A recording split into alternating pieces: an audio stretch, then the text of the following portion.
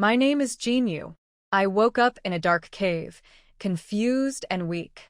In my past life, I was a little goldfish who worked hard every day to become human. After many challenges, I finally succeeded, only to be struck by lightning and thrown into this strange world. Worse, I lost my memory and became a pitiful girl who suffered for 14 years, starving, freezing, and being mistreated, only to be sold for a mere 100 coins. Now that my memory is back, I am not happy at all. Two men in the cave noticed I was awake and approached me with bad intentions. The smell was awful, and I felt sick. Quickly, I grabbed some small stones from the ground and threw them at them. It worked. I tried to escape but was caught and thrown back inside. Just when I thought it was over for me, I hit something warm and bloody. Another person in the cave, a man who seemed injured and quiet. The two men threatened him too, but he calmly picked up some stones and threw them with such force that both men fell dead instantly. I was relieved, thinking he was a good person, but then he picked up a knife and looked at me with a dangerous aura. I panicked, but before anything happened, he collapsed on me, unconscious. He was really heavy. After checking that he was truly passed out, I decided not to help him. What if he woke up and killed me? I found my sale contract on the dead men and took the knife before leaving. Outside, I wished someone would take care of me. I didn't want to struggle anymore. Suddenly, a mechanical voice welcomed me to the Jie Lumi Mall, offering items in exchange for life points earned by saving people from death. There were food, weapons, and even embarrassing items. But what caught my eye was chocolate. I'd never had chocolate before. Just as I got excited, I noticed a countdown above my head, my own death timer. Only an hour left? I don't want this. I stared at the countdown above my head, watching it drop under an hour. I felt hopeless. What's the point of struggling? I decided to go back to the cave. The man there was scary, but at least he was handsome. Maybe looking at him one last time would make me feel better before I died. To my surprise, the countdown stopped when I got close to him. The system told me that touching him would add time to my life. A simple touch gave me an hour, a kiss 24 hours, and sleeping with him? That would give me a whole year. I didn't even need to think twice. Survival first. But when I saw how badly he was injured, guilt washed over me. He had saved me despite his wounds, and here I was thinking of using him for my own gain. I decided to help him instead. I cooled his fever with some water and cloth, but before I could relax, he woke up. In an instant, he pinned me down, his eyes cold and dangerous. I explained that I was trying to help him, not harm him. He asked why I didn't run. I lied, saying I couldn't leave him after he saved me. The truth? He was my lifeline and I needed him to survive. Suddenly, he collapsed again, breathing heavily. I panicked, thinking he was going to die, which meant I would die too. I was so scared that I started crying. But then, he reassured me he wasn't dying. I was so relieved. As we lay side by side in the cave, he confessed he had wanted to kill me earlier. My instincts were right. Then he offered me a chance to run, warning me that if he found me, I'd be stuck with him forever. My heart pounded. What kind of choice was that? At first, I was scared when he threatened me, but then I realized his threat was exactly what I wanted, to stay by his side. I didn't want to run at all. He seemed surprised by my choice, maybe confused. But I meant it. I wanted to be with him. Helping him stand gave me another chance to touch him and add time to my life. Even though he was injured, he didn't feel heavy. Slowly, we left the cave together. As we stepped into the light, he told me his name, Pei Xuan. It suited him well. I told him my name, Jinyu, a name I truly liked in this new world. Pei Xuan led us toward a place I recognized, my home village, Shitugu. I wasn't happy about it. My parents had sold me for just 100 coins, and I didn't want to see them. But Pei Xuan insisted. He said we were going there to get revenge. Revenge? For what? I was more upset about the price they sold me for than being sold itself. He said we'd make them regret abandoning me. His voice sounded cold, full of hatred, like he was talking about his own pain, not mine. Still, I liked the idea. I wanted them to regret it too.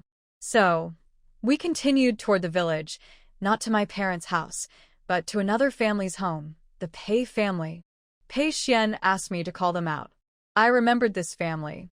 Pei Yang was always kind to me when I was hungry, giving me food in secret. I liked her. When she saw Pei Xuan, her face changed, and she rushed to him. I realized Pei Xuan was part of their family. He told them I was his person before collapsing from exhaustion. Everything was happening so fast. My life, which had been so hopeless, was now tangled with Pei Xuan's. What would happen next?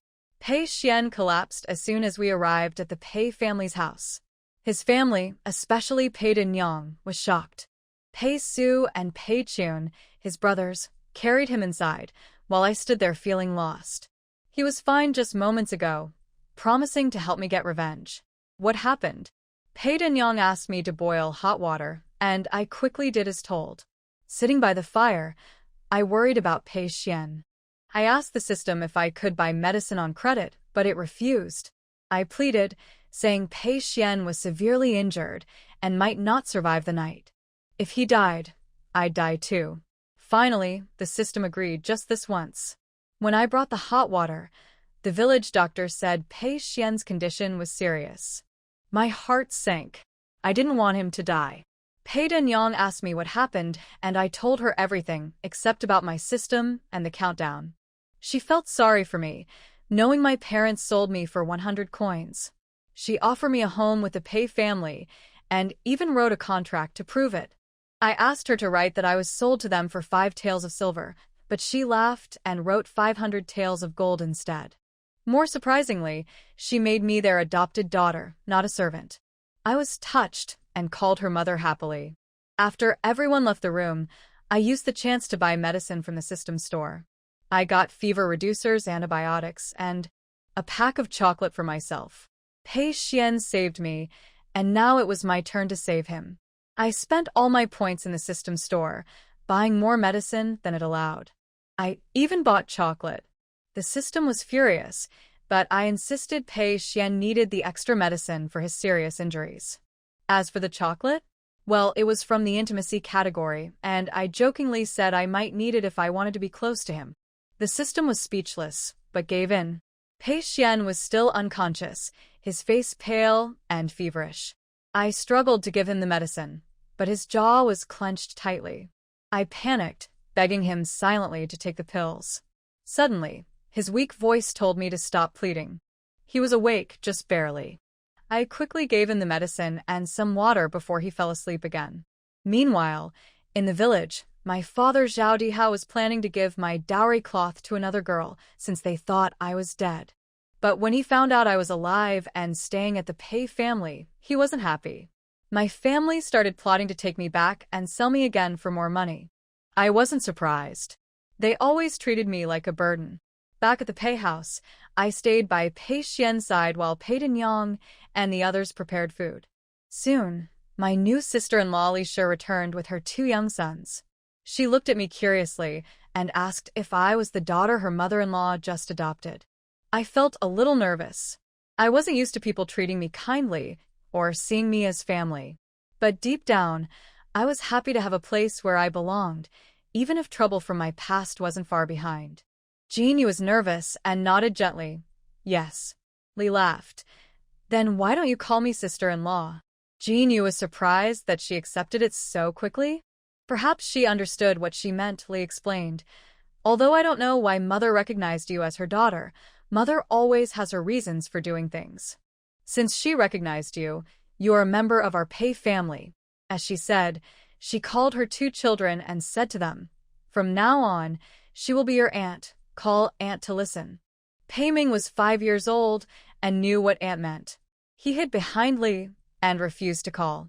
Pei Bai was 3 years old and didn't understand what aunt meant. He just listened to his mother's words and pouted his mouth and shouted, cuckoo, cuckoo, cuckoo. The chickens in the yard probably often played with Pei Bai. When they heard him cuckoo, they also cuckooed and ran around. Jinyu was laughing when she saw the 3 people from the Zhao family standing at the door of the Pei family. Tian's face was full of anger. You dead girl. You stayed outside for so long and didn't come home, making us worry all day long. Do you want to die? Zhao Gang spat in disdain. You don't fetch water or firewood at home, just to be lazy. Zhao Dihao hung an old pipe on his waist, looking like a peacemaker. Girl, you must be scared. Don't be afraid, come. Hurry home with your father. Jinyu knew that they were shameless, but still didn't expect that they clearly sold her, but they could still say such words. Li on the side laughed angrily, picked up the stick on the ground and threw it at them. Li, I've never seen you so shameless since I grew up. You sold your own daughter, and you still have the nerve to go back with a thick face. The Zhao family was shocked. How did they know? They tricked the money-losing goods into the mountains and sold them, and the money-losing goods were a fool, and it was impossible for them to say anything to the Pei family. So they couldn't know. It must be Li who said it casually. Zhao Dihao narrowed his eyes. Li, you can eat whatever you want, but you can't say whatever you want. If you dare to try to ruin the reputation of the Zhao family, your Pei family will not be able to stay in Shitugu. The Zhao family is a big family in Shitugu, and the Pei family came from outside a few years ago. Zhao Dihao's move was to tell Li that Shitugu is the territory of the Zhao family and asked her to be careful when she speaks. But Li was not afraid of trouble. She rushed out of the door and shouted to the villagers working in the fields, "Everyone come and judge what the Zhao family has done. It has been very dry in recent years, and the grain in the fields is sparse. Even if you take good care of it, it won't grow well."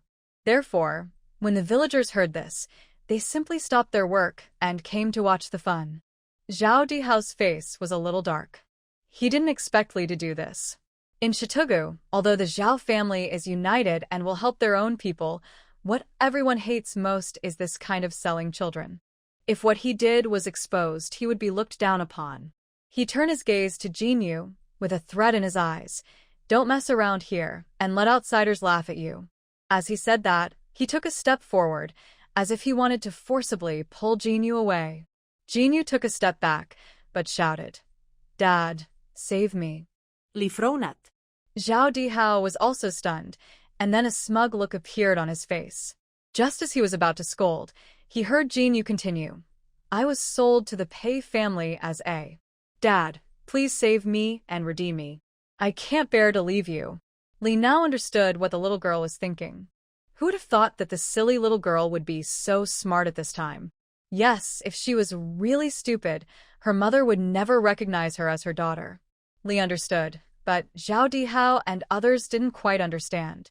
The villagers who were watching the scene didn't understand, and looked at Zhao Dihao in surprise. "Old Zhao family, did you sell Zhao girl to Pei family?" No.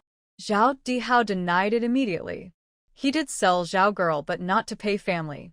Jinyu said in a clear voice, "Dad didn't sell me to Pei family. Dad took 100 coins to sell me to refugees in the mountains, and the refugees sold me to Pei family. Dad, please buy me back." As soon as these words came out, the whole audience was in an uproar. "Old Zhao family, how dare you sell Zhao girl to bandits? Isn't this asking for Zhao girl's life? Old Zhao family, you can't do such a conscienceless thing." Zhao Dihao's face was livid. "Nonsense.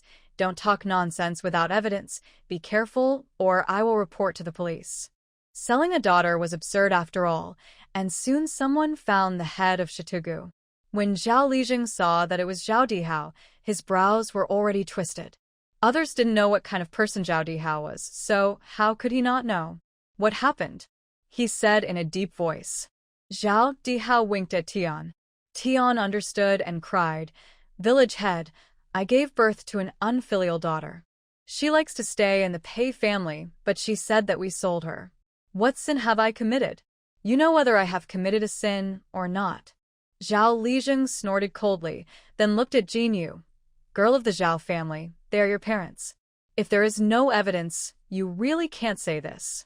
Jinyu took out the indenture contract in her arms. "Grandpa Lijing, you will know after taking a look at this." Zhao Lijing was the village head and knew a little bit of words. In addition, the indenture contract was written in a simple way, so he could understand the content at a glance. The face of Li Zhao became darker and darker. Finally, he kicked Zhao Dihao and threw the contract of sale on his face, scolding him. "You beast, you can even sell your own daughter." Zhao Hao took off the paper covering his face and saw his handprint on it. His face turned pale for a moment, but soon he calmed down, raised his hand to wipe his face, and looked very sad. "Li Zhang, folks, I had no choice."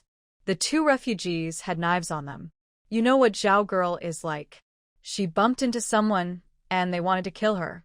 I begged for a long time and finally bought Zhao girl's life with 100 coins. They agreed to let Zhao girl go in a few days. This kind of thing will be bad for Zhao girl if it gets out, so we didn't make it public after we came back. We just said that Zhao girl got lost in the mountains.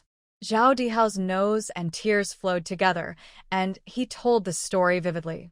Li's heart sank. Zhao Dihao was a good speaker and could make black look white. The most important thing was that after he said that, Jinyu's innocence was destroyed. He was really vicious. The villagers watching were also a little shaken. So, it's understandable. It was to save Zhao girl, so it doesn't count as selling a daughter. Zhao Dihao was proud in his heart, but he didn't show it on his face.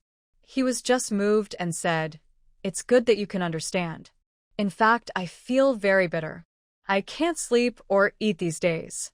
Jinyu was touched and said, "Dad, I'm sorry to have worried you." I'm fine.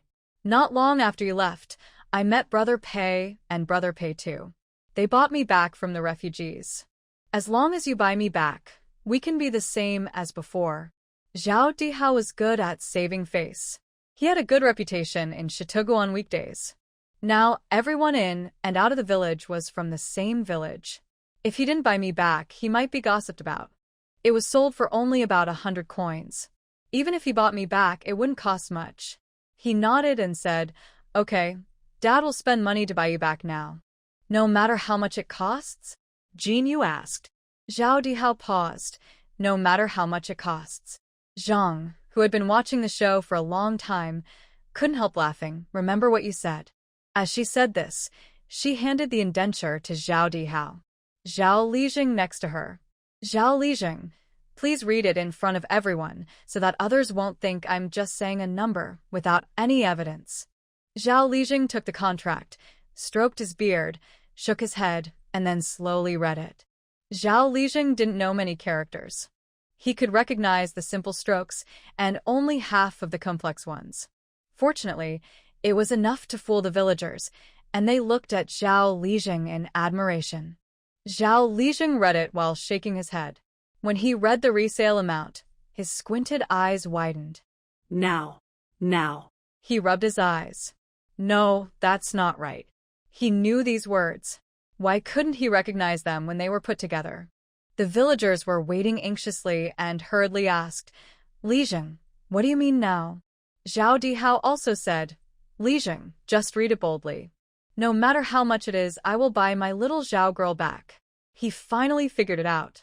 If the money is not much, he will just smoke a few less packs of cigarettes. If the money was not small, he would buy Zhao girl back, and his reputation would spread. Then, who would not want to marry into his family? After Zhao Lijing was sure that it was not because of his old age, he glanced at Zhao Dihao and continued, "Now it is sold to Pei family for 500 taels of gold." Zhao Dihao. The villagers watching? How much? Did they hear it correctly? Zhao Lijing had been shocked after all, so he was much calmer this time, repeating in a clear voice, 500 taels of gold. 500 taels? Or gold? They might not be able to save 10 taels of silver in a year, and now Pei family spent so much money to buy Zhao girl back from those two people? Impossible. Zhao Dihao shook his head. Absolutely impossible. Zhang snorted coldly, her voice full of majesty. "It's written in black and white. How can it be impossible?" Zhao Dihao, your Pei family can't be that rich. Not only Zhao Dihao thought it was impossible, the villagers of Shitugu, including Zhao Lijing, also thought it was impossible, but Zhang's expression was so indifferent.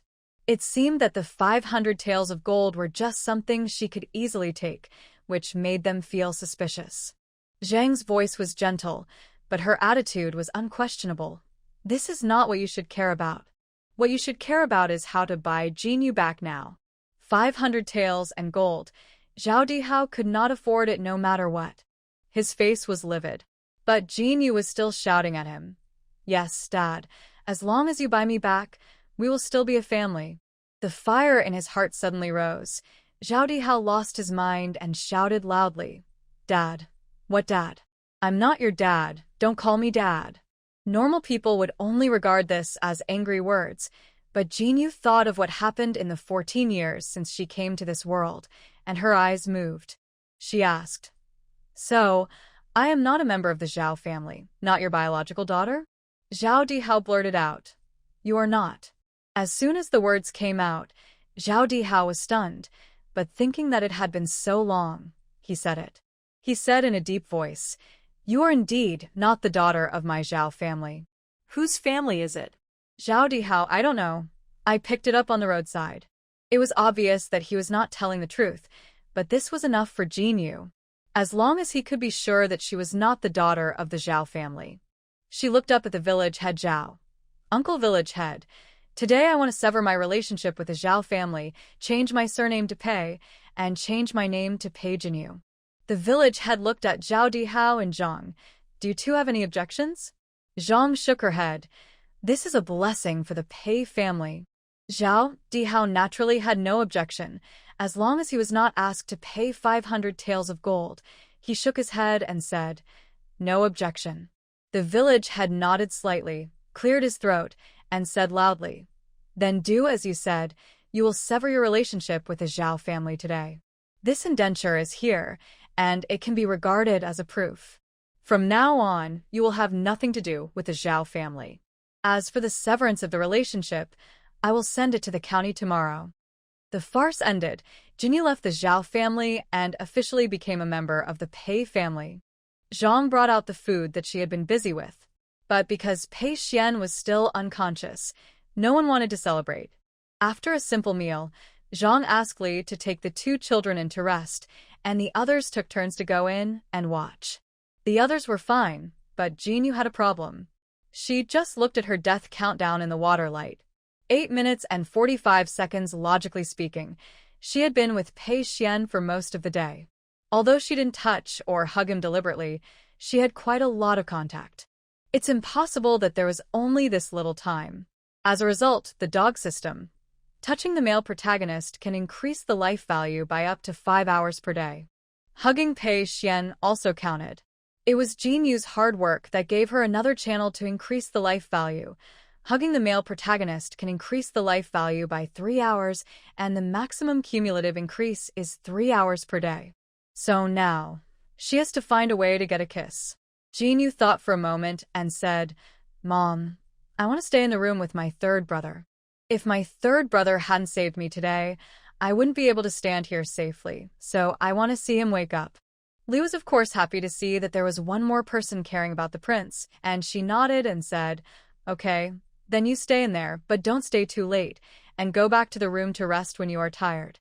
I was in a hurry today, and didn't clean up the room for you, so you stay with Mother for one night. Thinking about the time that kept passing, Jinyu couldn't wait to run into the room, and said as she ran, Okay, Mother, I know. I thought that since Pei Xuan was unconscious, it wouldn't be difficult to kiss him, but I never expected that the two brothers Pei Su and Pei Chen would be so dedicated. The two took turns staying in the room without blinking. Jinyu. Second brother. She suddenly shouted. Pei Chen was stunned for a moment and looked over with some surprise. What's wrong? Do you want to go to the toilet? Pei Chen hadn't thought about it at first, but he suddenly felt like peeing after hearing this. I really want to. Jinyu hurriedly said, Second brother, go quickly, I'll watch here. Pei Chen's heart was filled with joy when he heard the sweet words second brother. No wonder his former classmates loved to show off their sisters. It felt really good to have a sister. He grinned and said happily, Okay, then the second brother will go to the toilet. You watch first and call the second brother if you have anything. Okay. After Pei Chen went out, Pei Jinyu rushed to the head of the bed at lightning speed. He kissed her on the cheek. Pei Xuan, who had just walked out of the room but found that he didn't want to go to the toilet, was afraid that his sister would wait for a long time, so he hurried back. Pei. Jean, what are you doing? Pei Xuan was shocked. Pei Jinyu was also shocked. Pei Xuan strode in and looked at Pei Jinyu in disbelief. Pei Jinyu looked at the aggressive Pei Xuan and felt scared. Now she could only rely on her youth to see if she could play dumb and get away with it. She looked at Pei Xuan blankly. Second brother, what's wrong? What's wrong? Pei Xuan stuttered. Men and women should not be intimate with each other. How can you? Pei Jinyu tilted her head slightly. But I heard that if you are sick, kissing will make you get better quickly. Who told you that? Pei Xuan asked quickly. Pei Jinyu quickly passed the blame. Zhao Gang. Beast. Pei Xuan cursed, and then his face changed. Did he trick you into kissing him? Did you kiss him? Pei Jinyu shook her head. No, I think he's ugly. Pei Xuan paused angrily, and suddenly felt a little amused. He softened his tone.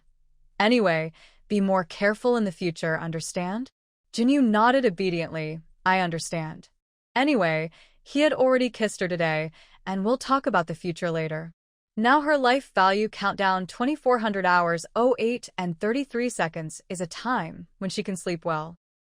Early the next morning, Jinyu woke up naturally with the help of her biological clock. Zhang was still half asleep.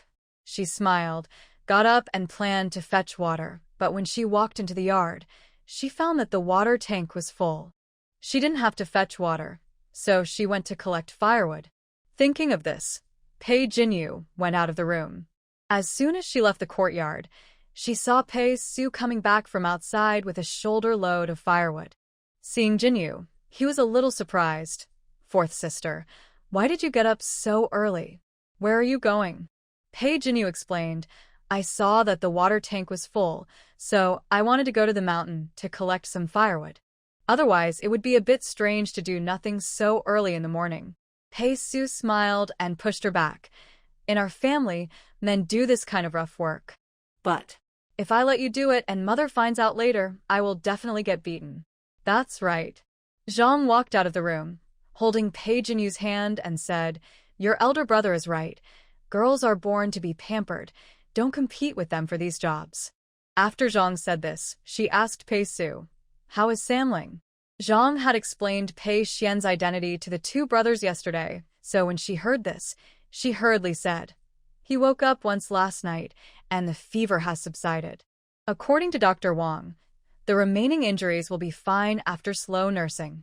Zhang finally breathed a sigh of relief. That's good. Zhang turned her gaze to Pei Jinyu. Jinyu, go to the street with mother to buy some things. Jinyu nodded. Okay.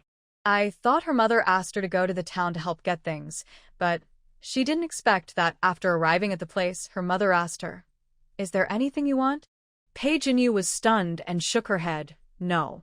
She wanted to eat chocolate the most before, and she had already secretly eaten one last night. It was smooth, sweet, and very delicious.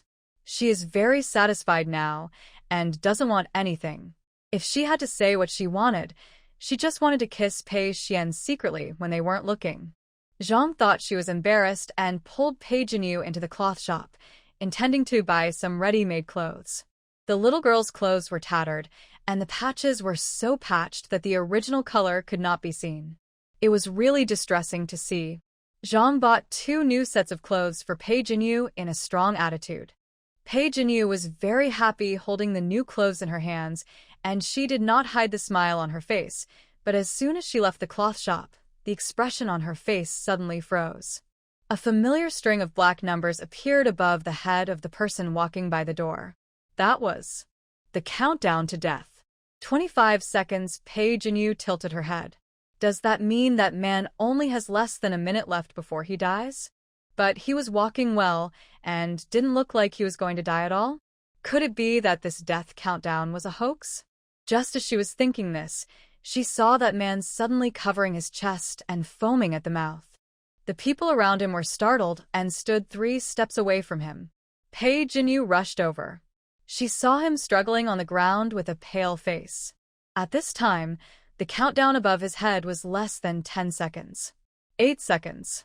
3 seconds, 2 seconds, 1 second. At the last moment, the man on the ground suddenly stopped struggling and stopped breathing.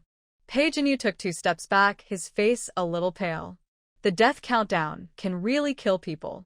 Until this moment, she really realized that the golden finger given to her by the system can not only see her death countdown but also see the death countdown of others. And what she has to do is to help those who are in the state of death countdown to escape death in exchange for life points so that she can live better in this world. Jinyu, what's wrong with you? Why are you so pale? Zhang rushed over from behind. Pei Jinyu was about to say that it was okay, but when she looked up, she saw a dense countdown of death appeared in front of her. This street is the most prosperous street in Xinjiang County, and people come and go. Among these people coming and going, at least half of them have black fonts suddenly appearing on their heads. It's like a death countdown of a ghost demanding life. Pei Jinyu's pupils shrank. There was nothing just now, so why are there so many death countdowns now? Pei Jinyu told herself to stay calm. She concentrated and carefully observed the death countdowns of these people. 48 hours and 3 minutes, 48 hours, 26 minutes and 43 seconds, 47 hours, 58 minutes and 16 seconds. These countdown times are all different, but the same thing is that their death times are not far apart. It is impossible for all of them to be like the man just now, with physical problems and suddenly died. In other words, there must be a small-scale disaster that caused the deaths of these people. What could it be? If she could figure out what caused the deaths of these people and prevent them from dying, with so many people here, not only would she be able to pay off the points she owed to the system, but she might even have some left over. Mom, you go home first. Pei Jinyu turned around and wanted to let Zhang go home first. When she saw the top of Zhang's head, she froze. Mom. Mom also has a death countdown on her head. And the time for that death countdown is even shorter. 37 hours, 8 minutes and 44 seconds, less than 2 days. She changed her mind. She wanted to save her mother first. Pei Jinyu suddenly grabbed Zhang's hand. Mom, I don't want to walk around anymore. Let's go home first, okay? But... Mom, let's go back. I don't want to stay here anymore. After all, she was a little girl, so it was normal for her to be scared when she saw a dead person. Zhang touched her head with heartache and nodded. Okay, let's go back now. On the way back, they still took the ox cart. The ox cart was moving very slowly. Pei Jinyu was sitting in the car, feeling restless. After waiting for a long time for the ox cart to arrive at Shitugu, she suddenly found that the death countdown appeared above the heads of everyone in Shitugu. 35 hours, 6 minutes, and 27 seconds. About the same time as her mother. That is to say, before the disaster in Xinjiang County, Shitugu would bear the brunt. This is why almost no one in Shitugu survived, while the people in Xinjiang County had a relatively high survival rate. So, what will happen to Shitugu tomorrow night? Almost the entire village was destroyed overnight. Thinking of this, Pei Jinyu, who had just got off the ox cart, immediately pulled Zhang to run home. It happened that the brothers Pei Su and Pei Chen had just returned from the mountains, and what surprised Pei Jinyu was that there was no death countdown on their heads. She immediately said, Brother, second brother, our sister-in-law and the others at home? Pei Su nodded. Minga had a stomachache this morning, and he should still be at home now. Pei Jinyu nodded. That's good. As she said that, she let go of Zhang's hand and ran into the house. She wanted to see if there was a death countdown above her sister-in-law and the others. But when she saw the people in the house, Pei Jinyu's heart skipped a beat. Sister-in-law and 2 nephews were not spared. That is to say, apart from her and the male protagonist, who didn't know whether they would die or not, in the entire Pei family, only the 2 brothers Pei Su and Pei Chen could survive. Big brother, second brother, do you have any plans for tomorrow night? She asked. Pei Su and Pei Chen looked at each other and shook their heads. No plans, just the same as usual. Pei Jinyu frowned and asked in more detail, since it's the same as usual, what do the big brother and second brother usually do from around 11 to 12 o'clock, or where are they? Pei Su said, now there is only one place with water in Shitugu. At that time, Erlang and I will go to the mountain to fetch water. There is no one at that time. On the mountain. In other words, the big brother and second brother escaped because they were on the mountain. Does that mean that as long as we persuade the Pei family or even the people in Shitugu to go up the mountain tomorrow night, everyone can survive? Pei Jinyu was thinking about what to do when she heard Li's surprised voice in the room. San Lang is awake. Mother, husband, San Lang is awake. Zhang didn't bother to find out why Pei Jinyu asked this and ran in immediately after hearing this. Pei Su and Pei Chen also ran in.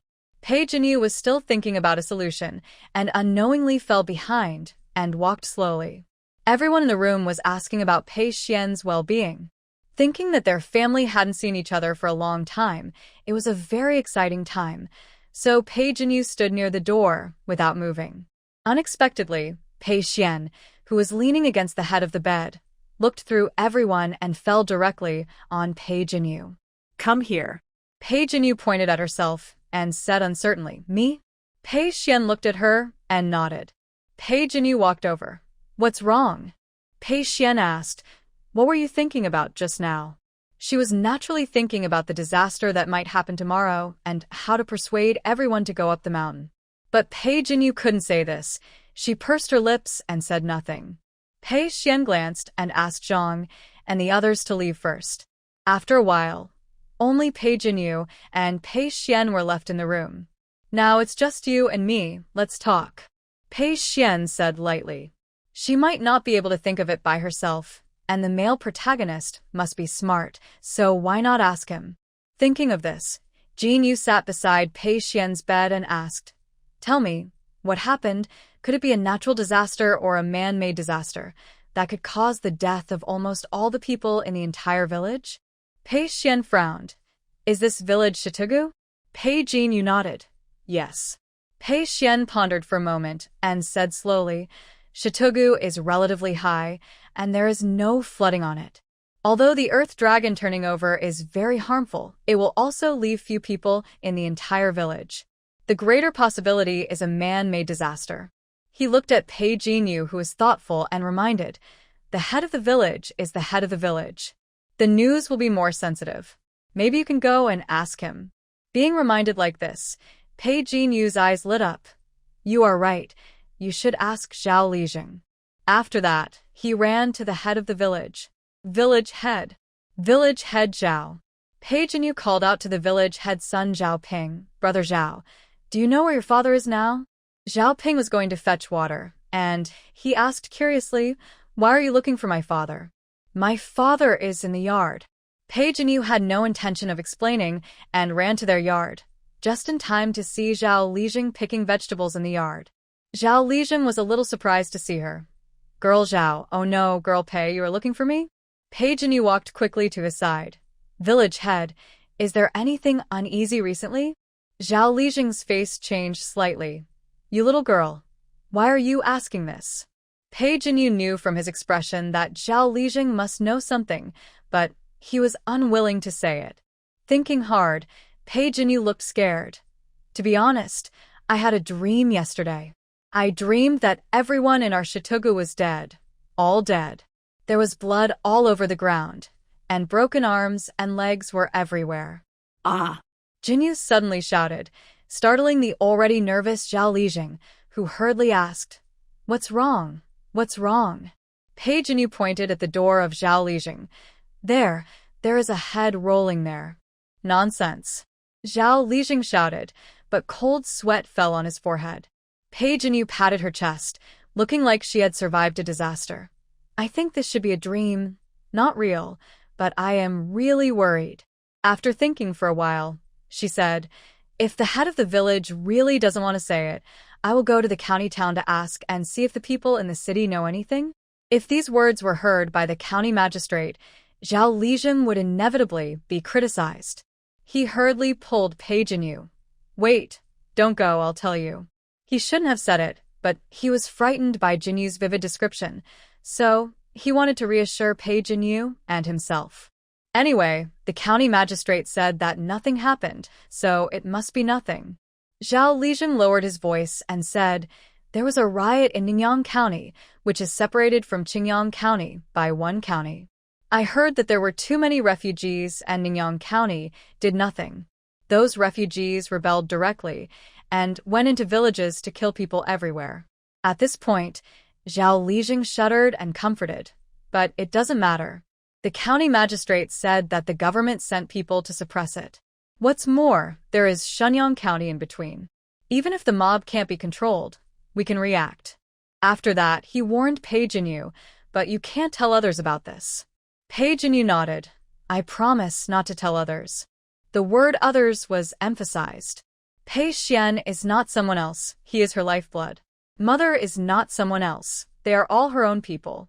After thanking Zhao Lijing, Pei Jinyu told Pei Xuan about this. He analyzed. The magistrate of Shenyang County is cunning and cowardly, and he might divert the trouble to others. If the refugees riot and cross Shenyang County and rush straight to Qingyang County, the time. He pondered for a moment and looked at Pei Jinyu. The time will probably be between the hour of high tomorrow and the day after tomorrow. Pei Jinyu's heart trembled. It was right. The time when the incident in Shitugu happened was the hour of high tomorrow night. Jinyu frowned. Then how can we make the people of Shitugu leave their homes and flee to the mountains in the middle of the night? She lowered her head in thought, and suddenly heard Pei Xuan's inquiring voice. How did you know that something was going to happen in Shitugu? Pei Jinyu paused. She lowered her head and said, Last night I had a dream. I dreamed that my mother and I went to the county town and bought a lot of things. Later, I dreamed that the people in Shitugu suddenly died, but I didn't know how they died. I thought it was just a dream, but you know? At this point, Pei Jinyu looked up and stared at Pei Xuan. But this morning, I found that what my mother said was exactly the same as in the dream. Maybe. It's not just a dream. But premonition. After saying this, Pei Jinyu looked closely at Pei Xuan, paying attention to his reaction.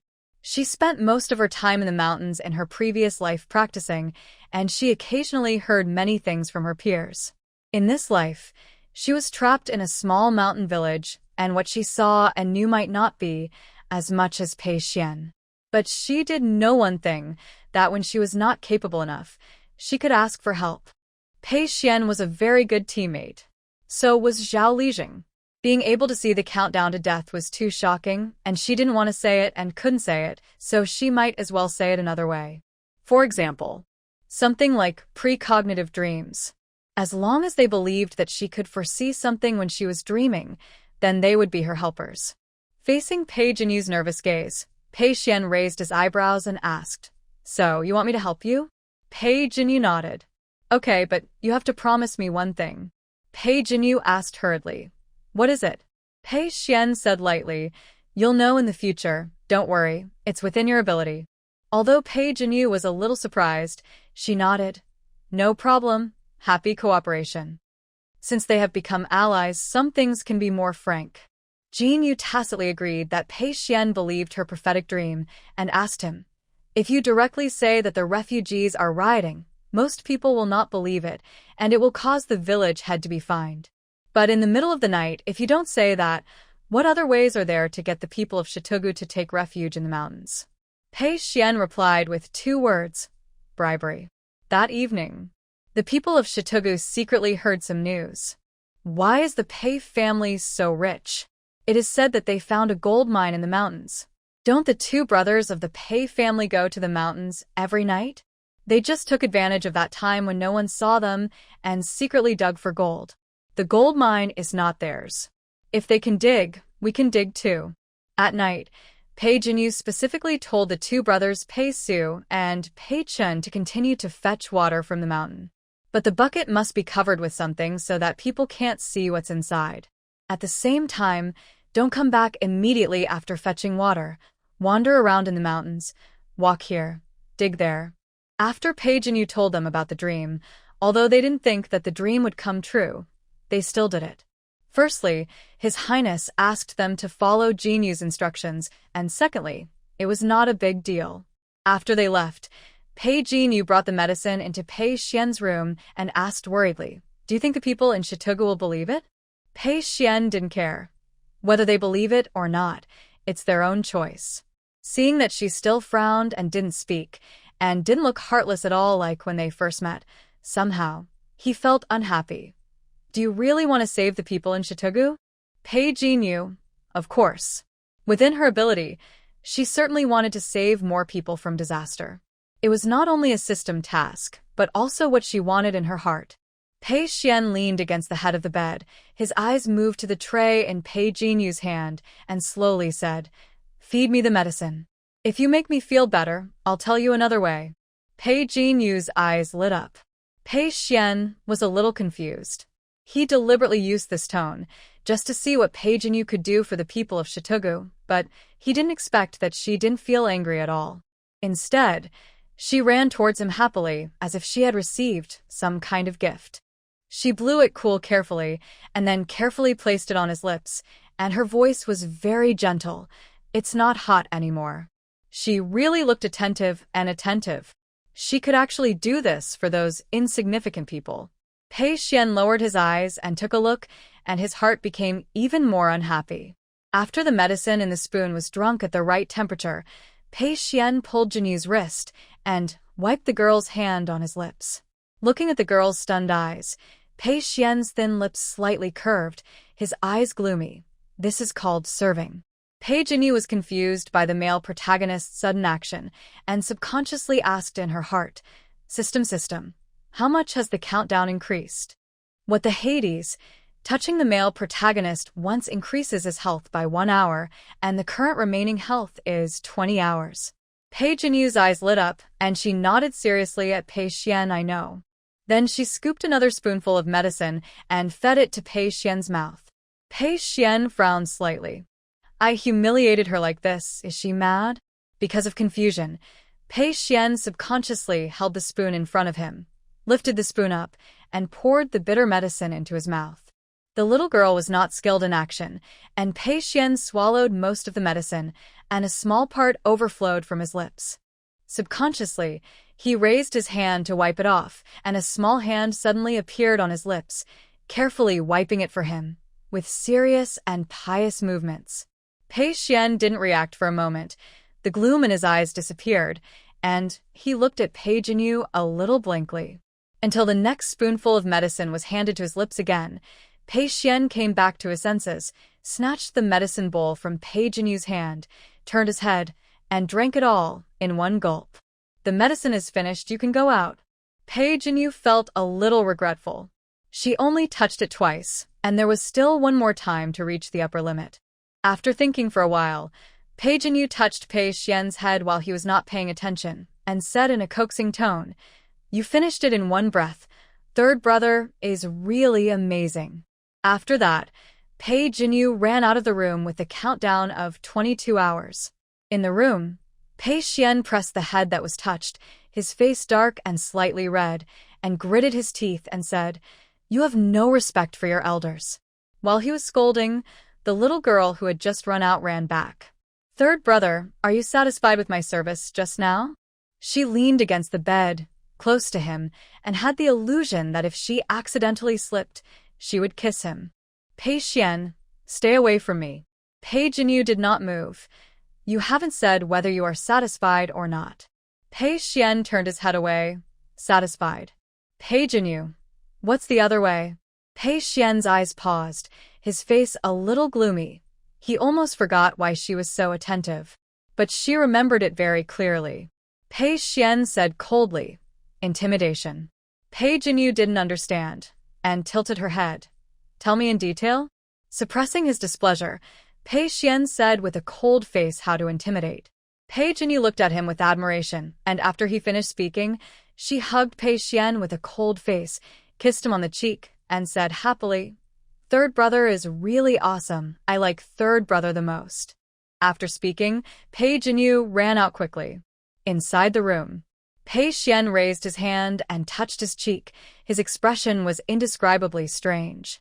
He was actually kissed by a little girl.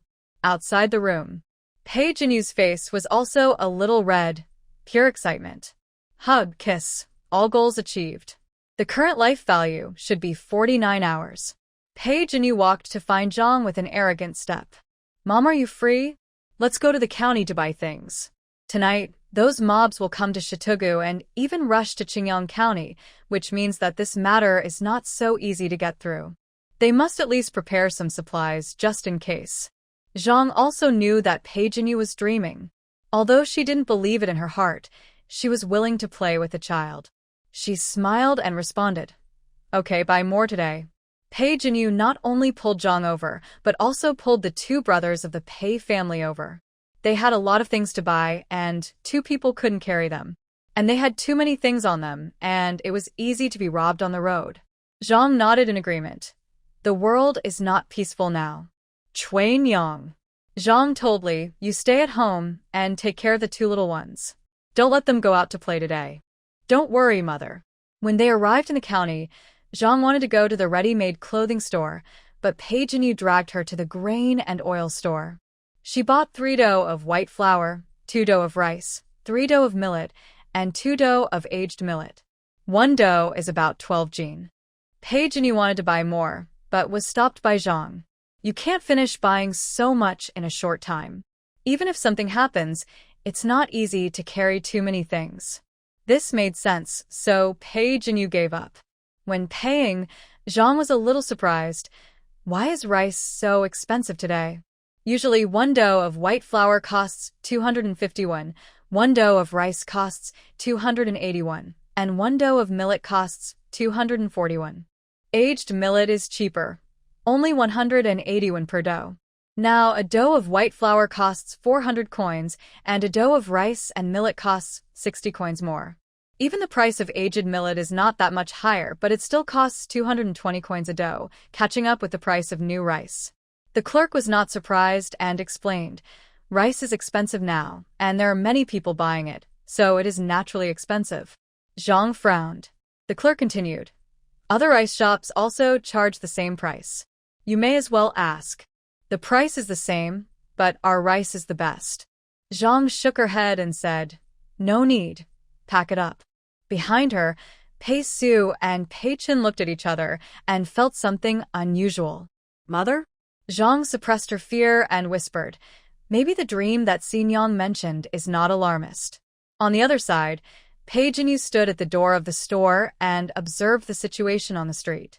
Just like yesterday, most people had a death countdown hanging over their heads, but the time on it was more urgent.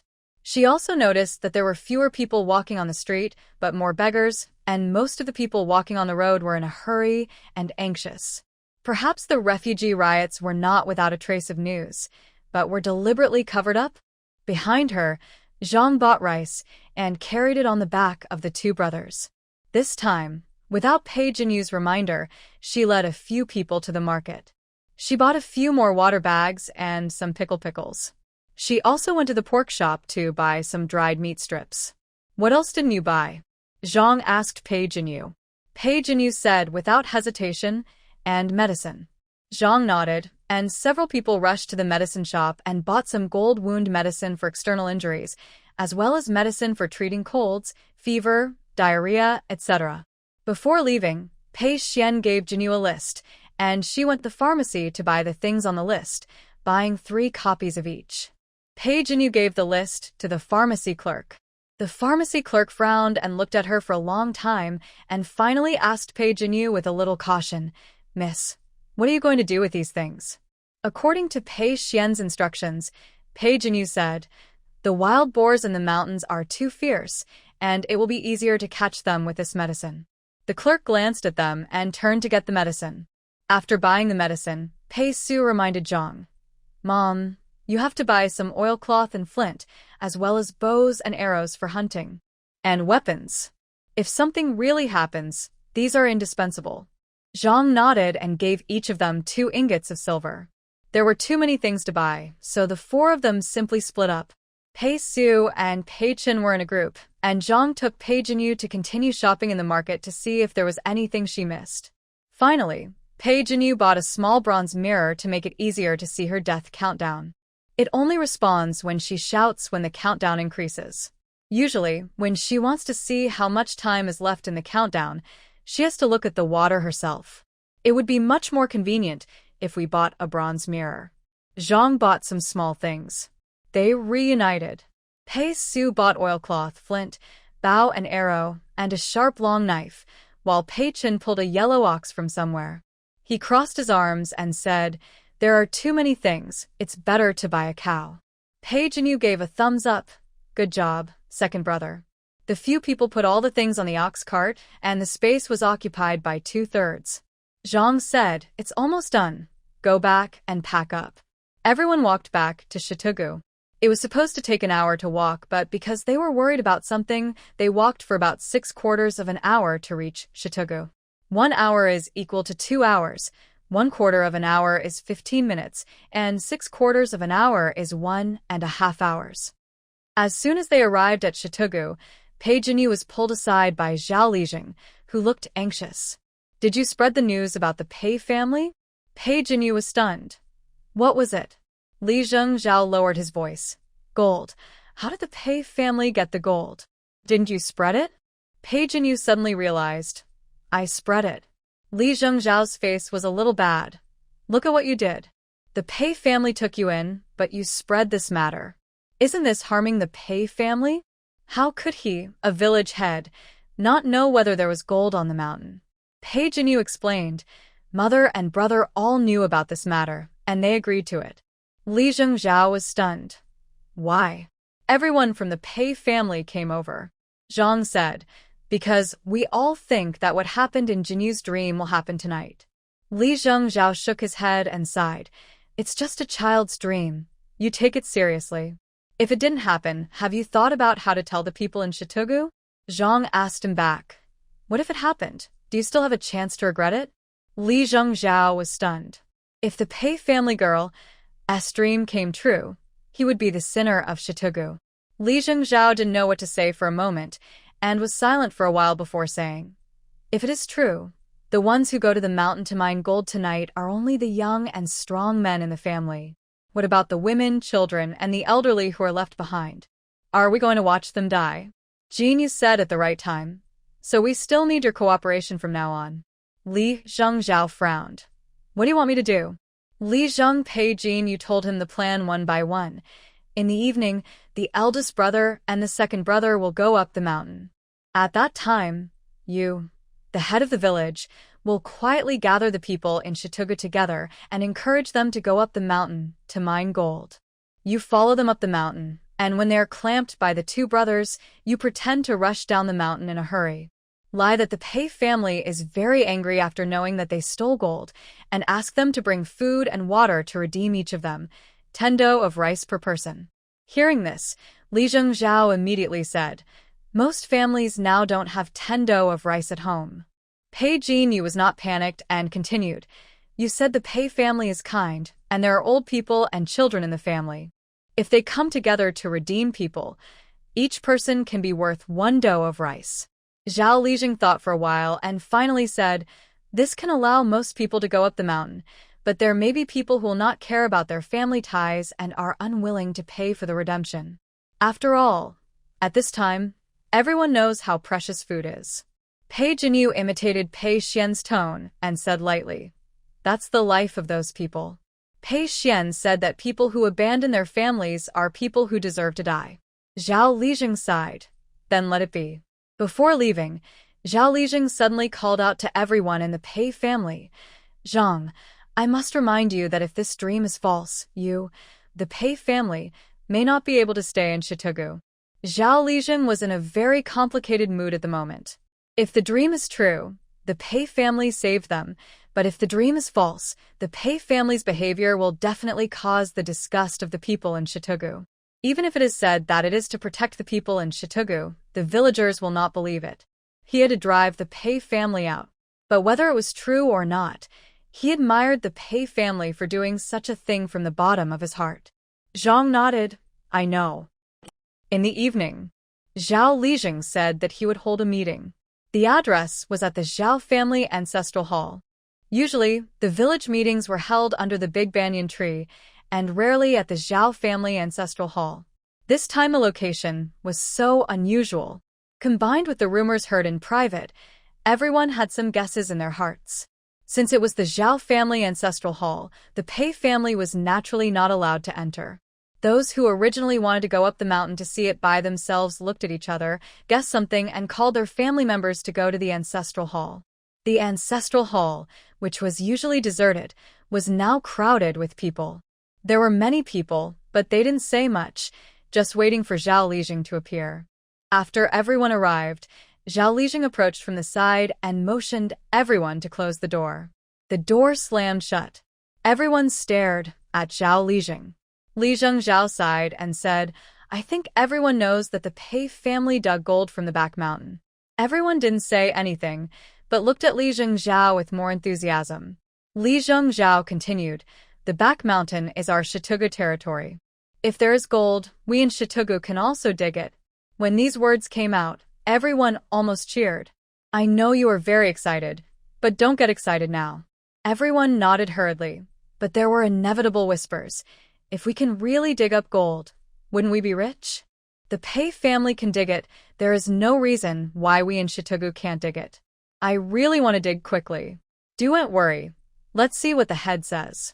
Zhao Lijing waited for them to calm down and continued, "I guess someone has followed the Pei brothers once last night. Did you get anything?" Voices in twos and threes came from the crowd. "The Pei brothers went to many places last night. We followed them and didn't see any trace of gold." Zhao Lijing stroked his beard. "I think the Pei family is on guard, so they went to many places to confuse you, but they have their ways, and we also have our countermeasures." The people in the village were frightened by the crowd and hurriedly asked, "What countermeasures do we have?" Zhao Lijing continued, "Don't forget, there are only 2 brothers of the Pei family, and we have many people. When they go up the mountain, we will send people to follow them. When they go to a place, we will send 2 people to guard there. Among so many places, there must be a place with gold." Everyone's eyes lit up and praised, "You are worthy of being the head of our village. You have a good brain." Someone asked, "Will 2 people be too many? Otherwise, 1 person will guard each place." Zhao Lijing immediately shook his head. "No. It will take a long time to catch one by one. 2 people are just right. The 2 brothers can deal with 1 each, which will neither alert the enemy nor waste time." After hearing this, everyone had to give up this proposal. Zhao Lijing sent people to guard near the Pei family, saying that if they were prepared, they might go up the mountain early today. Sure enough, not long after, the 2 brothers of the Pei family were seen carrying a bucket up the mountain. Everyone was amazed at Zhao Lijing's wit and immediately followed him. Pei Su and Pei Xuan looked at each other and went to the mountain to fetch water as planned. They filled the water bags hanging on their waists and then wandered around the mountain. When it got dark, the 2 of them quickly shook off the tail behind them according to the terrain and returned to the place they had been to before. They knocked people unconscious and tied them up one by one, stuffing their mouths tightly with coarse cloth. Zhao Lijing and his 2 sons Zhao Ping and Zhao Wen were finishing up. Zhao Ping and Zhao Wen were reluctant to come, but were forced to come by Zhao Lijing. Zhao Ping said with a sad face, "Dad, the Pei family is messing around. Why are you doing the same?" Zhao Wen nodded repeatedly. "Yes, if the villagers know that you are in cahoots with the Pei family, this is. Isn't this what?" Zhao Wen looked at Zhao Ping. "What's the word?" Zhao Ping said, "To do it in a desperate situation." Zhao Wen, "Yes. To do it in a desperate situation." Zhao Lijing glared at them. "What do you mean by to do it in a desperate situation?" "That's called to do it in a desperate situation." After saying that, he felt something was wrong. Pa, what do you mean by to do it in a desperate situation?" "Shut up, you 2, if you don't know how to talk, don't talk." With the help of Zhao Lijing's family of 3, at about the end of the Yushi, 7 p.m., the young and middle-aged people who came to the mountain to mine gold were locked up in a cave. There were a total of 30 people. The Pei brothers and the 5 Zhao fathers and sons met at the entrance of the cave. Pei Su said to them, "Zhao Lijing, I'm going to trouble you now. Please make sure every household is notified. As for whether they are willing to redeem people after being notified, it is not something they can control. Some things do not need to be forced and should not be forced." Zhao Lijing nodded and walked down the mountain with his 2 sons in a serious manner. "Wait." Pei Su called them. Zhao Lijing turned around and saw Pei Su walked into the cave. After a while, he came out with a bunch of blue and stiff fingers in his hand. Zhao Lijing, Zhao Ping, Zhao En. The three stared at Pei Xuan in horror, which made Pei Xuan feel a little embarrassed. He warned, if they don't come, show them this finger. If they are late for a quarter of an hour, cut off a piece of the finger. As for whose finger to cut off, it depends on their luck. Zhao Lijing and the other two understood. But even though they understood, the three did not dare to take that finger. God, that is the finger of a dead person. Seeing that they did not move, Pei Xuan said seriously, you dare not touch it now. Do you want to collect the bodies of the old, weak, women and children in Shitugu in the future? The three were stunned at the same time. Holding back his nausea, he took the finger wrapped in cloth. After everyone left, Pei Xuan looked at Pei Chen again. Tell mother that you can come up. Pei Jinyu and Zhang had already made preparations. Pei Chen went down mainly to help push the ox cart. In addition to the ox cart they just bought, Zhao Sanyu at the entrance of the village also had an ox cart. He was old, and his son and daughter-in-law were beaten to death for offending the nobles. Only a little granddaughter, Zhao Hongya, was left to depend on him. On weekdays, he relied on an ox cart to carry people to the county town to earn some money to make a living. This time, there were so many Zhao families in Shitugu, and everyone had someone to follow him up the mountain. Only Zhao Sanyu was worried about his granddaughter and was unwilling to wade into this muddy water. Pei Jinyu found them. Grandpa Sanyu, I want to ask you for a favor. Zhao Sanyu looked at Pei Jinyu, who was a little older than his granddaughter, and said happily, well, let's help if we can. Pei Jinyu said, we're going to other places, but we have too much luggage. I would like to trouble you to use the ox cart to help us carry some luggage. Zhao Sanyu was stunned. Are you leaving? Could it be that the Pei family noticed that the people from Shitugu followed them up the mountain to dig gold, and they were unhappy? In fact, in Zhao Sanyu's view, no one was wrong in this matter. The Pei family could find gold, of course, thinking that they could dig as much as they could. And the people in Shitugu were jealous of the gold on the mountain, which was not wrong. After all, the mountain did not belong to the Pei family, and everyone could go to dig. If he were 10 years younger, or if his son and daughter-in-law had not been in trouble, he would not miss this opportunity. Pei Jinyu nodded. Yes, mother said we can't stay in Shitugu any longer. Without waiting for Zhao Sanyu to refuse, Pei Jinyu continued. If you come with me, mother said she will give you 1 or 2 taels of silver, but you have to pay for your food and lodging on the road. To be honest, Zhao Sanyu was tempted by the offer of 1 or 2 taels of silver, but he still shook his head to refuse. It's not that I don't want to, but my Hongya is still young. Sister Hongya will go with us too. This. Zhao Sanyu hesitated for a moment, but still agreed. Okay, when do we leave? Pei Jinyu, right now, I'll give you 2/4 of an hour to pack.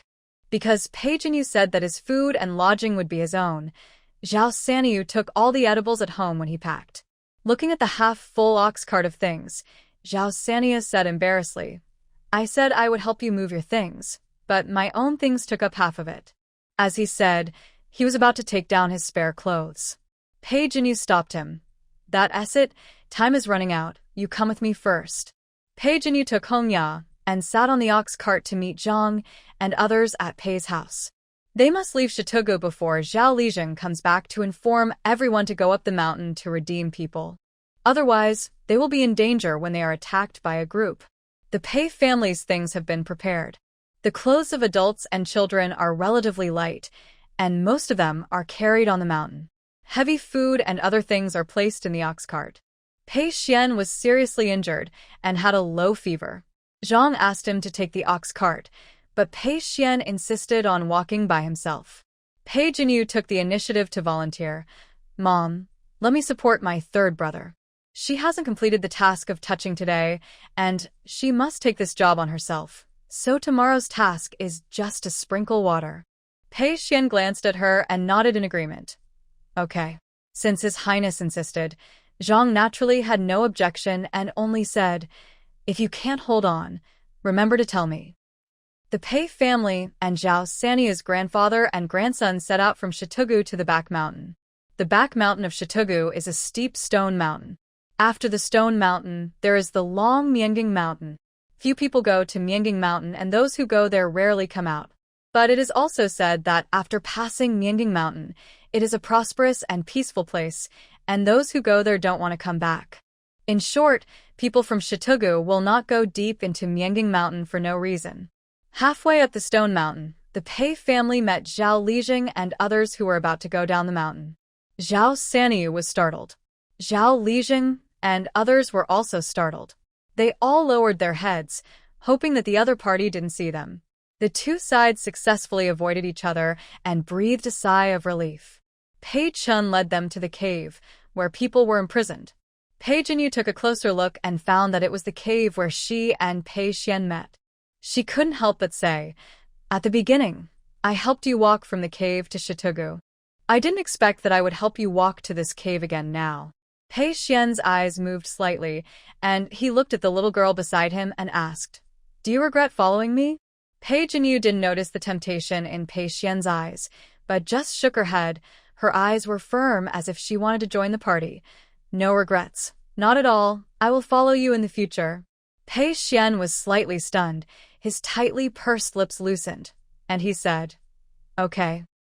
At the same time, Down the mountain. Zhao Lijing smeared a lot of dirt on himself and his two sons. The whole person looked gray and dusty, and coupled with a panic expression, the people of Shitugu surrounded him. "Lijing, is there something wrong?" Zhao Lijing nodded hurriedly. "Oh no, something big happened." Lijing was the most experienced person in their village. When they heard what Lijing said, everyone was a little panicked. "What's the big deal? Don't be anxious. Tell me slowly," Lijing Zhao said quickly. The people who followed the two Pei brothers up the mountain were discovered by the Pei family. "Now our people have been arrested, and you are asked to pay a ransom to redeem them." What? Everyone couldn't help but exclaimed. What basis did the Pei family have to arrest people? "Yes, this mountain originally belongs to Shitugu. We Shitugu people didn't pursue the gold they dug before, so why are they arresting our people now?" "That's right. Don't be afraid. Rush up and fight with the Pei family." Lijing Zhao shouted. "Stop," he said with a cold face. "The people who were arrested are either the pillars of the family or the sons of the family. They are in the hands of the Pei family. If you force the Pei family into a corner, aren't you afraid that they will do something?" Everyone suddenly quieted down. At this time, an old woman in the crowd shouted, "In this case, let's also arrest a few women from the Pei family and see if the Pei brothers will change people." Zhao Lijing knew that Zhang and the others had already reached the mountain and heard it. "That's a good idea. You guys go to the Pei family and take a look." The 5 people named by Zhao Lijing immediately ran to the Pei family and soon ran back with a panicked look on their faces. "Oh no. Oh no. The Pei family members are gone." Everyone was also panicked. "What should we do? Do we really have to redeem people?" Zhao Lijing took this opportunity to explain the rules of redemption. Hearing this, people spitted. "Bah, the Pei family is so kind. How shameless." Zhao Lijing anticipated this scene and coughed twice.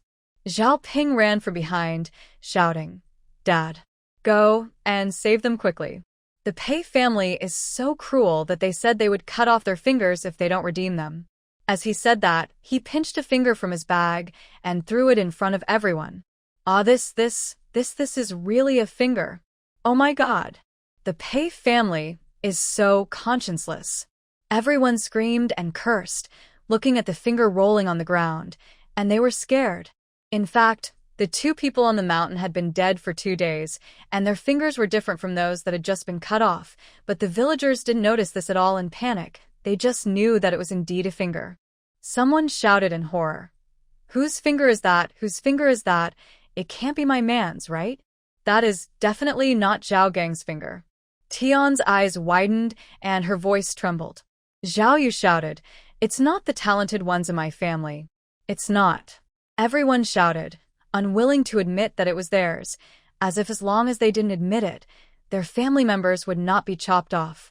Zhao Lijing shouted, "No matter whose family it is, those whose fingers were chopped off are all from Shitugu." He pointed at them one by one and said sternly, "It could be your man's, it could be your son's, It could be anyone's. Everyone was so scared that they couldn't speak and lowered their heads to wipe their tears. Li Zhao softened his tone and said, I do have a plan. The villagers seem to have found a backbone. Li Zheng, when human lives are at stake, don't keep us in suspense. Come on, we are all listening. Li Zhao said slowly, let's pretend to redeem the people and rescue them. After everyone is rescued, where can the Pei family run to? Don't you think so? Everyone looked at each other and finally nodded in agreement. Okay, let's do it.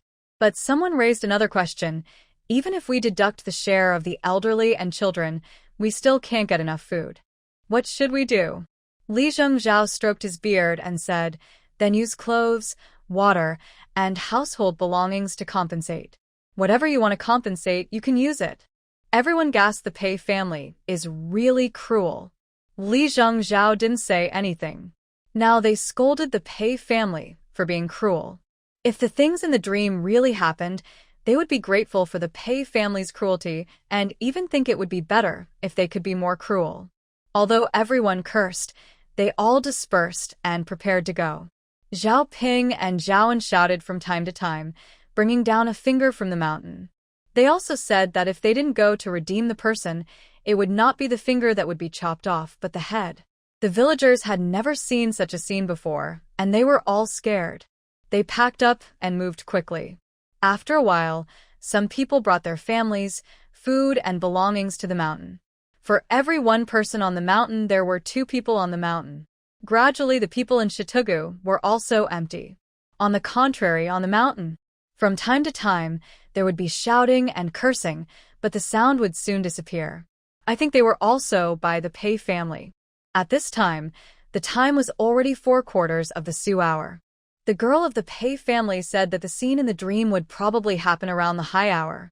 He didn't dare to delay and immediately called his 2 sons to go up the mountain together. The old mother, 2 sons, daughter-in-law, and 2 granddaughters in the family had been persuaded by him to go up the mountain. There should be no one left in the village now. Just thinking about this, I saw several families coming together. Zhao Lijing was shocked.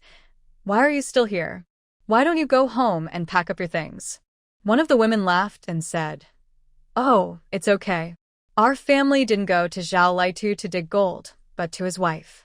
Zhao Lijing couldn't believe it. Aren't you afraid that your daughter-in-law will get into trouble? Mrs. Zhao waved her hand. Oh, the Pei family is not that cruel. Even if they cut off fingers, they cut men. His wife is very safe. Zhao Lijing looked at Zhao Litu on the side. Aren't you going to take care of your wife? Zhao Litu said without thinking. What can happen to her? She is very tough. Even if I get into trouble, she won't get into trouble. Okay. Zhao Lijing laughed angrily. To be honest, the closer the time was to the hour of high, the more panicked he felt, and his eyelids kept twitching, always feeling that something would happen. Who knows if the Pei girl's dream will really come true? Zhao Lijing looked at Zhao Litu and others, sighed, and finally his eyes fell on Zhao Xianga, who was standing timidly behind them, and said in a deep voice, What about you? Do you want to save your mother? Zhao Xianger's voice was so low that only mosquitoes could hear. I do. Zhao Lijing shouted. Louder. I want to save my mother. Zhao Xianger shouted with her eyes closed. Zhao Lijing pulled Zhao Xianger behind him and said to Zhao Litu and others, I will take Xianger to the mountain. If you are interested, come to the mountain to find them. This was the last chance he gave them. In addition to Zhao Litu's family, some people did not plan to save their families on the mountain. They may not care, or they may have a fluke mentality. In short, what should be done has been done, and he has a clear conscience. Zhao Lijing turned his head to look at his 2 sons and said in a deep voice, Let's go. Zhao Ping and Zhao nodded. The 3 of them took Zhao Xianger and ran towards the stone mountain at a faster speed. Stone mountain. There were no clouds in the sky, and a cold half-moon shone down. The rocks on Shirtu Mountain were jagged, casting strange shadows under the silvery moonlight, as if a giant beast with bared fangs and claws was lying dormant. Only a few oil lamps were lit in the cave, and the light and shadows were swaying, making people panic. Unlike during the day, there were many more people in the cave now. There were young and middle-aged people, old people, women and children, and they glared at the Pei family standing at the entrance of the cave with hatred in their eyes. Even with something stuffed in their mouths, you could hear that they were cursing. Well, what on earth are you going to do? What did our people from Shitugu do to you? At this time, Zhao Lijing and others also rushed to the cave with Zhao Xianger. They said to the Pei family, "Most people have come up, and there's still a few families who are unwilling to come." The people in Shitugu widened their eyes. Looking at Zhao Lijing, who was obviously in the same group as the Pei family, they felt that the sky had fallen. Lijing Zhao met the gazes of the crowd and coughed guiltily. I'm not going to fight you. In fact, the Pei family had suggested to him that he could pretend that he was also one of the kidnapped people so that no matter what happened, he could get away with it. But he felt that the reason why the Pei family did this was for the people of Shitugu after all. They could just run away by themselves. Why bother to be the villain? And as the head of Shitugu, how could he back off at this time? If he wanted to be a villain, he should do it together. But since it has come to this moment, there is no need to hide it any longer. He explained, "In fact, whether I told you before that we were going to dig for gold in the mountains, or lied to you that we were redeeming people in the mountains, it was all for everyone to take refuge in the mountains. We in Shitugu are going to be in a catastrophe." As soon as these words came out, everyone was stunned. Lijing Zhao glanced at Pei Jinyu and continued, "I got the news from somewhere else that there are refugees rioting nearby, slaughtering villages everywhere, and they will slaughter our Shirtu village tonight." Seeing that everyone was completely quiet, Lijing Zhao got a signal from the Pei family and pulled out the rough cloth from one of their mouths. Zhao Yukai immediately said, "The refugees are rioting, and the officers and soldiers don't care?" Lijing Zhao sighed. "They can't control it. If they can the refugees still riot?" This logic blocked everyone speechless. It's just that the news came too suddenly, and everyone couldn't digest it for a while. Zhao Yukai asked again, "What if the refugees don't come tonight?" Lijing Zhao's face became serious. "If the refugees don't come, I will resign from the position of the chief here and atone for everyone's sins." Everyone in the Pei family looked at each other and saw the surprise in each other's eyes. Zhang took a step forward and stood with the head of the village. "Zhao, if the refugees hadn't come, my Pei family would have left Shitugu." Pei Jinyu looked at this scene, feeling mixed emotions. She knew that Shitugu would be in danger, but her mother and the head of the village didn't know. However, they still believed her, which made her feel happy and sad, fearing that she would fail their trust. Pei Xuan lowered his eyes and glanced at her. "Don't think too much. Mother and the head of the village have a scale in their hearts. It doesn't mean that they will believe it just because you say it." Pei Jinyu turned her head to look at him. Pei Xuan continued faintly, "Only me. When you say that the things in the dream will come true, I will believe it." Pei Jinyu was a little confused. "So what?" Pei Xuan turned her face back and continued, "So, I am the one who believes in you the most. If you dare to betray me in the future, I will kill you." Pei Jinyu's eyes were firm, and she immediately shook her head. "I promise not to betray you." She was not crazy. Why would she betray her own life? Pei Xuan liked her expression like this, as if she would stand firmly by his side no matter what happened. In a good mood, he pulled Pei Jinyu over and rested his chin on her head. "Let me lean on you for a while." Pei Jinyu would of course not object. The more intimate contact like this, the better. Although today's task has been achieved, she still has to think about the future. What if she refuses now and Pei Xuan ignores her tomorrow? So the best way is to develop a habit. They were outside the cave, and the people in Shitugu couldn't see them, but the Pei family saw them. Pei Chen opened and closed his mouth, opened and closed it again, and finally couldn't help but whispered, "Third brother, this seems a little inappropriate." Pei Xuan raised his eyelids and said lazily, "My own sister, what are you afraid of?" He said it too matter-of-factly, and Pei Chen doubted his life for a moment. Is that so?" Pei Chen looked at Zhang. Zhang opened her mouth. "Don't worry about it." Pei Chen. "Okay."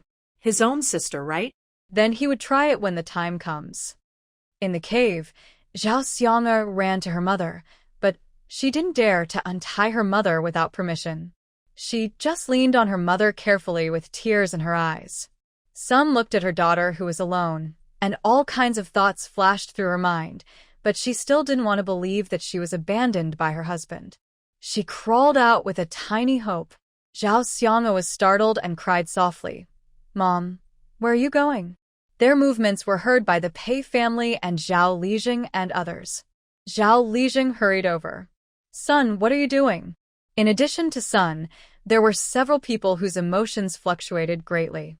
At a glance, Zhao Lijing roughly understood what was going on. He sighed, with pity in his eyes. "Son, Zhao Litu really didn't come, and your family, they really didn't plan to come to save you." These words were cruel enough to make those people stunned. Zhao Lijing couldn't bear to continue and looked at his son beside him. "Zhao Ping, tell them." Zhao Ping told them exactly what they said after they came down the mountain, and how he scared them with his fingers. "If you don't make it clear at this time, some people who are not clear-headed may go to find their families, which will be bad." No one in the cave spoke, and the sound was clearly transmitted outside the cave. Jinyu, who was leaning on Pei Xuan, could clearly feel that after hearing these words, his mood suddenly became very bad. The most obvious difference was that he held his hand on her arm a little tightly.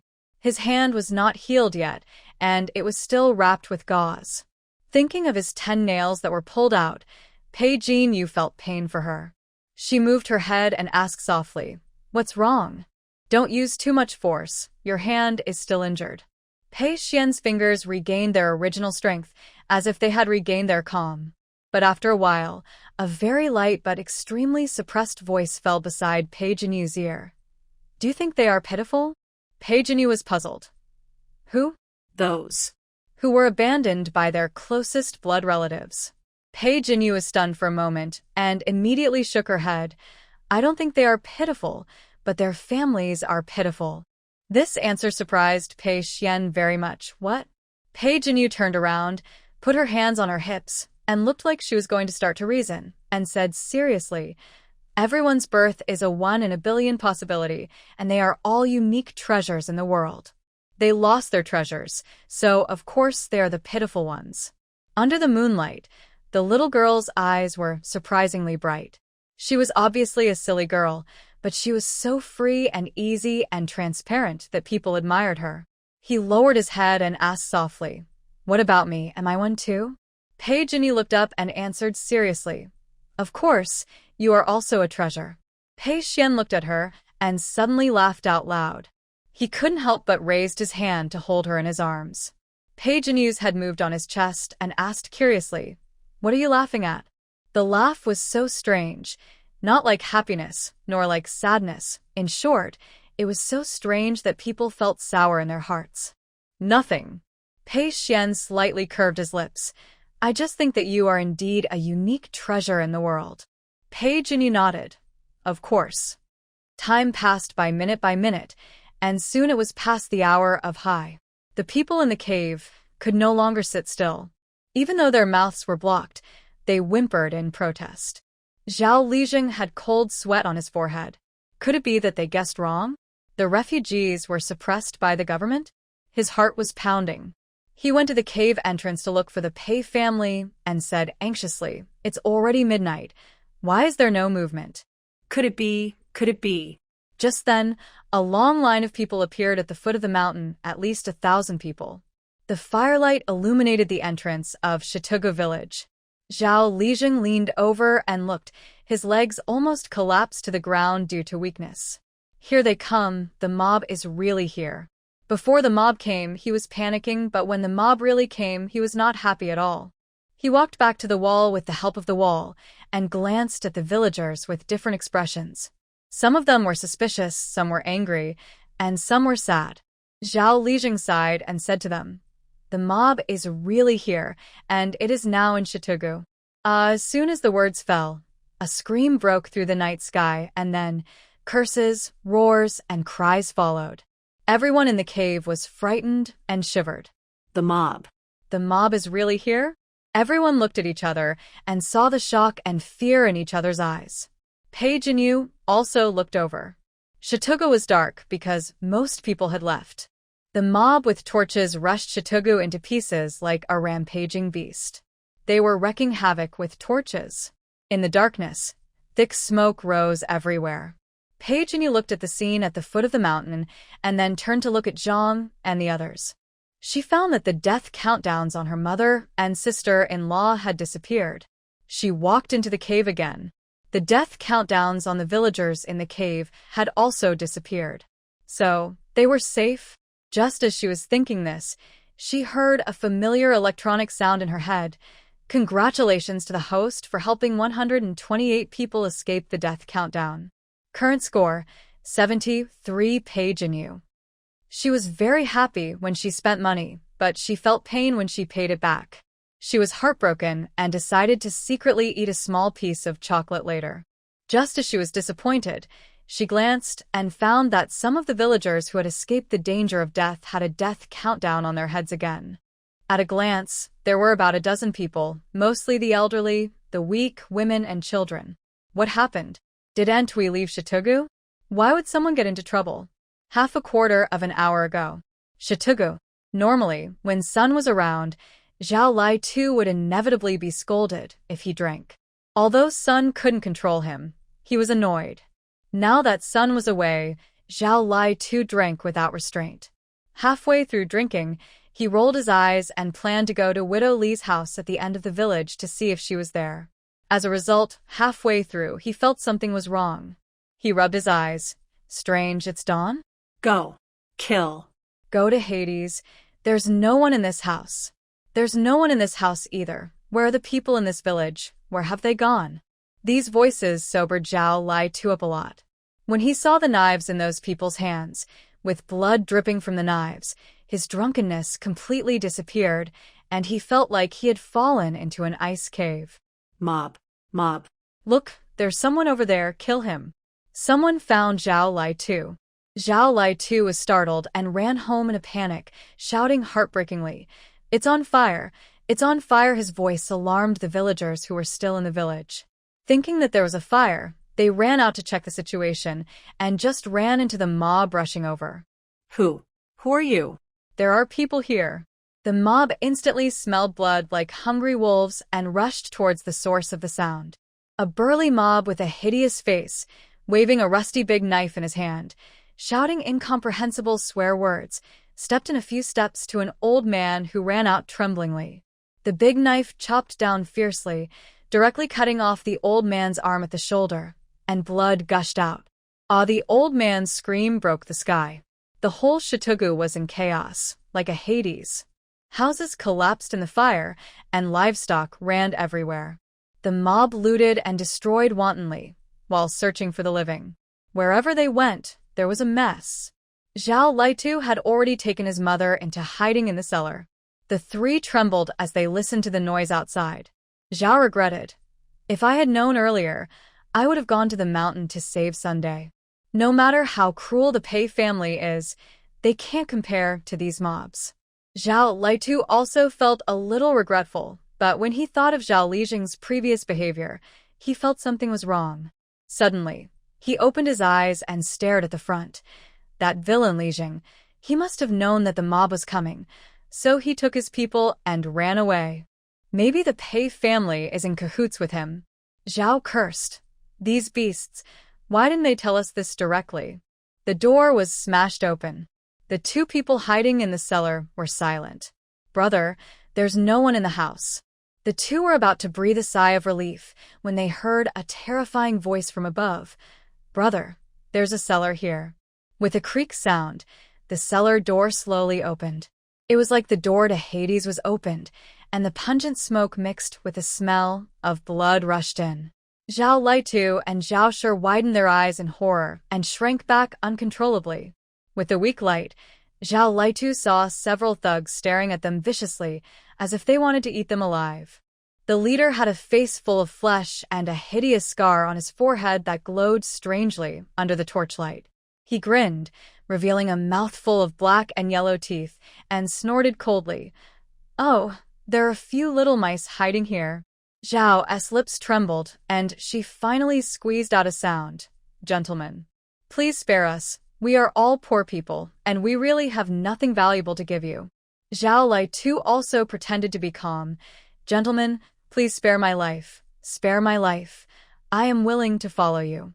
When these words came out, these people were a little surprised. Follow us, we are the kind of people who kill without blinking an eye, haha. Zhao Litu's voice trembled. I can also kill without blinking an eye. Oh. The leader laughed, threw the knife to the ground, pointed at Zhao and said, If you dare to kill your mother, we'll take you in. Zhao Litu paused and looked at his mother. Zhao looked at him in disbelief. Son. Before she finished speaking, Zhao Litu picked up the knife on the ground and stabbed with his eyes closed. After Zhao was silent, Zhao Litu said with red eyes and hatred, I know where the villagers have gone. Outside the cave. Pei Jinyu frowned and observed the situation in Shitugu. Suddenly, the electronic sound sounded again. The host has obtained more than 100 life points at one time, activating the hidden interface. Congratulations to the host for winning a chance to draw a lottery. Please draw a lottery. The light blue turntable appeared in front of her. Pei Jinyu was anxious because she didn't know why the villagers had an accident again, and she didn't want to draw a lottery. But it would be a waste if she didn't draw. She clicked it casually. 3 seconds later. Congratulations to the host for drawing the Death Phantom. Do you want to use it now? Death Phantom? Pei Jinyu was stunned and asked in her heart, What is this? The host can use the Death Phantom to see the cause of death of the task object and provide support for the host's next actions. Pei Jinyu. Use it immediately. After using the Phantom of Death, Pei Jinyu seemed to be in a different time and space. She stood there, watching Zhao Litu leading a group of people up the mountain. On the mountain, a villager lit a torch. Even though it was quickly extinguished, the torch was like a guiding light, providing direction for the mob. They walked quickly in that direction. When they were about to get close, the villagers discovered them, shouted in fear, and fled in panic. But the Pei family and the head of the village quickly controlled the situation, resisting the mob while leading the villagers to run into the Miangding mountain. The elderly and children could not keep up and were caught by the mob. The massacre began. Blood spread in the mountains, flowing from the mountains to the foot of the mountain. The Phantom of Death ended, and Pei Jinyu suddenly left that bloody time and space. Her face was pale, and her feet were a little weak. Behind her, Pei Xuan supported her. What happened? As if she had grabbed a life-saving straw, Pei Jinyu grabbed Pei Xuan's sleeve and said in a trembling voice, I dreamed again, and dreamed that someone died. Pei Xuan did not try to find out how she could dream when she was clearly not asleep, and how she dreamed that someone died, but asked her, What was the scene in the dream? Pei Jinyu quickly told Pei Xuan the scene in the dream. Pei Xuan asked again, Do you remember what time it was when the mob arrived? Pei Jinyu glanced at the death countdown above the heads of some people in the cave, and her heart trembled. The time had changed again, half an hour earlier than before. 29 minutes. She vaguely understood that the world was not immutable. She could help people get rid of the death countdown, and it was also possible that something would happen to advance the death countdown. But now is not the time to explore this. Pei Jinyu turned around and told Pei Xuan, They will be here in less than 2/4 of an hour. Pei Xuan frowned and said to Pei Jinyu, Go and call Zhao Lijing and Mother over. Zhao Li was comforting everyone in the cave, and the Pei family was pulled to the other side by their mother, where they could not see them. Pei Jinyu knew where they were and immediately ran to call people. Soon, everyone gathered in one place. Pei Xuan glanced at everyone. Jinyu had another dream. As soon as these words came out, everyone's heart jumped. At this moment, they already understood that Jinyu's dream was not an ordinary dream. She had previously dreamed of refugees coming to invade, but she didn't expect that the refugees would actually come. Zhao Lijing was still feeling lucky that she had heard her words before to trick the villagers to come to the mountain, but now after hearing this, he didn't dare to despise it at all, and hurriedly said, What a dream. Pei Xuan said concisely, The villagers left behind in Shitugu have betrayed you. They're bringing the mob here, and will be here in 2/4 of an hour. Zhao Lijing's legs went weak and she almost knelt on the ground. 2/4 of an hour. What should we do? Listen to me if you don't want to die. Pei Xuan's slightly cold voice inexplicably had a calming effect at this time. Li Zhao calmed himself down. You tell me. Li Zheng, mother, you go and untie the villagers, tell them the truth, and be sure to emphasize that it was the villagers left behind in Shitugu who led the mob here. Also, tell them that if they want to stay alive, they must not make any noise on the road, and they are not allowed to light a fire even in the dark. Pei Xuan looked at Pei Su and Pei Chen. Second brother, take a torch to the other side of the mountain, and when there is a fire at the foot of the mountain, light it for 10 breaths and then put it out, and then immediately chase us. Brother, you lead the way ahead, and when everyone is ready, set off immediately. Sister-in-law, keep an eye on Pei Ming and Pei Bai, and tell them not to run around. According to Pei Xuan's instructions, everyone took their positions and took action. Pei Jinyu looked at Pei Xuan and pointed at herself. What about me? Pei Xuan, you stay by my side. Seeing her frowning unhappily, Pei Xuan raised his arm towards her. You are responsible for holding me. If I get lost, your military advisor will be gone. This made sense, and Pei Jinyu immediately got under Pei Xuan's arm and used him as a crutch. If it was her just now, she thought she would immediately let everyone in Shitugu continue to run, but she didn't think of asking her second brother to light torches on the other side. But it doesn't matter. She will know later. Not long after Pei Xuan finished his instructions, clusters of fire lit up at the foot of the mountain. Pei Jinyu pointed at the foot of the mountain and motioned Pei Xuan to look over there. They are coming. Pei Xuan nodded. Well, almost there. At this time, the villagers also came out of the cave one after another. Because they had been told in advance, although they looked terrified, they were very careful in their actions, and no one screamed at this time. At the same time, at the foot of Shitugu Mountain, Zhao Litu pointed at the mountain and sneered. It's here. There is a cave on the mountain. I think they are in that cave. Scarface wiped the bloody knife and shouted. Lead the way. Zhao Litu walked up the mountain. He was almost at the fastest speed in his life. He felt happy when he thought that those people would be stabbed to death like his mother in the end. But before they climbed for long, they suddenly saw a light on the other side of the cave. Scarface narrowed his eyes and shouted at Zhao Litu. Didn't you say they were in the cave? Why are there torches in the other direction? Zhao Litu paused, looked up and saw the torches on the mountain, and was at a loss for a moment. I don't know. Scarface swung his hand over and threw him to the ground. When his mouth hit the ground, it was full of blood. Zhao Litu was horrified and knelt on the ground and kowtowed repeatedly. Boss, I don't know either. Maybe they are not in the cave, but on the other side. Scarface snorted coldly and was about to signal some of his men to go over to investigate the situation, but suddenly found that the lit torches were suddenly extinguished. Boss, they must be over there. They must be afraid that we will find out, so they put out the fire. Scarface narrowed his eyes and agreed with this statement. Let's go. The subordinate suggested. Boss, since we can see their torches, they must be able to see us. Do you want to put out the torches? Scarface laughed. What's there to put out? It's fun to let them see it. Because they didn't put out the torches, Pei Jinyu clearly saw that they stopped after climbing a distance in the direction of the cave, and soon walked in another direction. Pei Jinyu looked at Pei Xuan. They were tricked by my second brother. Pei Xuan nodded. We have to speed up. We can't delay for too long. In the Phantom of Death, the villagers finally fled to the mountains, and the mob stopped chasing them after a while. She said, as long as we run into the mountains, everyone will be safe. Pei Su led the way in front, followed by the elderly and children. The young and middle-aged people walked at the end with their luggage. In the face of the threat of death, the people in Shitugu tried their best to hurry on, but the 2 ox carts were left at the end. If you want to pull it, it will be stubborn with you. You can't hit it because you are afraid of it barking. Zhang was a little worried. Why not throw away the ox cart? But in this way, a lot of luggage will have to be thrown away, and it is unpredictable what will happen in the mountains, so the more luggage the better. Just when she was in a dilemma, she heard Pei Jinyu say, Mom, I may have a way. Zhang was puzzled.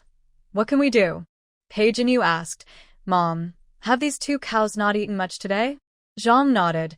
"I don't know about your grandfather Sania's cow, but it's true for ours. When we bought it, it was loaded with a lot of things. Later, we drove the cows to this rocky mountain. The mountain is full of rocks, and there are not many grasses. Now their stomachs are probably empty." Zhao Sanyu and his granddaughter fell behind them.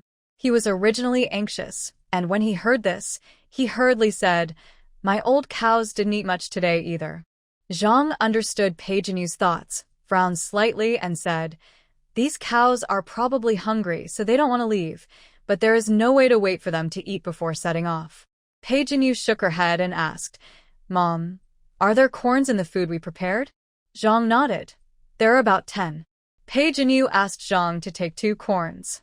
With the corns, Pei Jinyu found 2 sticks in the luggage, tore off 2 pieces of rags from her body, tied one end to the corn and the other end to the stick, and then used of cloth to fix the stick to the cow. The corn was hanging in front, and the old cow, which had been hungry for a day, walked very fast. Zhang nodded Pei Jinyu's nose in surprise and praised, "You are smart." With a little pride, Pei Jinyu looked at Pei Xuan. Pei Xuan nodded at her. Pei Jinyu laughed and handed the other corn to Zhao Sanyu. "Grandpa Sanyu, you try this too." Zhao Sanyu waved his hand. No, we also brought corn." He was very grateful to the Pei family, especially the Pei girl. If she hadn't come to find him specially, he would definitely still be in Shitugu and be killed by those mobs. It doesn't matter if he dies, the important thing is that his granddaughter Hongya cannot die. No one knew what would happen in the future, not to mention how important food was. Zhao Sanyu quickly took 2 corns from his bag and forced them on Pei Jinyu. "Grandpa Sanya doesn't have any valuables. You must accept these 2 corns."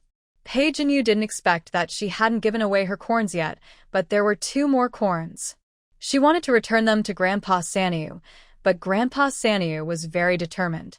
Pushing back and forth would only waste time. She looked at Zhang. "Mom?"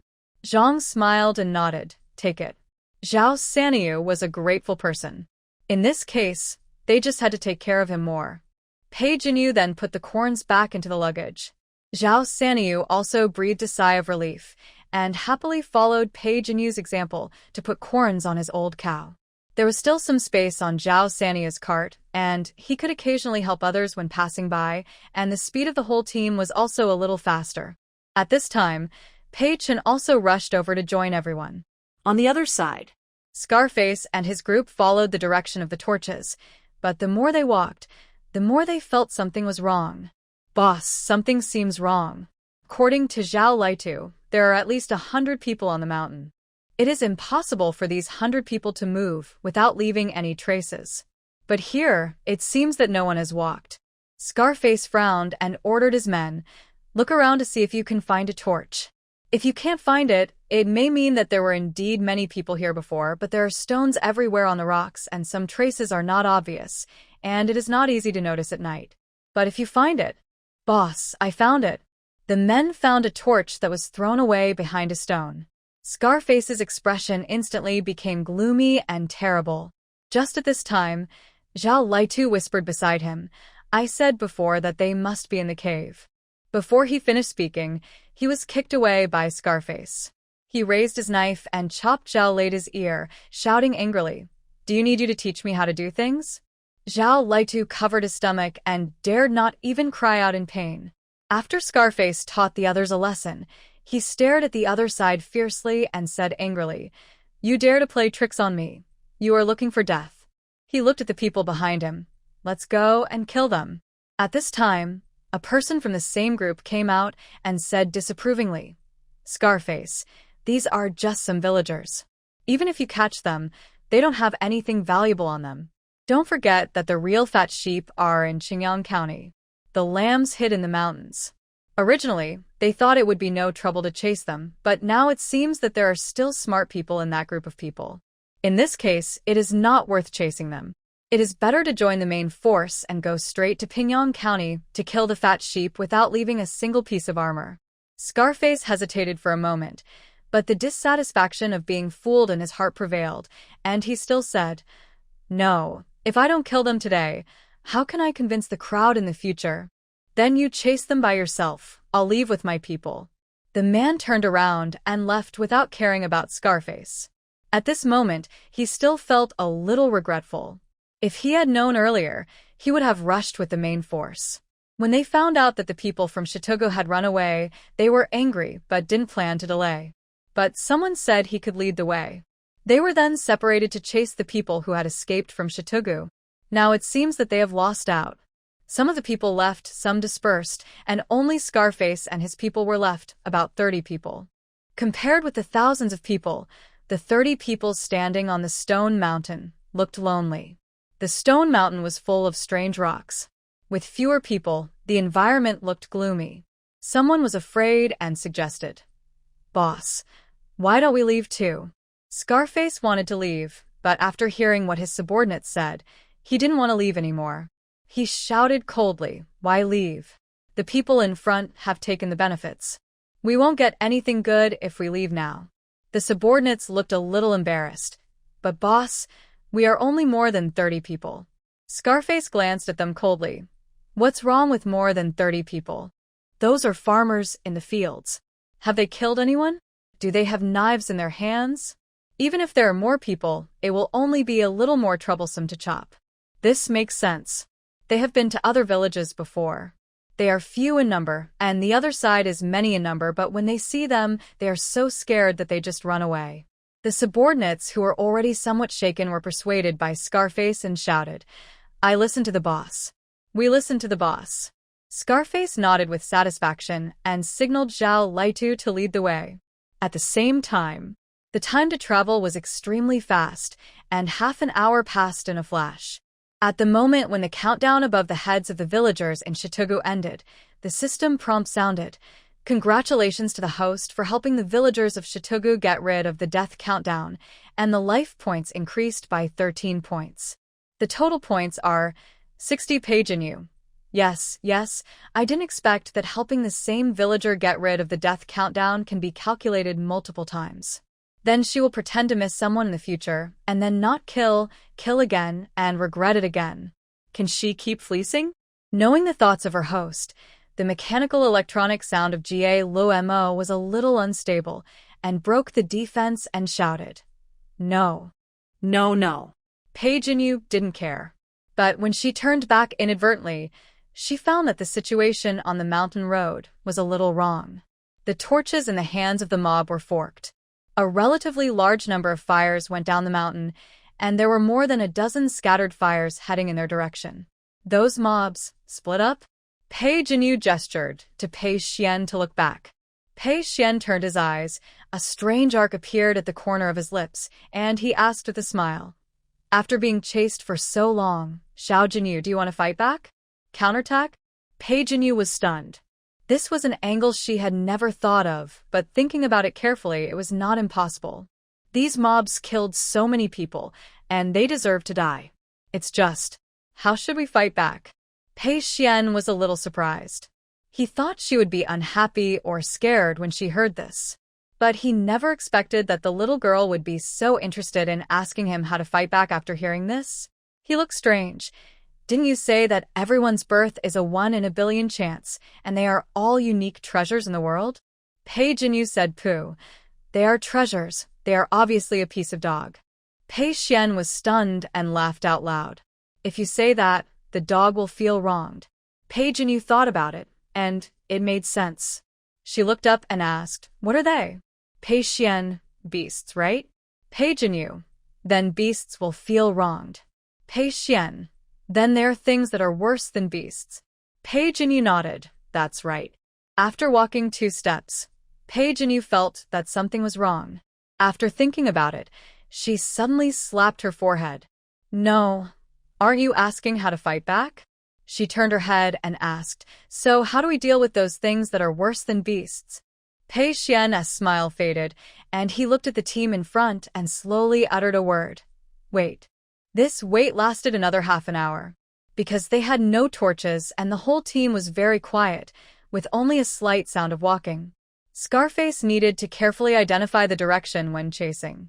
This resulted in that although they were all strong, Their actual speed was not much faster than the villagers in Shitugu, always hanging not far or close. Half an hour later, the villagers of Shitugu all walked into Myengan Mountain. Shirtu Mountain is full of strange rocks, but Myengan Mountain is different. Myengan Mountain has the most trees. The mountains are rolling, and there is no end in sight. Under the moonlight, it is like a sleeping dragon. The tall and dense trees block out the sun, but because it is a drought year, the leaves are not as fresh as before. Most of them are curled and withered. After the people of Shitugu entered Myengan Mountain, their figures were no longer obvious. Pei Xuan told Pei Jinyu, "The time has come." He let go of his hand on Pei Jinyu's shoulder and said to her, "Go and tell my eldest brother to let him take the villagers forward. Also call Pei Xuan and Zhao Lijing, and let Zhao Lijing bring a few young and strong men from the village." Pei Jinyu responded and ran forward quickly. Seeing Pei Jinyu, who was walking behind him alone without any reluctance, he felt a little unhappy for some reason. So after Pei Jinyu came over with people, he leaned on the girl's shoulder again. Pei Jinyu asked curiously, "Why did you suddenly become heavier?" Pei Xian's face darkened, tired. Pei Jinyu, "Okay." Pei Xian waited for a while, and seeing that she had nothing else to say after she was okay, he couldn't help but emphasize, "I'm still a patient." Pei Jinyu nodded vigorously. "I remember. Don't worry, I will take good care of you." Although the girl only said nice things and didn't do them in action, Pei Xian's anger disappeared completely for some reason. Although she is a little heartless, she is a sweet talker. He shook his head and smiled, then met the surprised gazes of the Pei brothers and said seriously, "We are now in Myeon Mountain. Although the environment here is harsh, it is an excellent place for counterattack." Pei Su and Pei Chen lowered their chins and nodded repeatedly when they heard the serious matter. "Li Zheng, you take the villagers forward and find a hidden place to camp. Be sure to keep quiet, don't light a fire, and don't expose your whereabouts. Second brother, take a few brothers who are quick and nimble to clean up our tracks, and at the same time create a false whereabouts to guide the mob to the dry, cracked valley in the east. The mountain there is loose, and with a little arrangement, they can suffer a little. Big brother, take a few brave and strong ones to cut some branches, pick the driest and most easily broken ones, and tie them into tripwires with vines on both sides of this must-pass road. Then, bury the cut branches with the pointed ends facing up in places where the mob may land to make a trap. This drought year makes the land dry and hard, and it is not difficult to dig a pit. They are chasing in a hurry, so it will be difficult to detect." Pei Xian leaned over as he spoke, picked up a branch from the ground, and simply drew a trap layout on the ground. Pei Su, Pei Chen, Li Zhao, and others' eyes lit up as they listened. They originally thought that it was a blessing to escape from the mob. When Pei Jinyu told them that she wanted to fight back, they didn't believe it. But now it seems that according to Pei Xian's plan, it is indeed possible to fight back against the mob. Thinking of that result, everyone became excited and stared at the pattern drawn by Pei Xian on the ground intently. Their attention was on the picture on the ground, but Pei Jinyu's attention was on Pei Xian's hand. The wound on his hand was so serious, and his nails had not grown out. In order to hurry on the road today, no matter how careful he was to avoid it, he would still accidentally touch it. And now Pei Xian actually scratched the ground with his injured hand, so the wound would split. Just thinking about this, he saw Pei Xian's wrist turn, and red blood oozes out of his fingertips. But everyone was very serious at this time, and it was not suitable to disturb them. It would be great if she could do these things, so that she could draw, and Pei Xian's hands could rest. Thinking of this, Pei Jinyu also looked at the pattern on the ground seriously. Looking at it, she gradually understood something, and looked at Pei Xian with more and more admiration. How can he know everything? He is worthy of being her chosen military advisor. Everyone took the order and left. In the night, busy figures shuttled through the dim woods. Everyone had work to do, except her. "Is there nothing for me to do?" Pei Xian glanced at her. "Come here." Pei Jinyu tilted her head in confusion. Amid the clear sound of medicine bottles colliding, Pei Xian stretched out his hand with a blooming red plum towards her. "Help me apply the medicine." Pei Jinyu paused, her eyes falling on her hands in the moonlight. Her palms were wrapped in thin gauze, stained with a little dirt, and looked a little gray. The gauze on her fingers was wrapped a few more times, but it still couldn't stop the slowly seeping blood. Fortunately, she had a golden wound medicine suitable for Pei Xuan's fingers in her small package. She quickly opened the package, took out the golden wound medicine from it, and then carefully untied the gauze on Pei Xuan's hands in the moonlight. Because of excessive blood loss, Pei Xuan's hands were still abnormally white.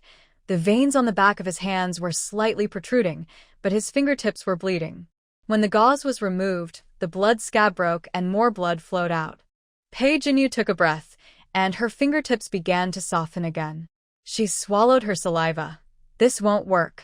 You have to change the bandage every day, and you always accidentally touch your hand. It won't heal at all. Pei Xuan seemed helpless. But I have to eat. Pei Jinyu frowned. How about this? After the bandage is done this time, whenever you need to use your hands, call me in the future. Pei Xuan paused. I don't know what he thought of. His ears were slightly red under the moonlight. He nodded gently. Okay. Pei Jinyu carefully applied the medicine to Pei Xuan and then carefully bandaged each finger. This time, when bandaging, she deliberately wrapped a few more circles around the fingertips, making Pei Xuan's slender hands look like small hammers. Zhao Lijing and the villagers had disappeared from sight, and the two brothers Pei Su and Pei Chen also indicated that their mission had been completed. At the same time, the scarred faces were getting closer and closer to them. Just as they were about to enter Mianging Mountain, everyone hesitated again. Boss, this is Mianging Mountain.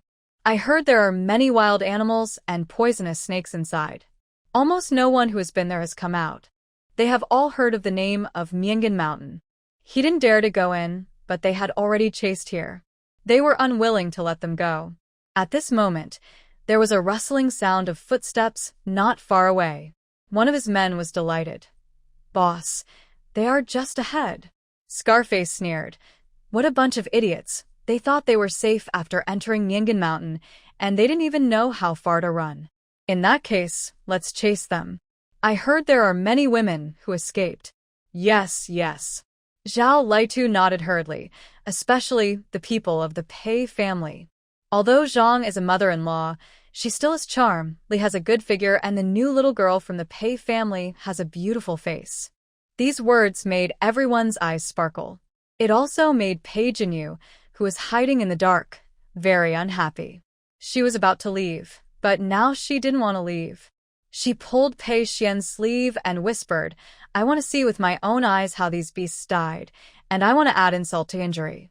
This was very much in Pei Xuan's mind, but if he said it, he would have to add torn into pieces. The little girl was still too kind. Pei Xuan sighed and opened his arms to her. Hold me. Pei Jinyu was a little confused, but still walked towards Pei Xuan's open hands and stretched out her hands to hug his waist. His waist was very thin, and his hands could hug his forearms, but he didn't look thin because through the clothes, Pei Jinyu could feel the tight curve of his muscles. Suddenly a little shy, Pei Jinyu lowered her head and buried it in Pei Xuan's arms, pursing her lips hard, but still couldn't help but hang up. Hee. Be ready. Pei Xuan suddenly said. Pei Jinyu, what are you preparing for? Pei Xuan, take you to find the mob. To find the mob, do you need to carry her? Pei Jinyu. Before the 3 question marks on her forehead were finished, her body suddenly flew into the air. Pei Jinyu swallowed the scream that was about to come out of her mouth. Oh my god, she is flying on the tree. Pei Xuan took her and flew from one branch to another. The trees on Mianging Mountain were very high. They flew on the branches without making any sound. When the mobs on Mianging Mountain stopped, they hid in the branches. When the mobs continued to walk, they waited for a while and then flew to another branch. They fell behind the mobs not too far away, and they didn't notice anything. Pei Jinyu looked at Pei Xuan in admiration. You can actually fly. Pei Xuan looked down at her. Qinggong, just something to amuse children. Pei Jinyu's eyes were still bright. That's also very powerful. Pei Xuan didn't say anything else, but just curled the corners of his lips upwards. They were whispering in the back, and the mob in front unknowingly walked into the dry and cracked valley in the east. The valley in the east was filled with an eerie silence.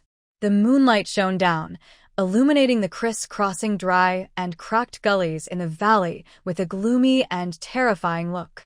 "Boss, this place looks weird. Do we really want to go in?" A minion shrank his neck and muttered in a low voice. Scarface spat and cursed. "Coward. What's there to be afraid of? They can go in. Why can't we? They have already chased here, and they must catch them first." He glanced at everyone. Those beautiful women are just ahead. When they mentioned women, everyone regained some courage and continued to explore the valley. Pei Xuan and Pei Jinyu hid in the branches of the trees and had a clear view of everything. Pei Jinyu gently pulled the corner of Pei Xuan's clothes and whispered, "Are they almost at the trap?" Pei Xuan nodded slightly and responded in a low voice, "Well, wait a little longer. Wait until they go deep into the valley."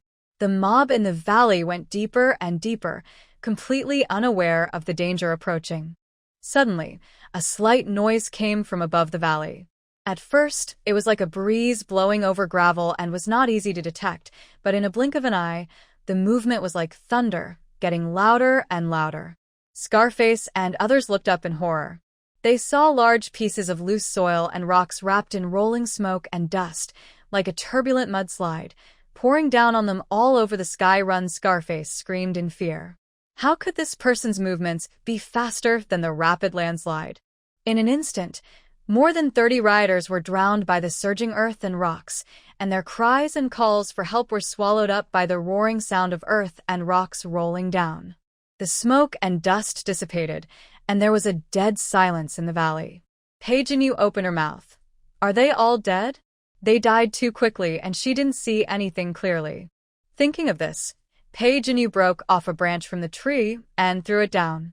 Pei Xuan asked her with a smile, "What are you doing?" Pei Jinyu answered seriously, "Adding insult to injury." Originally, they followed with two goals. One was to see how they died, and the other was to add insult to injury. Now, they didn't see how they died clearly, but throwing a branch down was also considered to have achieved the goal of adding insult to injury. At this moment, the earth and rocks under the valley moved. First, a hand stretched out from the ground, and then slowly 2 hands and 3 hands. After a while, 7 or 8 people crawled out of the earth and rocks. They were covered in dust, their eyes full of fear and despair. Scarface was no longer as arrogant as before, his eyes full of fear. He never thought that the villagers from Shitugu would dare to fight back. At this moment, regret began to surge. When they knew that they could escape from Shitugu in advance, they should have given up. Instead of listening to the instructions of the despicable villain and continuing to chase. Thinking of the person who caused him to fall into this situation, Scarface's eyes flashed with a hint of ferocity. At this moment, Zhao Litu walked up to Scarface and asked in panic, "Boss, are we still chasing?" "Chase your mother." Scarface kicked Zhao Litu to the ground with all his strength, and he lay there for a long time without getting up. If it weren't for Zhao Litu, so many of his brothers wouldn't have died. Thinking of this, Scarface was still not satisfied, so he picked up a stone on the ground and smashed at Zhao Litu's head. Once, twice, 3 times. The other minions also hated Zhao Litu, and they all surrounded him with stones and smashed him. Zhao Litu screamed in resistance at the beginning, but then he was silent. Pei Jinyu stood on a high branch and saw it all clearly. She frowned and looked at Pei Xuan. "I still like you better." Pei Xuan, who was suddenly confessed to, opened his eyes, and a rare confusion appeared in his eyes. He looked down at Pei Jinyu. "Why do you say that?" Pei Jinyu said without hesitation, "When you killed the 2 bad guys in the cave before, you were much faster than them. You solved it in a flash, unlike them who had to hit so many times and made it so disgusting." Pei Xuan smiled helplessly. "Don't want to watch it? Don't want to add insult to injury?" Pei Jinyu shook her head. "Don't want to watch it anymore, and don't want to add insult to injury. It's boring. Let's go?" Okay. Pei Xuan flew down from the tree with Pei Jinyu in his arms and walked to meet Pei Su and Pei Chen. After the reunion, they followed the marks left by Zhao Lijing to find them. As for whether Scarface and the others can avoid other traps prepared for them, it depends on their luck. Obviously, their luck is not very good. Soon after Pei Jinyu and the others left, they heard screams one after another behind them. They looked at each other, but did not go back to look. Instead, they walked forward. Soon they found the mark drawn by Zhao Lijing on the tree. Following the direction of the mark, they met up with the people in Shitugu a quarter of an hour later. Zhao Lijing and the others came up with a worried look on their faces. How is it? Is it going well? Are the mobs still chasing us? Seeing that his own prince had no intention of speaking, Pei Su took the initiative to speak. It's going well. The mobs should not continue to chase us. The matter had been resolved, and Pei Jinyu helped Pei Xuan to rest under the tree. On the other side, several young men were surrounded by the villagers of Shitugu. In addition to the Pei family, there were also young and middle-aged people from Shitugu in this operation. Seeing that they came back intact, the villagers were all delighted, pulled them to the other side, and asked one by one. The young and middle-aged people surrounded by the villagers were full of pride. Zhao Ping straightened up and told everyone, "We led those rioters to the valley and buried them there." Zhao excitedly added, "Some people fell into the traps we set and were pierced by branches. They were as dense as hedgehogs and died." Although he didn't see it, Zhao could imagine the scene of the rioters falling into the trap. He described it vividly to the villagers. The villagers were also stunned and praised them for their ability. Zhao scratched his head and didn't dare to take credit. It's mainly the Pei family. They are very capable. When his father said that they were going to fight back, none of them dared to believe that they had the ability, but if they didn't fight back, being chased all the time would not be a solution. Holding a tiny hope, they and several brothers took the initiative to sign up. In the end, it really worked, and they didn't even show their faces, and killed the rioters without leaving a single piece of armor, which was something they never dared to think of before. The villagers were excited and happy to hear this. Suddenly someone in the crowd asked, "In this case, can we go back to Shitugu?" The villagers gradually quieted down. Shitugu is where they were born and raised. If it weren't for special circumstances, they certainly wouldn't want to leave. Now that the mobs have been killed or left, does it mean that they can go back? Everyone looked at Zhao Lijing. Zhao Lijing had no idea about such a big thing. He subconsciously went to discuss it with the Pei family. "Zhang, what do you think about this?" Zhang cast her eyes on Pei Xuan. Pei Xuan lowered her head slightly, looked at the girl next to her who was holding a small piece of cake and teasing Aunt seriously, and suddenly said, "Fourth sister, what do you think?" Pei Jinyu didn't react for a while that the fourth sister was calling her. The main reason was that these three words were shouted out from Pei Xuan's mouth, which made people feel weird. She turned her head and looked at Pei Xuan blankly. "Are you asking me?" Pei Xuan nodded slightly, and then his eyes fell behind Pei Jinyu. Following his gaze, Pei Jinyu turned her head and saw Zhao Dihao, Tian, and Zhao Gang looking over here. It looked like he was eavesdropping, and when he saw her looking over, he pretended to turn his head. Then, she heard Pei Xuan say, "Some people with short eyes said you were stupid in the past, but in my opinion, our fourth sister is the smartest. So now I want to ask my fourth sister, do the villagers want to go back to Shitugu next?" Pei Jinyu immediately understood what Pei Xuan meant. When they first came to Shitugu, Pei Xuan said that he would take her to revenge. He wanted to make those who abandoned her regret what they did. And Tian always called her stupid in the past, so Pei Xuan asked her what the people of Shitugu should do next when he knew they were peaking.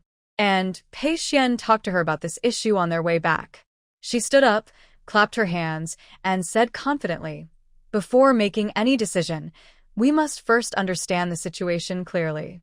So whether the people in Shitugu should move back is not something that can be decided now. This issue is what the people in Shitugu are most concerned about at the moment." Everyone in Shitugu gathered around and asked with questions, "Pei family girl, what do you mean?" Pei Jinyu was stared at by everyone, but she was not afraid at all. She analyzed confidently. "It means that whether to move back to Shitugu depends on the situation. Shitugu is affiliated with Qingyang County, not far from Shenyang County.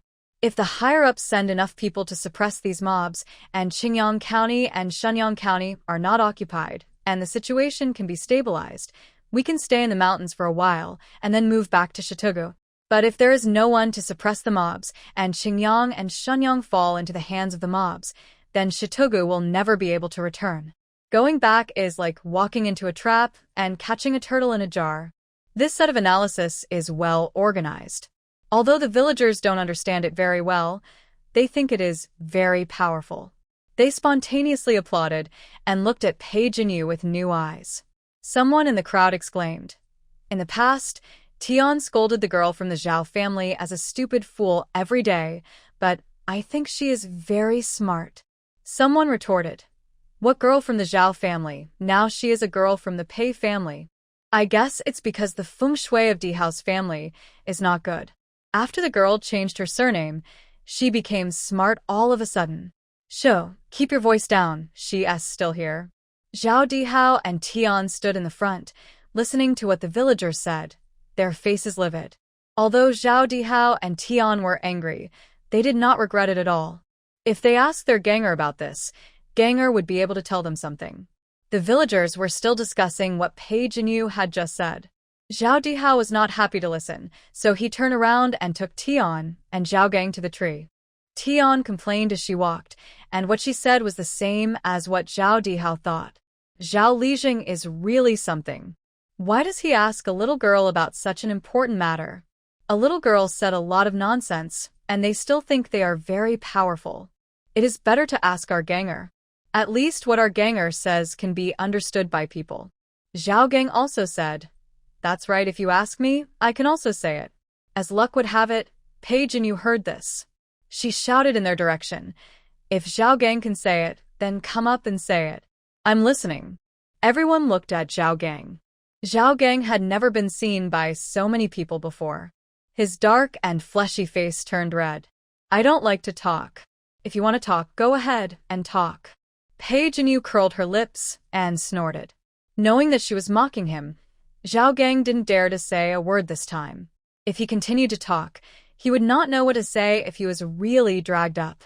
He pulled Tian, who was obviously unconvinced and wanted to talk, away with a dark face. Zhao Lijing had learned some characters and read some books. He had also heard the 4-character idiom from the county magistrate. He roughly understood what Pei Jinyu meant. He nodded repeatedly and praised. The girl from the Pei family said it well. "Yes, that's right. Okay, let's do it." In the end, they decided to spend the night here first, and when it was dawn tomorrow, they would let some brave and smart young people go down the mountain to observe. They would see what the situation was and then decide whether to go back to Shitugu or where to go next. Knowing how to go next, the villagers felt relieved. There were more than 100 people here, more than 30 families. Each family occupied a piece of land and picked up a few stones to build a stone stove. While preparing food, they packed their luggage by the light of the fire. The wailing of the crowd could be heard from afar.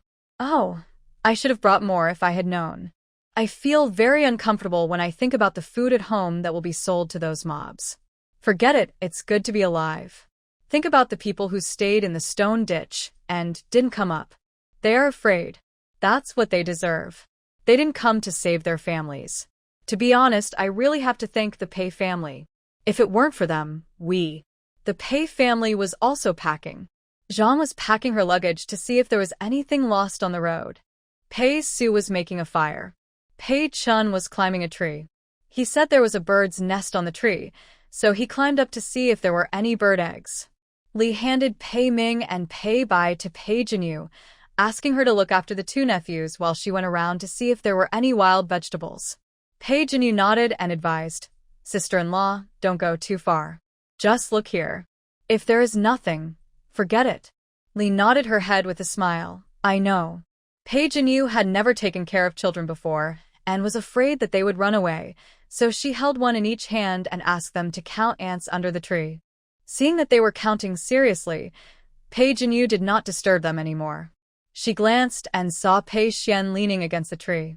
He closed his eyes, frowned slightly, and looked uncomfortable. What happened? Thinking of Pei Xuan's split wound today, Pei Jinyu was a little worried. She looked down at the 2 nephews who were counting ants, then looked up at Pei Xuan, thought for a while, picked up a branch from the ground, and drew a circle around the two nephews. Pei Ming and Pei Bai looked up with confusion in their eyes. Pei Bai tilted his head and said in a baby voice, "Gugu, what are you doing?" Pei Jinyu pinched the little guy's face. "Auntie will play a game with you." Hearing the game, Pei Bai was very happy. "What game?" Pei Jinyu said seriously, "Auntie is drawing a home for you now. From now on, you can only stay at home and can't go anywhere until Auntie comes back. If Auntie finds that you are still staying at home when she comes back, Auntie will reward you with a super delicious thing, okay?" The two little guys nodded. Pei Ming was a little older, and Pei Jinyu said to him again, "Minger, you are the parent of the family. You must take good care of your younger brother and don't let him run out, parent?" It sounds very powerful. Pei Ming's eyes sparkled and he nodded vigorously. "I won't let my younger brother run out." Although Pei Xuan was leaning against him 5 steps away, although Pei Su was also making a fire next to him, and Pei Chen was also nearby. But when taking care of children, it is never too careful. After saying something to her eldest brother, Pei Jinyu walked to Pei Xuan. As soon as she walked over, she saw Pei Xuan suddenly open his eyes. His eyes were sharp and cold. Seeing that it was Pei Jinyu, the frost in his eyes melted, and he said in a hoarse voice, "Little Jinyu?" Pei Jinyu's eyes widened for a moment, looking at Pei Xuan in disbelief. "How do you know that I was a goldfish in my previous life?" Pei Xuan was stunned for a moment and laughed dumbly. "It does look a bit like it." He joked again. "So what does the little goldfish want to do when you come to me?" Pei Jinyu squatted beside him, touched his forehead with the back of her hand, and asked carefully, "I came to see if you have a fever again." "A little low fever, no problem." Pei Xuan narrowed his eyes, enjoying this moment of being cared for. Pei Jinyu pursed her lips and she really had a fever, and it felt very hot to the touch. "Not at all like the low fever," he said. She whispered, "I'll give you a medicine that can reduce your fever, but you can't ask me what it's made of." Because she didn't know either. Pei Xuan glanced at her and nodded slightly. If he was poisoned to death, he would take this little goldfish with him. It wouldn't be boring to keep him company on the road to the underworld. Pei Jinyu didn't know what Pei Xuan was thinking, but she suddenly felt a little chill on her neck. She shrank her neck and carefully took out a fever-reducing and anti-inflammatory medicine from her arms behind her back. She pinched it and stuffed it into Pei Xuan's mouth without showing it to Pei Xuan. "Eat it quickly. Eat it quickly." With water, Pei Xuan swallowed the slightly bitter pill in his mouth into his stomach and looked at the girl who was looking at him eagerly and said, "Eat it. It's okay after you eat it, then you have a good rest." Pei Jinyu turned around to find her two nephews after feeding them the medicine and was grabbed by Pei Xuan's wrist. "You ran away after feeding them. Did you poison me?" "Pei Jinyu?" She turned back and touched Pei Xuan's forehead again and said in disbelief, "If you are really confused by the fever, how could I hurt you? If you die, I will have to die too, right?" Pei Xuan was stunned and subconsciously tightened his hand holding hers, and his eyes dimmed a little. "You know?" Pei Jinyu. "Of course I know." It was said very clearly, and her death countdown was still hanging above her head. How could she not know? Pei Xuan paused, tilted his head slightly, the dark light in his eyes stagnated, and a look of confusion emerged. "Aren't you afraid?" "Why should I be afraid?" Pei Jinyu wondered. Pei Xuan was sitting under a tree at the moment. Because he was holding Pei Jinyu, he leaned forward slightly, tilted his head slightly, and his usually narrow and cold eyes widened a little, looking a little cute. Pei Jinyu held Pei Xuan's face with both hands and rubbed it, coaxing, "If you are sick, just rest well, and don't think about it." After Pei Xuan nodded, Pei Jinyu was satisfied and jumped to find the two little nephews. Behind him, Pei Xuan maintained this action and did not react for a long time, as if he was frozen. After a while, he lowered his head and chuckled. On the other side, Pei Jinyu was in a good mood. She broke off 2 pieces of chocolate the size of a fingernail from her, hid them behind her back, and walked to her 2 nephews, praising them. "Xiao Ming and Xiao Bai are awesome." Pei Bai, thinking about the reward, looked up and asked, "Gugu, what is super delicious?"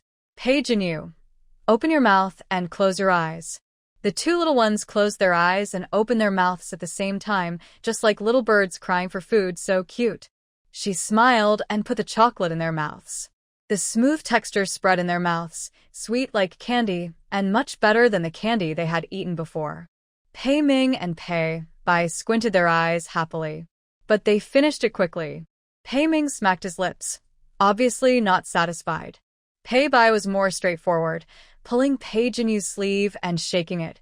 Gugu, this is delicious. Pei Jinyu nodded. Of course. What is this? Pei Ming asked. Pei Jinyu answered. It's called chocolate. Pei Bai came to Pei Jinyu's feet and said, Xiao Bai and brother, can you eat chocolate again? Pei Jinyu shook her head mercilessly no. Pei Ming and Pei Bai. Okay. Pei Jinyu smiled and said, Next time, when Auntie gives you other tasks and you can complete them, Auntie will reward you with chocolate again. The little nephew's disappointment was swept away, and he said confidently, I promise to complete the task. The children were satisfied, and Pei Jinyu was satisfied too. She was really smart, and now she had 2 more little helpers. On the other side, Pei Su successfully lit the fire and went around to find dry firewood. Dry firewood was easy to find in the Mianwan Mountains, and soon he found enough wood for tonight. Pei Chen climbed up and down and finally successfully touched 9 bird eggs, which could guarantee 1 for each person. Li also came back and found some broom grass. She was obviously not satisfied. She picked up the broom grass and shook it, just like sweeping the floor. Zhang also packed her luggage and told them the situation when everyone was there. The rice and noodles are not missing, but the bag of corn was loosened on the way, and some fell out.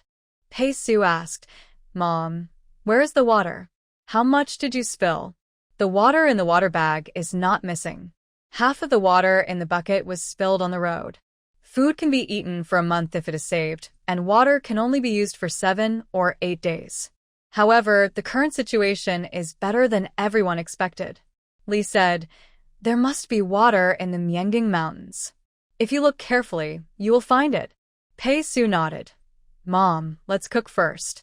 Everyone was exhausted after running all day. Zhang nodded. Let's eat rice first. At this time, everyone still had food in their hands. Eating rice would only make others look at them a few more times. But if the situation was not good and everyone had nothing to eat, taking out rice would make people jealous and cause trouble for no reason. Pour water into the pot, add rice, and cut some salted pork into it to enhance the flavor. As for the bird eggs, they were buried in the soil next to the campfire. When the rice was ready, the bird eggs were dug out and cooked. Zhang thought about it, took more than a pound of white flour, kneaded it into dough with water, and planned to make some pancakes for breakfast tomorrow morning. Pei Jinyu's deepest impression of the first 14 years in this world was the scallion pancakes that her mother secretly fed her. Seeing this scene, her eyes lit up and she volunteered. Mom, let's make scallion pancakes? Zhang replied while adding water. Mom wants to make it too, but where do the scallions come from? Pei Jinyu said mysteriously, Look, the scallions will appear soon. As she said that, she ran towards Pei Xuan. Pei Xuan also heard their conversation and said with a smile, I see a ant make scallions, but you? Pei Jinyu ran past him and ran behind him. Pei Xuan's smile stopped, and he suddenly felt a little unhappy. Did she treat him as heir? He turned his head and looked back, and saw Pei Jinyu digging something beside a stone. Looking closely, there were really a few small wild onions there. He said faintly, Your eyes are very sharp. You can see such small wild onions, but you can't see such a big person. So when Pei Jinyu finished digging the onions and was about to run past Pei Xuan again, Pei Xuan snatched the onions from her hand. Pei Jinyu ran 2 steps and found that her hands were empty. Pei Jinyu, where are her onions? She turned her head and saw Pei Xuan holding the onions she had just dug. Why are you snatching my onions? Pei Xuan paused. He didn't know, so he just snatched them. Looking at Pei Jinyu's confused eyes, Pei Xuan urgently found an excuse. Let me see if it's wild onion. Don't pick the wrong one. After taking a look, he was a little surprised. Pei Xuan took out a grass that looked a bit like onion from a pile of onions, but it was not onion. He put it to the tip of his nose and sniffed it. Pei Jinyu also ran over. What is this? Pei Xuan continued to look through the onion in his hand and explained, "This is called psychedelic grass. It has a hallucinogenic effect when eaten." Pei Jinyu exclaimed, "Luckily you saw it. Otherwise, if it was added to the pancake, I would be in trouble." After making sure that there was no more psychedelic grass in it, Pei Xuan returned the onion to Pei Jinyu and said slowly, "That's good to know. Next time you find something, let me see it first." After thinking for a while, Pei Xuan added, "This is for everyone's safety." Pei Jinyu nodded seriously. "Well, I remember." Pei Xuan felt relieved, and then he said to Pei Jinyu, "It's just a pill of psychedelic grass. The dosage is not large. Even if it is added to the pancake, it won't be a problem. Go and give the onion to Mother." Pei Jinyu felt relieved, and then he took the onion to Zhang. When Zhang saw Pei Jinyu coming back with wild onions in her hand, she was surprised and asked, "You really found it?" Pei Jinyu smiled and praised herself. "Of course, I'm very lucky." Except for their family, the supplies prepared by other families were not so complete. As the fragrance of wild onions mixed with wheat came, the people in Shitugu looked over one by one. Once again, they regretted why they didn't bring more things. Otherwise, they wouldn't be able to only eat dry corn cobs now. At least bring a pot and cook a bowl of hot porridge. How nice it would be. At this moment, an untimely voice sounded. "I say, you Pei family, since you knew that the mob would come to massacre the village, why didn't you tell us directly? If you told us, we could bring more things. Now we can't even have a hot drink. Who is this, so heartless?" Everyone looked in the direction of the voice and saw that it was the old woman Zhao Yushi, then turned their heads away knowingly. Zhao Yushi has always been like this, always greedy for bargains, and she would quarrel with her neighbors for a long time over a few onions. Whenever things were divided in the village, she would always complain that her share was too little and would make a scene. The villagers saw that she was old and were too lazy to argue with her and turned a blind eye to many things. She was making such a fuss now, probably to take advantage again. Zhao Lijing frowned and was about to speak when he saw Zhao Sanyu rushing over. He was also an old man with gray hair, but now he was very agile. Zhao Sanyu glared at Zhao Yushi angrily. "I'm telling you directly, do you believe it?" "Zhao Yushi, you are not me. How do you know I don't believe it?" It was the Pei family who didn't say it directly. If they had said it directly, would it be like this now? Hearing this, Zhao Sanyu was so angry that he gasped, "For someone as heartless as you, the Pei family should just leave you alone and let you die in Shitugu. Not only are you ungrateful, but you also blame the Pei family. Let me tell you, others don't dare to say anything to you or hit you because they see you are old. I'm also a man with one foot in the ground. If you keep complaining, I will fight you." Zhao Sanyu was usually cheerful in the village. When had he ever lost his temper so much? Not only did he scare everyone, but also Zhao Yushi. "Oh my god." Zhao Yu lay on the ground, crying and shouting, "You Zhao Sanyu, you look very honest on weekdays. Why are you so angry at me, an old woman, today? I just said a few fair words. How can you be considered heartless?" She howled and glanced at everyone from the corner of her eye. Seeing that everyone was just standing aside to watch the fun and had no intention of stepping forward to persuade her, she was even more angry and cried louder. Pei Jinyu's head hurt from her shouting. She ran over, snatched the corn from Zhao Yu's hand, and stuffed it into her mouth without saying a word. She muted the microphone manually. With her hands on her hips, she threatened fiercely, "Howl again, or the wolves will come." As luck would have it, a wolf howled in the deep forest. Zhao Yu shuddered and looked around in horror. Everyone in Shitugu also looked around in horror. The whole place suddenly became quiet, with only a few crackling sounds of burning firewood.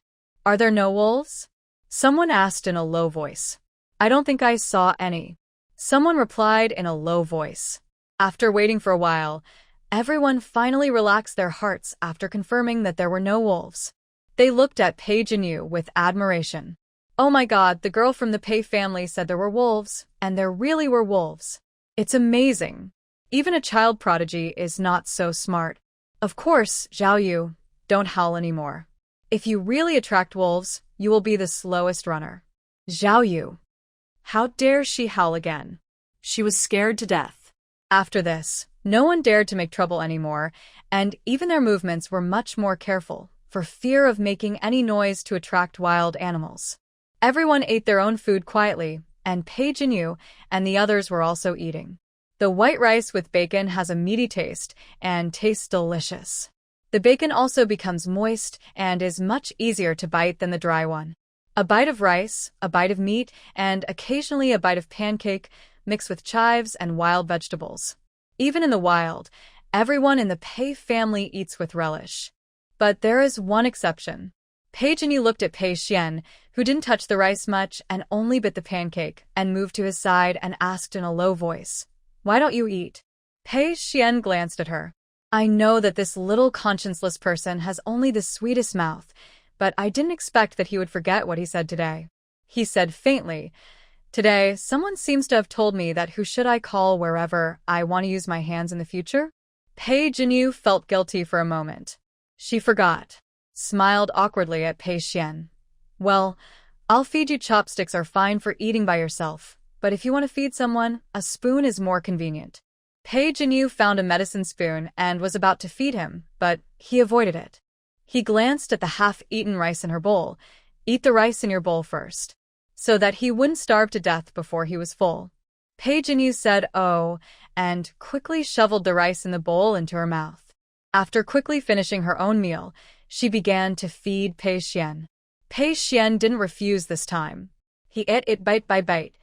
He ate comfortably, and Pei Jinyu didn't think there was anything wrong, but the Pei family members next to him were stunned. Pei Su silently quickened his speed and finished eating in a few bites, then also took a spoon to feed Li. "Wife, I will feed you too." They are a real husband and wife, and they can't be compared. Li looked at the spoon in front of her. Her round face flushed, glared at Pei Su, but still opened her mouth and bit the spoon.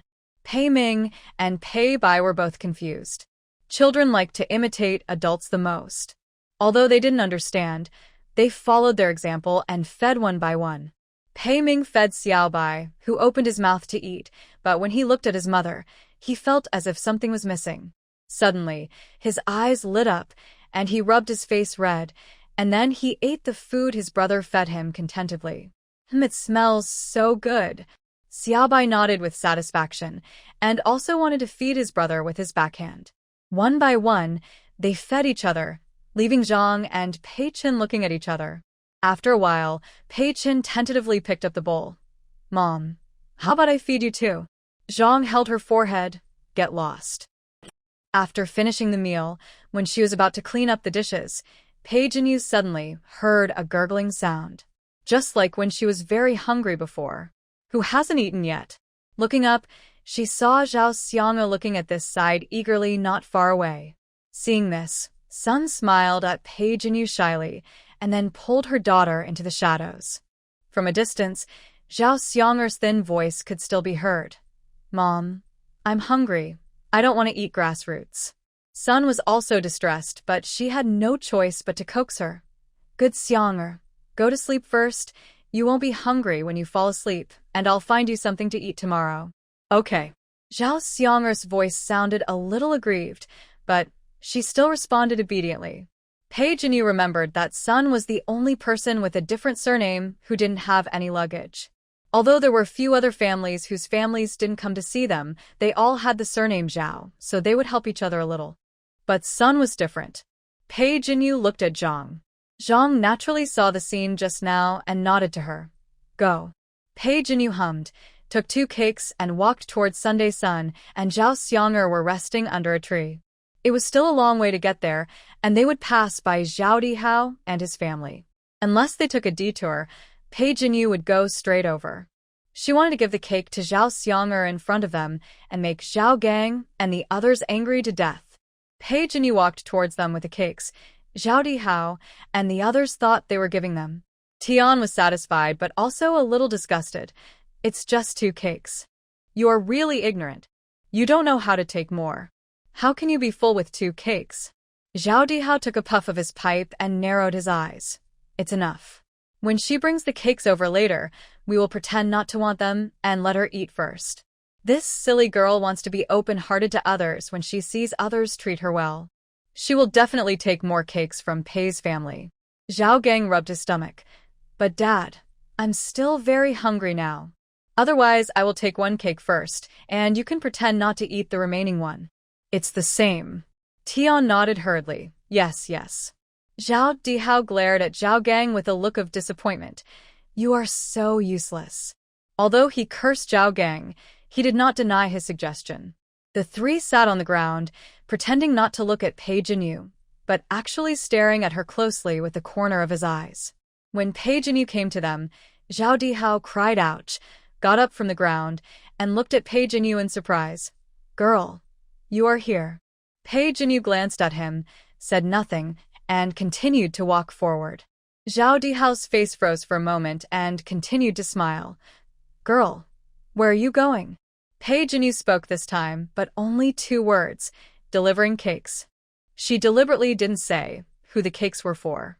Zhao Dihao and Tian looked at each other, and both felt that Pei Jinyu had indeed brought them cakes as they thought, but she might still be angry. Seeing that Zhao Gang was about to grab the cakes, Zhao Dihao quickly grabbed him and shook his head at him secretly. Sometimes Zhao Gang dared to refute his father, but sometimes he didn't. He calmed down and didn't move again, just sat on the ground and rubbed his stomach in dissatisfaction. Zhao Dihao saw Pei Jinyu was about to pass them, so he hurriedly chased after her, looking very hungry but trying hard to hold back his hunger. I know you still miss us, but now that these things belong to the Pei family, it's not good for you to give them to us. Although Dad is hungry, he doesn't want to embarrass you. Take the cake back quickly to avoid causing dissatisfaction in the Pei family. Pei Jinyu stopped and shook her head, saying, You can't take this cake back. Zhao Dihao was delighted and was about to speak when he heard Pei Jinyu say slowly, Because this cake is not for you. Zhao Dihao was stunned and his expression almost couldn't hold back. What? Pei Jinyu deliberately said loudly, This cake is what Mother gave to Aunt Li and Xianger. Why are you trying to steal food from them, an orphan and a widow? The people around looked over. Zhao Dihao's face was a little dark, but the light here was not very good, and it was hard to see in the dark. He gritted his teeth and managed to squeeze out a kind voice. How could it be? How could Dad do such a thing? Stop. Pei Jinyu interrupted him. You still dare to call me Dad. Are you planning to spend 500 taels of gold to redeem me? Zhao Dihao choked and immediately changed his words. You girl, I just got used to calling you Dad before. You are so serious. Pei Jinyu didn't want to argue with him about this, but asked him again. Do you want to steal Aunt Li and Xianger's food? Zhao Dihao certainly couldn't answer, and hurriedly shook his head. No, I didn't want to. Then get out of the way. Zhao Dihao was interrupted once, twice, and 3 times, and no matter how thick his skin was, he couldn't hold it. He kept his face dark and stopped talking because he was afraid that he would be ruined if he spoke. Seeing that he didn't move, Pei Jinyu walked straight over and pushed him away, and even snorted after walking over. This made Zhao Dihao very angry. Seeing this, Tian was angry and anxious. She walked to Zhao Dihao and complained in a low voice. Look, now it's good. Not only did you get fooled by this witch, but now you don't even have any cake to eat. As she said that, she didn't forget to glare at Pei Jinyu, who had already walked to Li's side and was talking and laughing while sharing cakes.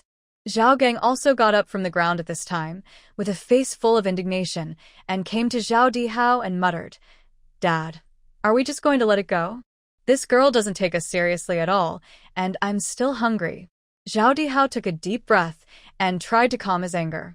He glanced at Zhao Gang and said in a low voice, Shut up, don't you think it's not embarrassing enough? Pei Jinyu was walking back after delivering the cakes. Hearing this, she laughed and said to them, Lululululu, and then ran happily to the Pei family. Just by looking at the cheerful footsteps, one can feel her good mood at the moment. This mean look made Zhao Dihao and others so angry that their eyes went dark. They were hungry, but now they were full. Pei Jinyu returned to Pei Xuan in a good mood and told him how she had just deliberately angered Zhao Gang.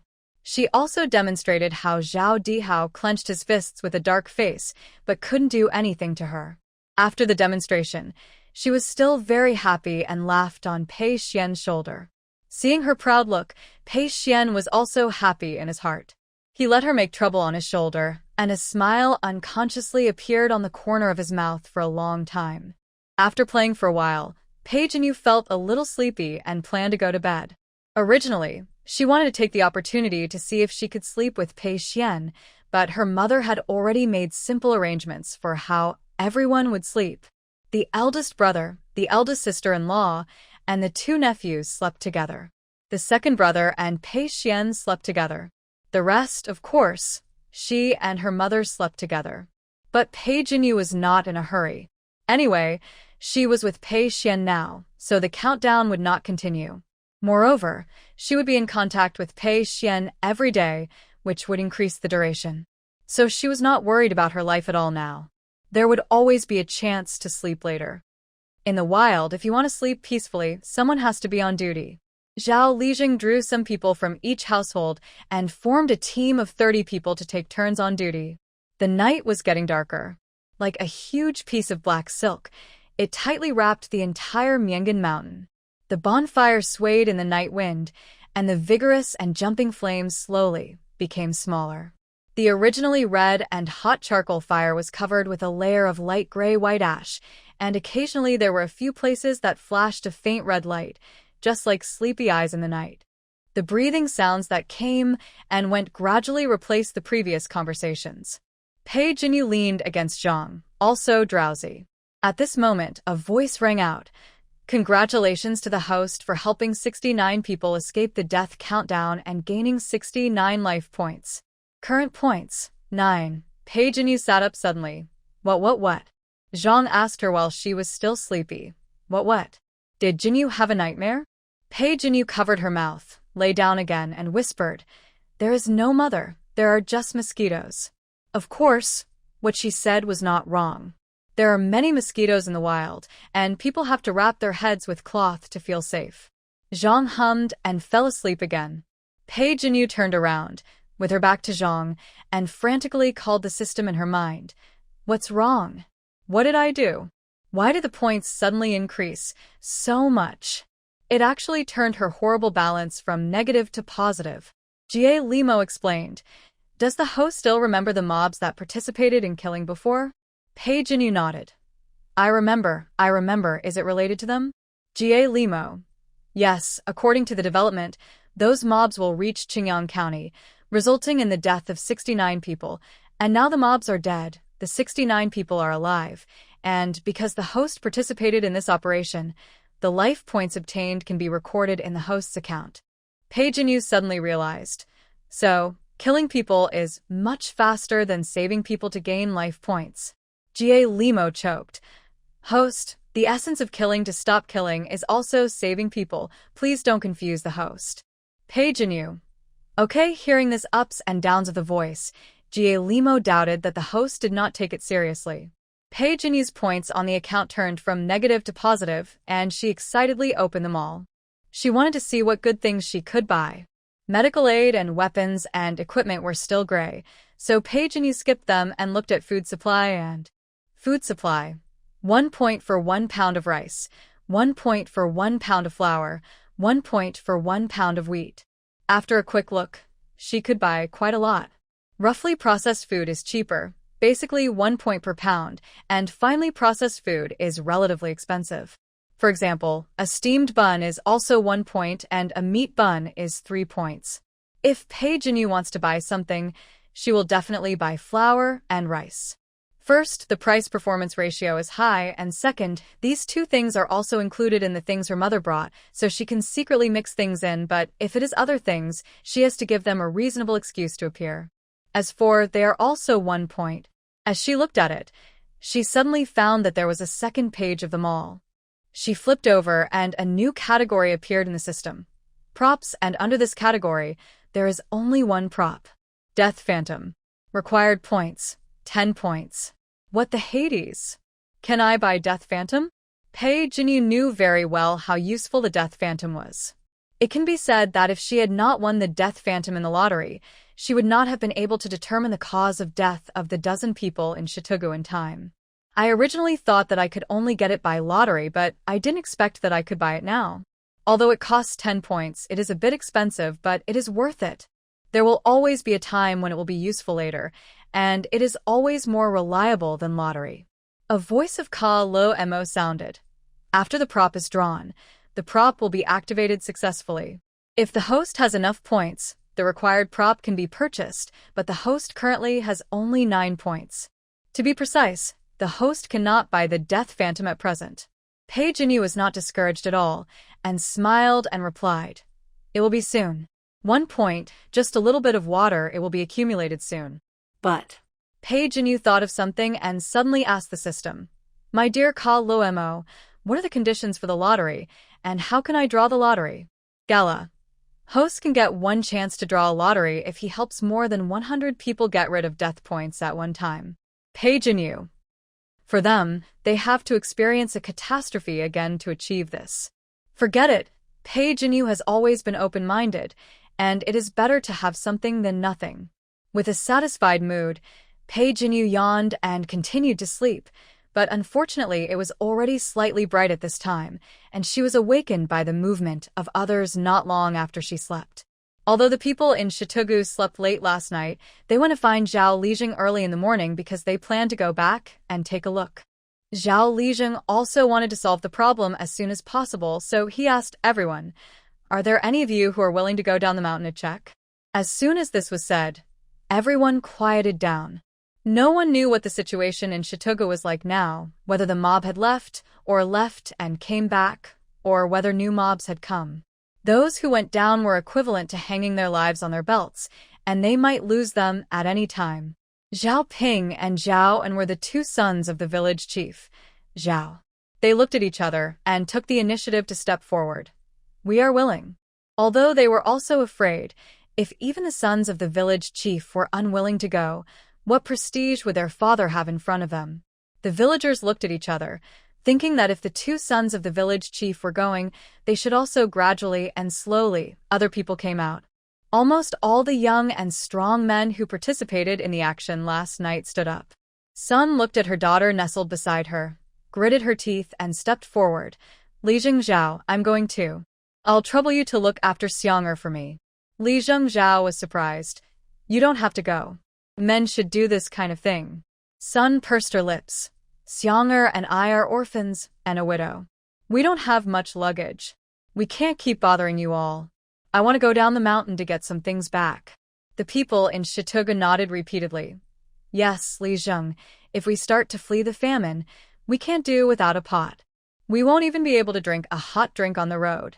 We want to go home and take a look too. Us too, we want to get some more things back." Li Zhengzhao's face turned a little dark and he shouted sternly, "If you want to die, get out of here." Everyone suddenly quieted down. Although Sun's words caused some trouble for Zhao Lijing also understood her, softened his expression, and said to her in a gentle voice, "Sun, I understand what you mean, but don't rush this matter. Let's wait until we understand the situation in Shitugu and see what to do next." Sun nodded, "I understand." Zhao Lijing couldn't let so many people go down. The more people there are, the easier it is to be exposed. Only 3 or 4 people are enough. But now there are too many people standing up. Zhao Lijing didn't know who to call for a while. The most important thing in presiding over village affairs is fairness. If there is any bias, it will be difficult for people to convince in the future. In addition to danger, this matter also has benefits. If there are fewer people standing up, he can still let his 2 sons go, but now there are so many people, he plans to let Zhao Ping go only. Zhao Lijing thought about it, looked in the direction of the Pei family again, and asked, "Zhang, does your family want to send someone?" Zhang nodded. "I plan to let Pei Chen go down to take a look. The main reason is that he doesn't trust the ability of the people in Shitugu to investigate the situation, so it's better to let Pei Chen go in person." Zhao Lijing nodded, feeling relieved. The Pei family was very capable, and he could feel more at ease if they were willing to go. Zhao Lijing looked at everyone again. "Only 4 people are needed to go down the mountain this time. I plan to let Zhao Ping go from our family, and you have heard that Pei Chen will go from the Pei family. There are still 2 people missing." Those who think they are smart and can run fast can stand up. The others are not needed. You will have a chance to contribute to Shitugu in the future. The people who stood up looked at each other and spontaneously pushed out two people, Zhao Yukai, the son of Zhao Yu, and Zhao Fu, the peddler in the village. Although Zhao Yu relied on her age and loved to take advantage of others, her two sons did not follow Zhao Yu's temperament. They were both honest and decent people, and Zhao Yukai was very strong since he was a child. As for Zhao Fu, he was very smart and said things to different people. Everyone had no objection to the four people selected. Seeing this, Li Zhengzhao said, "This is a big event for Shitugu. Although they are willing to contribute to the people of Shitugu, they can't let people down. I suggest that when the village distributes things in the future, they can get one more share. What do you think? After all, they are risking their lives." The people of Shitugu have no objection and nodded in agreement. At this time, a discordant voice sounded from behind the crowd. Tian said, "Li Zheng, my son Zhao Gang is going too." Without waiting for Zhao Lijing to answer, Pei Jinyu suddenly shouted at them, "No. Zhao Gang can't go." Pei Jinyu had been watching all right, but since Tian said Zhao Gang was going too, a death countdown suddenly appeared above the heads of the second brother and the other four. And the remaining time of the death countdown was so short that Pei Jinyu was scared. 11 minutes, only 11 minutes. She reasonably suspected that it was because of Zhao Gang. Tian was not convinced and said angrily, "Don't you want the best for us, you heartless person?" Tian originally wanted to call Pei Jinyu a little witch, but when she met the deep gaze of Pei Jia Sanling, she paused and changed her words, "You heartless, dead girl." Pei Jinyu ignored her chattering, but looked at the headmaster Zhao and said to him seriously, "Headmaster, Zhao Gang can't go. He is so fat. If he goes, he will only hurt people." Headmaster Zhao didn't even choose those strong men in the village, so how could he choose Zhao Gang? But he did not refuse directly, but said thoughtfully, "Zhao Gang is fat and runs slowly. If he encounters danger, he must be the last one. With him dragging, others may be able to run away." So, before Tian answered, Zhao Gang shouted, I won't go. Who said I'm going?" Zhao Lijing looked at Tian and Zhao Gang. "Are you still going?" Tian was also frightened by the scene imagined by Zhao Lijing. She just thought that the son of the Lijing was going and there were people from the Pei family. There should be no reason, so she wanted her son to go with him, and then find a place to hide and wait for everyone to come back. In this way, she can earn more for one person in the future. How can she really want her only child to die? She waved her hand quickly. No, our Zhao Gang won't go." The family who had originally had some thoughts gave up completely this time. After Tian said that Zhao Gang would not go, Pei Jinyu found that the death countdown above the heads of the second brother and others disappeared. Congratulations to the host for helping the four people escape the death countdown and gain 4 points of death points. The current remaining points are 13 points. Pei Jinyu, she said, 1 point a piece of cake. Now I have earned it, and I have earned 4 points. If I was not afraid of being called crazy, Pei Jinyu really wanted to laugh up to the sky. But at this moment, I couldn't suppress my joy and happily hugged Zhang and spun around. Zhang smiled and shook her head. "You girl, what are you so happy about?" Pei Jinyu, "Hee, I'm just in a good mood." She was in a good mood, but Tian was not in a good mood. If she hadn't opposed it, things wouldn't have turned out like this. Tian was very annoyed, but she couldn't do anything about Pei Jinyu, so she could only glare at her hatefully. It's better to go down the mountain to explore sooner rather than later. After deciding on the candidates, Pei Chen and the other four set off for Shitugu. They had to go out from Yinging Mountain first, then go down Shirtu Mountain and finally to Shitugu. Fortunately, they had not walked far into Myingen Mountain. After walking for a while, they found the mark left by the village head last night. They followed the mark and went out. When they passed a place on the way, everyone stopped at the same time. "The trap yesterday is just ahead. Do you want to go and have a look?" The four of them participated in the action last night. Naturally, they were curious about the fruits of their labor. They nodded and said, "Okay, let's go and have a look." After walking through the bushes for more than 10 steps, They arrived at the trap they made. The trap had been triggered. The four looked at each other and continued to move forward. When they got closer and saw the scene in the trap, they all widened their eyes and were speechless in horror. The 5 or 6 people in the trap were pierced by sharp branches like hedgehogs, and the blood dyed the trap red. They were deader than dead. But what terrified them was that in addition to the dead people in the trap, there were dozens of snakes of all sizes crawling in it. Go. Go quickly. Even if Pei Xuan was brave, he couldn't help but stand on end when he saw this scene. Not to mention the others. My legs almost went limp. Fortunately, they were all calm and didn't make any noise or attract the attention of the snakes. They retreated cautiously until they had retreated more than 10 steps, and then they felt alive again. Zhao Fu wiped the cold sweat from his forehead. Now I understand why the villagers don't let us enter Miangan Mountain. It's not been long since we came in, and there are so many snakes. Zhao Yukai also nodded and said, "No wonder so many people didn't come out after entering the mountain. I guess many of them were fed to the snakes." Pei Xuan took a deep breath and reminded them, "Don't say anything, let's go quickly."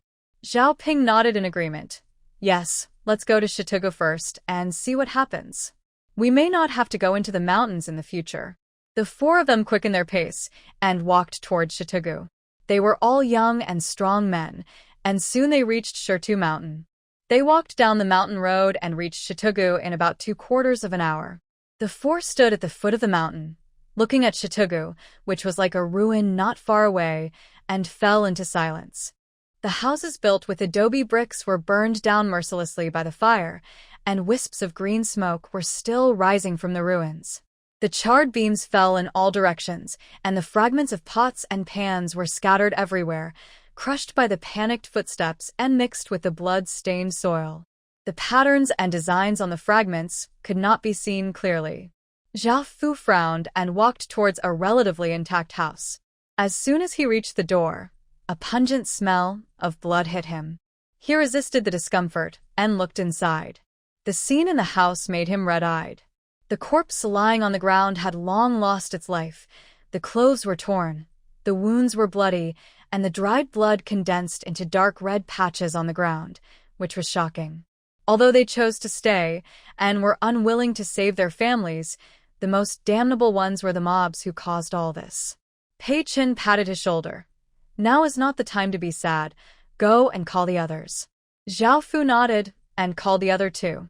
After the 4 people gathered together, Pei Xuan said, "It is obvious that the mobs have left, but we don't know whether they will come back or whether there will be new mobs coming from Mingyang County. Next, it is the most important and dangerous task of our trip. Zhao Fu, you have been to Shenyang County and Ningyang County. Come with me, and we will go there to check." Pei Xuan turned his eyes to the other 2. "Yukai, Zhao Ping, you 2 go to Qingyang County to see what the situation is like there?"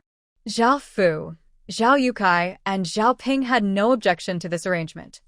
"Okay. Pay attention. Be careful. Don't take the main road. Just walk along the road in the woods and run immediately if you encounter anything wrong." Everyone nodded. The 4 people were divided into 2 groups and walked in 2 opposite directions according to the arrangement. Qingyang County was relatively close, and Zhao Ping and Zhao Yukai walked along the main road in the forest. After about an hour, they finally saw the gate of Qingyang County.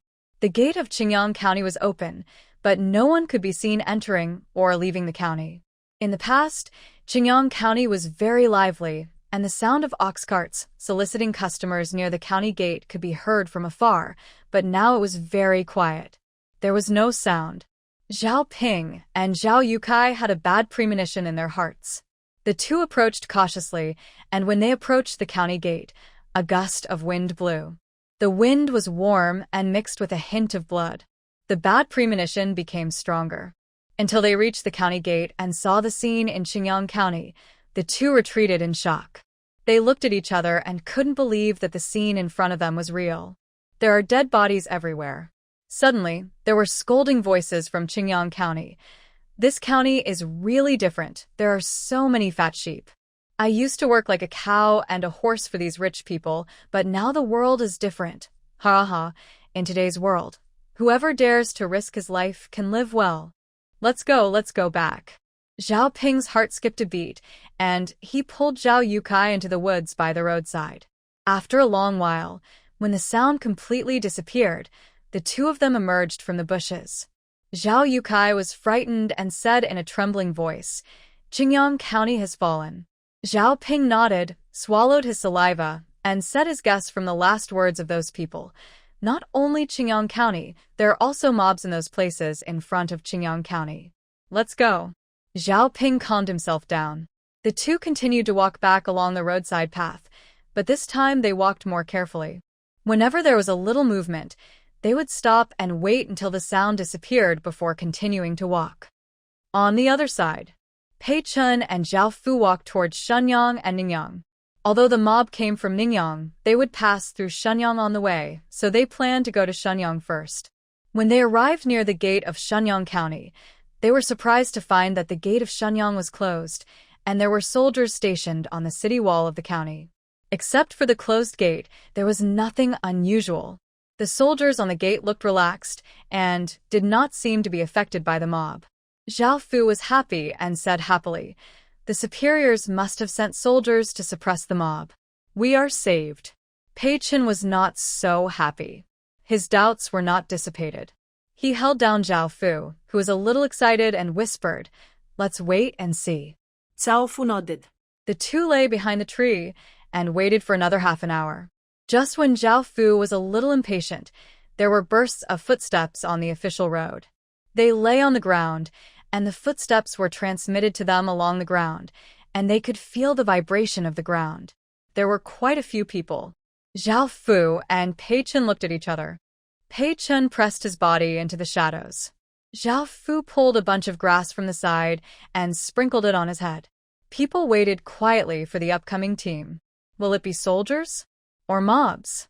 2/4 of an hour later, the footsteps became louder and louder. Just listening to the noisy and messy footsteps, Pei Xuan's heart was a little heavy. After a while, a large group of people appeared in the field of vision. It was a group of mobs with blood on their clothes and fierce eyes. They were holding simple weapons, some holding sticks, some holding hoes, and some holding short knives. They roared all the way, like a surging black torrent. Pei Xuan and Zhao Fu stopped breathing. However, what shocked them even more was that when this group of mobs arrived at the gate of Shenyang County, the originally closed city gate slowly opened. The mob team entered Shenyang unimpeded. How could this happen? Zhao Fu widened his eyes, his face full of disbelief, and his lips trembled. Pei Xuan's face was also gloomy. He never thought that Shenyang County and the mob were actually in the same group. He took a deep breath and said slowly, "No, they are no longer mobs. They are now called rebels." Zhao Fu covered his mouth after hearing this. It took him a long time to recover and said in a low voice, "What should we do now? Do we still need to go to Ningyang County?" Pei Xuan shook his head and said in a deep voice, "Go back and tell them the situation as soon as possible. Shenyang County has surrendered to the rebels." As the initial site of the rebellion, Ningyang County's current situation is self-evident. There is no need to go there to investigate. The two returned the same way. When they returned, Zhao Ping and Zhao Yukai had already returned to Shitugu. The four of them reunited at the foot of Shitugu. Seeing each other's solemn expressions, they roughly understood something in their hearts. Pei Xuan asked, "How is the situation in Jinyu County?" Zhao Ping shook his head. "Very bad. Jinyu County was attacked by mobs, the entire county fell, and those mobs are planning to go to other places." After reporting the situation, he asked again, "What about you?" Pei Xuan told Zhao Ping and Zhao Yukai what he saw in Shenyang County. After listening, the two turned pale. They were all simple villagers. Usually, the big thing that happened in the village was that someone accidentally died. It might be death from illness, old age, or an accident. They had never experienced these large-scale killings. Except for Pei Xuan, who was still calm, the other three were at a loss, and cold sweats broke out on their bodies. Now. What should we do now? Pei Xuan calmed down and said, "Let's go back to Myeongding Mountain first." The three nodded, and without even taking a rest, they ran non-stop to Myeongding Mountain. When they set out, they only had a simple breakfast, and now it was past noon, and none of them felt hungry at all. It was not until they ran back to Myinging Mountain and were blocked by the shade of tall trees that they felt that the surroundings were safe. Zhao Fu shook his head. We didn't expect that before we set out. We thought that Myinging Mountain was full of wolves and tigers. Now that we have gone out and come back, we feel that the mountains are safer. It's ridiculous. Zhao Yukai sighed. Alas, we will be killed by mobs outside Myinging Mountain, and there are dangers everywhere in Myinging Mountain. It's really hard to survive. Although several people sighed, they did not stop. They returned to the temporary camp of the Shitugu villagers at the end of the hour of way. As soon as the four of them appeared, the villagers surrounded them impatiently. Seeing that they came back intact, they were relieved. They said happily, "Did the officers and soldiers drive away the mobs? Can we go back to Shitugu? That's great. Finally, this disaster is over." Everyone chattered, holding beautiful expectations for the future. Pei Xuan and others looked at their happy faces and couldn't bear to tell them the truth. Finally, Li Zhao couldn't stand it anymore and laughed and scolded. "Do you still want them to talk? Do you want to know the situation in Shitugu?" Then everyone slowly stopped talking and looked at the four people with hopeful eyes. The four didn't speak for a long time. Gradually, the villagers came to their senses, and the expressions on their faces changed slightly. "Yukai, say something. What are you standing there for?" Seeing this, Zhao Yu's eyes moved, and she pulled Yukai forward, asking him to tell everyone what he knew. She wanted Yukai to come forward at this time, so that everyone would remember Yotsai's contribution in the future. Unexpectedly, Zhao Yukai opened his mouth, stammered and couldn't say a word clearly, and instead began to tremble. This disappointing look made Zhao Yu so angry that she raised her hand and slapped him. Pei Xuan stopped the hand raised in the air and said coldly, "Don't you want to know what happened?" He said quickly, "The entire Qingyang County was massacred by the mob. The Ningyang County mob rebelled, and Shenyang County colluded with the rebels and surrendered to the rebels without any resistance." Finally, he concluded, "Shitugu can't go back unless you also want to join the rebels." As his last sentence fell, the scene was silent. Zhao Yu sure forgot to scold Pei Xuan for disrespecting the elderly and stared at Pei Xuan blankly. Then, she turned her eyes to her son. Zhao Yukai met his mother's eyes and nodded with an ugly face. "Yes, that's it." The air seemed to solidify, and a dead silence enveloped everyone in Shitugu. After a long time, a suppressed sob broke the silence. It was a young daughter-in-law in the village. Her mother's family was in Qingyang County. When she thought of what her relatives might suffer, her tears were like a flood that broke the dam, and she couldn't stop it. The crying seemed to be contagious. For a moment, everyone was choking, sobbing, or wailing. The sad atmosphere spread rapidly, like a haze. Zhao Yushir seemed to have aged 10 years in an instant. She staggered back a few steps and barely stood firm by leaning on the tree trunk beside her. What a sin! What kind of world is this? How can people live in this? She had lived for most of her life. Although it was hard in the past, it would always pass if she endured it. But now in this world, it's like people are dying. Zhao Lijun couldn't believe it either. But as a village head, he couldn't panic at such a time. He took a deep breath and said to everyone, "The roads in this world are made by people.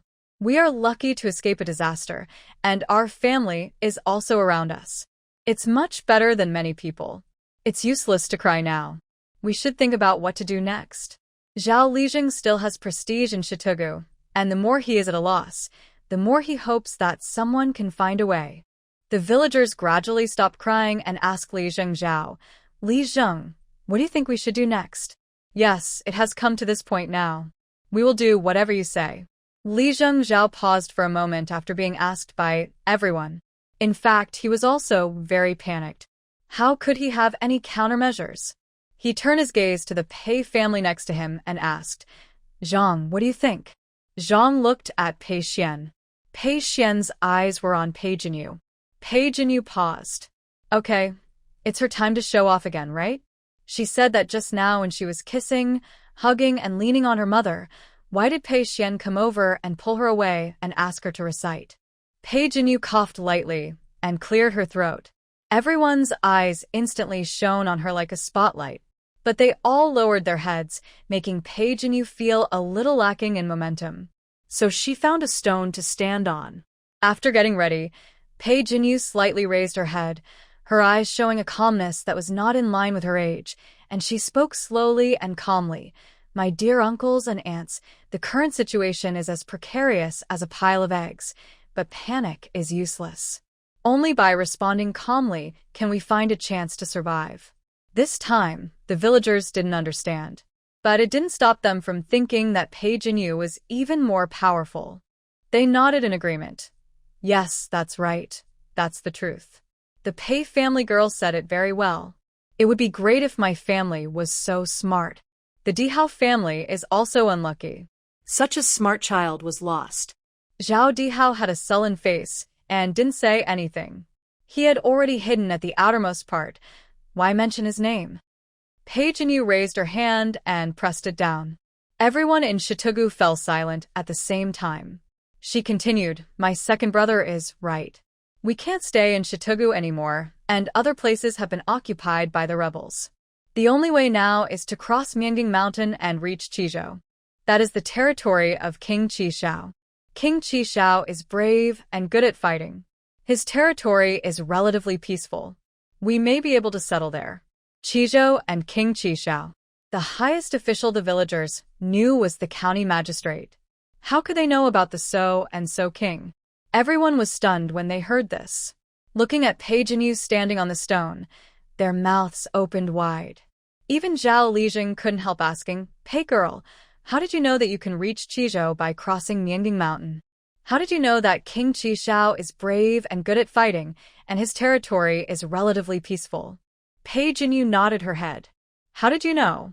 Of course. Pei Xuan asked her to recite it. Zhao Lijing didn't teach her this question. Pei Xuan didn't teach her this question.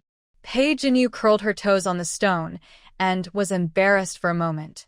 2 seconds later, she suddenly had an idea and said to Zhao Lijing meaningfully, this is a secret of heaven, and the secret of heaven cannot be revealed. Zhao Lijing didn't know what he had imagined, and he suddenly realized it. He nodded to Pei Jinyu repeatedly.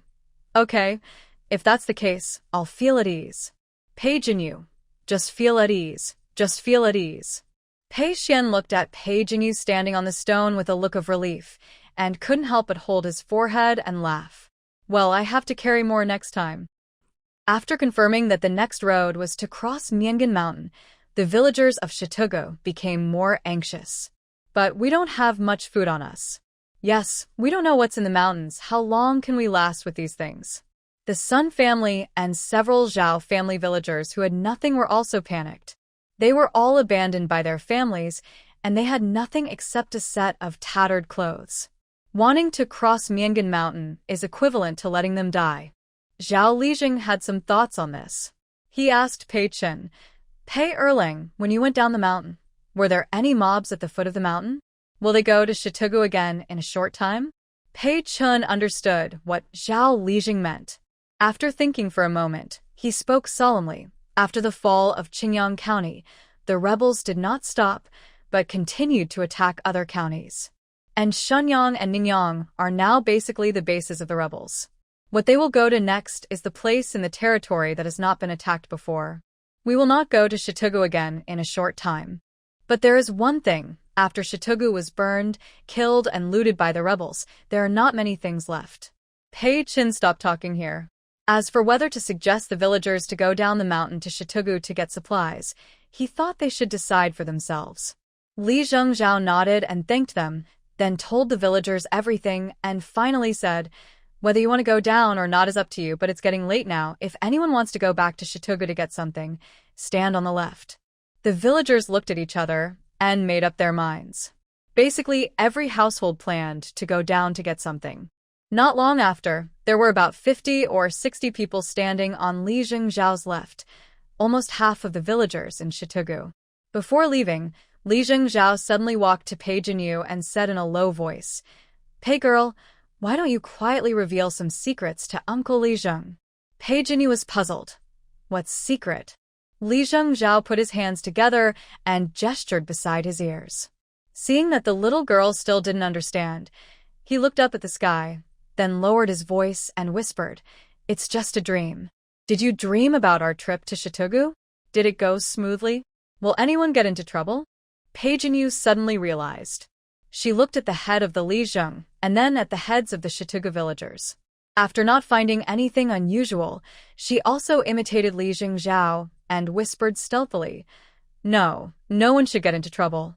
Li Zhao patted his chest. "I feel relieved when you say that." Then he looked at his head worriedly. "We didn't reveal the secret this way, did we?" Pei Jinyu. "It shouldn't be. We were so quiet just now that no one could hear it." Li Zhao. "Okay, that's good." Li Zhao led the villagers of Shitugu down the mountain, while the people of Shitugu and the Pei family who stayed behind were preparing dinner. When the villagers are working, they usually get up early in the morning to eat a meal, and then cook another meal at the time of Shinshir. Now is the time to cook dinner. It is not dark at this time, but because of the tall trees in Myeongan Mountain, the sunlight is sparse and it seems a little dim around. Last night, because it was too late, they had no choice but to eat dry corn. Now, while it is still light, everyone scattered around to find food to fill their stomachs. Before going out to find food, the Pei family gathered together for a simple meeting. Zhang spoke first. "Next we will cross the Myeongan Mountain. You must be prepared. We have already counted yesterday. The food, rice and flour can last for a month, but we definitely cannot walk out of the mountains for a month, so we have to find food from the mountains." Everyone nodded. Pei Su was very calm. "Mom, don't worry about this. Pei Chun and I can hunt to support you." Pei Chun nodded. "That's right, Mom. I can shoot down any bird in the sky for you, let alone those running on the ground." Zhang glanced at him. "You are so brave. You will suffer sooner or later." After teaching her youngest son a lesson, continued, "The hunting is left to you, but there are many wild animals in Myeongan Mountain. You must not underestimate them."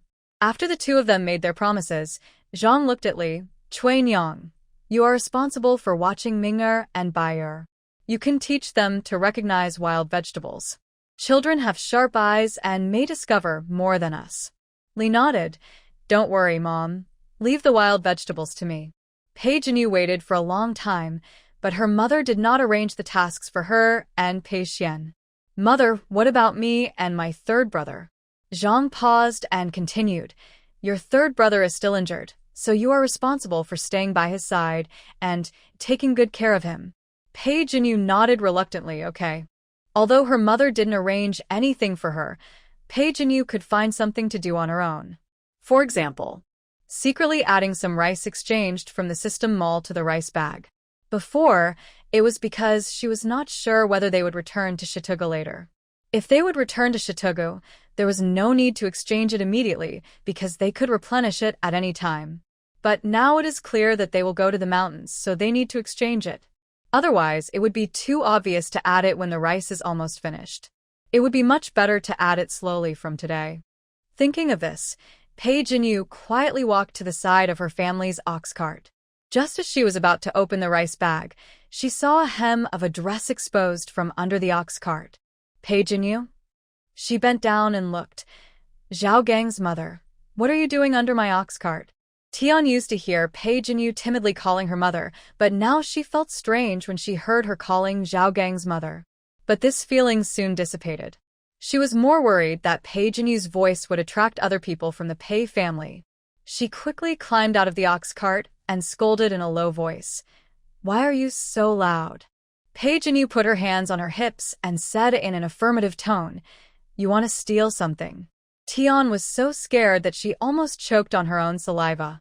She pressed her chest and looked around. Seeing that no one saw the side, she breathed a sigh of relief, but the look she gave Pei Jinyu was very unfriendly. "You witch, don't talk nonsense. Be careful, or I will hit you with a stick." Pei Jinyu directly pulled out a stick from the ox cart and threw it into Tian's arms. After Tian hurriedly grabbed her, Pei Jinyu screamed and rushed into Li's arms in the distance, crying, "Sister-in-law, Zhao Gang's mother wanted to steal our rice, and when I found out, she wanted to beat me with a stick. Whoa." Tian was stunned. Li had already walked over angrily and asked with a look of wanting to hit someone, "You're so good, Tian. You actually did such a sneaky thing, and after the incident, you still wanted to hit our Xinjiang."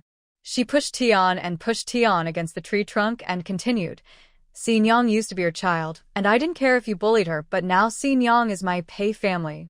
If you dare to hit her again, look at me. Look at me." Li looked around and saw Zhao Dihao. She sneered and slapped Zhao Dihao. "If you dare to hit Xinjiang again, I will break Zhao Gang's legs, and see if you dare to do it again."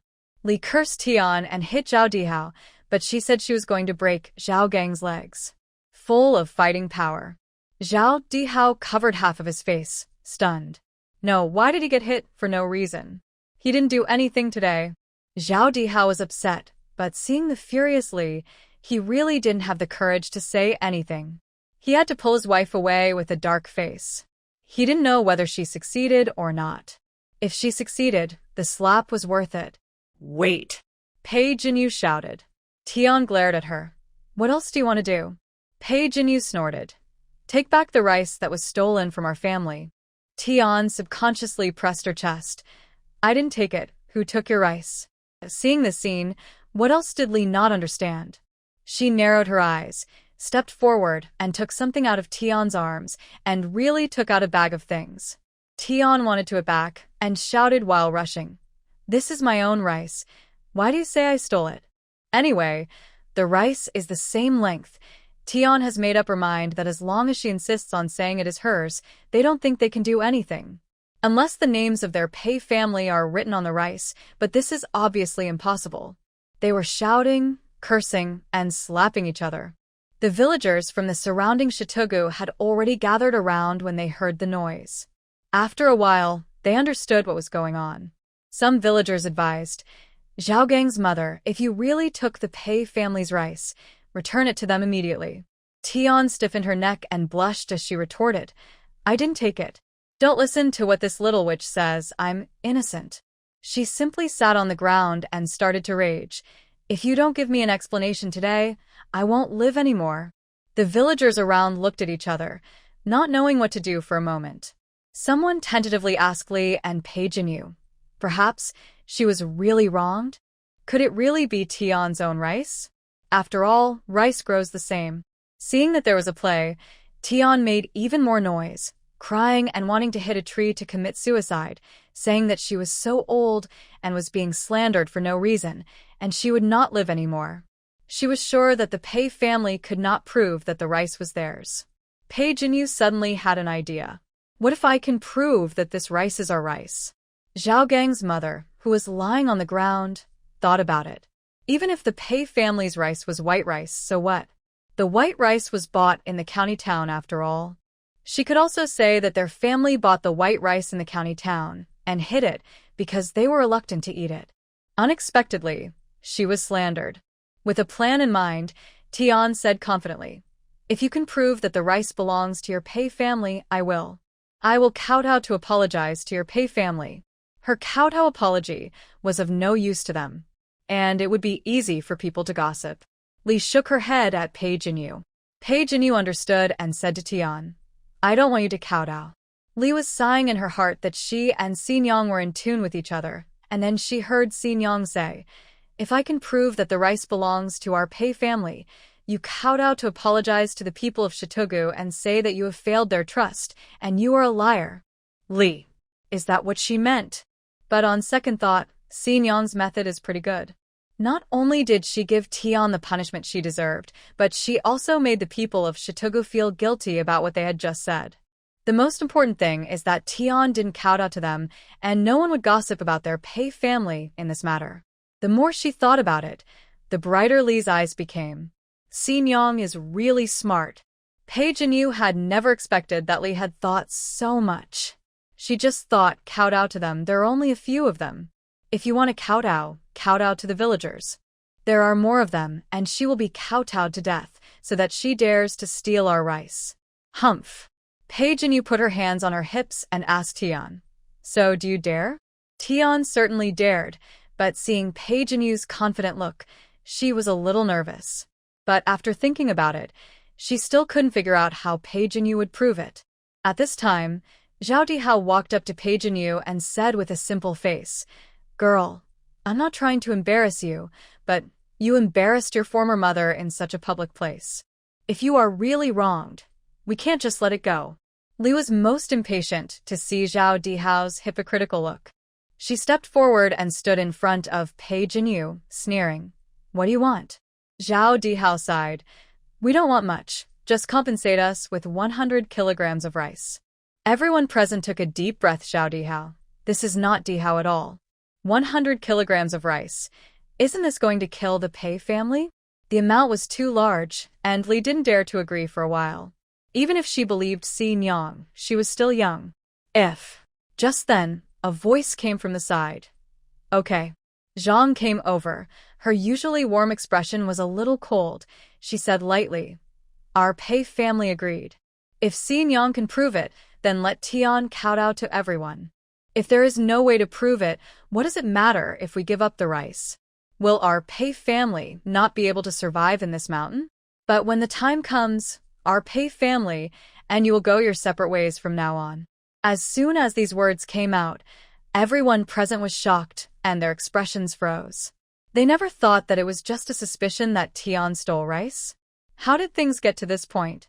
The villagers wanted to say something, but they didn't know what to say. Their eyes were full of regret, and their eyes kept going back and forth between the Pei family and Zhao Dihao and his wife. The villagers who had just questioned the Pei family and spoke for Tian now bowed their heads, their faces flushed and whitened. If it weren't for the Pei family, the people of Shitugu wouldn't be alive today. If the Pei family really parted ways with them, they wouldn't feel the same way in their hearts. Another thing is that they would feel uneasy when the Pei family was gone. One of the aunts who usually spoke quickly twisted the corners of her clothes with her hands anxiously, her eyes full of guilt, and she muttered softly, "This kind of thing happened when the head of the village was not here. How can we explain it when the head of the village comes back?" Zhao Dihao looked at the reactions of the crowd and his face turned pale. At the same time, he felt a little regretful in his heart. Why did he just report so much grain when his brain was pulled out? Even if it was 10 kilograms, it would be fine. Zhao Dihao's legs trembled slightly, and he secretly glanced at Tian, his eyes full of complaints. It was all the fault of this woman, saying that the Pei family had a lot of grain, and it would be okay to steal some. Now it's good. The matter has become so big, there is no way to end it. Zhao Dihao was just thinking about whether to apologize and return you to the other party, when he saw Pei Jinyu holding up the rice bag she found from Tian's arms with one hand, and said to everyone, "I will prove it to you now." Pei Jinyu opened the rice bag in front of everyone. The white rice was spread out. Tian looked over nervously, and then laughed out loud. "Isn't this just ordinary rice?" "Ha! How can you prove that this rice is from your Pei family?" Pei Jinyu said calmly, "How about getting closer and smelling it?" Tian picked up a handful of rice and smelled it half doubtfully. After a moment, her face changed drastically. How can this rice be like this?" Seeing Tian's reaction, everyone's curiosity was completely aroused, and they gathered around, grabbing handfuls of rice and smelling them. After a while, bursts of exclamations broke out in the crowd. "Hey! Why does this rice seem to have a special fragrance? I've lived for half of my life, and I've never smelled such a rice fragrance. Wonderful, wonderful. Why does this rice smell like sweet-scented osmanthus? Don't you think so?" Everyone nodded after hearing this. Yes, it is the fragrance of sweet-scented osmanthus. Zhang and Li also grabbed a handful of rice and put it to their noses to smell it, and they really smelled a faint sweet-scented osmanthus fragrance. The two looked at each other and saw the surprise in each other's eyes. This is not their rice. Not only the people in Shitugu, they have never seen such rice in their lives. Pei Jinyu smiled faintly and said to everyone, "I went to the town with my mother a few days ago and met a rice merchant from another place. I bought a bucket of sweet-scented osmanthus fragrant rice from him. This rice is unique to Shitugu and no one else has it. How about it? Now it can be proved that this is my rice," Pei Jinyu said, lifting a blanket on the ox cart and crawling in. She found a cloth bag as quickly as possible and then spent 11 points to exchange 11 kilograms of sweet-scented osmanthus fragrant rice from the system mall and put it in it. After doing all this, she jumped off the ox cart with the bag of rice and unfolded the rice in the bag for everyone to see. The facts were in front of them, and there was no way to refute them. Tian was completely dumbfounded, opened her mouth, and couldn't say a word. I. The villagers around her looked at her with condemnation. Zhao Gang's mother, how could you do such a shameless thing? Not only did you steal things, but you refused to admit it when the owner found out, making us think that we really wronged you. And the Zhao family, don't say that your wife did such a thing. How could you not know? Not only did you help conceal it, but you also wanted to take the opportunity to cheat the Pei family again. If it weren't for the fact that the Pei family's rice was so special and unique in the entire Shitugu, the Pei family would have been forced away by you now. I tell you, if the Pei family really left, you would be the sinners of Shitugu. Their words were almost merciless. Tian collapsed on the ground. Her face turned from white to red, and then from red to blue, wishing she could find it in the ground to crawl into. She regretted why she stole the rice. It would be fine if she stole it, but why didn't she admit it? Now it's good. Nothing she said would help. Zhao Dihao stood aside, lowering his head, not daring to look directly at the eyes of the crowd. His face was burning with pain, not only because of the beating from Li, but also because he knew in his heart that from now on, the couple would never be able to raise their heads in front of the villagers of Shitugu. Zhao Dihao and Tian were so ashamed that they pulled each other to leave. Wait. Li called them in a crisp voice. What's the matter? You want to leave now? Where's your head? Did you kowtow? Zhao Dihao and Tian froze in place. Everyone in Shitugu also looked at each other. Tian's lips trembled. She secretly glanced at the people around her, then looked at Zhao Dihao, her eyes full of helplessness. Zhao Dihao had already blamed Tian in his heart, and now he received Tian's eyes. His heart was even more angry. He kicked her in the calf. You are willing to accept the loss, and you should kowtow. Tian didn't expect Zhao Dihao to be so ruthless. She looked at him resentfully, and then kowtowed on the ground with tears. She kowtowed in pain, and everyone in Shitugu who was kowtowed also felt uncomfortable. Pei Jinyu held Li's arm and whispered to her, Sister-in-law, you were so handsome just now. Li patted her hand. If someone bullies you in the future, just call me sister-in-law, and I will beat that rascal to death. Sister-in-law, I like you so much. Be good sister-in-law like Xinyang too. After Tian kowtowed, she ran away without looking back. The punishment she deserved had been received, and everyone in the Pei family didn't care, but they changed the position of the ox cart before leaving. It was placed behind their camp before, but now it is placed in front of the camp so that they can rest in the back and see if someone passes by the ox cart. That's right. Zhang and Li looked at the rice on the ox cart and then looked at Pei Jinyu, who was looking at them with a little pride. They tried to hold back, but still couldn't help asking, Fourth lady, where did this rice come from? Zhang sorted the ox cart twice, and she knew very well what was in it. There was no rice with the fragrance of osmanthus at all. Pei Jinyu paused with a smug expression on her face, then lowered her voice and said to them, This rice was picked up from the mob. Didn't I fight back against the mob with my third brother yesterday? One of the mob had a bag of rice hidden on him, but I didn't take it at the time. But today, when Mother said that we only had enough food for 1 month, I remembered about it, and then I went to pick up the bag of rice and put it on the ox cart. What a coincidence, Tian stole that kind of rice. Zhang and Li nodded suddenly. Is that so? Then, Zhang thought of something and knocked Pei Jinyu's forehead hard. Oh, Mother, what are you doing? Pei Jinyu covered her forehead a little aggrieved. She just did a big thing. Not only did she replenish the family supplies, but she also got a clear way in front of the villagers. In the future, this rice can be used openly. Sometimes her brain works well, and even she admires herself. She is really smart. Zhang glared at her and said disapprovingly, There are dangers everywhere in Mianchuan Mountain. How dare you go to find rice by yourself? Don't act alone in the future. Do you hear me? Oh. Pei Jinyu nodded. Got it. Seeing that she was still in a bad mood, Zhang couldn't help but rubbed her forehead with a smile and comforted her. You did a good job today. How about mother making scallion pancakes for you later? Pei Jinyu became happy. Okay. Thank you, mother being praised. Pei Jinyu wanted to share with Pei Xuan, but she looked around and didn't see anyone. She asked curiously, Mom, where's the third brother? Zhang was washing rice at the moment. When she heard this, she said without thinking, Sanlang said he went to pick something and would be back soon. Pei Jinyu felt that she was treated differently and said unconvinced, Mom, why can the third brother act by himself, but I can't? He is still a patient. Later, he will faint somewhere and no one will find him. Zhang paused while washing rice. She dared to control Xi Nyang.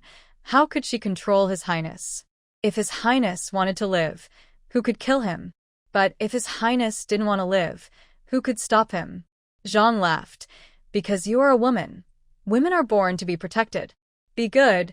Don't disturb your mother making scallion pancakes, or you can go to the side to find Sanlang and see where he is now.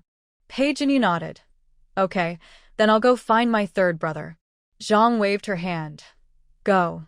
Don't go too far. Pei Jinyu wondered where Pei Xuan would go, but she didn't know after thinking about it. He didn't seem to want anything, so she couldn't think of what he would pick.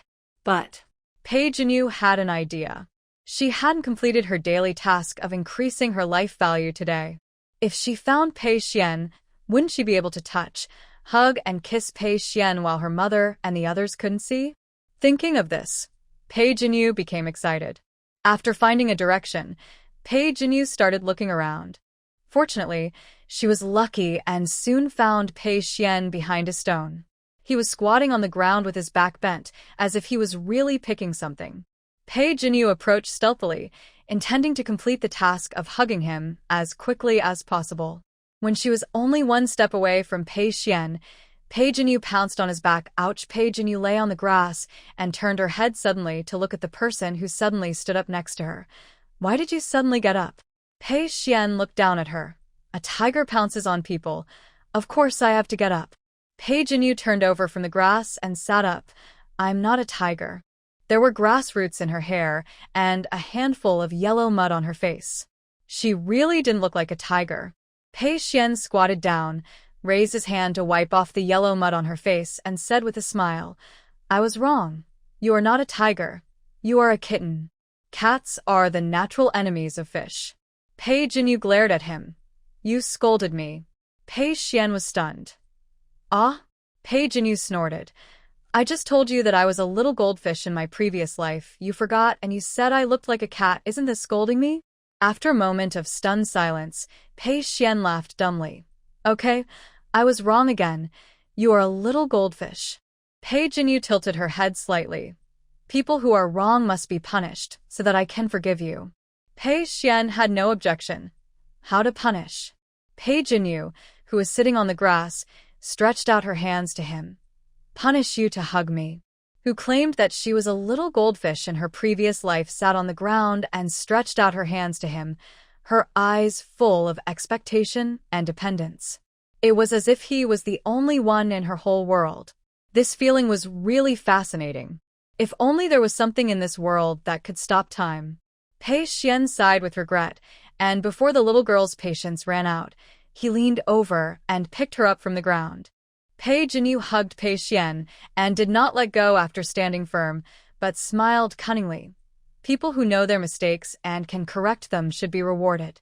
As she said that, she kissed Pei Xuan on the cheek with a smack. This is a reward. Pei Xuan touched the place where she was kissed and didn't know whether to laugh or cry. Little goldfish, is this the third time? Ah? Pei Jinyu was stunned. What third time? Pei Xuan pinched her cheek. This is the third time you kissed me. Did you do it on purpose, huh? Pei Jinyu was embarrassed for a moment when her thoughts were revealed. She looked up at the sky. I forgot.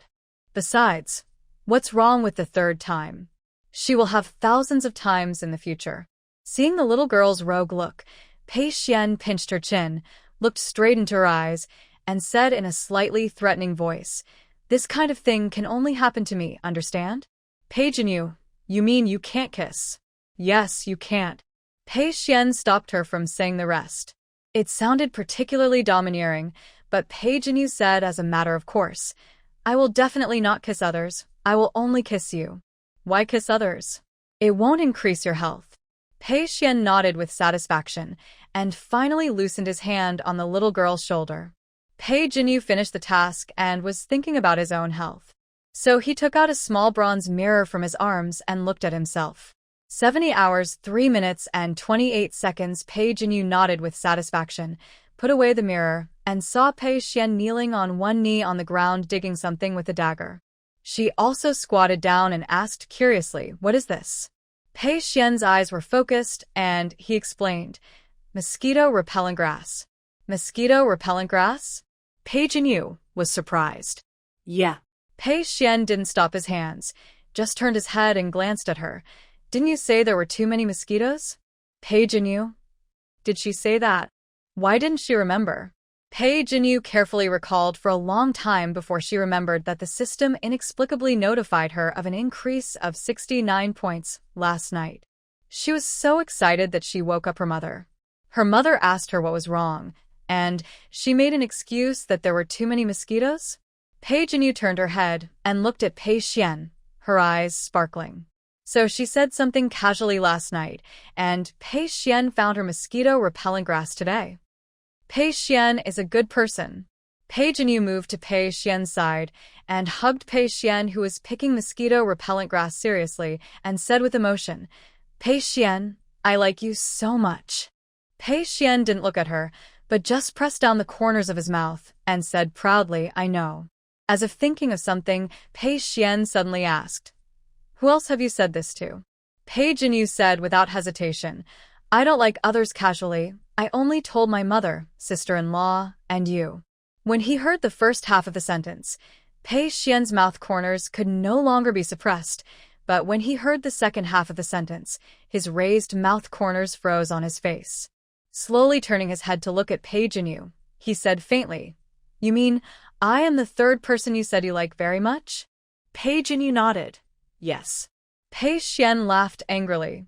Seeing Pei Jinyu reaching out to touch the mosquito-repellent grass placed on the ground, Pei Xuan grabbed it before she touched it. "Pei Jinyu? Didn't you pick the mosquito-repellent grass for me?" Pei Xuan stopped picking the mosquito-repellent grass and turned around to leave a cold and ruthless sentence. "You think too much. I picked it for myself." Pei Jinyu. Okay. Think too much. She won't care about Pei Xuan today.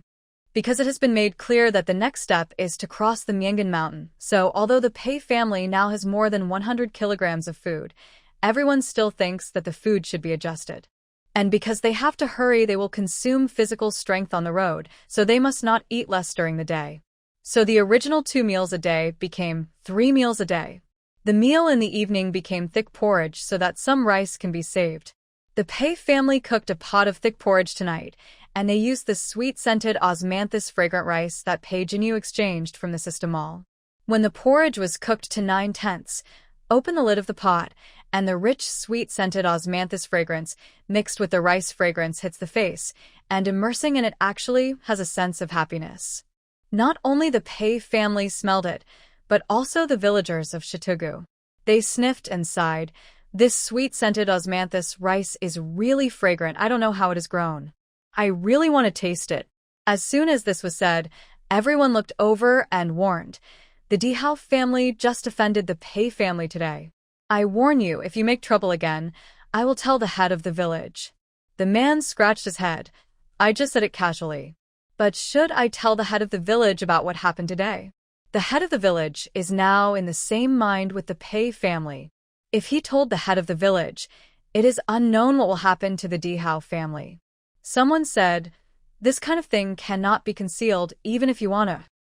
When the sweet-scented osmanthus rice was almost cooked, Zhang added the shredded salted meat and chopped wild vegetables into it, and a pot of simple but flavorful salty porridge was ready. After each person had a bowl, they gathered around the campfire and ate. Pei Jinyu drank the porridge, but the strange feeling in her heart became more and more obvious. Strange. Why did she feel a chill? She looked up and bumped into Pei Xuan's dim sight. He lowered his head and glanced at his hands. Pei Jinyu immediately understood what Pei Xuan meant, but She had said not to care about Pei Xuan today. Didn't you see that she found a seat farthest from Pei Xuan to sit? She pretended not to know what it meant and lowered her head to continue drinking porridge. Pei Xuan narrowed his eyes, leaned back, leaned against the tree trunk, and looked straight at Pei Jinyu. Even with her head down, Pei Jinyu could feel Pei Xuan's sight. She simply turned her back. Pei Xuan? Zhang and others looked at the two people who were obviously in a bad mood and silently sped up their eating. I'll go see if the trap I made during the day has caught any prey. Pei Su quickly finished his meal and left. Well, I'll go pick up some firewood for tomorrow morning. Pei Chen made an excuse. We will be on the road tomorrow. I will take Minger and Bayer to identify some wild vegetables nearby. Li also took the two children away and finally said to Zhang, Mom, do you want to come with us? Zhang nodded quickly. I am coming.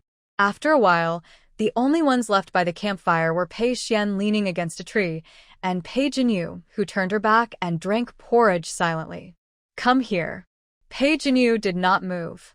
Pei Xuan exhaled, suppressed his anger, and said, I found the mosquito-repellent grass for you.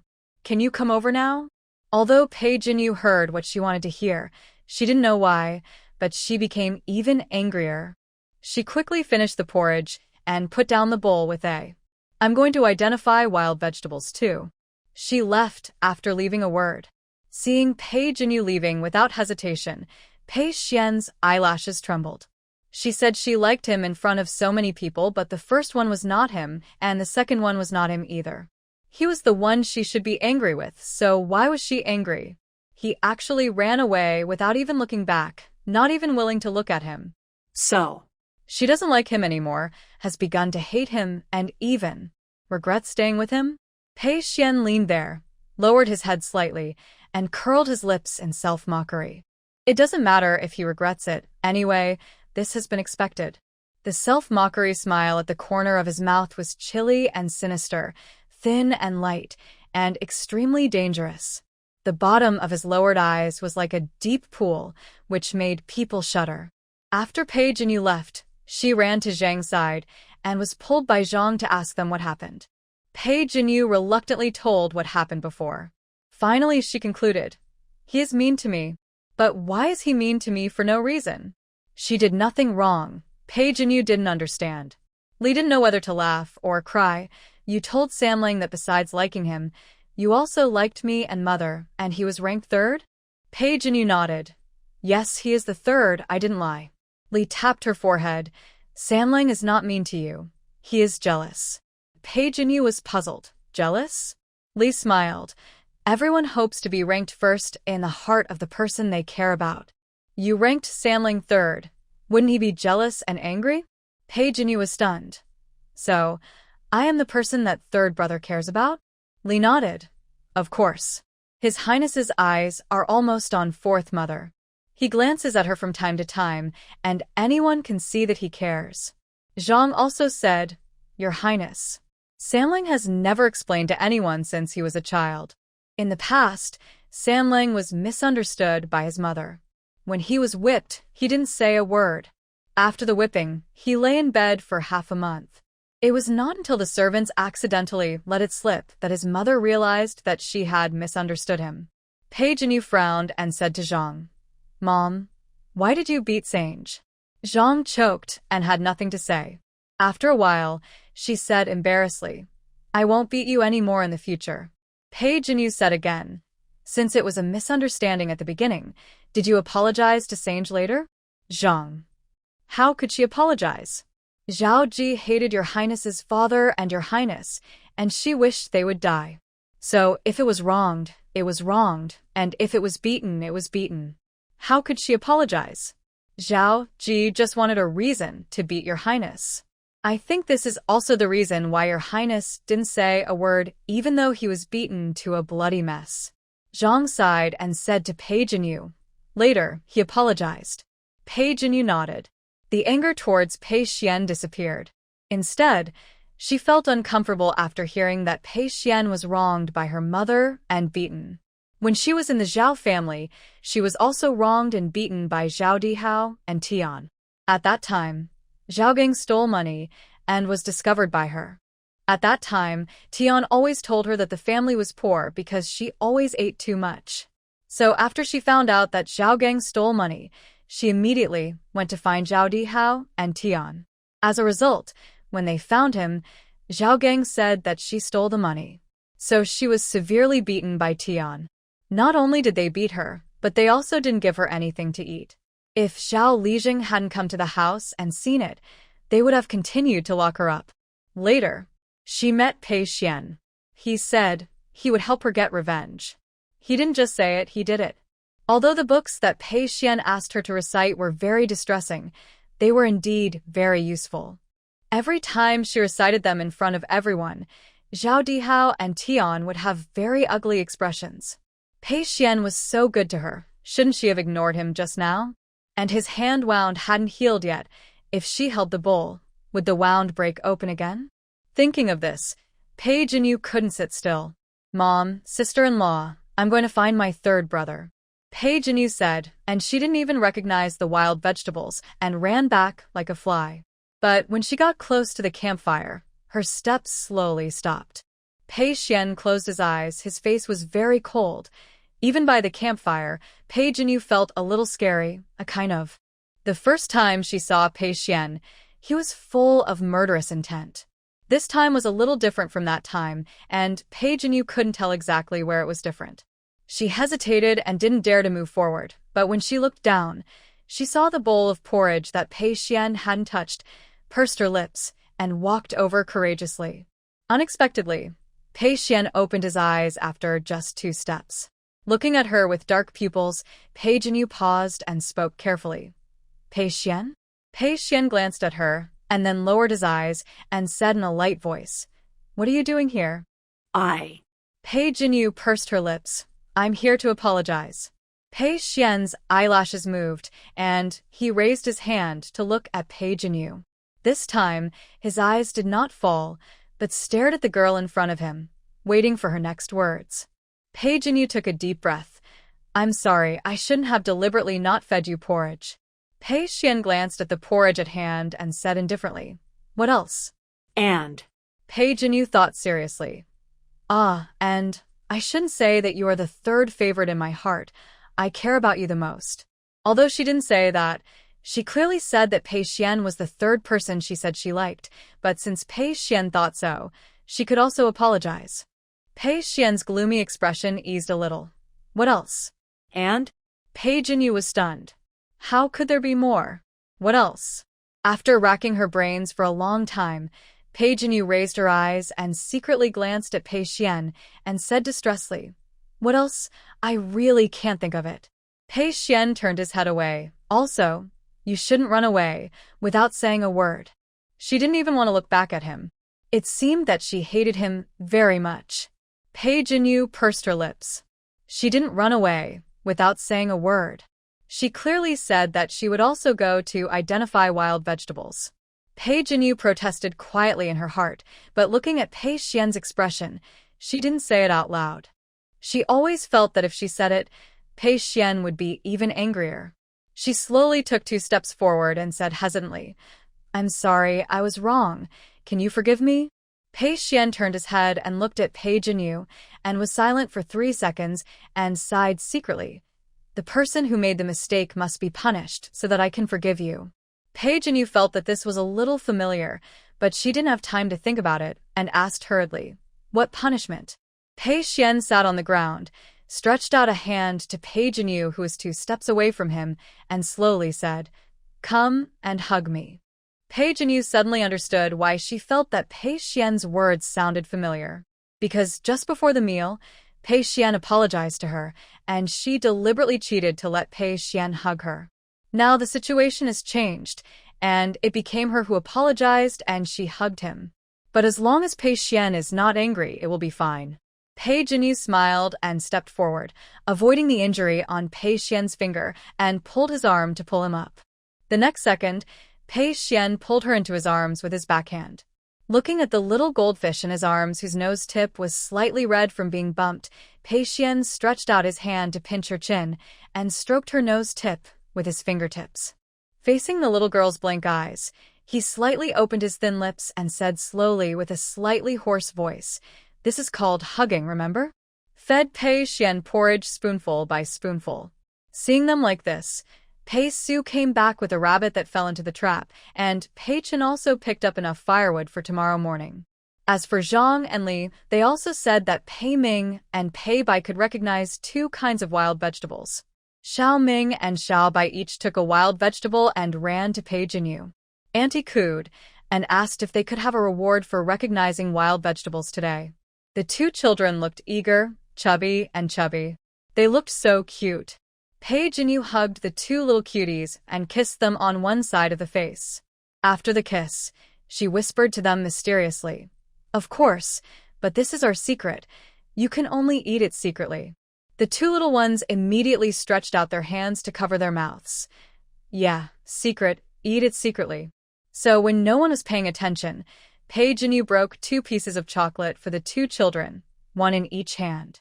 While everyone was talking and laughing, Zhao Lijing led Zhao Dihao and Tian Shi towards them.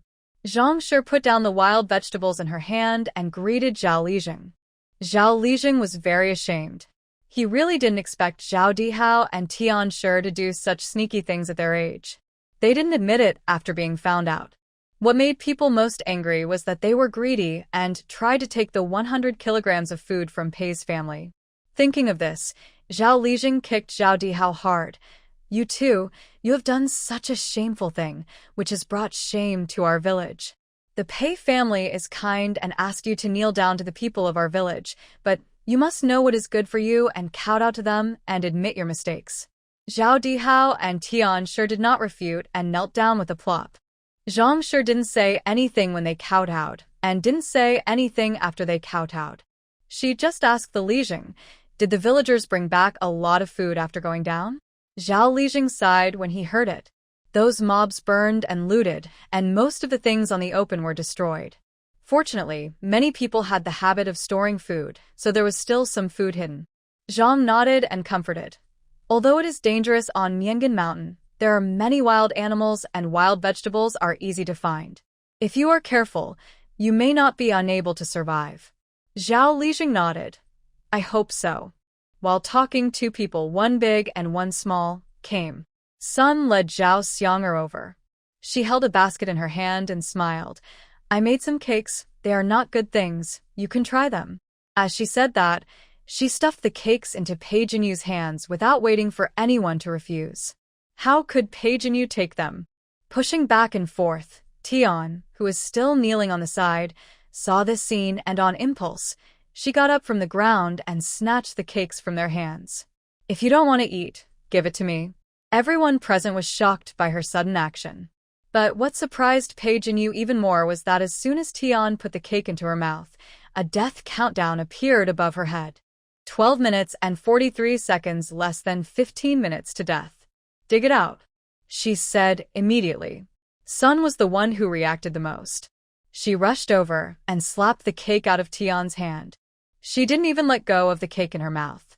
The cake that was about to be swallowed was forcibly picked out by Sunday. The moment the cake was picked out, the death countdown above Tian's had disappeared. Congratulations to the host, you helped 1 person get rid of the death countdown and your life points increased by 1 point. Current life points. 1 Pei Jinyu ignored the reminder of Jie Luo and looked at Sun in surprise. Was Tian likely to be choked to death by the cake? Or was there something wrong with the cake itself? Sun met her gaze and didn't look guilty at all. She just looked a little embarrassed. She smiled awkwardly and said to the crowd, "Oh, did I scare you? I'm not like this usually." Sun, I'm going to fight you." Tian came to her senses and rushed toward Sun, crying. Sun was not to be outdone, and the 2 of them wrestled with each other in the blink of an eye. Pei Su and Pei Chen looked at each other. It was difficult for them to step forward as the 2 women were fighting. Fortunately, there was Li, who pulled Sun's shoulders and Tian's hair at the same time and forcibly separated the 2. "Okay, the child is still here. Don't scare the child." Sun was stunned, turned her head to look at Zhao Xiang'er, and really saw her daughter looking at them with some horror. "Xiang'er, don't be afraid. Mother is just joking with Aunt Tian." Li patted her hands. The child is frightened. Take her home quickly to calm her down. Sun nodded hurriedly and walked towards Zhao Xiang'er, saying as she walked, Xiang'er, mother will give you delicious cakes when she gets home. Eat as much as you want tonight. Pei Jinyu, who was squatting on the ground studying the cake, suddenly looked up. She looked straight at the top of Zhao Xiang'er's head. 19 minutes and 23 seconds time was still running out. In other words, it was not choking to death, but the cake was poisonous. And it was a very strong poison, which would cause people to die suddenly in such a short time. Maybe Sun accidentally added something to the cake. Pei Jinyu called Sun. Aunt Sun, there is poison in the cake. Xiang'er can't eat it. As soon as these words came out, everyone present was shocked. The one who reacted the most was Tian. She was the only one who ate this cake. She covered her throat and said in horror, Poison. You put poison in the cake. No wonder I feel like my throat is burning like fire. She cursed and scratched her throat, bending over to try to spit something out. On the other side, when Sun heard what Pei Jinyu said, she was subconsciously stunned and then waved her hands repeatedly. Impossible. How could I poison you? Pei Jinyu explained, Aunt Sun, I'm not saying that you poisoned. I mean that your cake is poisonous. Did you add something when making this cake? Sun breathed a sigh of relief. I just picked some wild vegetables and added them in so that it is not only more filling but also more fragrant. Pei Jinyu frowned. Maybe it's more than just wild vegetables. Just like when she picked wild onions before, she accidentally picked up psychedelic grass. But Pei Jinyu didn't know what it was. At this moment, a foot crushed the cake on the ground.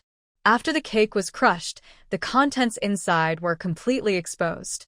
Pei Xuan squatted down and carefully distinguished for a while, and said affirmatively, This is red shadow grass.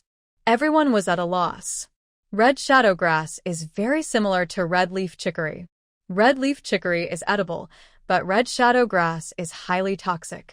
Once eaten by mistake, the toxin will quickly enter the body and the person will die within a quarter of an hour. Pei Xuan's tone was light, without any intentional scare. But it was precisely this tone that made people believe it inexplicably. Everyone's eyes subconsciously turned to Tian, who had just eaten the cake. Tian's eyes went dark and she fainted. Tian. Although Zhao Dihao complained about Tian, he was also worried that the person was really dead, so he ran over to check. Zhao Lijing was shocked and ran over. Dr. Zhang checked and turned to everyone and said, She should not be poisoned. Zhao Dihao. Then why did she faint? Dr. Zhang. She was scared. Tian was fine, so everyone's attention was not on her, but on the cake on the ground again. The cake had been on the ground for a long time, and ants had already crawled on some of the crumbs. Li exclaimed, and all the ants are dead. Everyone looked at each other and saw the horror in each other's eyes. There was actually poison in this cake, and it was highly poisonous. Sun's legs instantly weakened, and she almost collapsed to the ground. Li, who was standing by, was quick to support her. Sun's face instantly turned pale as paper, and her lips trembled uncontrollably. Fortunately. Fortunately you didn't eat it, and fortunately Pei Girl called me in time. Otherwise, she would have harmed the Pei family and her own daughter. This accident made everyone tremble with fear. Zhao Lijing specially gathered the villagers together and told them about this. It is impossible not to pick wild vegetables to eat, so the only way is to pick only the wild vegetables you know, and be careful when picking them so as not to mix in other poisonous things. You must be careful with imported things. Although the people in Shirtu village did not see the cake with their own eyes, they heard that it was the Pei family who said that if they accidentally ate it, they would die within a quarter of an hour, and they all took it very seriously. Don't worry, Headman. We know. After the people from Shituga dispersed, Pei Xuan called out to Sun. Where did you pick the red shadow grass? Sun didn't dare to ask, but just pointed Pei Xuan in a direction. Pei Xuan walked in that direction. After a while, Pei Xuan came back. Pei Jinyu saw him coming back with a few plants in his hands and asked curiously, What is this? Red shadow grass. Pei Jinyu. Is it the red shadow grass that will kill you within a quarter of an hour if you eat it accidentally? Her eyes widened, her expression was shocked, and her long eyelashes flickered. Pei Xuan thought it was funny and nodded. Yes, it is the red shadow grass that will kill you within a quarter of an hour if you eat it accidentally. Pei Jinyu, why did you dig it? If it is used well as a poison, it can also be used as an antidote. Pei Jinyu was curious. How to make an antidote? Pei Xuan didn't elaborate, just said that you don't need to know these. Pei Jinyu. Okay. Hearing the little girl's tone, Pei Xuan paused. The red shadow grass is very toxic. It's dangerous for you to hold it. Put the mosquito-repellent grass I picked for you today under the tree and throw it into the campfire to repel mosquitoes. Go and see if it works. The little girl usually looks happy to see everyone, but in fact she has a bad temper. Just coax her a little. Otherwise he will be uncomfortable in the end. When Pei Jinyu heard this, her tone really changed. Okay. Pei Xuan shook his head helplessly. Pei Jinyu found the mosquito-repellent grass under the tree that Pei Xuan always leaned against. They were neatly placed on the stone and were easy to recognize. She picked up the grass and threw a few of them into the campfire. The flames engulfed the mosquito-repellent grass and slowly burned a faint white smoke. The smell was a bit pungent, but it was acceptable. Thinking of the small bulge on Pei Xuan's neck that was bitten by a mosquito, Pei Jinyu thought about it and threw a few more mosquito-repellent grasses into the campfire. Finally, she pulled the coarse cloth mat on which Pei Xuan lay towards the campfire and then clapped her hands in satisfaction. Pei Xuan was good to her, and she was also good to Pei Xuan. She was a good fish who knew how to repay kindness. Because of the mosquito-repellent grass, Pei Jinyu slept exceptionally well at night. When she woke up the next day, even though she got up very early, she was still very energetic. I don't know how Pei Xuan slept last night. Pei Jinyu glanced around, but found that the masterpiece she worked so last night was gone. Pei Xuan's bed was moved back to the big tree. Pei Jinyu? She ran to Pei Xuan and asked curiously, "Didn't I help you move the bed next to the bonfire last night? Why did you move it back? Did you do it?" Pei Xuan raised his eyebrows in surprise. Why? To repel mosquitoes. Pei Jinyu said, as a matter of course, you have been bitten by mosquitoes for several times. It's better to get closer to the mosquito-repellent grass. You know what? There were indeed fewer mosquitoes last night. The heartless little girl could actually find out that he was bitten by mosquitoes? Pei Xuan was in a good mood and rubbed her head, smiling lightly. I don't need it, as long as you don't have mosquito bites. Pei Jinyu still didn't understand. Why? Why? Pei Xuan's eyes were blank for a moment, and the smile on his face faded. I'm not used to the empty space behind me. Okay, let's not talk about it. If you are nice to me, why don't you change the gauze on my hand? Pei Xuan changed the subject calmly. Pei Jinyu was surprised. Is your hand healed? Almost. He smiled. At least I can thin this hammer a little. Pei Jinyu looked at his 10 small hammers and couldn't help but cover her mouth and laugh. Okay, I'll untie you. As she said, she took 2 steps forward and lowered her head to untie the thick gauze for Pei Xuan. The gauze was untied circle by circle. Maybe because the small hammers that Pei Jinyu had tied before were well protected, the wound on Pei Xuan's hand was no longer bleeding. A thin layer of scab formed on the finger bed, which did not look as terrible as before. Pei Jinyu breathed a sigh of relief and said seriously, although it looks much better now, you still can't relax. I will bandage you again. Fearing that Pei Xuan would not agree, she raised 5 fingers. I promise not to bandage you like a hammer again. I thought I would need to persuade him more before he agreed, but I didn't expect Pei Xuan to be very easy to talk to at this time. He nodded with a smile. Okay.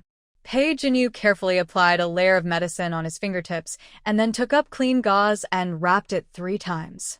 The thin gauze wrapped around his slender and thin hands not only did not look bad, but also increased the beauty. Pei Jinyu looked at it with appreciation for several times, and then clapped her hands in satisfaction. It's done. Jinyu, did you see the wild rabbit yesterday? Zhang was calling her in the distance. I'll go over and take a look. After Pei Jinyu explained to Pei Xuan, she walked toward Zhang. I didn't see it. What happened? Mother and the eldest sister-in-law gathered in one place, bending over and looking for something. What are you looking at? Li stood up and said in a loud voice, "Deleng caught a wild rabbit in a trap last night. He didn't eat it last night, so he thought he would keep it for the road. Unexpectedly, it was gone in just one night." She was looking in the direction where Zhao Dihao and the others were. Zhao Dihao, Tian and others saw the eyes of the people in Shitugu looking at them and subconsciously looked at Zhao Gang. They were not stupid, so how could they dare to do such sneaky things again? But they were not sure whether their son would do it. Zhao Gang was annoyed. "Why are you looking at me?" "I didn't steal it," Tian asked in a low voice. "Son, really?" Zhao Gang glared at her. "If I really stole it, could I not tell you?" That was true. Tian had an idea in her mind, and she looked at Li with more confidence and said loudly, "Our family didn't steal your wild rabbits. Don't slander us here." When Li heard this, she immediately refused to do it, put her hands on her hips, and raised her voice. "I didn't say you stole it. You are so excited. Maybe you did something dirty again." "You." The people on both sides said something. Neither of them gave in, and the atmosphere became tense in an instant. At this moment, Pei Xuan pulled Li's arm and said solemnly, "Chuan Yang, maybe they really didn't steal it?" Li paused. "What do you mean?" Pei Xuan gestured for her to look at the ground. There was a not very obvious indentation at the place he pointed, but it could be distinguished if you looked carefully. He squatted down and rubbed it on the leaf. Looking at the thing on his fingertips, Pei Xuan basically confirmed his guess. He said in a deep voice, "It's a snake. A snake ate the rabbit last night." "Snake?" When this was said, everyone present was shocked. Zhao Ping, Zhao Yukai, and others were even more shocked. It's "Those snakes." Zhao Yukai swallowed his saliva. Zhao Yushir asked hurriedly, "What's going on?" Zhao Yukai told them about the snake pit they encountered on the road yesterday and finally stammered. Dozens of snakes were crowded together, some big and some small, densely packed. Some were red, some were black, and there were all kinds of colors. This made the people present get goosebumps all over their bodies.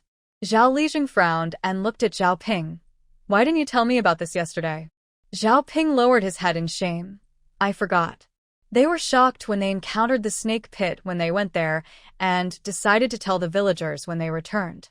However, after returning from a trip to Shitugu, they were shocked by what happened in Shitugu.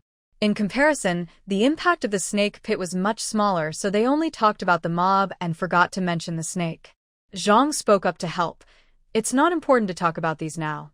Since there are so many snakes here, everyone should leave as soon as possible." Zhao Lijing nodded hurriedly and called everyone to leave. When the villagers of Shitugu heard about so many snakes, they didn't dare to delay and quickly packed their luggage. Just as everyone went back to pack their luggage, exclamations came from several places. "Dad, what's wrong with you?" "Dad, Mom, wake up." "Dr. Zhang, my son was bitten by a snake." There was only one Dr. Zhang in Shitugu, and Dr. Zhang was too busy to go to several places at the same time. Li Zhengzhao shouted, "Carry all the people here." He pointed to a few people to help. Pei Xuan and Pei Chen looked at each other and went to help. Pei Jinyu followed behind. You wouldn't know until you lifted them up, and you'd be shocked. Soon, there were more than a dozen people bitten by snakes lying on the open ground. There were men and women, old and young. Some had even lost their breath and were covered in bruises. These were all villagers, familiar faces. Dr. Zhang held back his grief and pointed to a few of the bodies and said to Li Zhengzhao, "These people are dead. Move them out separately and bury them." dead. Dead? A trembling voice came from the crowd. "Are they all dead?" "Husband. Husband." A young woman knelt down on one of the bodies that had already lost its breath in disbelief and kowtowed to Dr. Zhang. "Dr. Zhang, please save my husband. What will we do if we lose him?" A young child held the body of his mother, his small body trembling constantly, and his childish voice became hoarse due to excessive sadness. "Mom, get up. I will never be naughty again. Please wake up." He cried and gently shook his mother with his dirty little hands, but the person lying on the ground did not respond. The people in Shitugu watched the scene with grief, and at the same time they were somewhat glad that nothing happened to them and their families last night. Zhao Lijing's eyes were also red, and he said to Dr. Zhang cruelly, "Save people first." Dr. Zhang nodded and shuttled between the injured with a solemn expression. After checking them once, his face suddenly became very ugly. He was just an ordinary doctor. He could treat common fevers and colds. He could also find ways to suppress some weak snake venoms. But these venoms were all new to him. He had no idea how to treat them. He looked at the nervous villagers of Shitugu and Zhao and said with difficulty, "I don't know how to treat these venoms." As if they had been sentenced to death, everyone fell into a dead silence. The air froze. Slowly, some people began to sob softly, while others looked around in panic, as if they could find a life-saving straw. Zhao also froze in place. He didn't expect to lose so many villagers overnight. Not only those who were bitten by snakes couldn't accept it, but he, as the head of the village, couldn't accept it either. At this moment, Zhang, who was next to Pei Jinyu, suddenly screamed. "Ah, snake!" Pei Jinyu turned her head and looked. Her heart suddenly shrank. Zhang's wrist was tightly wrapped by a snake covered with colorful patterns. The snake's body was thick and its scales shone coldly in the sun. Its triangular head was raised high and spit out its tongue, which looked very scary. Zhang's originally peaceful face was distorted by the severe pain. What made Pei Jinyu even more frightened was that a death countdown appeared above Zhang's head. 9 minutes and 22 seconds, mother. Everyone was shocked. At this moment, a stone shot from the side and shot straight through the snake's head. The thick snake fell down softly. Zhang's eyes went black and she fell on Pei Jinyu. "Mother." The death countdown above Zhang's head did not disappear. The time was still decreasing rapidly. Pei Jinyu glanced and looked at the 2 blood holes on Zhang's wrist bitten by the poisonous snake in horror. The flesh around the blood holes had begun to turn purple. Without thinking, Pei Jinyu lowered her head to hold Zhang's wrist. "As long as the poisonous blood is out, mother will be fine." But just before Pei Jinyu's mouth touched Zhang's wrist, someone grabbed her collar and threw her to the side. Pei Jinyu sat on the grass, looking at Pei Xuan, who was emitting cold air all over his body, in a daze. With a gloomy face, he cut a wound on Zhang's wrist. Then, he grabbed Zhang's wrist with one hand and pressed on Zhang's arm with the other. It didn't look like he was using much force, but as Pei Xuan's fingers moved downward, poisonous blood flowed out of the wound where Zhang was bitten by the snake. At first it was purple-black, and then slowly turned bright red. "Congratulations to the host. You helped one person get rid of the death countdown, and your life points increased by 1 point. Your current life points." Pei Jinyu also found that the death countdown on Zhang's head had disappeared. She breathed a sigh of relief. "Great, mother is fine." When the people in Shitugu saw this scene, they seemed to have seen a savior. They also imitated Pei Xuan's actions and cut a hole in the wounds of those people on the ground, trying to force out the poisonous blood. But no matter what they did, they couldn't make the poisonous blood flow out smoothly like Pei Xuan. The blood that flowed out was not purple-black poisonous blood, but bright red blood. Someone knelt down to Pei Xuan. "Pei Sanling, please save my son." Pei Sanling, please.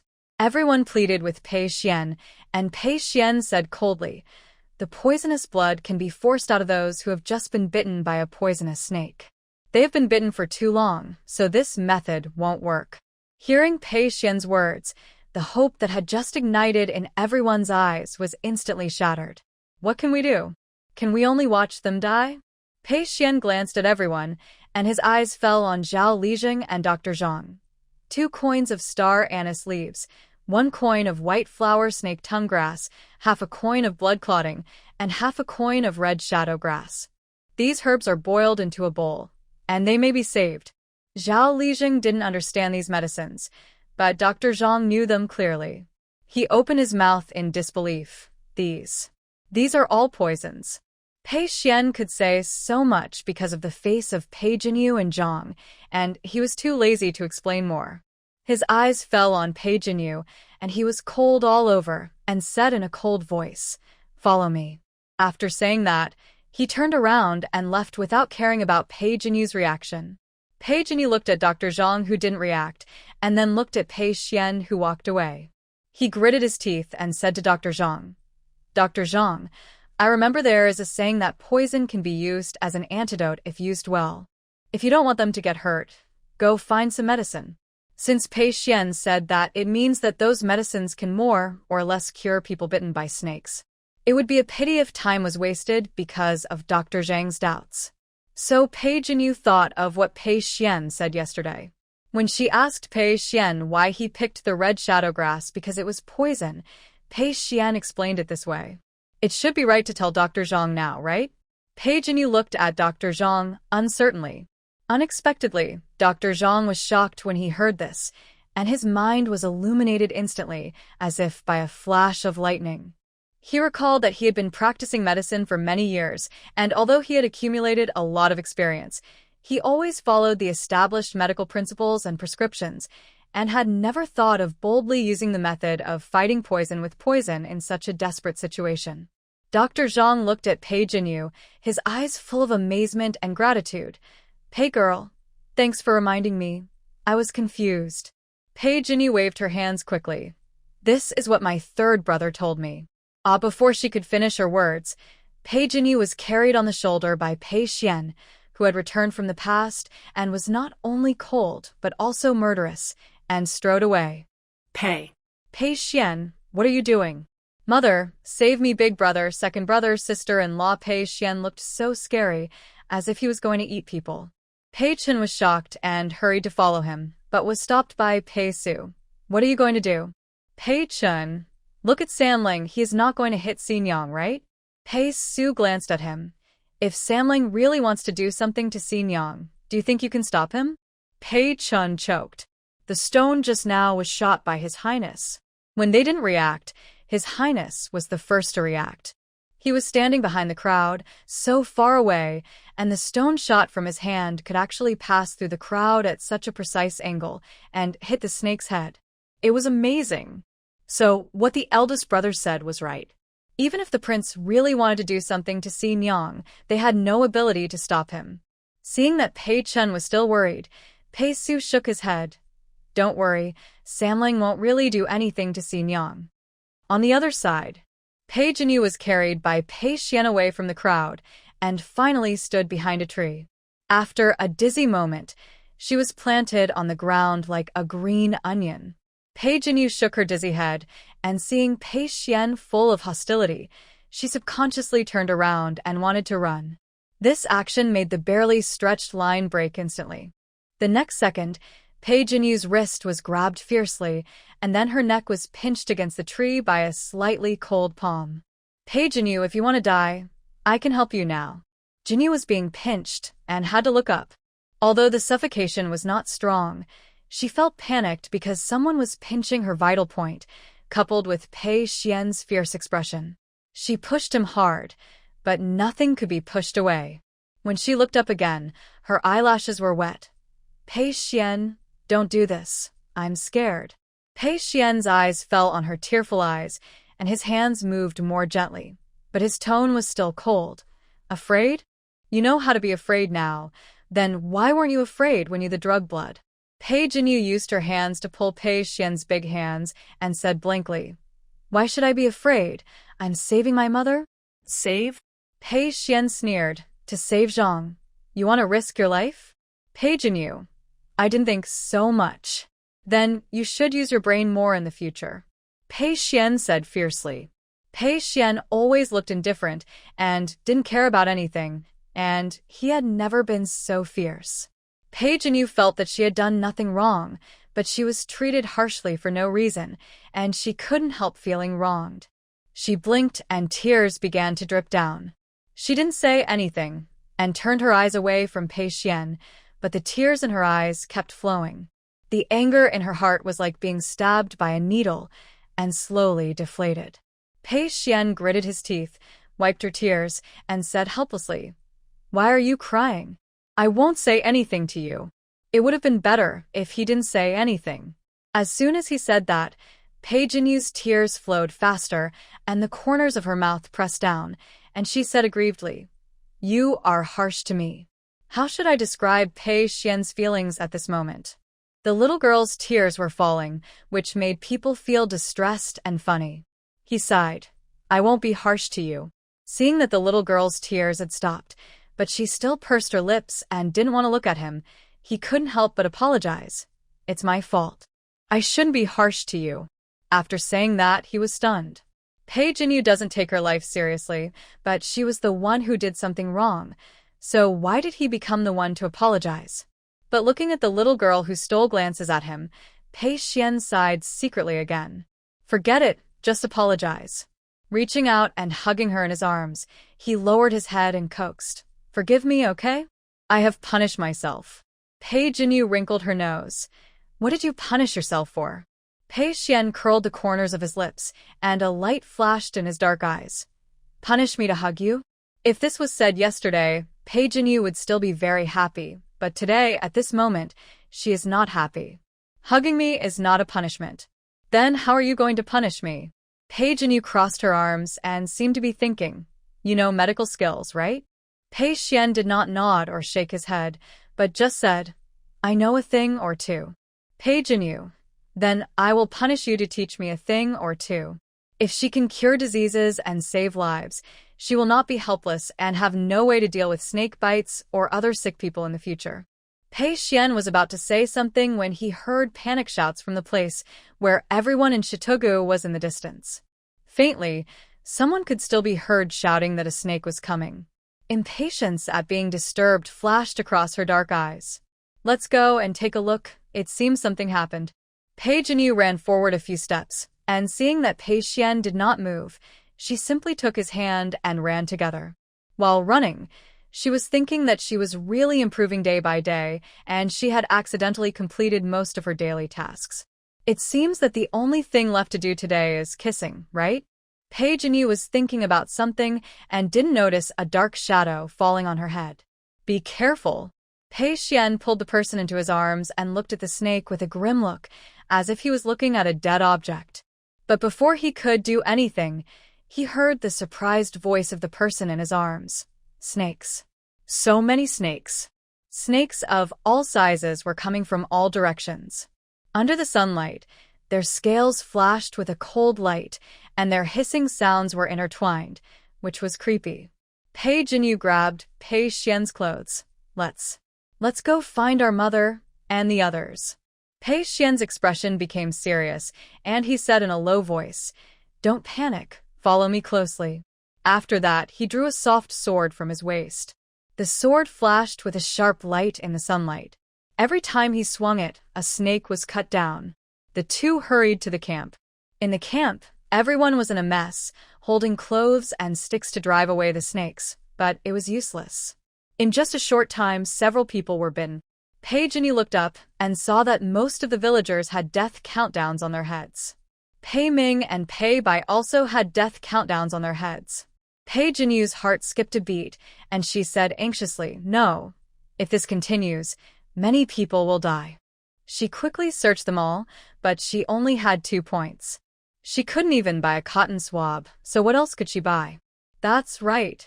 The pa category. All items in the pa category only cost 1 point. With this in mind, Pei Jinyu turned to the pa category. Leeks, oysters, wolfberries, chocolate. Useless, useless, useless. These things are useless. Suddenly, Pei Jinyu's eyes paused and fell on the bird eggs. The snakes bite them because they want to eat them. So if there is food next to them, will they eat the bird eggs that are obviously within reach first, or will they continue to attack humans who may pose a threat to them? Pei Jinyu didn't know, but at this moment, she could only try. She quickly exchanged 2 points for 2 kilograms of bird eggs from them all. A pile of things suddenly appeared on the empty ground. The panicked crowd did not notice it, but Pei Xuan, who was standing next to Pei Jinyu, looked down and frowned slightly. Pei Jinyu was surprised. There are actually a bunch of bird eggs here. Do you think if we throw the eggs to the snakes, will it disturb them? Pei Xuan glanced at the little girl pretending to be surprised. Originally, we didn't know where the bird eggs came from, but now. He smiled and nodded. We can try. Pei Xuan's affirmation meant that the matter was almost certain. Pei Jinyu's eyes lit up and picked up a few eggs and threw them far away. The bird eggs fell to the ground, and the egg liquid splashed. The nearby snakes that were originally crawling towards this side slowed down and began to turn towards the direction of the bird eggs. Seeing this, Pei Jinyu was delighted and hurriedly called everyone.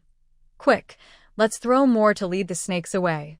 Pei Su and Pei Chen quickly distributed the bird eggs to others, and the others followed suit and threw the bird eggs away from them. As more bird eggs fell to the ground, more and more snakes were attracted to them. They frantically snatched the egg liquid and temporarily ignored them. Everyone finally got a breath. Great, the snakes didn't come again. Most people breathed a sigh of relief, but some people knew that the crisis was not over yet. Zhao Fu asked, "What if the bird eggs are eaten up?" Everyone froze, and their hearts, which had just been relieved, were raised again. Yes, these densely packed snakes surrounded them in a circle.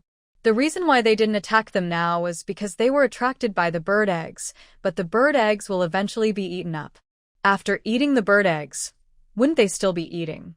Just when everyone was in despair, a cluster of fire ignited. Everyone looked in the direction of the fire and saw Pei Jiasanlang holding a torch in his hand. But this torch was different from the usual torches. The usual torches were made of branches wrapped in oilcloth, and they would be accompanied by black smoke when burning. But the torch in Pei Jiasanlang's hand seemed to be wrapped in more than just oilcloth, and there was also something green and grassy in the middle. And when it burned, there was not only black smoke, but also white smoke rising from the flames. Amid the exclamations of the crowd, Pei Jiasanlang approached a nearby snake with a torch.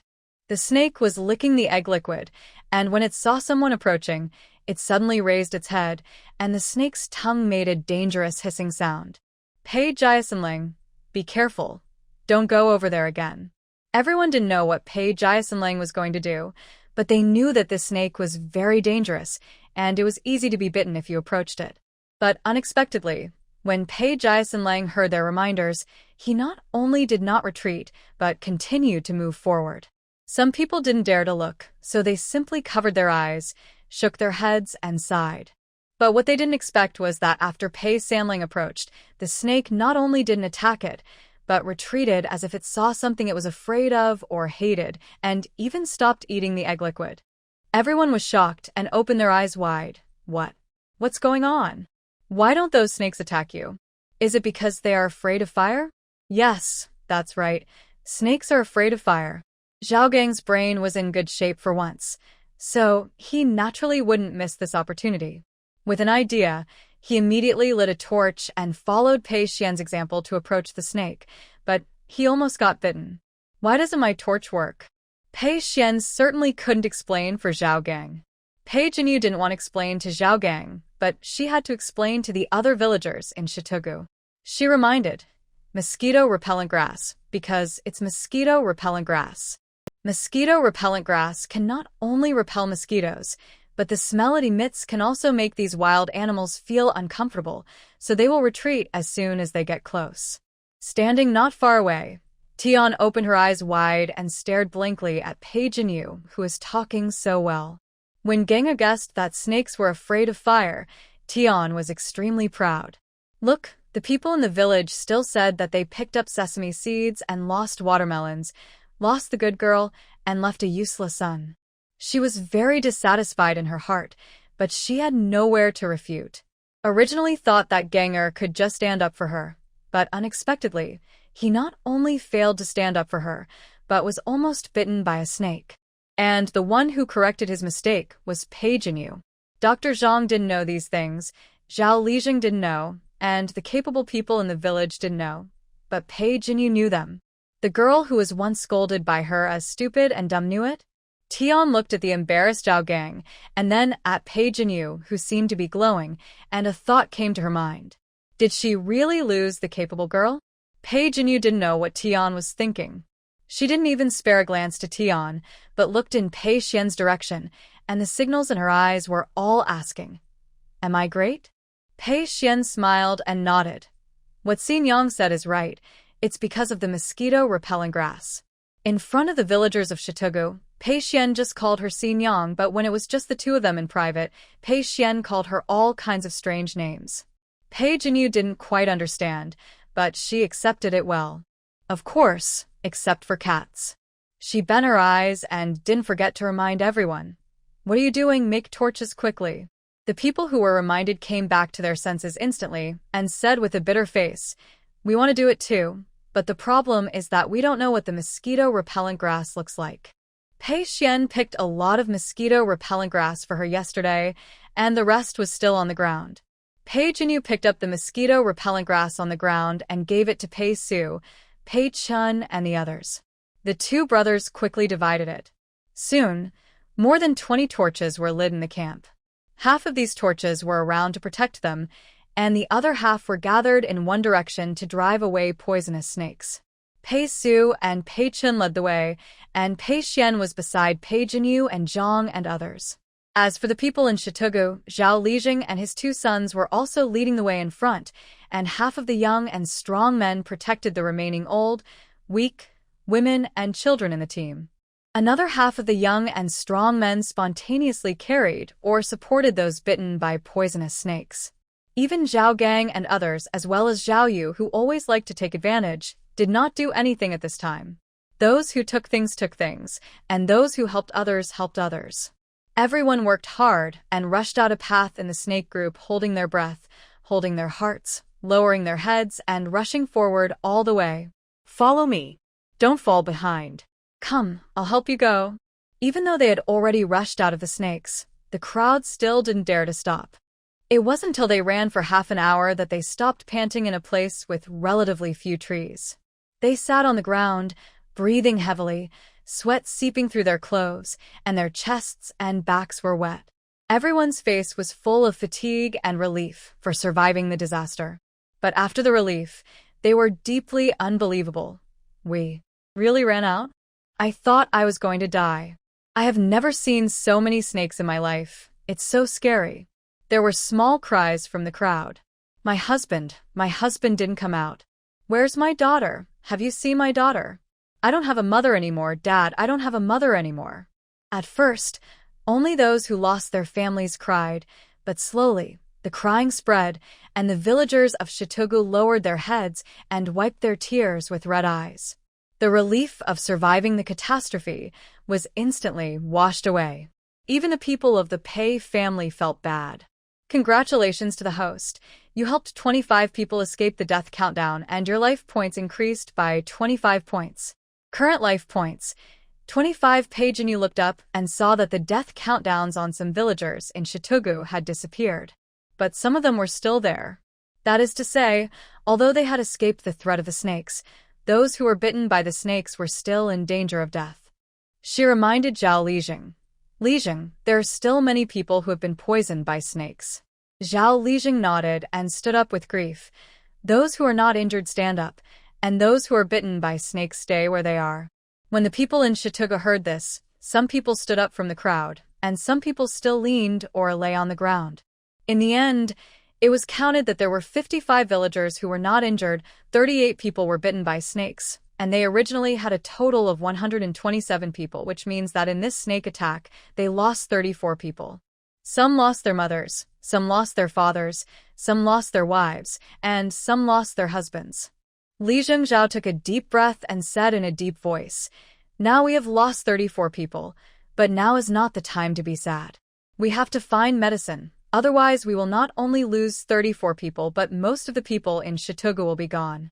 The people immersed in grief woke up. "Yes, we have to find medicine. Dr. Zhang, tell us, what medicine should we find?" Even the villagers who were bitten by snakes, but the poison was not strong and who could barely move stood up spontaneously. "Li Zheng, we can find it too." "Yes, as long as we can move, we can find it." Finding medicine. Dr. Zhang asked the injured to rest first, and he took a few people to find a few samples and bring them back. After everyone could roughly recognize these herbs, they dispersed in pairs to start looking for herbs in different directions. Zhang led everyone to identify the herbs, and after they were clear, she said to the two brothers Pei Su and Pei Chun, "Let us go and help find them. Cui Nyang, you should stay here and look after Ming'er and Bai'er. They can help, but the premise of helping is that their own people are not in danger. Ming'er and Bai'er are too young, and someone must be left to look after them." Pei Jinyu took the initiative to say, "Mom, I'll go too." Finding more herbs can save more people, and life points can be increased a little more. Zhang glanced at Pei Xuan. Pei Xuan nodded. Let's go together. Pei Jinyu looked at Pei Xuan in surprise. You're going too? Pei Xuan glanced at the people in Shitugu. They are quite clear-headed. Human nature is sinister. Some people want to die and drag innocent people into the water, but the actions of the villagers in Shitugu today surprised him a little. Let us go. He stood up and said to Pei Jinyu, don't you want to learn a thing or two? I'll teach you while I find out. Pei Jinyu followed happily. Coming. Behind him, Pei Chen looked at Zhang and others. What are they talking about? It's so mysterious. It makes me want to listen too. Pei Su had already left, and after hearing this, he couldn't help but turn back and pull him away. You'd better be more careful. Listening to everything will only hurt you. Pei Xuan took Pei Jinyu into the forest, and the sun shone through the gaps in the woods, forming patches of light. He stopped in front of a clump and squatted down. After Pei Jinyu squatted down beside him, he pointed to one of the plants and said, this is honeysuckle. The flowers are white when they first bloom and then turn yellow. Honeysuckle is sweet and cold in nature, with a fragrant smell. It has the effects of clearing away heat and detoxifying, dispersing wind heat, and has a very good effect on wind heat colds and sore throats. Pei Jinyu squatted aside, looking at the honeysuckle carefully, and reached out to touch the flower gently. It smells quite fragrant. I didn't expect it to have so many uses. Pei Xuan walked forward a few steps, pushed aside a patch of grass, revealing a plant with serrated leaves. This is plantain. It has the effects of diuresis, stranguria, infiltration of dampness and diarrhea, improving eyesight and removing phlegm. It is very effective for symptoms such as difficulty urinating and edema. Usually, the plantain can be washed, decocted into a soup for administration, or mashed for external application. Pei Jinyu squatted down and carefully observed the appearance of the plantain, repeating in a low voice the effects and uses that Pei Xuan had said.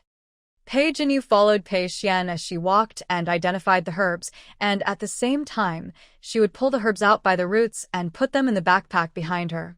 Her memory was not very good, and she could not remember it all at once, so she had to take it back and review it several times before she could remember it.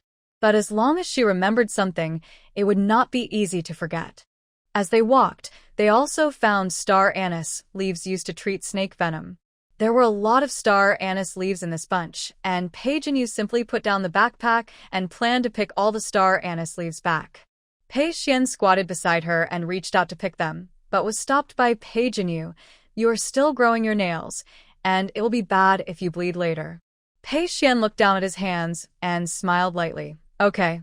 In the past, no one cared when he was beaten all over his body, but now this little injury has made people feel sorry for him. This feels really good. He squinted his eyes and felt happy. The joyful mood came to an abrupt end when he heard the little girl chase him away.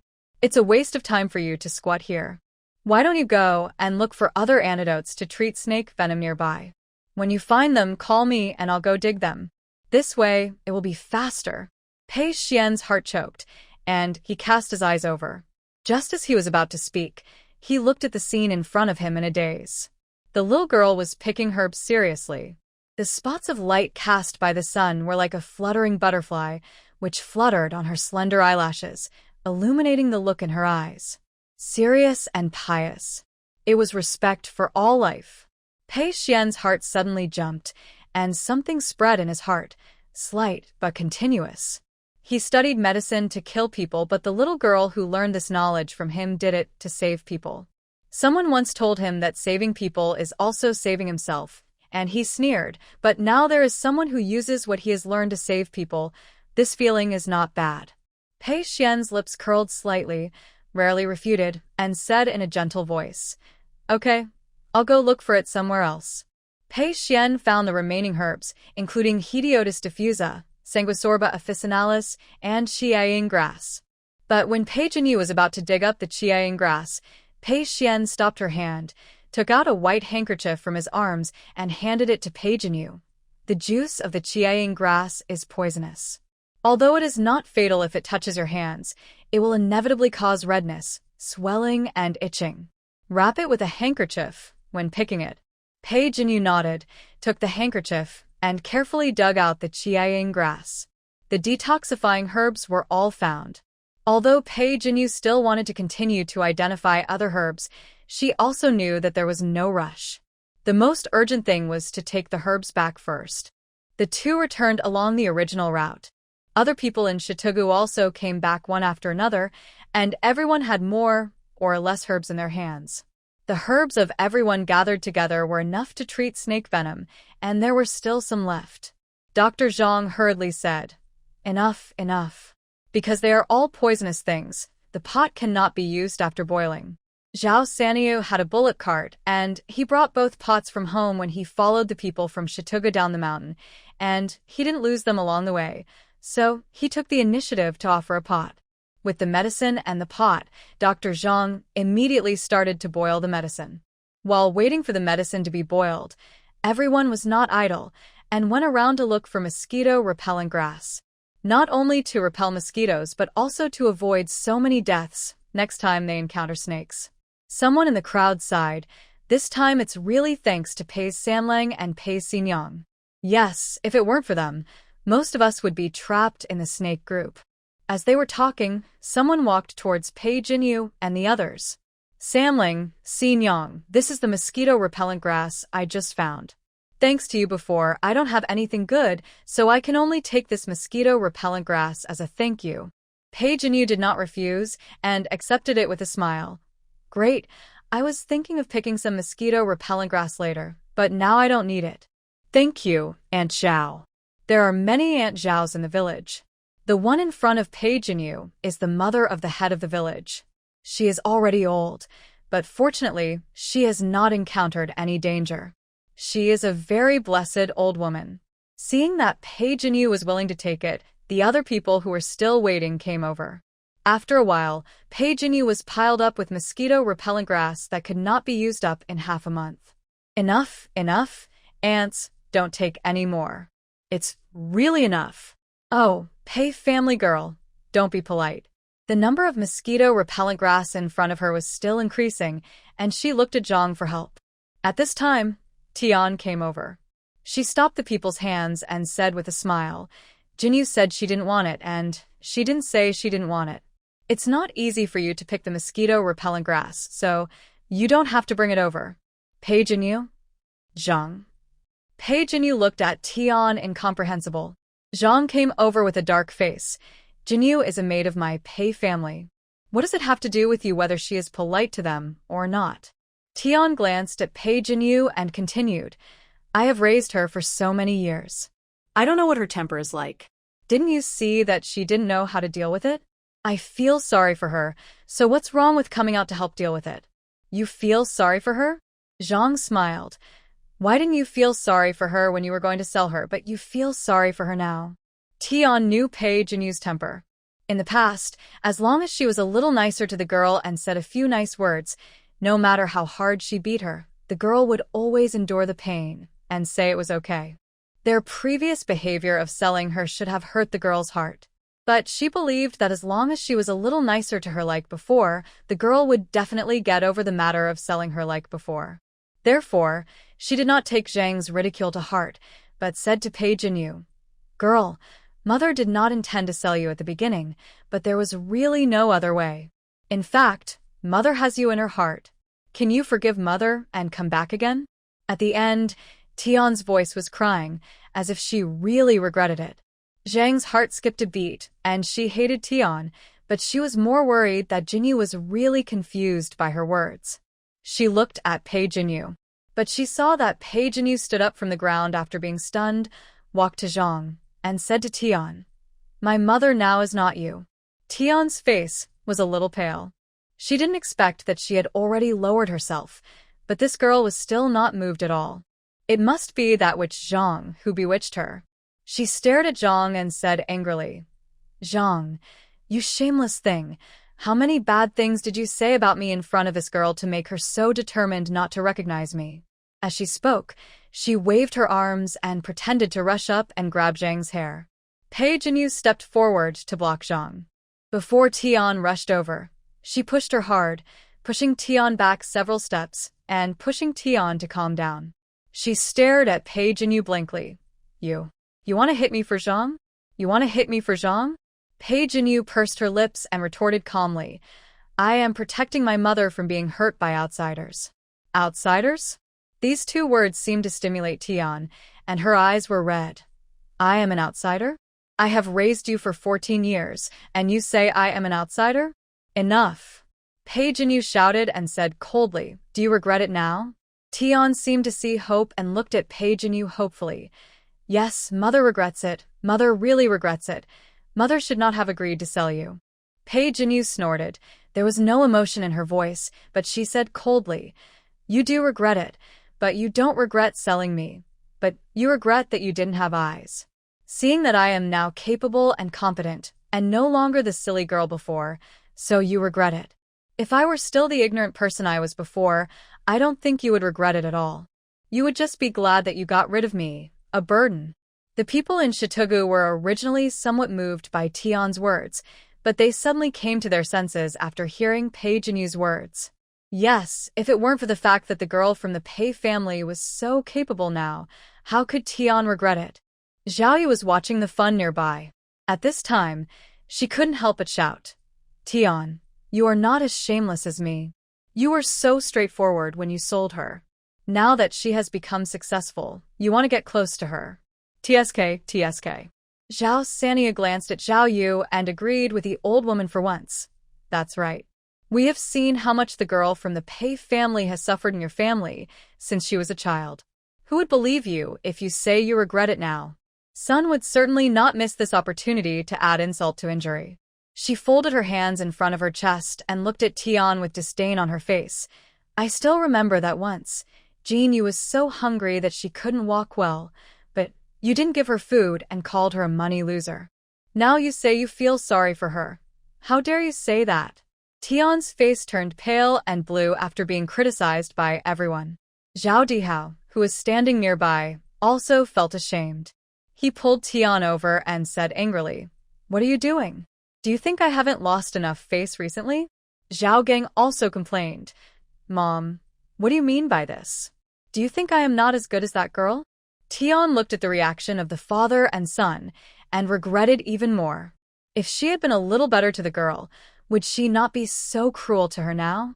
Would she also protect her like she protected Zhang? No one knew what Tian was thinking.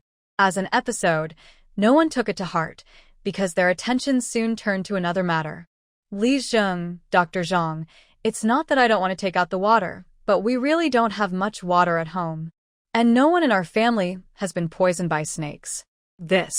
If we have to take out the water, we feel uncomfortable. Zhao Li Zheng's face was a little dark. In order to rush out of the snake group before, everyone was running out at the risk of their lives. So, who would care about whether the water was spilled or not? If it weren't for boiling medicine, everyone wouldn't go to see how much water was left. You won't know until you see it, and you'll be shocked when you see it. Even his family's water is only 1/3 of the original, which is probably not enough for the family to use for 3 days. Not to mention other people, some of them don't even have enough for 3 days. Now the medicine has been found, but there is not enough water to boil the medicine. So Zhao Lijing wanted every household to contribute some water to boil. Some people were not happy, especially those families whose families were not bitten by snakes. In fact, he could understand that every household didn't have much water at the moment, and they were also anxious, not to mention that they had to take out water for others to use. But difficulties are not overcome like this. He gathered everyone together and said in a deep voice, I know some of you don't want to take out the water, and I also know that everyone's water is running out.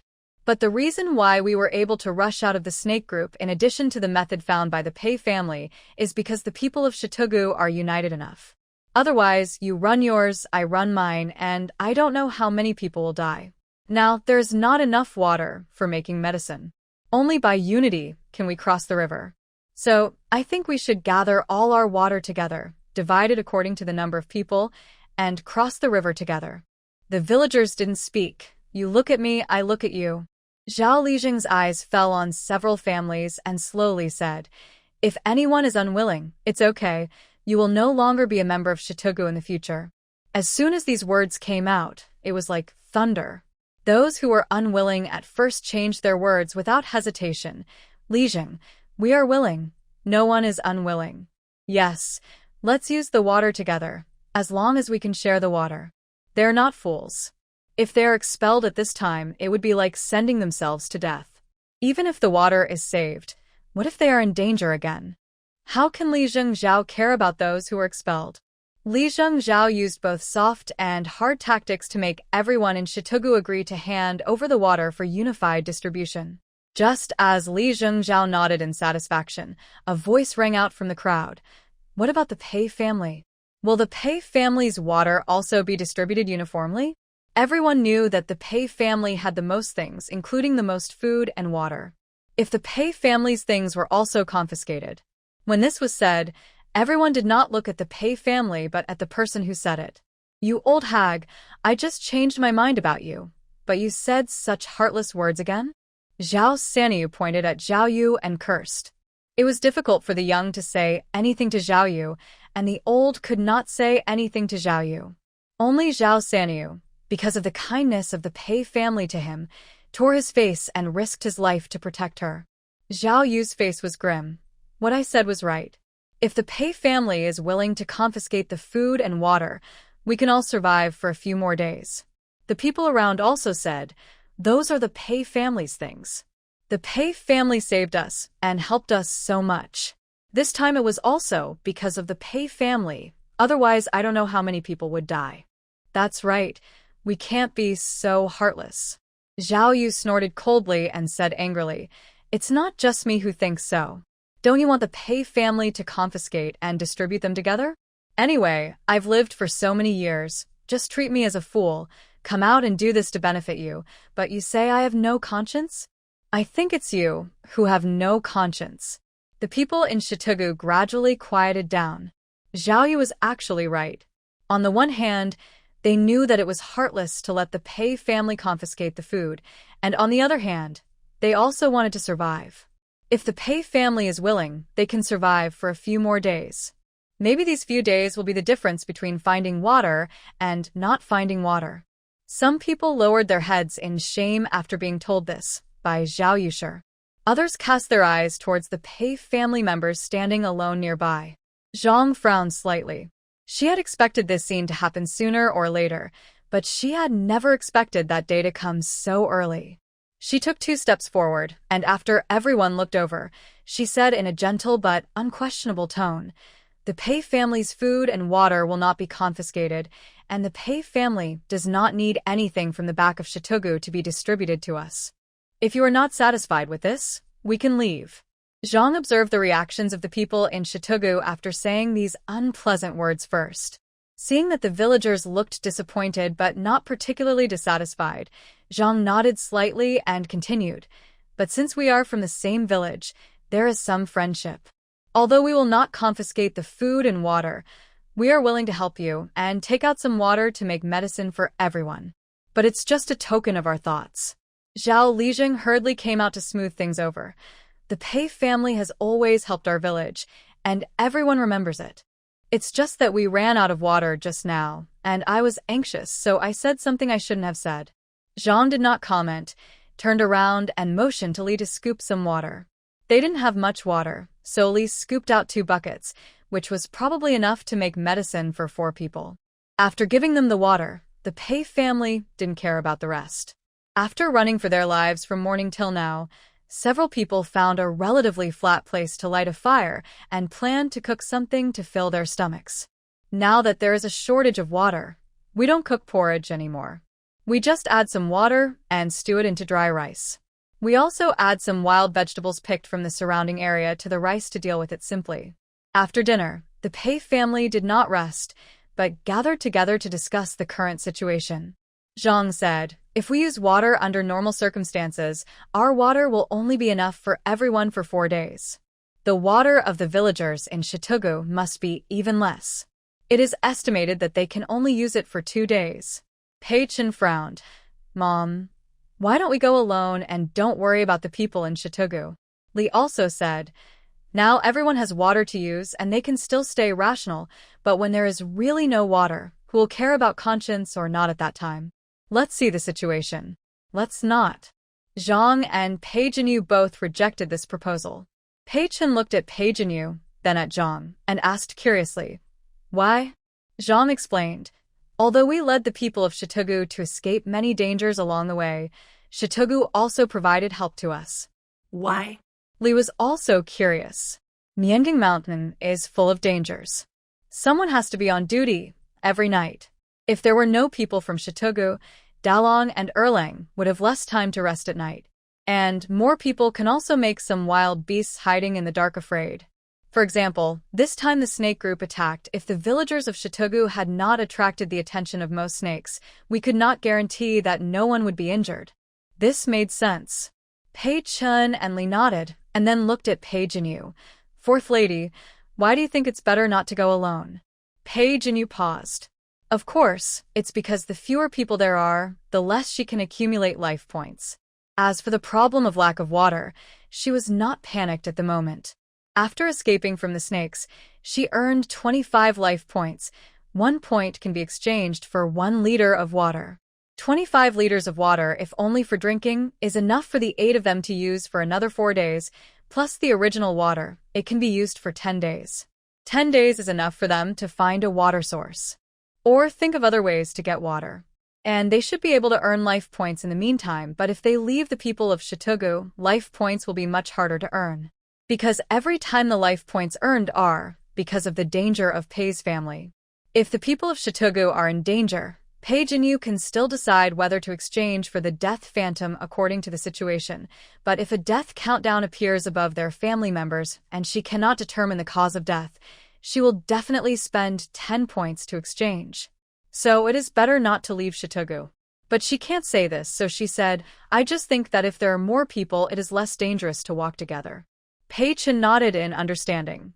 The little girl is afraid, which is understandable.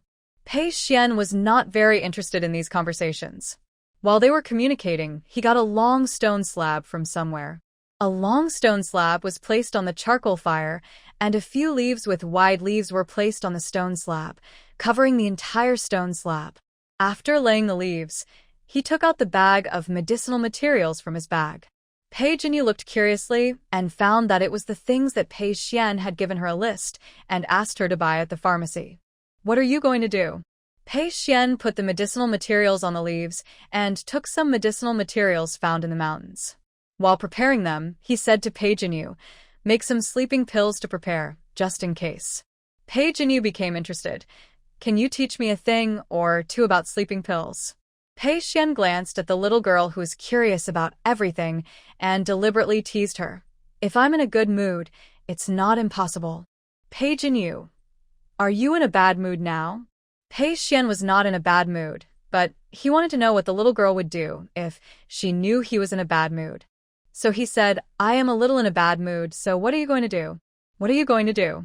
Pei Jinyu turned her eyes and, of course, kissed him. It just so happened that she had only completed the task of hugging and touching today, and the task of kissing was not yet completed. But there were a lot of people here, and her mother and the others were sitting next to them. There were also people from Shitugu who would look at them from time to time. Pei Jinyu couldn't kiss Pei Xuan's face openly. If she didn't kiss his face, there were many other places she could kiss. It's not like she could only kiss her face.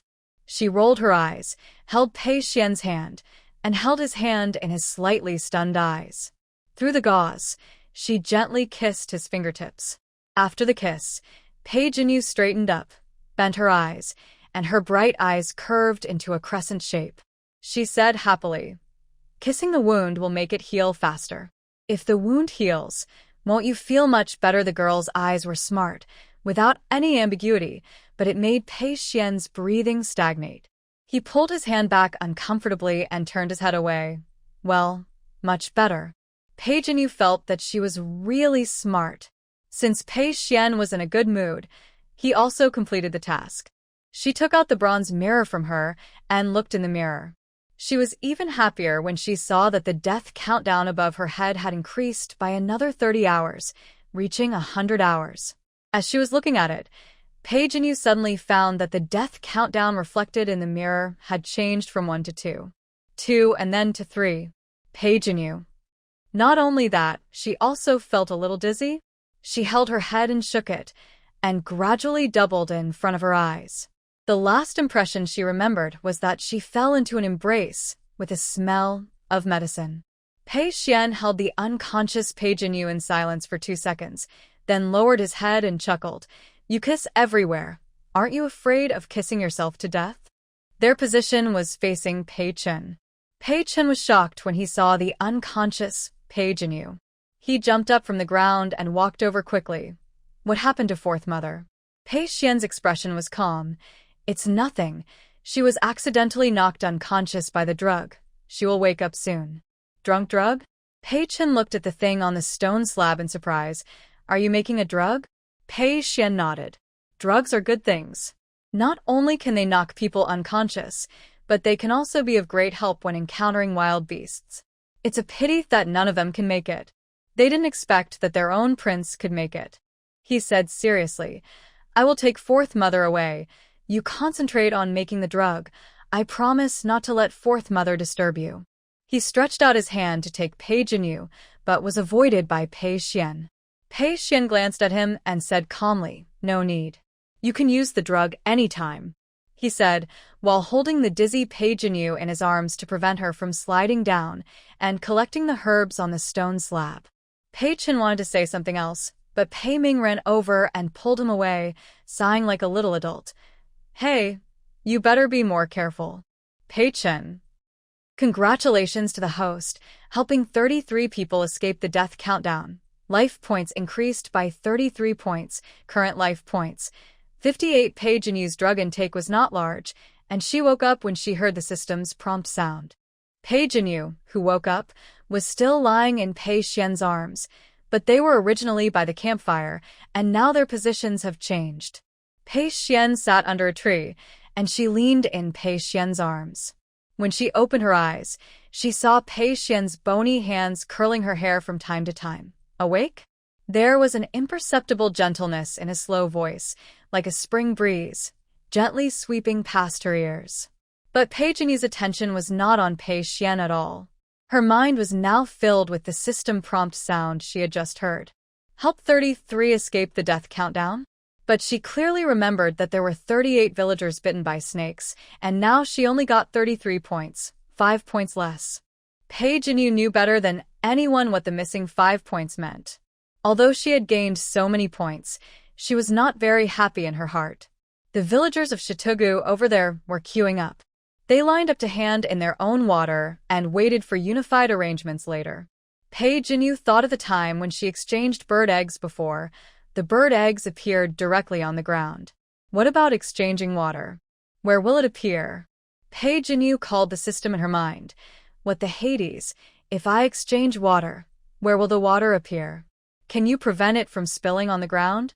The electronic voice replied, "Host, if you have a container in your hand, the items exchanged in the mall will appear in the container. If you don't have a container, they will randomly appear next to the host." Pei Jinyu nodded, and she had an idea in mind. She turned to Pei Xuan and said, "I'll go to Zhao Lijing to see how much water they have left." Pei Xuan nodded. "Okay, I'll go with you." "No need." Pei Jinyu refused. If Pei Xuan went, how could she add water to their buckets without making a sound? He would definitely be discovered. She refused too quickly and too bluntly. Pei Xuan's originally relaxed eyebrows paused slightly. "Don't you want me to go with you?" How should I respond? Pei Jinyu smiled at him. "No need. I can go by myself." Why? Pei Jinyu found an excuse that was not too far-fetched. "Your injuries haven't healed yet. You need to rest well, and don't walk around." Pei Jinyu. When you lie, the speed at which your eyelashes blink is different from usual. Pei Jinyu opened her eyes. Is that so? Yeah. Pei Jinyu lowered her head guiltily.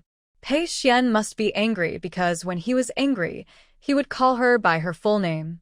Just when she was hesitating whether to go later, she heard Pei Xuan say faintly, "Since you don't want me to go, then I won't go." You go. Pei Jinyu looked up. "You're not angry?" Pei Xuan snorted. "There's nothing to be angry about. As long as she didn't have the idea of leaving him, he was not a narrow-minded person." Great. Pei Jinyu said happily, then I'll go over. Go ahead. Pei Jinyu climbed up from Pei Xuan, patted her clothes, and ran to Zhao Lijing and the others. His chest suddenly felt empty, and Pei Xuan was a little uncomfortable for a moment.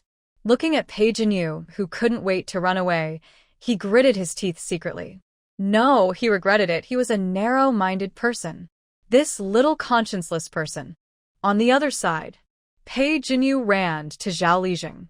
There were several buckets on the ground, some of which had more water, and some had less water. Seeing that the person who came here was Pei Jinyu, Zhao Lijing greeted her and turned his attention back to other people. Pei Jinyu took advantage of the time when no one was paying attention and raised one hand to press on the edge of the bucket. She couldn't put the whole bucket in her palm, so she could only touch it in this way.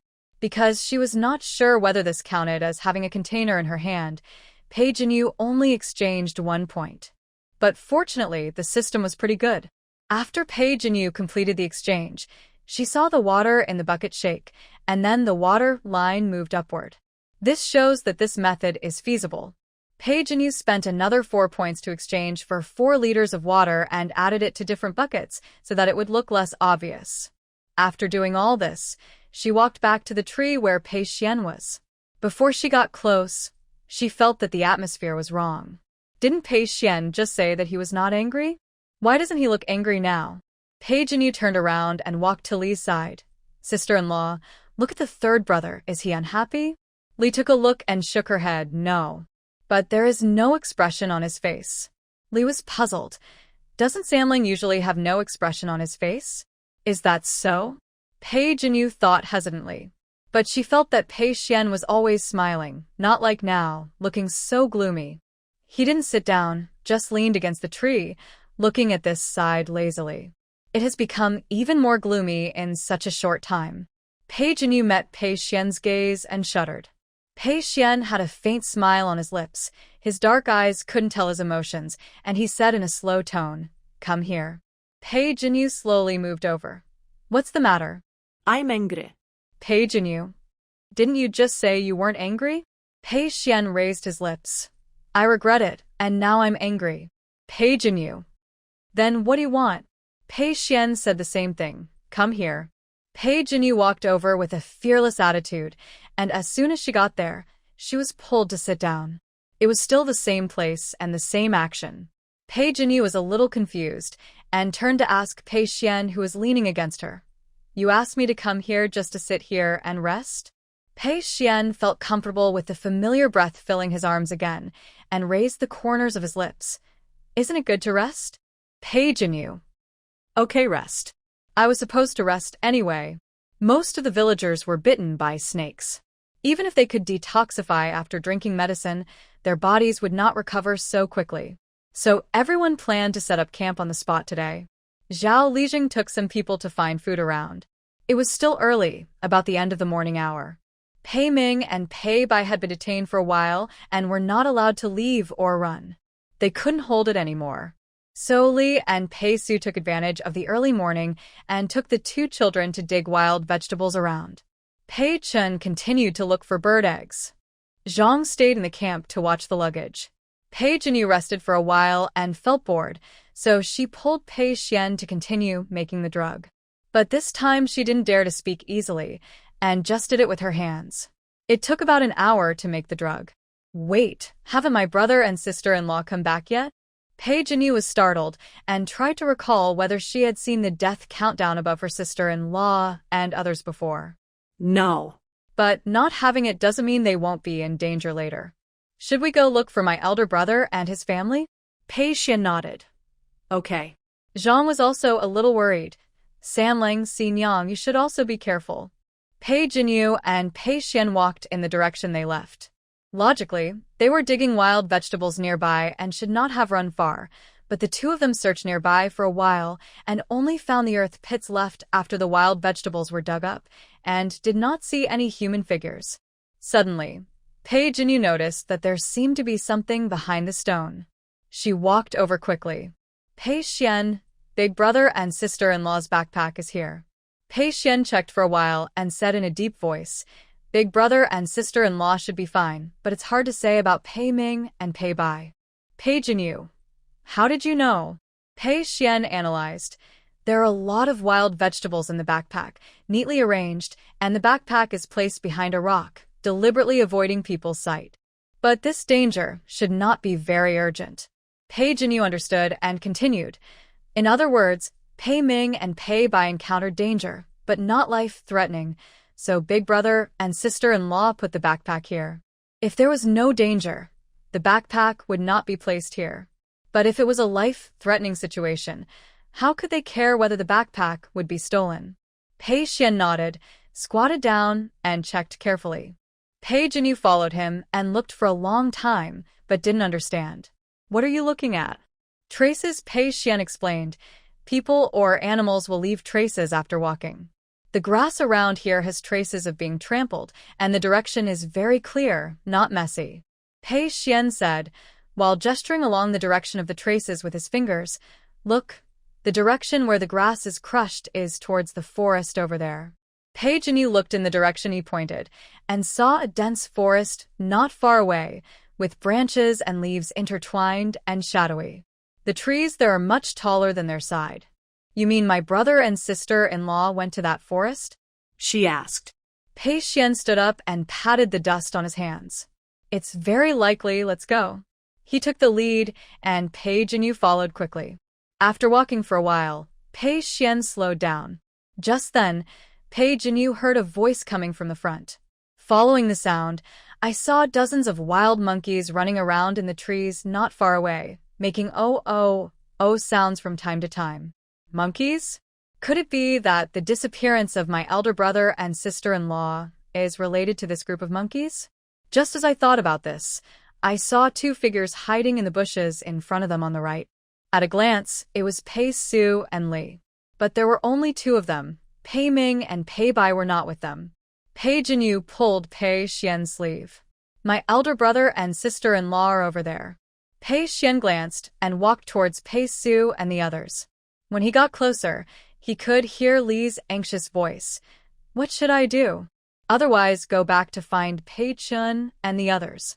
I'm worried that Ming or Bai is in danger. But this group of monkeys keeps running. If they lose them, Ming or Bai will really not be able to find them. Pei Su said. Brother, sister-in-law, what happened to Xiao Ming and Xiao Bai? Pei Jinyu's sudden voice scared the two of them. Li covered her mouth, turned around and saw Pei Jinyu and Pei Xuan, and breathed a sigh of relief. It's you scared me. Then she said in surprise, Great. We are hesitating whether to go back to find someone, but we are worried about losing the monkey. Pei Jinyu asked again, So Xiao Ming and Xiao Bai? Pei Su frowned. They were captured by the monkey. Pei Jinyu. Where? She asked hurriedly. Pei Su pointed in a direction. Following the direction of his finger, Pei Jinyu looked over, but what she saw was not a terrible scene, but a bit warm. Pei Ming was sitting on the ground chewing a fruit, while Pei Bai was held in the arms of a monkey and eating a banana, while curiously pulling the monkey's hair. Pei Su motioned them to look under a tree. There were two little monkeys lying under the tree, and it seemed that they had lost their voices and had just died. Pei Jinyu was surprised and asked, So those monkeys regard Xiao Ming and Xiao Bai as their children? Pei Su nodded. That should be the case. So now I dare not act rashly. First, I am afraid that those monkeys will run away with Minger and Bayer, and second, I am afraid that the monkey group will be stimulated and hurt them. Otherwise, with Pei Su's hunting ability, he would not be unable to catch a wild monkey. The problem is that they are not just one but a group of wild monkeys. That's why they have been waiting here to see if they can wait until the female monkey is left alone. Pei Jinyu and Pei Xuan looked at each other and saw clearly what was in each other's eyes. Pei Xuan nodded to her. Pei Jinyu said to Pei Su and Zhang, Brother, sister-in-law, we just made a drug, and it's time to put it into effect. Drug? Pei Su was surprised. If there is a drug, maybe we can try to stun the monkeys and then rescue Ming or Bayer. Li also said, This method is feasible. As she said hatefully, These two rascals, I will skin them when I rescue them. They forget their parents when they have something to eat, and they are so happy to be captured by monkeys. Pei Jinyu smiled and said, "Fortunately, they didn't cry or make a fuss. Otherwise, they accidentally provoked the monkeys, and who knows what would happen." After hearing this, Li gave up. But Pei Su said again, "The monkeys are too scattered. How to charm them is also a problem." Pei Xuan, who had been silent, spoke at this time. "Leave this to me. You are responsible for rescuing the children as soon as the monkeys faint." Pei Su was stunned. His Highness was very skilled in martial arts, and he did not doubt His Highness's ability at all. He subconsciously nodded and said respectfully, "Yes." This made Pei Jinyu look at them strangely. They are all family members. Why are they like masters and subordinates? Shouldn't they say yes normally? Pei Jinyu was confused, but this confusion did not last long because she was quickly attracted by Pei Xuan's next move. Pei Xuan closed his eyes slightly, took a deep breath, and the aura around him instantly became cold. He tapped his toes lightly and shot towards the monkeys like a black lightning. His posture was light and agile, and he shuttled freely among the trees. The branches trembled slightly under his touch, but there was almost no sound. It was a bit like following the mob with Pei Jinyu before, but this time the speed was obviously much faster than before. It was so fast that it was almost impossible to see the figure. He looked at the wind direction, shook his wrist, and the cork of the porcelain bottle was instantly blown away. Obviously, the drug they made was powder, but I don't know what Pei Xuan did. The smoke rose from the porcelain bottle. The smoke increased from a little to a lot, and the next moment, it spread to the monkey group like a net. The monkey group seemed to have noticed something strange. The monkeys who were still playing became alert instantly. Some stopped their actions, and some began to make low roars. However, Pei Xuan's movements were too fast, and the drug spread rapidly in the air, covering most of the monkey group in the blink of an eye. The monkeys began to shake, and their bright eyes gradually lost focus, and their bodies became soft. The monkey holding Pei Bai dropped the banana in his hand to the ground. It tried to hold Pei Bai tightly, but it also collapsed to the ground powerlessly. Pei Bai shook his head and fell to the ground. Pei Su had been ready to go. When he saw the monkeys begin to faint, he rushed out like an arrow from a bow, holding one in each hand, and took Pei Ming and Pei Bai away. Li had been worried all along, and now seeing the two children come back intact, she couldn't help crying with joy. Just now she said that she would peel off their skin when they came back, but now she hugged them and kissed them again and again, just like a treasure that had been lost and found. Pei Xuan reminded, "The range of the drug is large, and the effect is relatively weak. The monkeys will wake up soon. We have to leave quickly." Everyone nodded and was about to leave, but Pei Jinyu suddenly found a pile of fruits and bananas where the monkeys were. "Wait, now that we are here, bring some food back." Li nodded. "That's right, we can't worry for nothing. At present, the monkeys are still in a coma, and there is no need to worry about any danger." Pei Xuan took the lead and said, "Okay, speed up." Pei Su looked at the two children, and the three of them put a lot of fruits and bananas in their pockets. The fruits were green and blue, but since they were food for the monkeys, they were edible regardless of color. After harvesting 3 full bags, the 4 left quickly before the monkeys woke up. They did not forget the wild vegetables they had picked and returned to the big rock, took out the wild vegetables, put the fruits at the bottom, piled bananas on top, and finally covered the wild vegetables. A bamboo basket half a person's height was filled to the brim. Pei Su carried the basket on his back. The two children were transferred to Pei Xuan's hands. Pei Jinyu and Li were worried about Pei Xuan's hands and wanted to take them, but he stopped them. He said, "No need for your hands." In Pei Jinyu's confused eyes, Pei Xuan held the people under his armpits with one hand each. Pei Jinyu. Li. That's fine. Because they successfully rescued Pei Ming and Pei Bai and harvested a lot of food. Everyone was in a good mood as they walked to the camp. Pei Jinyu. Now we have fruit after dinner. Li. Eat a full meal, have some fruit, and rest for a while before continuing on our journey. Except for the poor sleep, everything else is more comfortable than before in Shitugu. Several people talked and laughed as they approached the camp. But after walking for a while, they heard wailing and crying from the camp. "Oh my God, isn't this going to kill us? We have no water and no food. How can we survive? It's better to just die." The four looked at each other. "Oh no, something happened in the camp. Mom is still in the camp." Several people were shocked and quickly rushed to the camp. After pushing aside the bushes, everyone saw that the campsite was in a mess. The luggage was scattered everywhere. The rice and flour were scattered all over the ground, and the pots and bowls were overturned. The people in Shitugu were crying and howling. Some wiped their tears while picking up the rice on the ground one by one, and some sat in the flour scattered all over the ground in despair. Pei Jinyu glanced around and landed on the location of their ox cart. Their ox cart also overturned, and the buckets of rice and grain were scattered all over the ground. Zhang did not cry or shout, but squatted on the ground silently to pack up her things. But fortunately, she did not seem to be injured. Pei Su and the other three hurried over. "Mom, what happened?" Zhang saw them and looked a little depressed.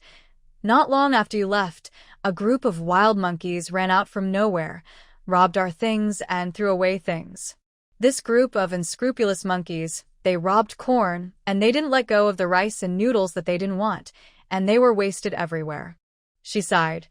"The water problem has not been solved, and the food problem has come again." Pei Jinyu and Li, who felt that their lives were happy on the way here, were silent. Pei Jinyu gritted her teeth. "This group of monkeys, do they know how to make a feint to the east and attack in the west, and take advantage of the fire to rob?" "Li, it's a pity. We only robbed them of some fruits, but they robbed our food." Pei Xuan bent down and picked up a handful of monkey hair on the ground. After thinking for a moment, he said, "It's not a group of monkeys." Everyone looked at the voice. "What do you mean?" Pei Xuan said in a deep voice, "The fur of the monkey just now was mainly golden yellow and soft, while the fur on my hand was gray-brown and stiff, and the size and depth of their footprints were also different." He looked at Zhang. "Mom, what were the monkeys like that just now?" Zhang was deeply impressed by these monkeys and described them in detail. "Those monkeys are the largest monkeys I have ever seen, and the big ones can be more than half a person's height."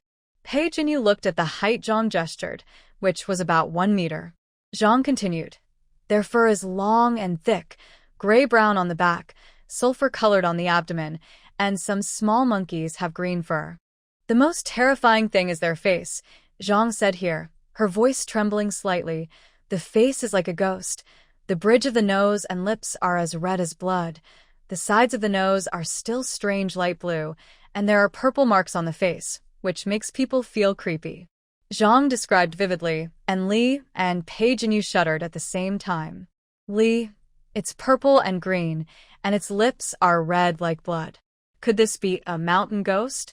Pei Xuan shook his head and said slowly, "If I remember correctly, this should be the legendary mandrill." "Mandrill?" Zhao Lijing looked over when he heard this, and Pei Xuan nodded. "Mandrill is the most ferocious monkey recorded in the Mountain and Wild Chronicles. It has a ghostly face, a ferocious and aggressive personality, and will never let go of any grudge." Zhao Lijing's face turned pale. "So, are we being targeted by mandrills?" Pei Xuan shook his head. Zhao Lijing was about to breathe a sigh of relief when he heard Pei Sanling say, "I don't know." Even Pei Sanling didn't know, let alone others. Zhao Lijing had a bitter face and didn't know what to do next. It had only been a short time since they entered the mountain, and there was no water or food.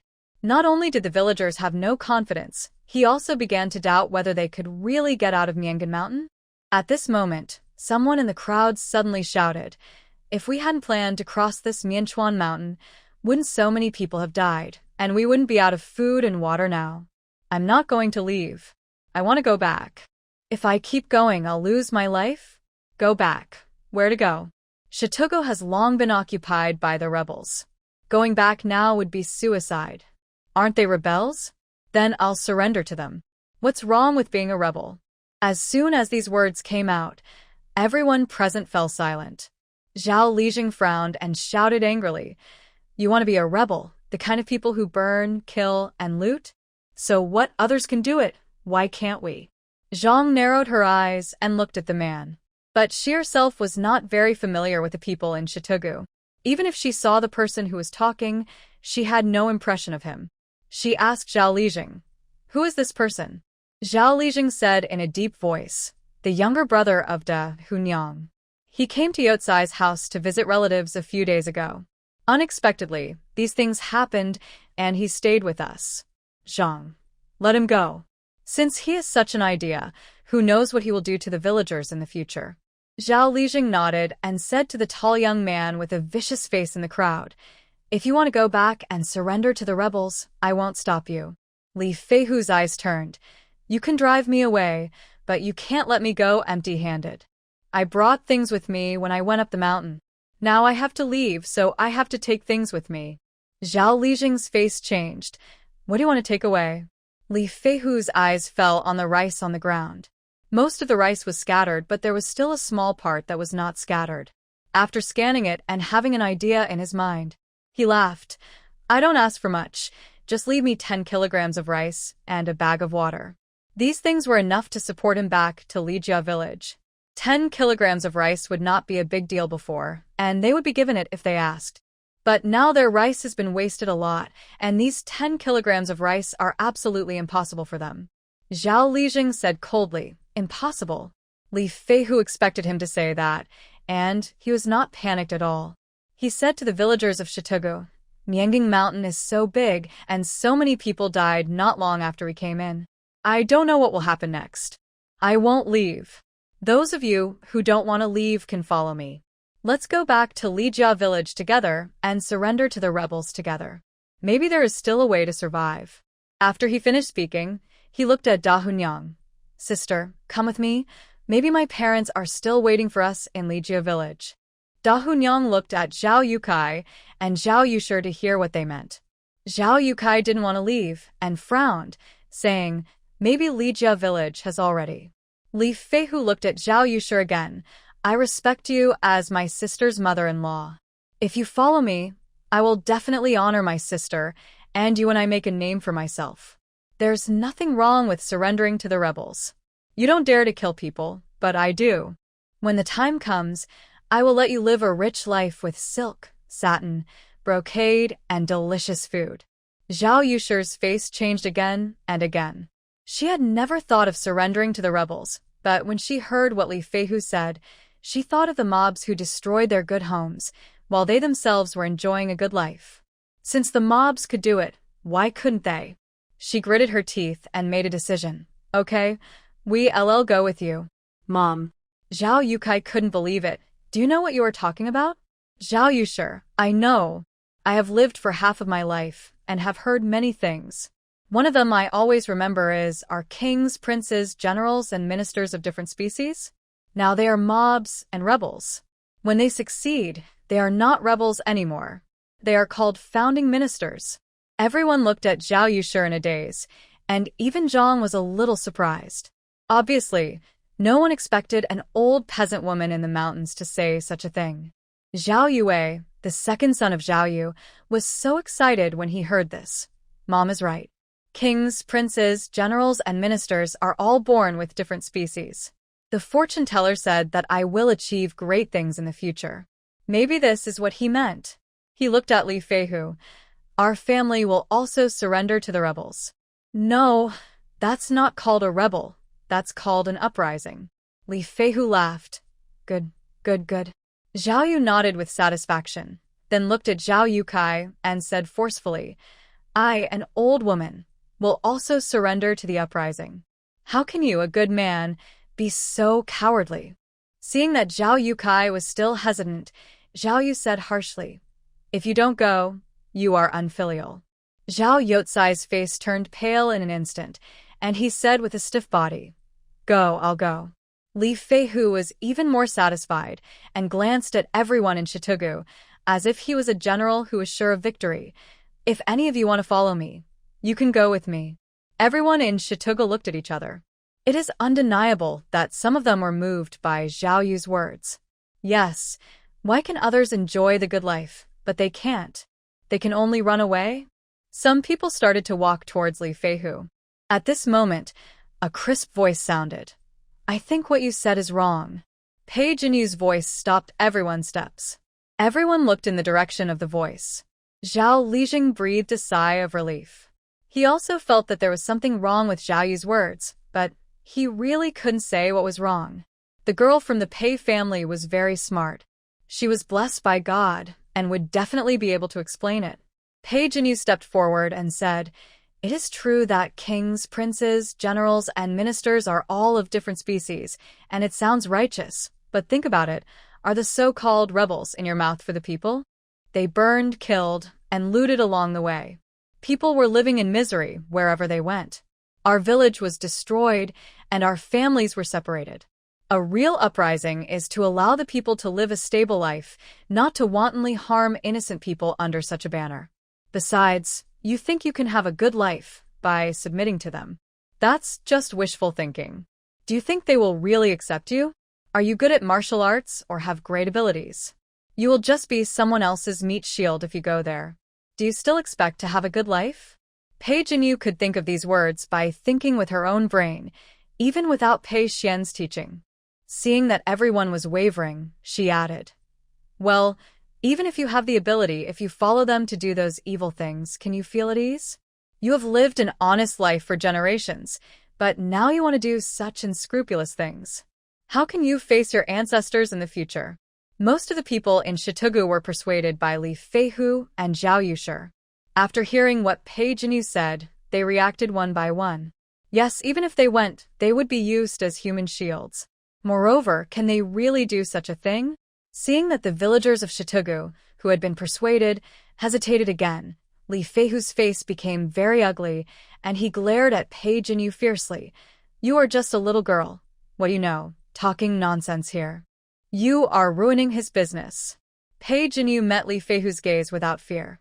"Although I am young, I also know what is right and what is wrong. You keep saying that you want to take everyone to join the rebels just to satisfy your own selfish desires." Li Feihu was hidden the vitals by Pei Jinyu, and he was angry and embarrassed. He took a step forward and raised his hand to slap Pei Jinyu. "You are a girl who doesn't know how to live or die. I must teach you a lesson today."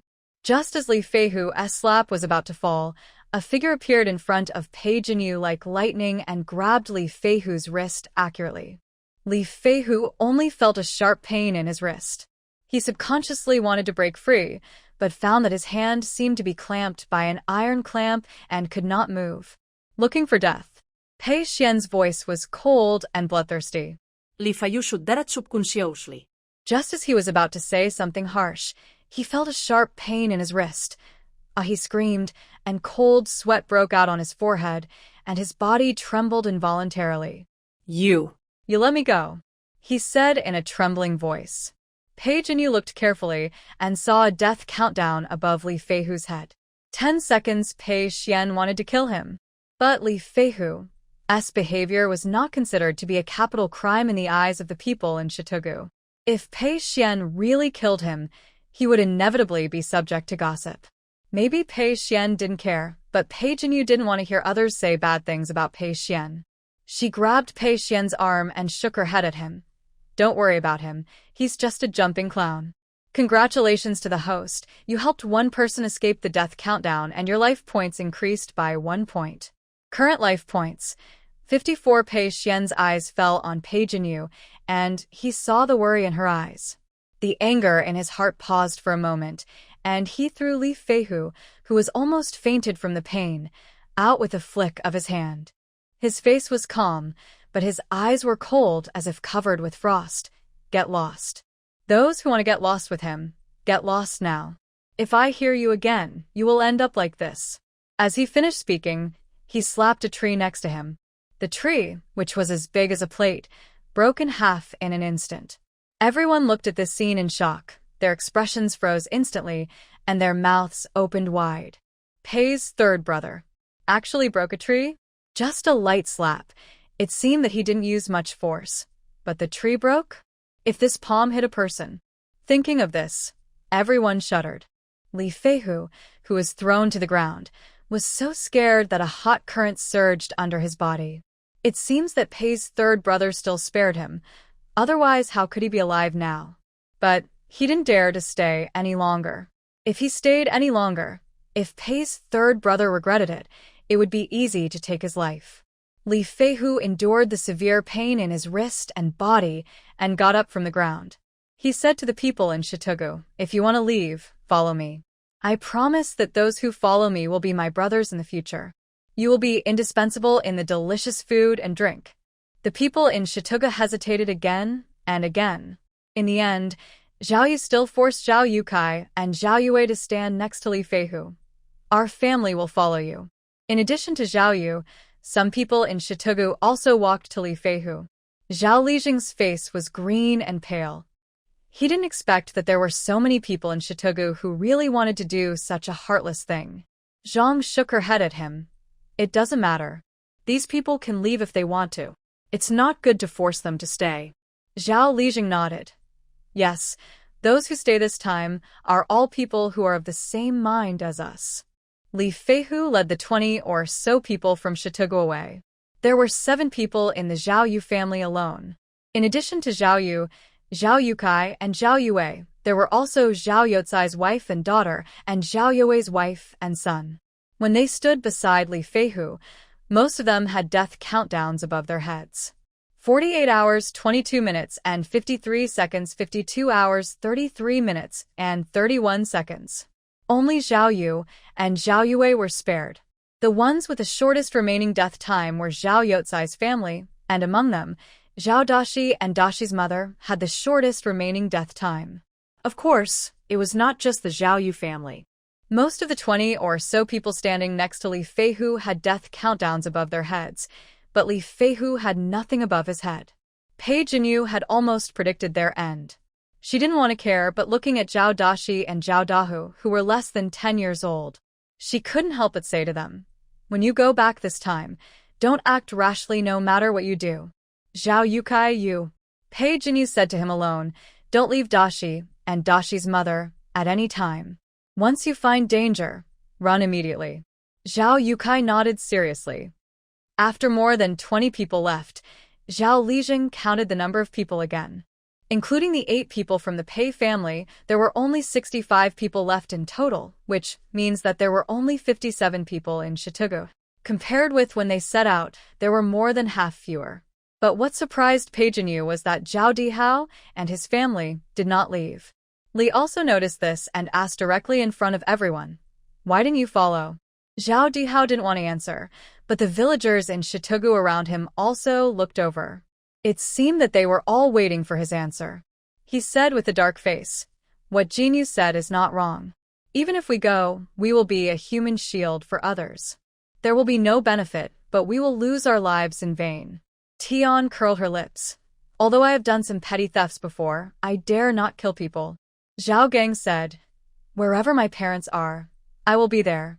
The others were similar, and they were all willing to stay. Because of Pei Xuan, they would never say that they regretted entering Miangding Mountain again. Now there are only 65 people left. If we talk about the number of households, there are only 5 households with more people. One household of Pei's family: Zhang, Pei Su, Pei Chun, Pei Xian's 3 brothers, Li, Pei Jinyu, and 2 little ones, Pei Ming and Pei Bai, a total of 8 people. One household of Zhao Lijing: Old Lady Zhao, Zhao Lijing. Zhao Lijing has 2 sons, Zhao Ping and Zhao En. Both of them married and gave birth to a son and a daughter respectively. People say that Zhao Lijing's family is blessed, and it is good to have 2. There are 10 people in Zhao Lijing's household alone. Dr. Zhang's household has 4 people: Dr. Zhang, his wife Zheng, 1 son and 1 daughter, Zhang Peng, Zhang Rou. Zhao Fu's family is the largest, with a total of 13 people. The head of the family is named Zhao Fugue, who is a distant relative of Zhao Lijing. Their family has the most young and strong people: Zhao Tian, Zhao Di, Zhao Lai, and Zhao Fu, a total of 4 young and strong people. Zhao Dihao's family has 3 people. I won't say who they are anyway, everyone knows. The remaining 25 people are all orphans and widows, such as Zhao Sanyu and his granddaughter, son, and her daughter Zhao Xiang'er. And some young and strong people stayed because of their children or parents. In short, among the 65 people, there are 18 young and strong people, 18 half-grown children, and most of the rest are about the same age as Zhao Lijing and his family, in their 40s and 50s. After counting the number of people, Lijing Zhao suggested, "We don't have many people now, and we don't have much food either. How about we just distribute it all together? Of course, if we find food later, whoever contributes, more can get more. The key is to make sure everyone can eat their fill, survive, and get out of Myeongin Mountain smoothly." The remaining people in Shituga naturally had no objection. Lijing Zhao looked at the Pei family. If it was before, when the Pei family had more food, Lijing Zhao would naturally be embarrassed to tell the Pei family about the unified distribution of food, but now everyone's food will be destroyed, and the Pei family doesn't have much food left, so he boldly looked at Zhang. "Let's unite and cross Myeongin Mountain first, and make arrangements after we get out of Myeongin Mountain?" Zhang understood what Lijing Zhao meant. In fact, in this situation, she also advocated unified distribution, but this was not something she could decide alone. Zhang cast her eyes on the others and lingered on Pei Xuan faintly. Pei Xuan nodded. Yes. Pei Jinyu and Li had no objection. "We have no problem." So Zhang nodded to Zhao Lijing and said, "Okay." Zhao Lijing breathed a sigh of relief and asked everyone to sort out the food. The rice, grain, and water that were sorted out were all put on Zhao Sania's ox cart. 2 ox carts were also confiscated, one for food and the other for heavy things. After sorting out, Zhao Lijing told everyone, "The remaining food and water we have are only enough for everyone to eat 2 meals. If we save a little, we can probably last a few more days." This news was really bad. Everyone wailed. Zhao Lijing then said, "When you are on the road, men should pay more attention to wild animals such as rabbits and pheasants, and women should find more wild vegetables and fruits, and they will be able to survive." But even the Lijing himself did not believe this. In the past few days since they came in, they have seen poisonous snakes among the wild animals, and poisonous weeds can be mixed into wild vegetables if they are not careful, and there is no trace of wild fruits. But he is the Lijing. If he has no confidence in the future, everyone will feel that they can only wait for death. Wild vegetables. Wild fruits. Pei Jinyu's eyes lit up when she heard this, and she thought of their bamboo basket. It was full of fruits and bananas, and there were also many wild vegetables, but the matter happened suddenly just now, and she and her sister-in-law forgot about it. Li was reminded of this and remembered it. She looked at Pei Jinyu, and the two of them carried a bamboo basket in front of everyone. When everyone was confused, they pulled away the wild vegetables on it, revealing a full basket of bananas and fruits. Pei Jinyu said, "I think we know where the fruits are." This full bamboo basket of fruits was a huge surprise to everyone. How can there be so many fruits? Is this a banana? The red ones are apples, and they look ripe. I saw rich people eating them when I was in Qingyang County before, and they looked like this. Zhao Lijing was also surprised. "Pei family girl, where did you find the fruits, and how come there are so many?" Pei Jinyu told them that Pei Ming and Pei Bai were captured by monkeys, and they went to rescue them and took away wild monkey fruits. Zhao Lijing was overjoyed. "That's great. Wild monkeys can find so many fruits, which means there are fruit trees nearby. As long as we find fruit trees, we won't have to worry about food in a short time." At this time, Pei Chen walked out of the forest. He was in a mess, but his face was full of joy. "Mom, there are many birds in this mountain, and there are many bird eggs on the trees." As he approached, everyone saw that he had a lot of bird eggs in his clothes. At a glance, there were at least dozens of them. "Are at the end of your rope. You may think there is no way out, but you will find a way out when you are in the dark." When everyone was out of food and water, Pei Jinyu brought good news about wild fruits, and Pei Chen brought good news about bird eggs. They were all in despair, but suddenly they saw hope again. Some people cried out loud, "Great, we can survive." Others excitedly grabbed Pei Chen's hand. "Pei Erling, where did you find the bird eggs you mentioned? Take us with you." This excitement made Pei Chen, who had just returned and was not clear about the situation, a little confused. He looked at Zhang. "Mom, what happened?" After a quick look, he had already discovered something wrong. "Why are there so few of us? And why is the ground so messy and the food is scattered?" Zhang told Pei Xuan about the attack by the mandrill and the fact that Li Feihu took away part of the stone valley. After hearing this, Pei Xuan was so angry that he clenched his fist and almost spilled the bird eggs in his pocket. Don't get excited, it's over.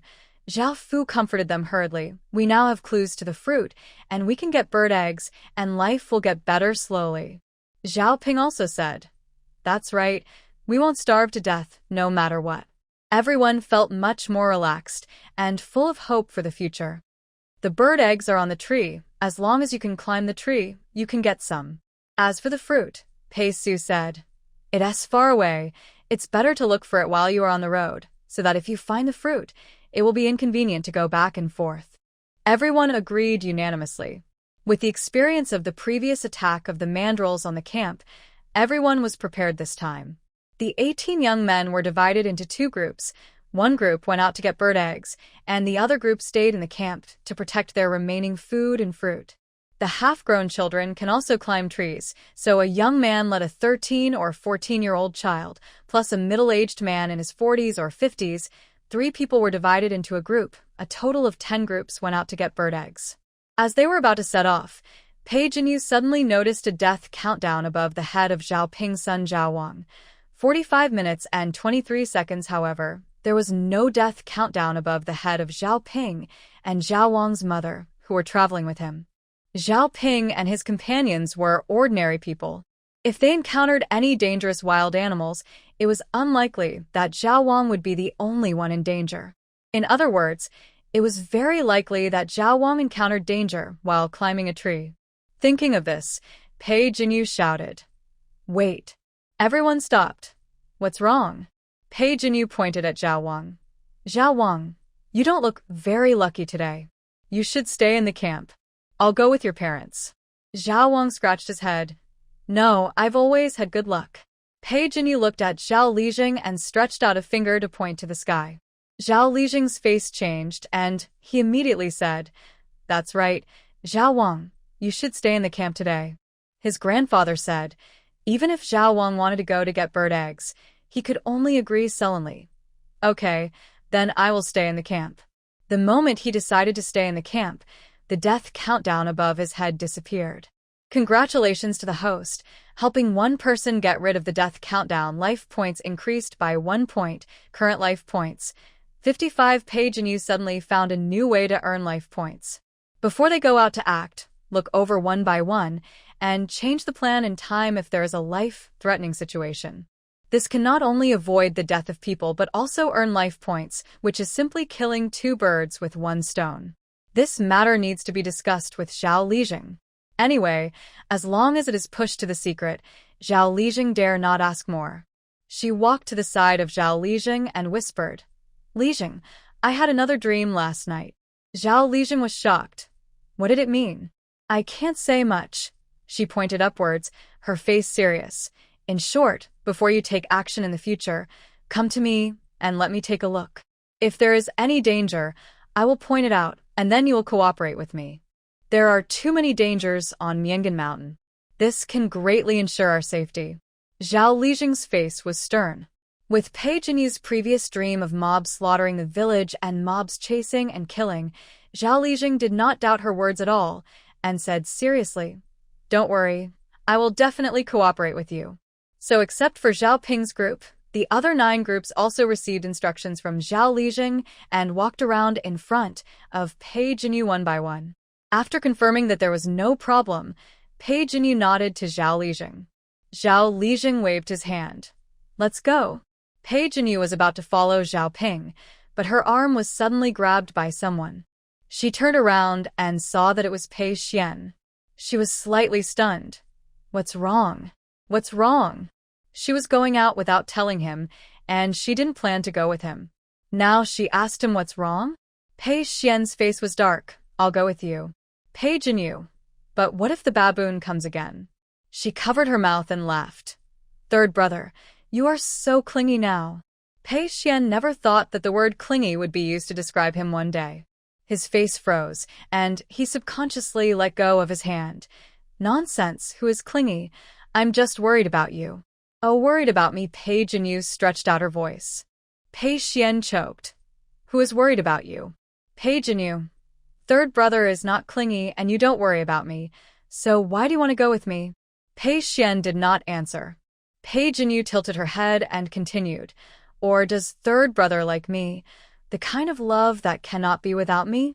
This question was like a thunderclap in Pei Xuan's heart. He was stunned and subconsciously denied no. In this world, he will not have anyone he cannot have, and he cannot have anyone he cannot have. His father is not, his mother is not, and Pei Jinyu will not be either. Thinking of this, Pei Xuan's face turned a little cold, and he took a few steps back, feeling as if he was deliberately keeping a distance from Pei Jinyu. But he retreated very quickly, and there was an embarrassment of escaping. He lowered his head slightly and said in a light voice, "You go, I won't follow you." Pei Jinyu didn't understand why Pei Xuan looked a little different after she asked him if he liked her. She guessed that he was angry because he didn't want him to follow. So she coaxed, "Then I will follow you tomorrow, Jinyu. Are you still leaving?" Zhao Ping called her from a distance. "I'll be there right away." Pei Jinyu responded, and then told Pei Xuan something before turning around and running. Pei Chun led the way, and the other groups followed behind. After walking for about half an hour, they found the place Pei Chun said. Just by looking at the amount of bird droppings on the ground, you can tell that there are many birds living here. Pei Chun pointed to the treetops. "Look, the one above is a bird's nest. Let's climb one, make a mark, and try to get all the eggs in this area." Everyone responded and acted separately according to the plan. As for Zhao Ping's group, Zhao Ping and Pei Jinyu climbed the tree, and Zhao Ping's wife supported them below. Although the trees here are tall, they have many branches and are not straight, so it is not difficult to climb. Pei Jinyu has often climbed trees since she was a child. At this moment, she held the trunk with one hand and stepped on the branch with one foot and climbed up like a monkey. When she went up, she saw that it was empty. Pei Jinyu was surprised. Wow, there are so many bird eggs here. Pei Jinyu put her palm on the edge of the bird's nest and quickly exchanged it for 1 point of bird eggs in the mall. Because it was a kind of paw, 1 pound of bird eggs only cost 1 point. 40 or 50 bird eggs appeared in the bird's nest at once. Fortunately, the bird's nest she encountered was big enough, otherwise it would not be enough. When they came out, in order to put the bird eggs, everyone brought a small bamboo basket, and Pei Jinyu's was hung on her waist. In front of everyone, she put the bird eggs in the bird's nest into the bamboo basket on her waist one by one. Hearing that Pei Jinyu found the bird eggs so quickly, everyone sighed. Pei girl is so lucky. This is the first tree, and she found the bird eggs. Yes, we haven't found anything yet. Who told you that I also found bird eggs. Here are 8. Oh, you're lucky, then I have to hurry up. Everyone joked while working. But someone found that Pei's girl had been digging for so long. Why was she still digging? Zhao Fu looked at it for a while and couldn't help asking, "Jinyu, how many have you taken out?" Pei Jinyu was putting bird eggs into the bamboo basket carefully. Hearing this, she lowered her head to count, then looked up and said, "There are 12. So many." Zhao Fu exclaimed. But what he didn't expect was that after Pei Jinyu finished counting, she didn't plan to get down from the tree. Looking at the posture, she was going to continue taking out eggs. He simply stopped and counted the bird eggs that Pei Jinyu took out. 15, 16, 17, 21. The more he counted, the wider Zhao Fu's eyes opened. "Jinyu, you haven't finished taking out all the bird eggs in that nest? There are more than 20 eggs here, right?" Pei Jinyu shook her head. "Not yet."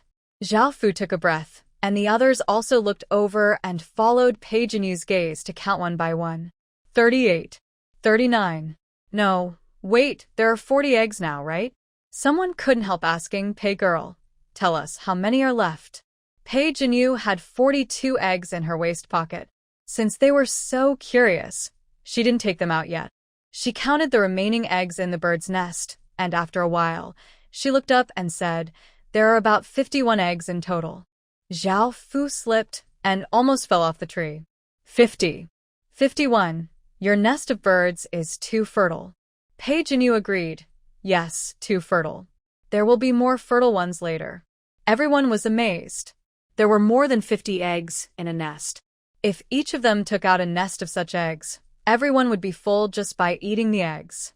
With Pei Jinyu's encouragement, everyone was excited to take out the eggs. But what disappointed them was that none of them had ever seen a nest of more than 50 eggs. For such a fertile bird, a nest of 7 or 8 eggs was considered a lot. Just when they thought that it was probably only the girl from the Pei family who had a nest of more than 50 eggs, they heard Zhao Ping's wife exclaim in surprise, "There are also 50 eggs in this nest." Zhao Ping's luck was so good. Everyone looked in the direction of the voice and found that it was the girl from the Pei family who had taken out this nest of more than 50 eggs. My God, this luck is too good. Dihao, your family's feng shui is not good. Zhao Dihao. This matter can't be passed, right? When Pei Jinyu took out a nest of more than 50 eggs for the third time, everyone was numb. Well, maybe it wasn't the girl from the Pei family who was lucky, but they were unlucky. In the end, Pei Jinyu took out more than 150 bird eggs, and the others took out more than Pei Jinyu, about 200 eggs. So on the way back, Pei Jinyu got a nickname, the egg-picking maniac. Although it was to praise her for her ability, Pei Jinyu always felt that this nickname was weird. Why don't you call me Egg Picker? It sounds better. Okay, Egg Picker, then I'll call you Egg Picker. More than 300 bird eggs, more than 60 people share. Each person can get about 6. Everyone was reluctant to eat all of them, so they roasted half and each person got 3. Because Egg Picker had a great record, she was rewarded with 2 more eggs, a total of 5. Pei Jinyu took the 2 extra eggs and happily gave one to Pei Xuan. Pei Xuan, I am the best friend in the world. Pei Xuan didn't want it. You eat it. Oh. Pei Jinyu nodded. Since Pei Xuan didn't want it, she would give it to her 2 little nephews.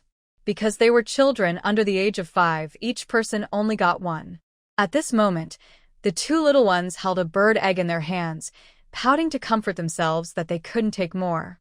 Pei Jinyu ran up to them and said with a smile, "Originally, I wanted to give each of you 1, since you can't take it.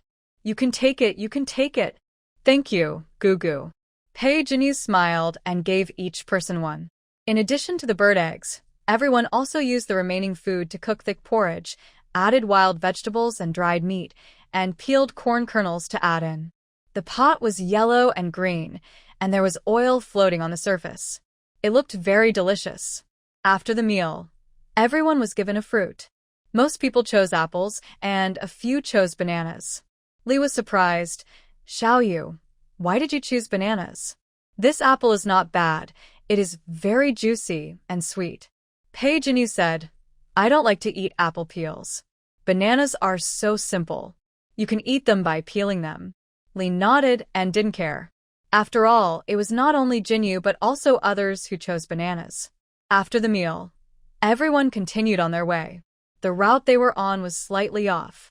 They planned to go to the place where Pei Jinyu and his team found the fruit first, and then return to the original route after finding the fruit. In fact, they could not accurately identify the direction in this endless mountain, and could only determine the general direction by the lush branches. Or when the weather was good at night and the stars could be seen, they could determine the direction according to the North Star. After walking for about an hour and a half, they finally came to the place where Pei Jinyu and his team picked up the fruit. They had a very bad impression of these monkeys, and they had already prepared to fight the monkeys. Each of them was either holding a shovel or a stick. But when they really got to the place, they found that there was no monkey. Pei Su was surprised.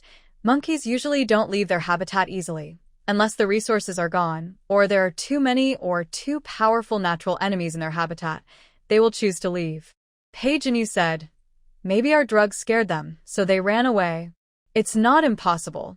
Pei Su nodded and planned to find fruits in groups with Zhao Lijing and others. However, before the groups went out to search, Lijing Zhao did not forget to bring the people to Pei Jinyu for her to see. After a look, she really found the problem.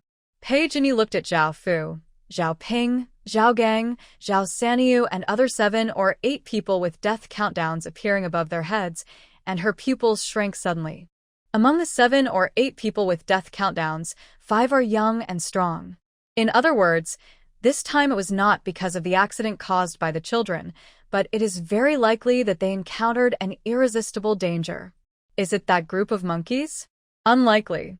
The group of monkeys they met here looked relatively docile, and their fighting power was not strong enough to kill so many of them. Perhaps it was the mandrill that attacked the camp before. This is possible, but it could also be other wild beasts. In short, the current plan must be changed. But how to change it is another problem. Pei Jinyu glanced at the crowd. In addition to Zhao Ping, Zhao En and others, Pei Su, Pei Chen, and even Pei Xuan, who usually didn't like to go out, took the initiative to ask to go this time. There was no death countdown above their heads.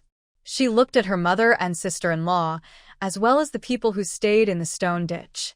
None of them had a death countdown above their heads. In other words, it is safe to stay here. Zhao Lijing. Pei Jinyu said, I think it's better for everyone not to separate too much since we are close to the monkeys here. Zhao Lijing was puzzled. What do you mean? I mean, my brothers and I act in sync, so why don't we first find out the location of the fruit tree, and then come back to tell everyone to pick it together? This way, there will be less noise. After all, we can't be sure why the monkeys left their habitat. Originally, Pei Jinyu thought that it might be that their drug was too effective and scared the monkeys, but now it seems unlikely. Zhao Lijing looked at everyone, then at Pei Jinyu, hesitated for a moment, and nodded in agreement. Congratulations to the host, helping 8 people escape the death countdown. Life points increased by 8 points, current life points, 60 this time. The system prompt sound did not stop after prompting the life points were obtained. The mechanical electronic sound paused for a moment and continued. Congratulations to the host for having a life point of more than 60 for the first time, and obtaining the title of Old Six, and having a chance to draw a lottery. Pei Jinyu was delighted. The last time I drew the lottery, I won the Death Phantom, which is a good thing. I wonder what I can draw this time. Pei Jinyu was about to press the lottery button, but suddenly found that the button was not right. There was a line of small words on the button. 50 points, Pei Jinyu. It takes 50 points to draw a lottery? It's enough for her to exchange for the Death Phantom 5 times, okay? If she has that many points to draw, she might as well. Pei Jinyu's eyes fell on the lottery turntable and swallowed the words she hadn't finished. Death Phantom. Permanent edition, oh my. Permanent edition. Pei Jinyu's eyes fell on the next one, and her eyes widened. Portable space, 1 cube. Permanent edition. It turned out to be a portable space. Although it is only 1 cube, the point is that it is a permanent edition. Oh my god. Pei Jinyu's heart was moved. She read on with great interest, but the following content made her frown. Thank you for your patronage, come again. Next time, good luck, nothing in addition. There is a fine crossbow set and a big gift pack of toys. Pei Jinyu. As if someone poured a basin of cold water on her, Pei Jinyu, who was overwhelmed by the sight of the permanent version of the Phantom of Death and the portable space, calmed down. These two things are like the corn that she had hung in front of the nose of a cow before, which can only be seen but not eaten. Who is good enough to have so many options like, thank you for your patronage in the lottery. According to the nature of the system, if she pressed the lottery, she would probably get a big gift pack of toys in the end. Pei Jinyu curled her lips and wanted to give up this lottery and close the lottery page, but looking at the gorgeous permanent version of the Phantom of Death and the portable space, she really couldn't bear it. Tip: the prizes for each lottery appear randomly. Please decide carefully. Pei Jinyu now has 60 points. If she uses 50 points to draw, she will have 10 points left. Even if there is a major incident that wipes out the whole team, she can exchange for a Death Phantom to avoid it. After successfully avoiding it, she can earn a lot of points. So, draw. Pei Jinyu closed her eyes and pressed the draw button. The draw prize disc rotated quickly. Portable space, and permanent version of Death Phantom are also okay. She stared at the prize disc nervously, and the pointer gradually slowed down, passing through the Death Phantom, the portable space, and wishing you good luck, and finally stopped on the fine crossbow set. How to say it? This result is neither good nor bad. I was not lucky enough to draw those 2 treasures, but I was not so unlucky that I didn't draw anything. There were too many people at this time, and Pei Jinyu was not suitable to take out the fine crossbow set, so she simply checked it twice in the backpack interface. The fine crossbow set includes a fine crossbow worth 100 points, 10 crossbow arrows worth 10 points, and a total value of 200 points. Pei Jinyu's heart was finally satisfied. 50 points to draw an item worth 200 points. In general, it was still a profit. The total time for the draw and the prize viewing was only 10 seconds. When Zhao was telling others to stay where they were, Pei Jinyu had already turned her eyes away from the mall interface. She looked at Pei Xuan, Pei Su, and Pei Chun. In this case, let's go. Pei Su and Pei Chun are good hunters, especially Pei Chun, who has a great talent for finding prey and food in the wild. After choosing a direction, Pei Chun led the way in front, and Pei Su followed behind, always paying attention to the wild animals that might appear around. Pei Jinyu was protected by them, standing behind her two brothers, a very safe position. Pei Xuan fell behind slowly. Pei Jinyu felt that Pei Xuan was a little strange today, especially quiet, and didn't like to talk to people. She thought for a moment, slowed down her pace, and slowly stepped back to Pei Xuan's side, curiously asking, "What's wrong with you today? Are you feeling uncomfortable?" Usually people don't like to talk much when they are sick. Pei Xuan didn't stop, but just said, "In 2 days, it will be the 15th. This sentence without a beginning or an end made Pei Jinyu confused. She didn't even know what day it was, let alone whether it would be the 15th in 2 days. She scratched her head. "I think so, I don't remember." Pei Xuan stopped and looked at the little girl who knew nothing. Just because she showed a kindness that she shouldn't have, she was entangled by such a despicable person. And he entangled her just to see when she would regret it. She doesn't regret it now, but she will regret it one day. As long as she thinks of such a lively person, she has to go to Hades with him. It is a pity for this world. He is not a good person, but this time he wants to do a good thing. Pei Xuan lowered his eyes. "Little goldfish, on the 15th day, stay away from me." Pei Jinyu wondered why Pei Xuan said that. Could something happen on the 15th day? When she wanted to ask in detail, she suddenly heard a suppressed cry from Pei Chun in front of her. Although the second brother was jumpy and sometimes looked unreliable, he was very reliable at critical moments. If he hadn't been very surprised by what happened, he wouldn't have made such a sound. Pei Jinyu walked up quickly, looking forward, and was also shocked by the scene in front of her. "I saw a group of golden monkeys fleeing and struggling in panic among the branches, their golden hair covered with dust and blood. And what caused them to look like this was not a wild beast, but another group of monkeys that were obviously much larger. They were covered with rough black hair, and their colorful faces, bright red noses, and exaggerated white beards were particularly hideous and terrifying. This should be the mandrill recorded in Shinyezi mentioned by Pei Xuan. The golden monkey group and the mandrill group fought fiercely. There were about a dozen mandrills and 20 to 30 golden monkeys. However, the mandrills were strong in combat. Even though the golden monkeys were outnumbered, they were still at a disadvantage. Not far from where they were fighting, Pei Jinyu saw a patch of apple trees. Pei Su whispered, "The mandrills and the golden monkey group are fighting for this patch of fruit trees. Then we." The mantis stalks the cicada, unaware of the oriole behind. They also wanted this patch of fruit trees. The 4 of them originally planned to watch from the side and wait for the outcome of their fight before taking action. But as they watched, their brows gradually furrowed. The golden monkey group was no match for the mandrills at all.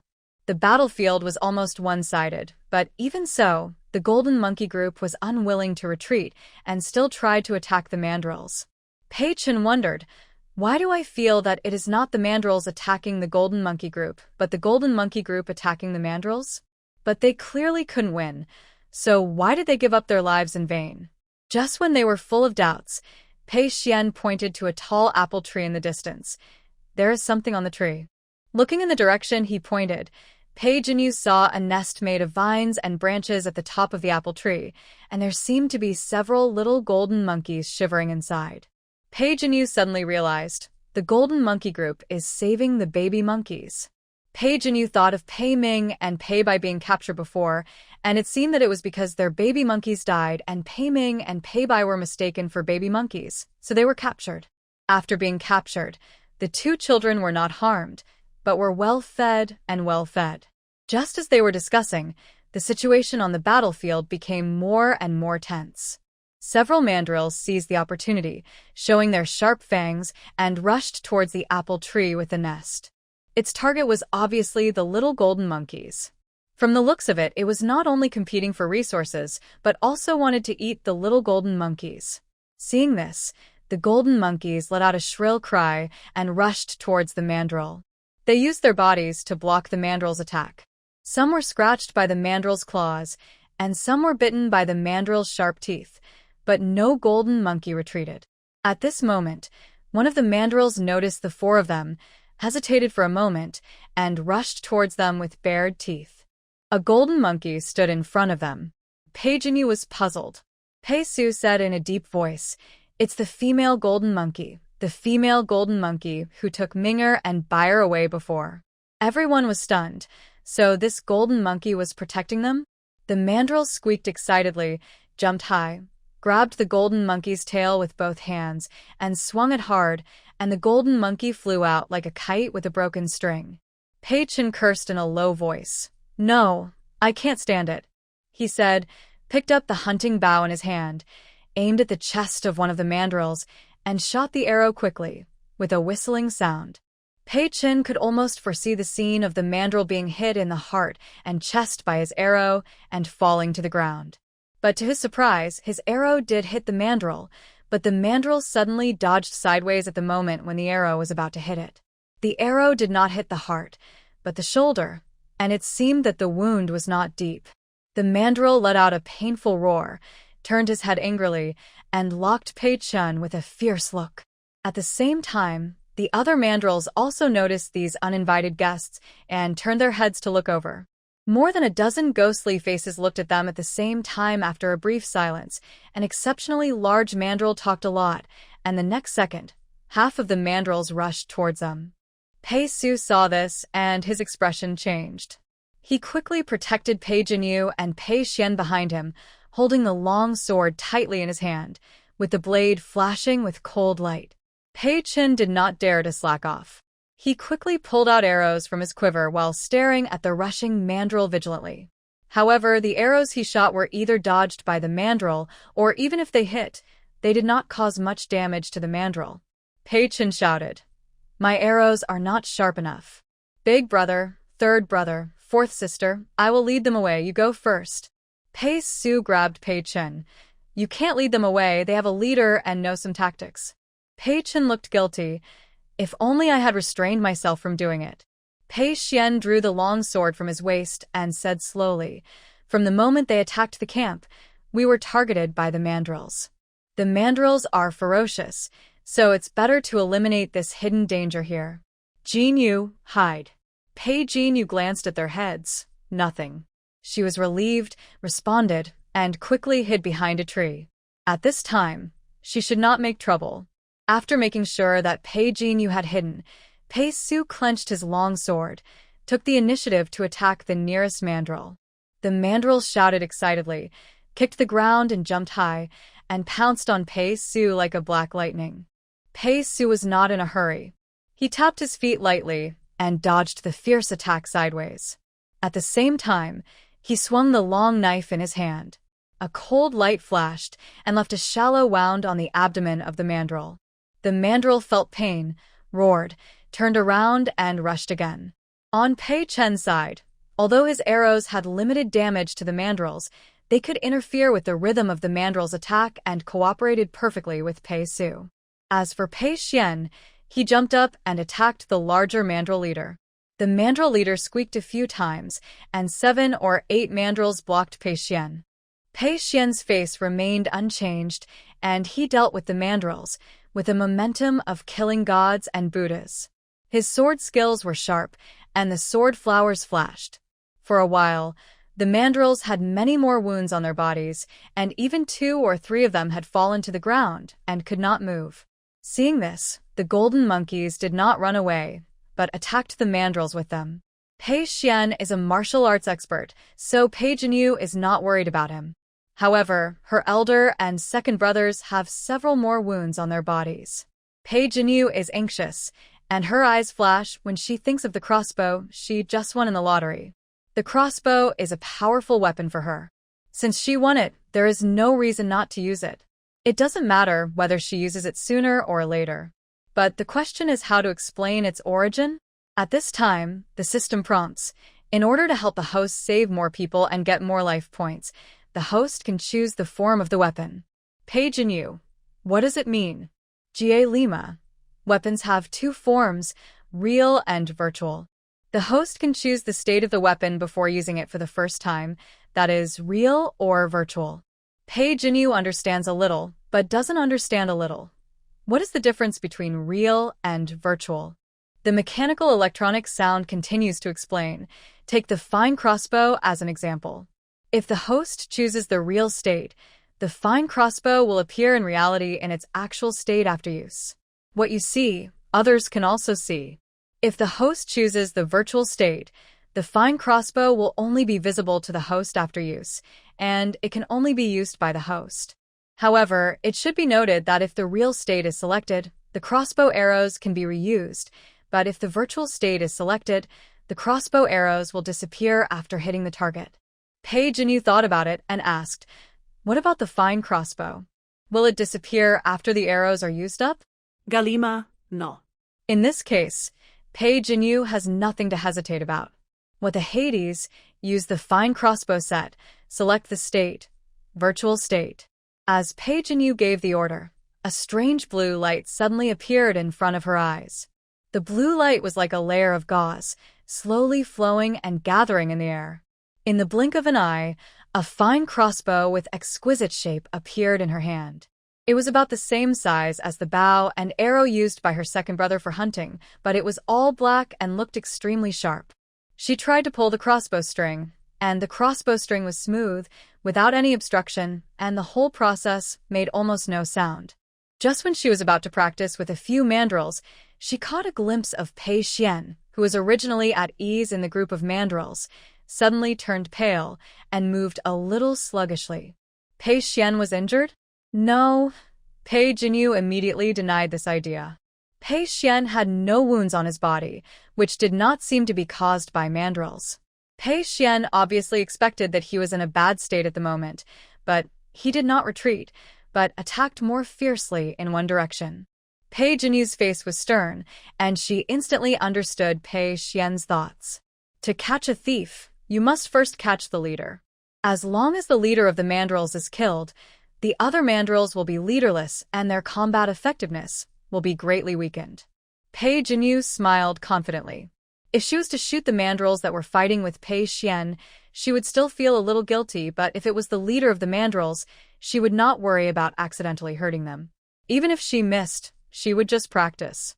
Pei Jinyu raised the fine crossbow, put on the crossbow arrow, pulled the crossbow string, and aimed at the mandrill leader who had a brutal look on his face and stared at Pei Xuan fiercely.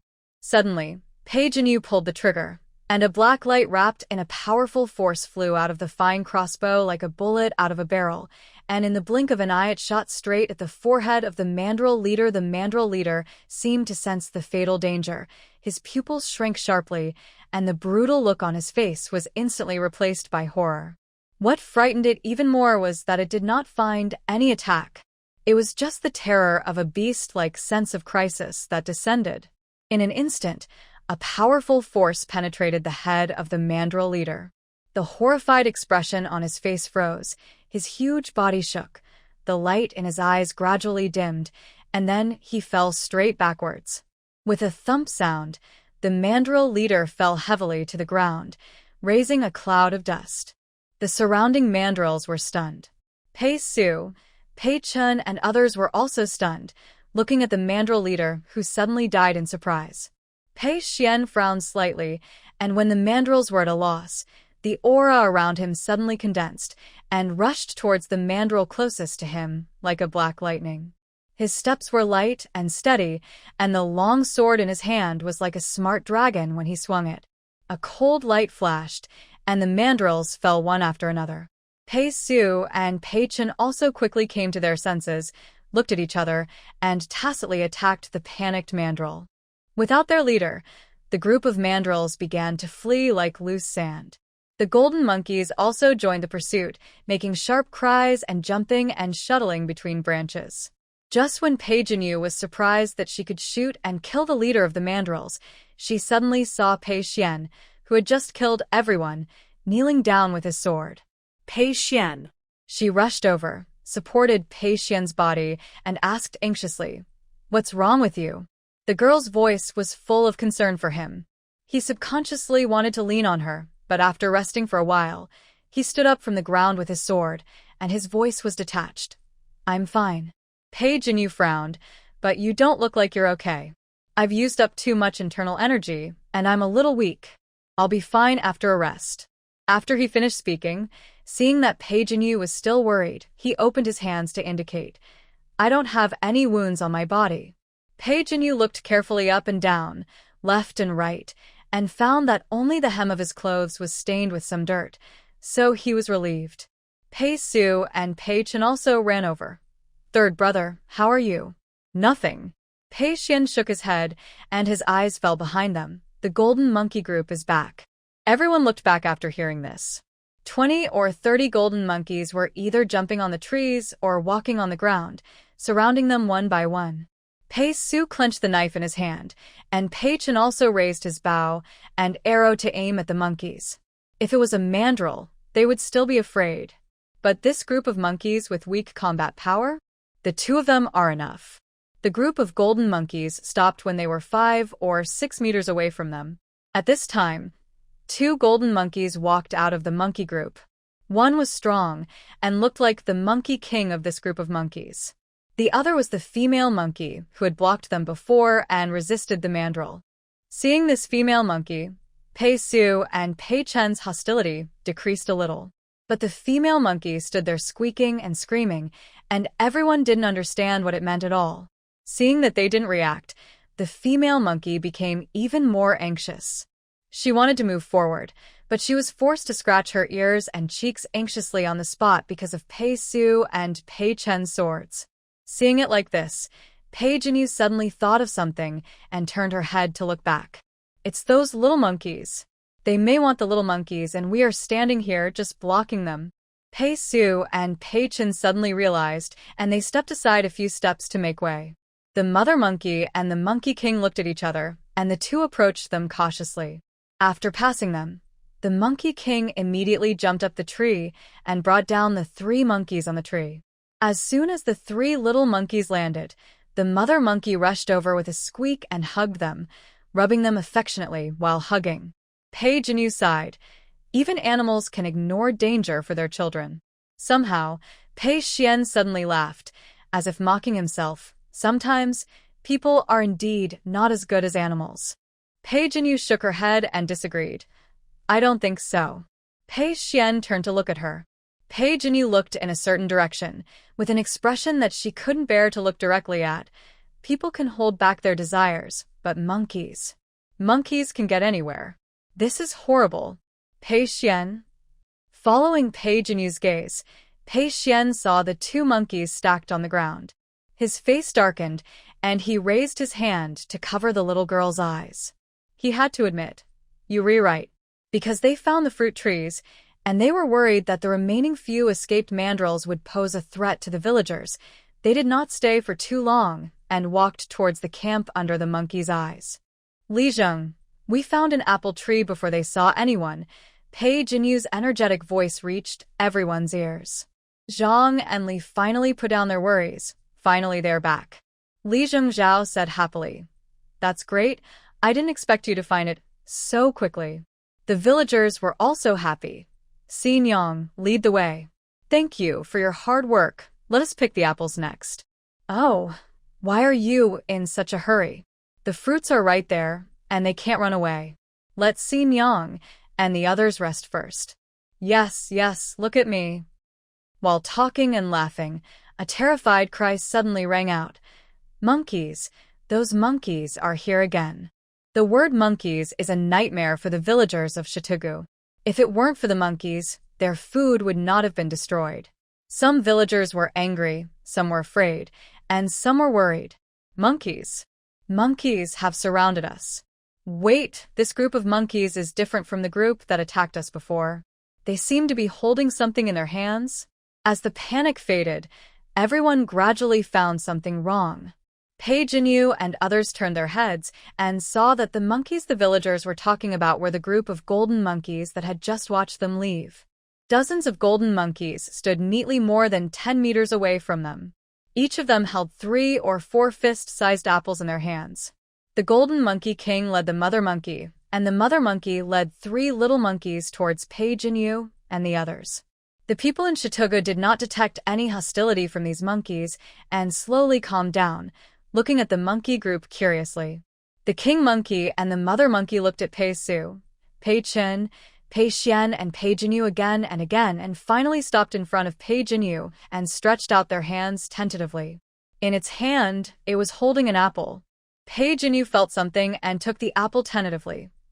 "Are you giving us fruits?" Seeing her like this, the golden monkeys cheered. They lined up and piled the fruits in front of Pei Jinyu, and soon the pile was as high as a small hill. The villagers of Chitugu were stunned. Why do they want to give us fruits? Pei Chun told them what happened just now in the fruit tree. Zhang's face changed. "You mean you met mandrills?" Pei Chun crossed his arms. "Yes, the leader of the mandrills died, and the remaining mandrills fled in panic." Pei Chun was just feeling proud when he was grabbed by the ear by Zhang and pulled aside to be educated. The villagers understood now. "So, they are thanking you for saving them?" Pei Su nodded and said, "Maybe." The golden monkeys' act of repaying their gratitude surprised everyone in Chitugu, and they were also a little hesitant about the next action. The fruit trees originally belonged to the golden monkeys. Although anyone who came across anything in the mountains could pick it, who would have thought that the golden monkeys would repay the favor? Zhao Fu scratched his head. "Under this situation, it seems a bit bad for us to go and pick other people's fruits." Pei Jinyu also felt that it was not good.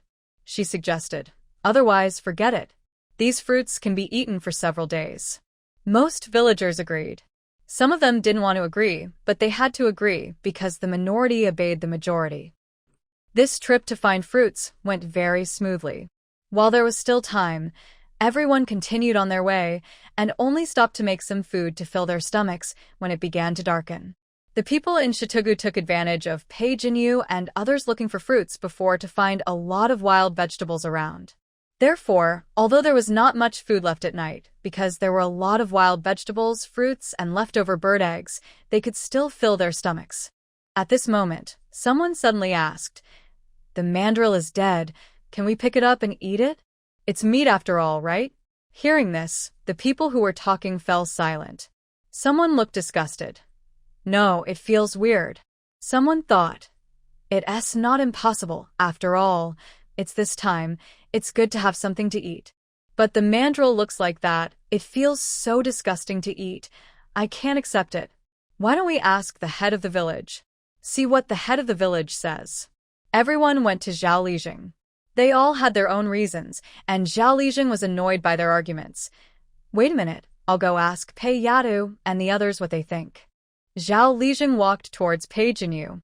Before, she always consulted with Zhang, but she didn't know when she started to subconsciously want to consult Pei Yadu when she made a decision. "I always felt that if she thought it was okay, nothing serious would happen to everyone." Of course, it could also be because every time he asked Zhang would look at Pei's third son's intention, but Pei's third son often didn't mean anything, but looked at Pei's girl's intention. After looking around, he might as well ask Xinyang's opinion directly. Pei Jinyu frowned when she heard Zhao Lijing asking if she wanted to eat mandrills. She herself didn't eat them, and would rather eat fruits than eat this strange mandrill meat.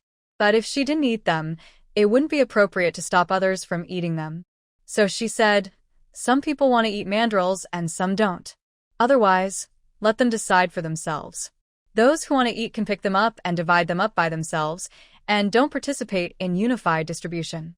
That's right. After Zhao Lijing decided to tell the villagers, about 1/3 of the villagers chose to pick up mandrills. "It's not necessary to eat them now.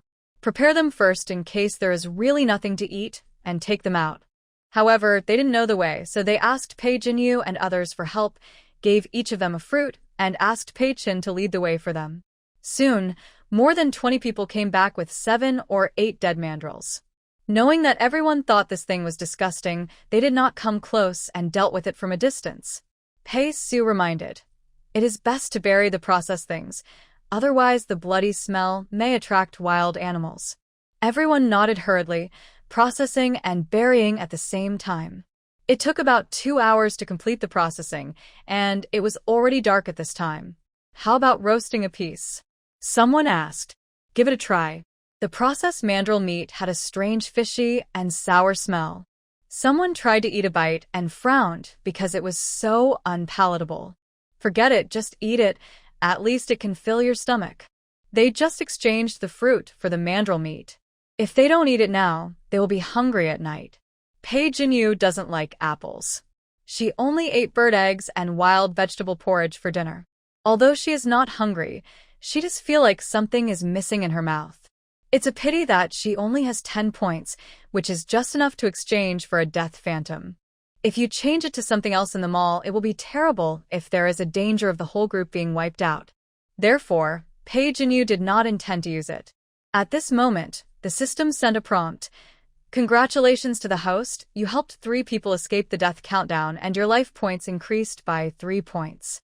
The current life points, 13 points. Pei Jinyu curled up the corners of her lips, feeling very happy.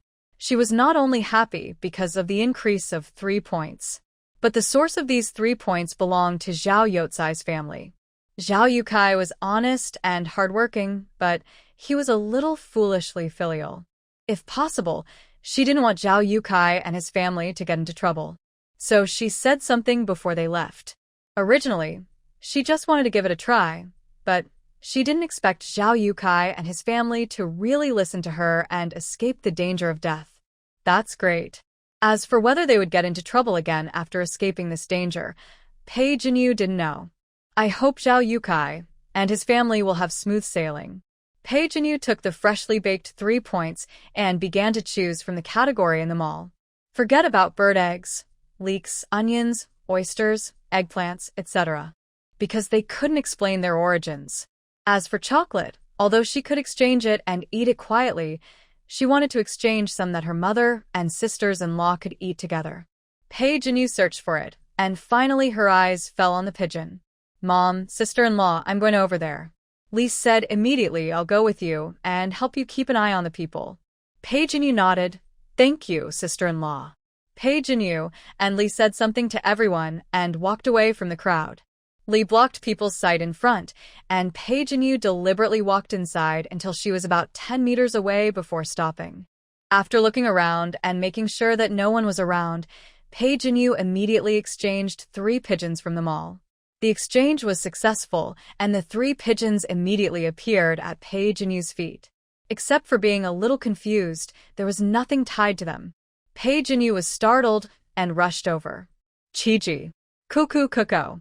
Lee heard the noise and ran over quickly. "What's wrong?"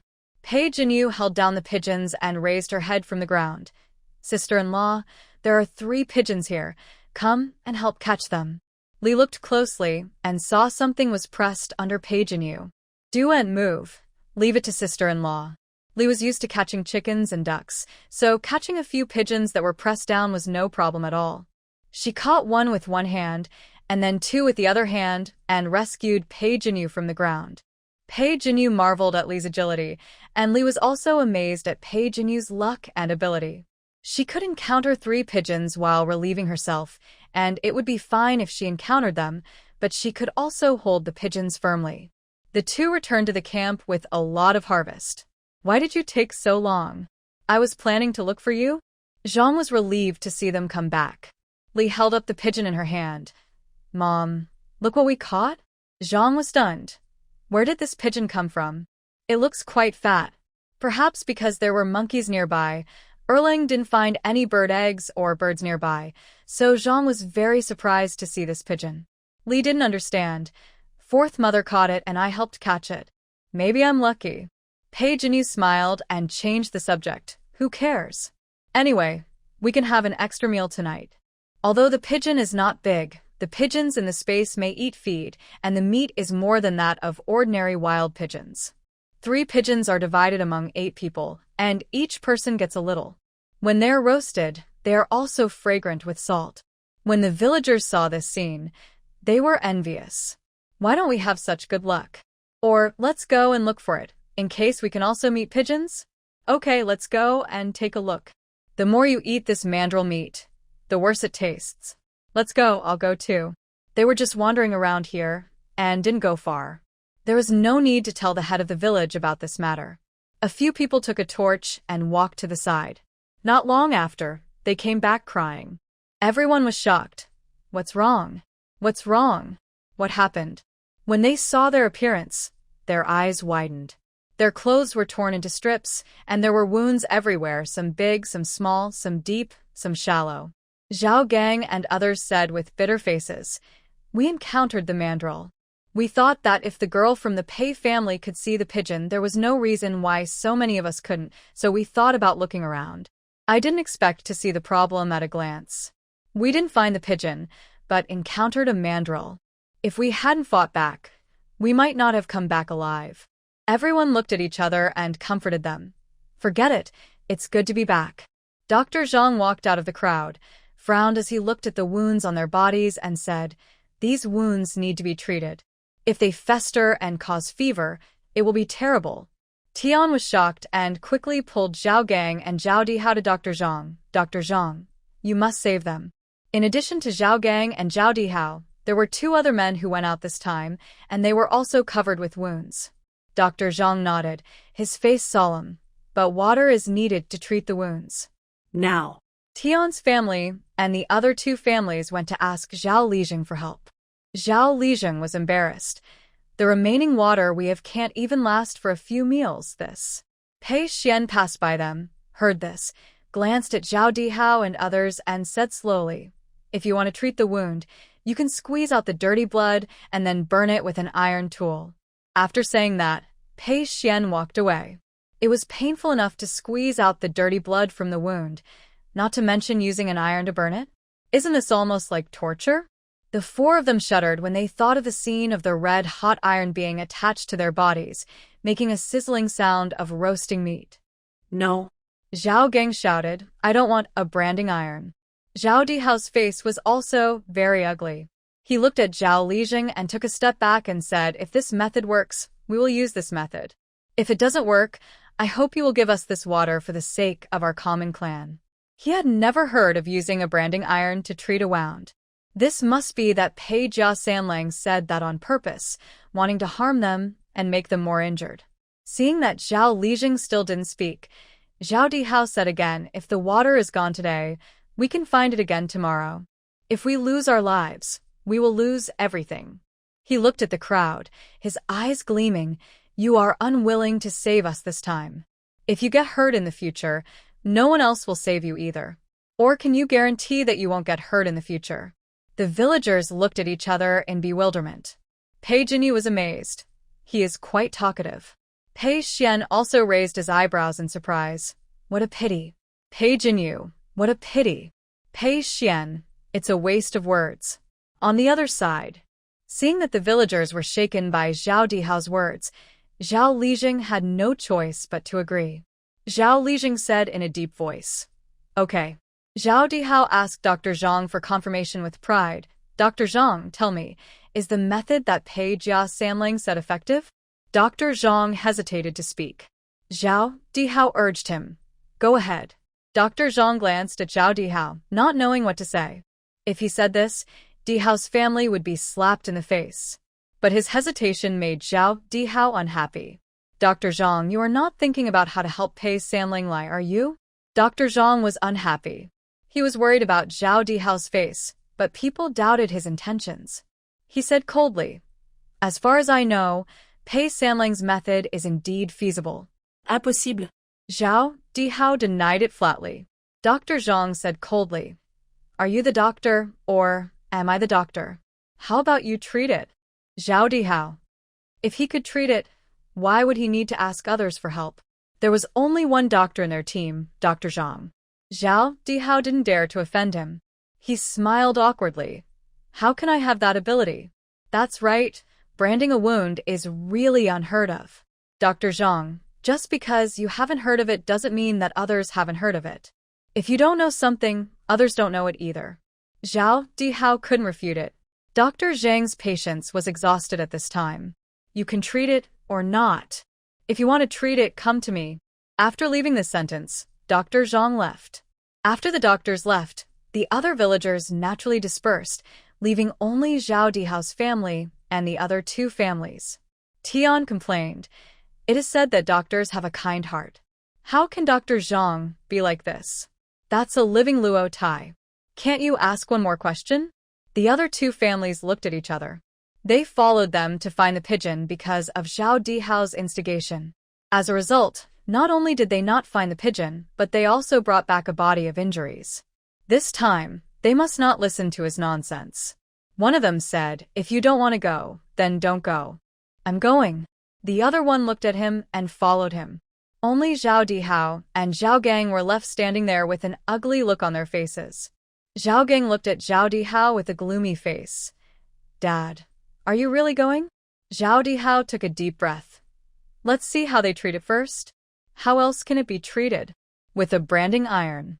When the shrill screams came from Dr. Zhang, Zhao Dihao and Zhao Gang shuddered together. Shogun, Dad, I'm scared. Zhao Dihao. He was also scared. But thinking of the consequences of not treating it, Zhao Dihao was even more scared. He gritted his teeth and said, we have to go and treat it even if we are afraid. Zhao Dihao took Zhao Gang away. Not long after, the screams of the two people resounded throughout the camp. This sound made the villagers in the camp very scared. Fortunately, they did not go when Zhao Dihao tricked them into looking for pigeons, otherwise they would be the ones who were branded with irons. The villagers had learned a painful lesson from the snakes, so before they rested, they would light a lot of bonfires around them and throw mosquito-repellent grass into the fire to drive away wild beasts at night. The bonfires formed a circle, and the villagers rested inside. But even so, there were still a lot of people on night watch. Two people in a group patrolled around and threw mosquito-repellent grass into the bonfire to maintain the mosquito-repellent effect. One group changed every hour. At midnight tonight, it was Pei Jinyu and Pei Xuan's turn. The two walked casually. Today's kissing and hugging tasks have been completed. Pei Jinyu had no other ideas at this time, and Pei Xuan did not speak. The atmosphere between the two people became quiet.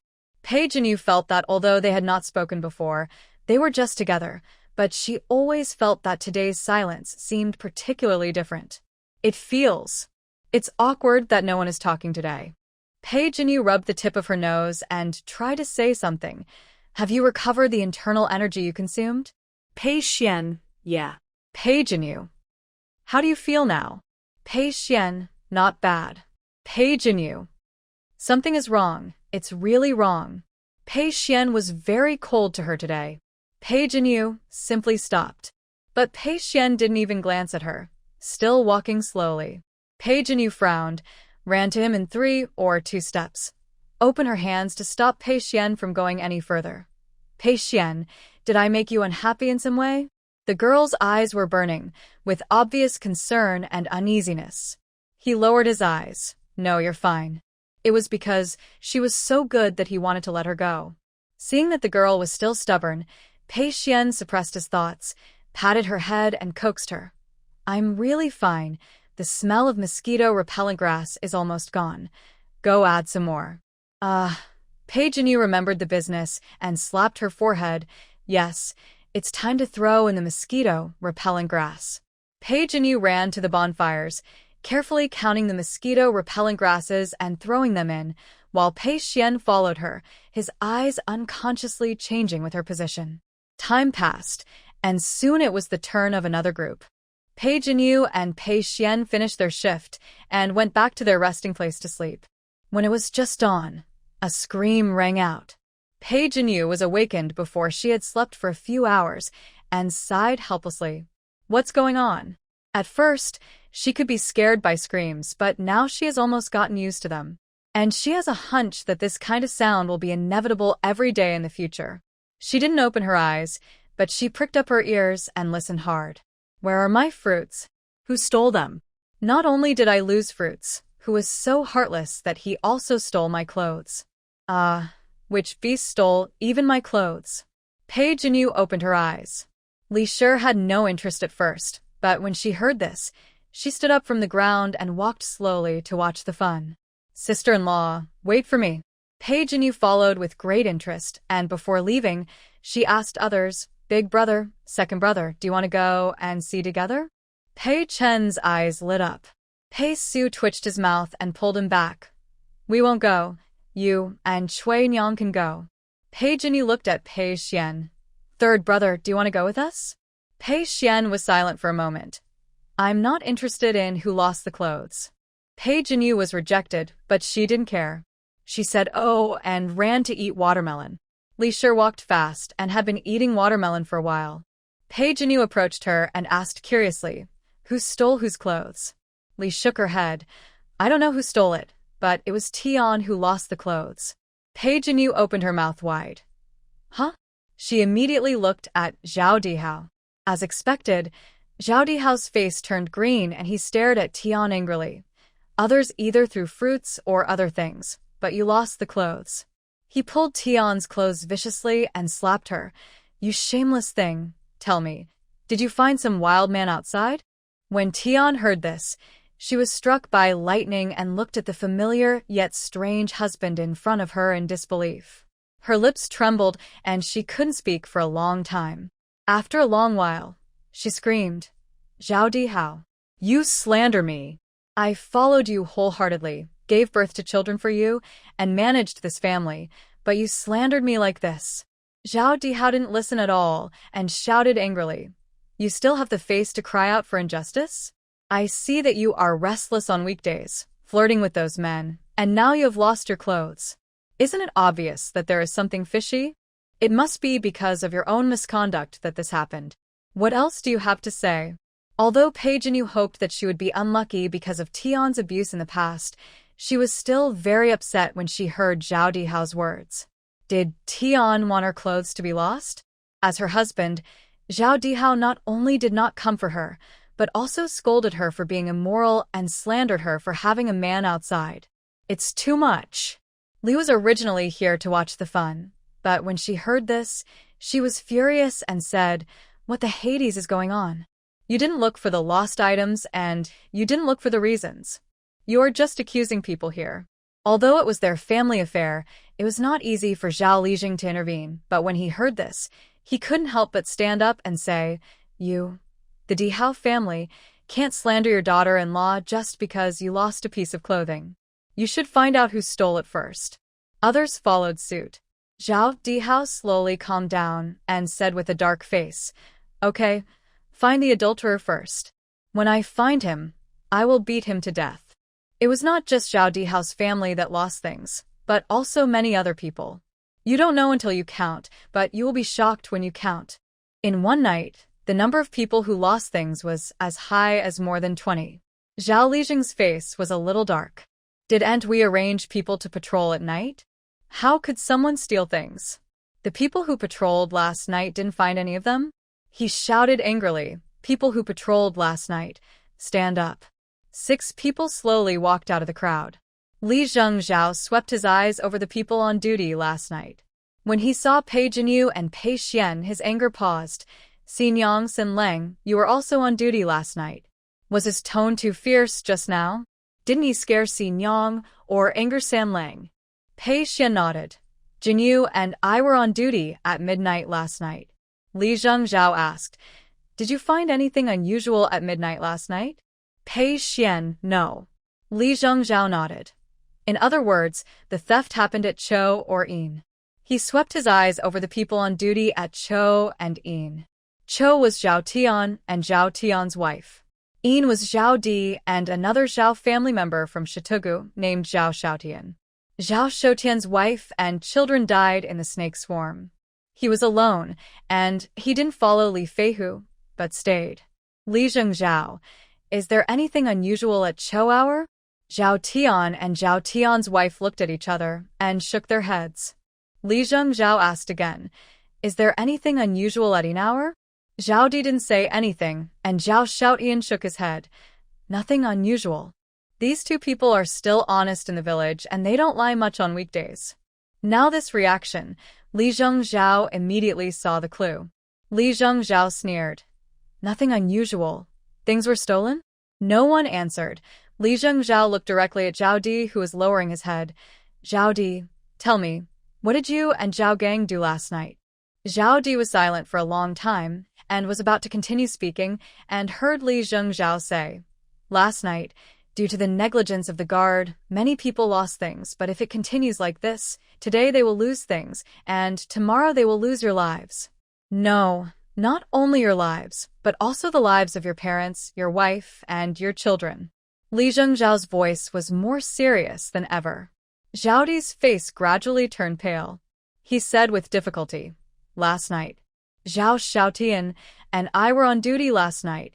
At the beginning, we didn't find anything unusual, and then we—" "What? Don't say it." The voices of Zhao Lijing and Zhao Xiaotian rang out at the same time. Zhao Lijing kicked him. "Don't say anything? Who did you ask not to say it?" Zhao Xiaotian was kicked and became obedient. He lowered his head and stopped talking. Zhao Di took a deep breath and continued. "Later, we thought it was almost dawn, and there should be nothing to do. So, we thought about taking a break." Zhao Di was kicked to the ground by someone. This time it was not Zhao Lijing, but Zhao Di's father Zhao Fugue. Zhao Di rolled on the ground. Zhao Fugue pointed at Zhao Di with a shaking hand. His voice changed with anger. "You coward. I asked you to keep watch, and this is how you do it? Everyone entrusted their lives and property to you night watchers, and you are lazy and sleep. Who can you be worthy of?" Zhao Di gritted his teeth, his face flushed, but he didn't dare to refute a word. The villagers talked about it, although they complained to the people around them, but their voices reached everyone's ears. "This is too outrageous. They can't even fall asleep while keeping watch. No wonder everything was stolen." "That's right. Our safety depends on them. Now it's a mess." Zhao Lijing had a dark face, his brows twisted into the shape of a Chan character. He sighed heavily and said, "It's too late to say these now. The most urgent task is to find the thief and recover everyone's things." Pei Jinyu watched from the side, always feeling that there was something weird about this matter. How could the thief be so bold that he could steal so many things while someone was on duty, and he could avoid everyone's eyes and ears? Besides, where could he hide the stolen things? Although one person lost a lot of things, the accumulated things of more than 20 people were still a lot. It was difficult to hide. Maybe it was not stolen by a person? This thought flashed through Pei Jinyu's mind, but if it was not stolen by a person, she had no way to be sure what stole it. So she didn't say it, but just watched Zhao Lijing and his men check one by one. Except for the Pei family, everyone was checked. As expected, nothing was found. Everyone looked at the Pei family. "Zhang, do you suspect us?" The villagers immediately shook their heads. "No, no matter who stole it, it would not be you. We are not fools, how could we think so? Yes, we have searched everywhere and couldn't find the stolen things. It feels a bit strange." Li Zhao also said, "The Pei brothers have seen the world. Can you help us figure out what is going on?" Seeing that none of them seemed to be lying, Zhang's expression improved a little. "It's good that you can think so." Pei Su and Pei Chen nodded and got up to check the situation at the scene. Pei Jinyu quietly told Pei Xuan her guess. "I suspect it wasn't stolen by humans, but I'm not sure what it was." She thought, "The most likely ones are the golden monkeys or mandrills, right?" Pei Xuan curved his lips and praised. "Yes, it was mandrills." Pei Jinyu was puzzled. "How can you be so sure?" Pei Xuan glanced at the villagers who lost things and reminded Pei Jinyu, "Look at their characteristics." Pei Jinyu looked for a while, and suddenly her eyes lit up. "I know. These people are the ones who went to pick up the meat of the mandrill together, and some of them even ate it." Pei Xuan nodded. "Really smart. Although the little girl usually looks like she is ignorant of the world, she is very flexible in her mind at critical moments and can understand things at once." On the other side, Zhao Lijing led people to explore the surroundings for a long time, but still couldn't figure it out. Pei Xuan pushed Pei Jinyu. Go. It's time for Zhao Dihao's family to be said to have bad feng shui again. Pei Jinyu suppressed a smile. I see. She walked over, cleared her throat, and after everyone looked over, she said in a clear voice, I know who stole it. Everyone's eyes immediately focused on Pei Jinyu. They have been investigating here for such a long time and can't find anything. The girl from the Pei family just looked over there for a while and knew who stole it. Everyone looked at each other. Some of them couldn't believe it. Reason told them that it was unlikely, but psychologically they had already believed Pei Jinyu. It was like seeing a ghost. She was obviously a young girl, but they always felt that whatever she said must be true, and it was correct. Maybe it was because many of her words came true, and she led them out of crises many times? Someone smiled at Pei Jinyu and said, Pei girl, since you know this, tell everyone quickly. Don't keep us in suspense. Pei Jinyu smiled slightly and continued, actually, it's not accurate to say that it was stolen by a person. To be precise, it was a mandrel. Mandrel? Some people were shocked, and some were scared. Why is it this kind of thing? Pei girl, are you saying that the mandrels were here last night? Pei Jinyu analyzed. Look carefully at the people whose things were stolen. What do they have in common? Everyone turned to look, and someone analyzed. Are they all from Shitogu? Are they all men? No, Tian is a woman. Oh, how would we know? Aren't the common characteristics that they are all human?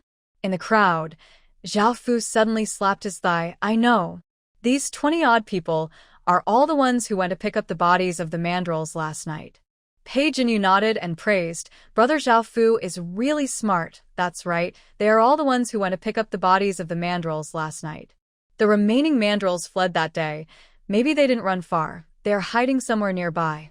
Mandrels have a strong desire for revenge. Seeing their own people being eaten, they inevitably feel the desire for revenge. However, they're scared by the beating and dare not really do it, so they secretly stole our things.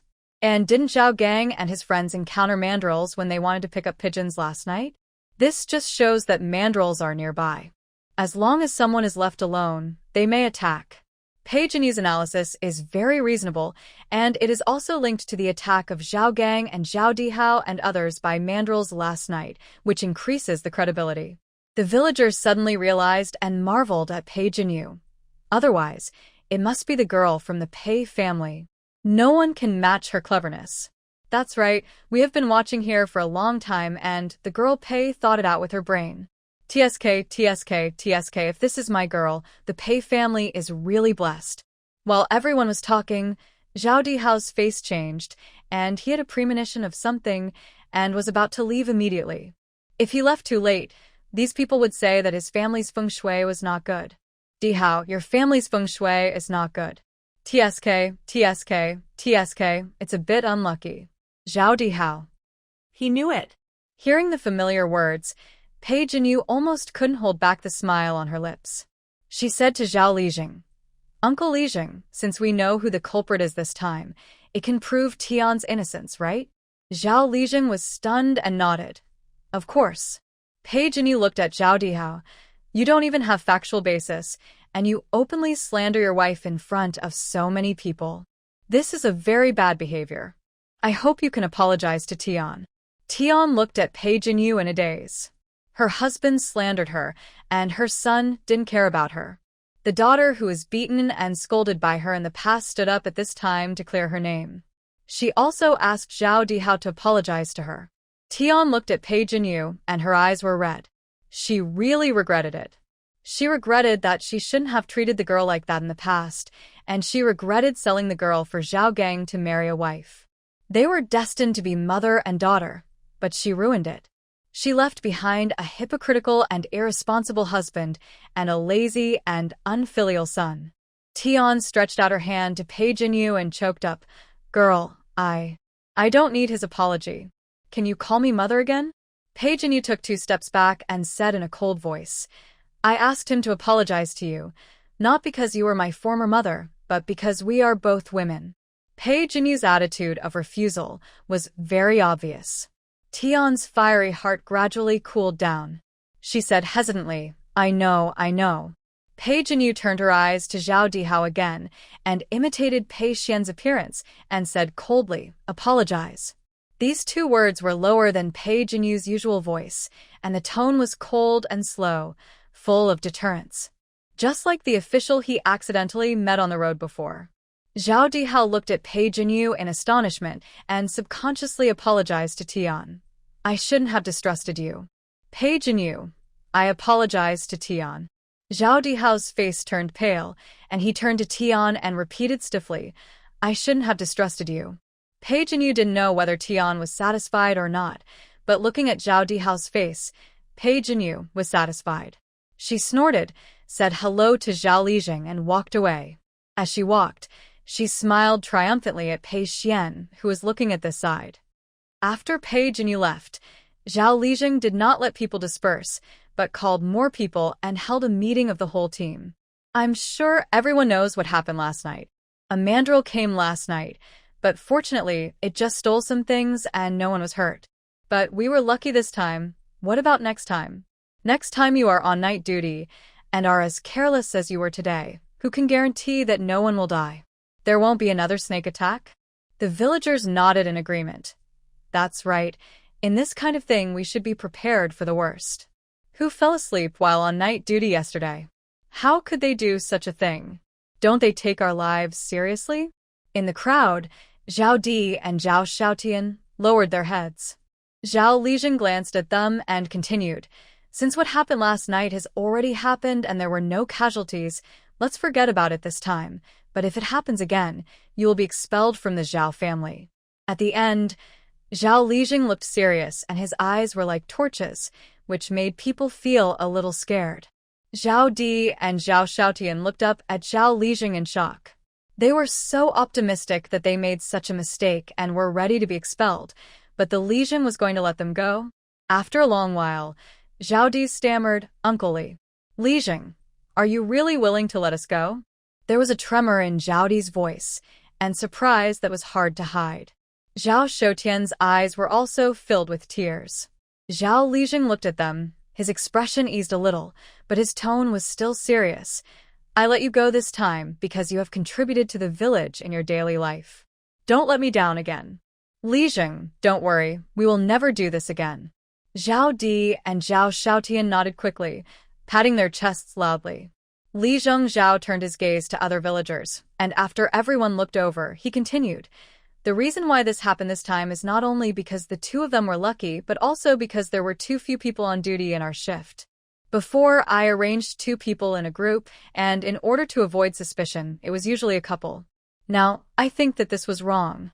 People who are familiar with each other will cover up for each other, and 2 people are too familiar with each other, and it is easy to discuss. So I decided to have 4 people in a group when I am on duty at night, and these 4 people must be from different households. Lijing Zhao looked at Pei Jinyu after making this decision. Pei Jinyu was a little confused when she met Lijing Zhao's eyes. Is he asking her? She pointed at herself. Lizen Zaunudda. Good guy, he really asked her. Pei Jinyu thought for a while and gave Lijing Zhao a thumbs up, meaning it was great. Lijing Zhao was old, and when he saw Pei Jinyu, a little girl, giving him a thumbs up, he felt a strange sense of pride in his heart. Although he didn't know what he was proud of, he felt very happy. He turned his head happily and looked at the people in Shitugu. His expression returned to seriousness. If you have any opinions, you can raise them. As for whether this opinion is accepted or not, that is another matter. All this is to protect everyone's safety, and the villagers certainly have no objection. Just when everyone was discussing how to arrange the new round of night shifts, a squeaking sound came from the bushes. When everyone heard this sound, they reflexively protected the 2 ox carts and their few things. But it was not the mandrills who came. It was the golden monkeys who came to repay their gratitude. It seemed that they had not repaid their gratitude last time. When they came back this time, they had fruits in their hands again.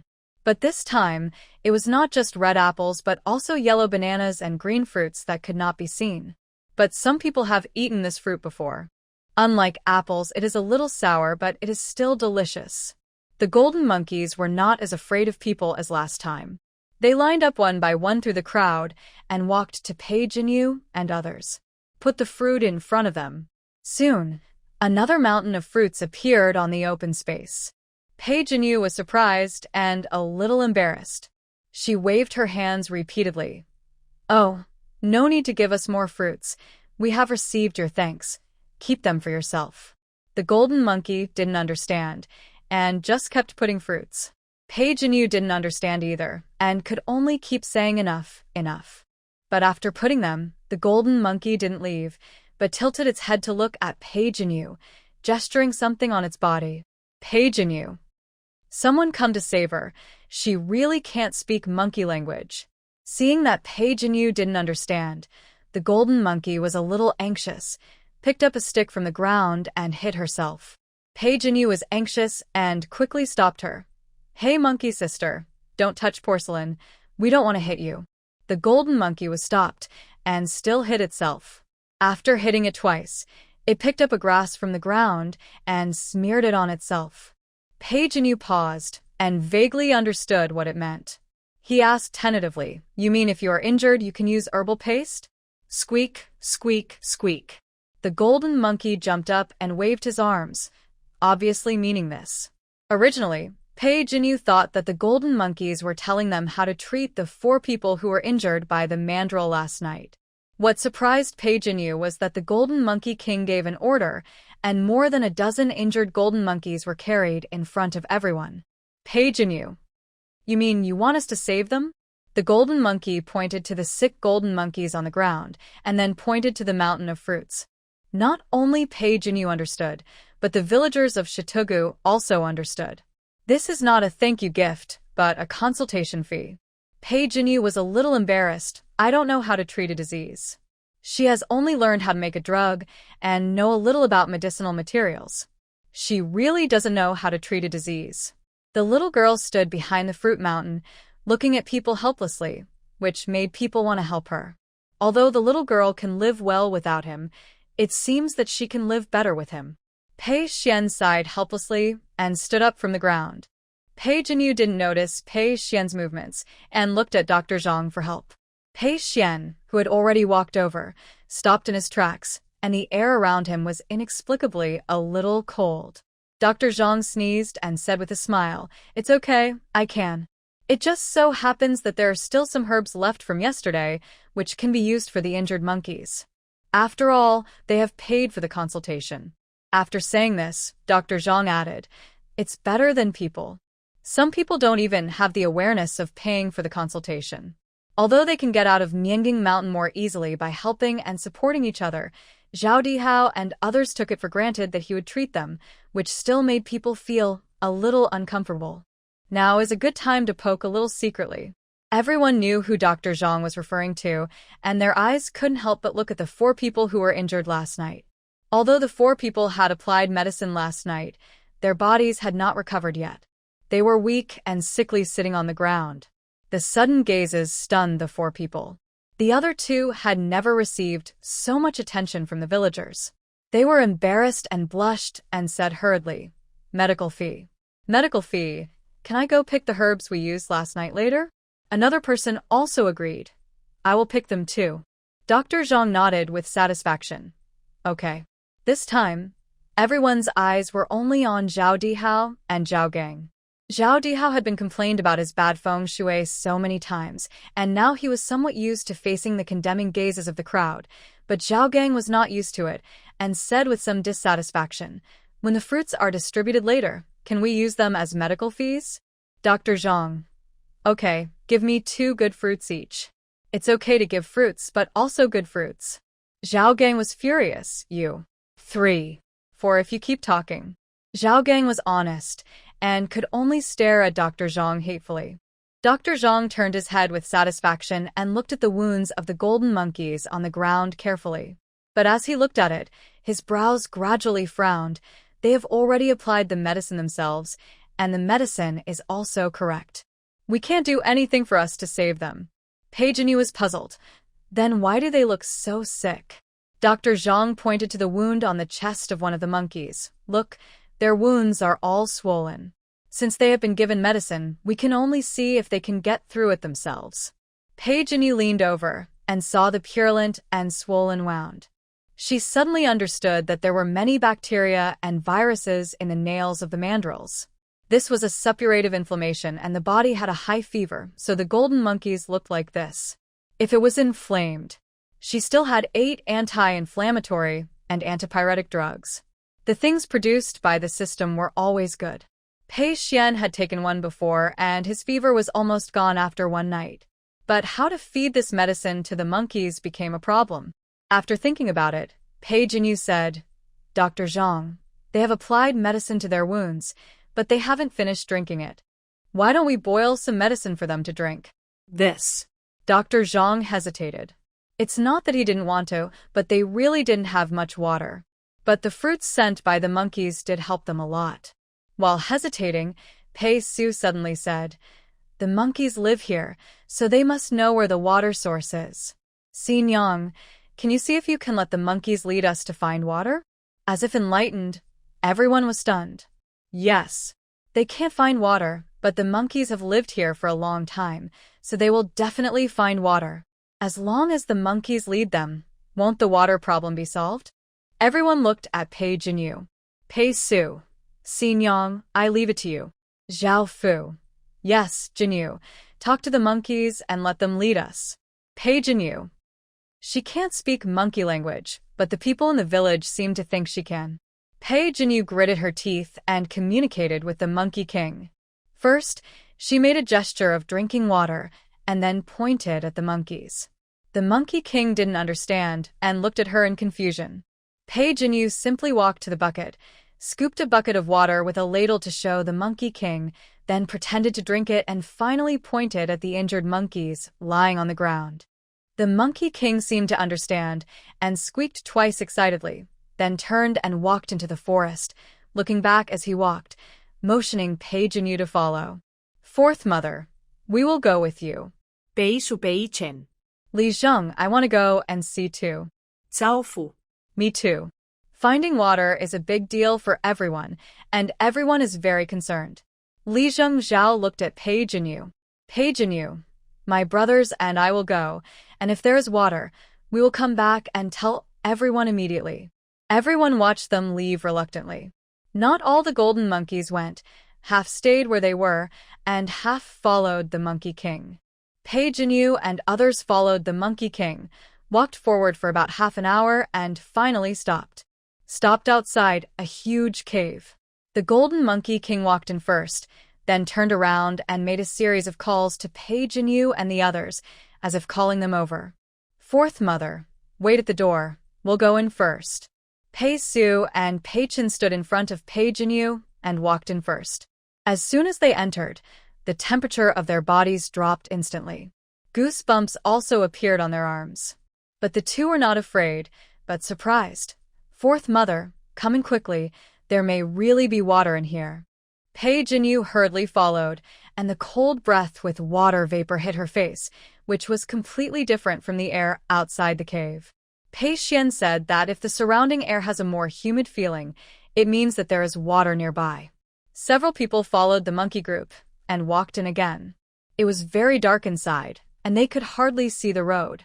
When they came, they didn't think of bringing torches. Only Pei Su brought a fire starter. The fire starter flashed star-like light points in the dark, providing a little weak light. In this environment, the perception of the ears becomes more obvious. After walking a distance, they could hear the sound of gurgling water. The water source is just ahead. Pei Chun said, happily.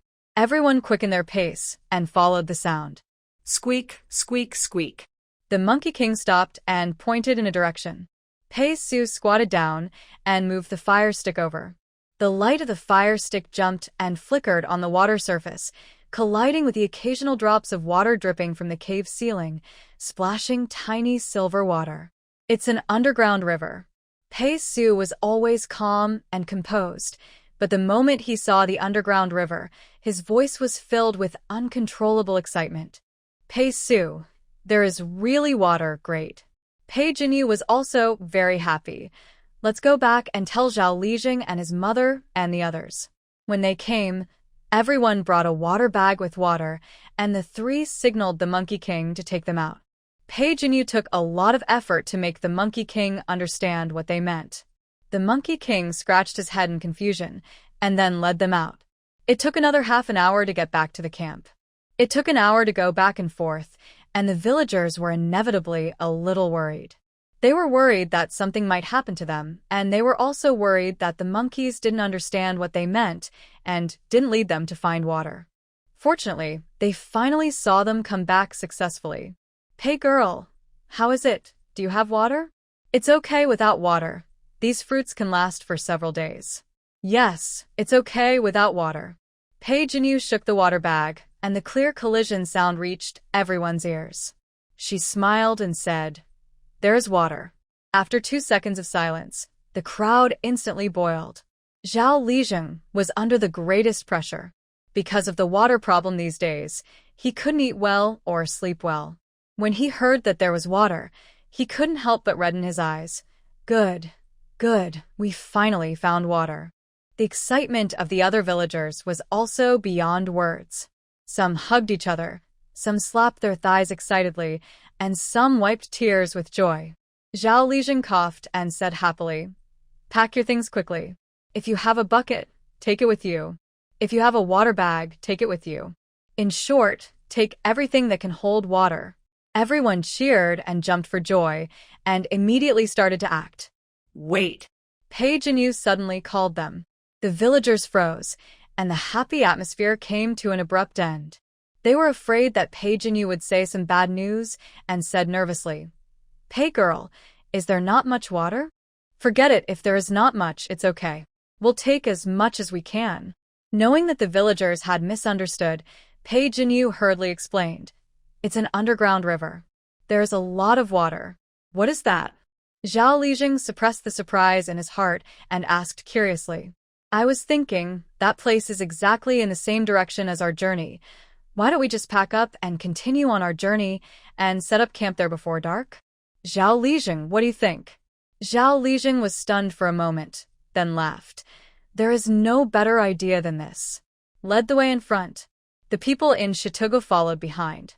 In the end, the monkeys carried the sick monkey. The group of people walked in a long line to the cave. After walking for about half an hour, they finally reached their destination. The people in Shitugu felt the cold air blowing on their faces and shouted excitedly, "It's water! There is really water here." Although they already knew from Pei Jinyu that there was water here, they couldn't hide their excitement when they felt the existence of water in person. The cave was very dark.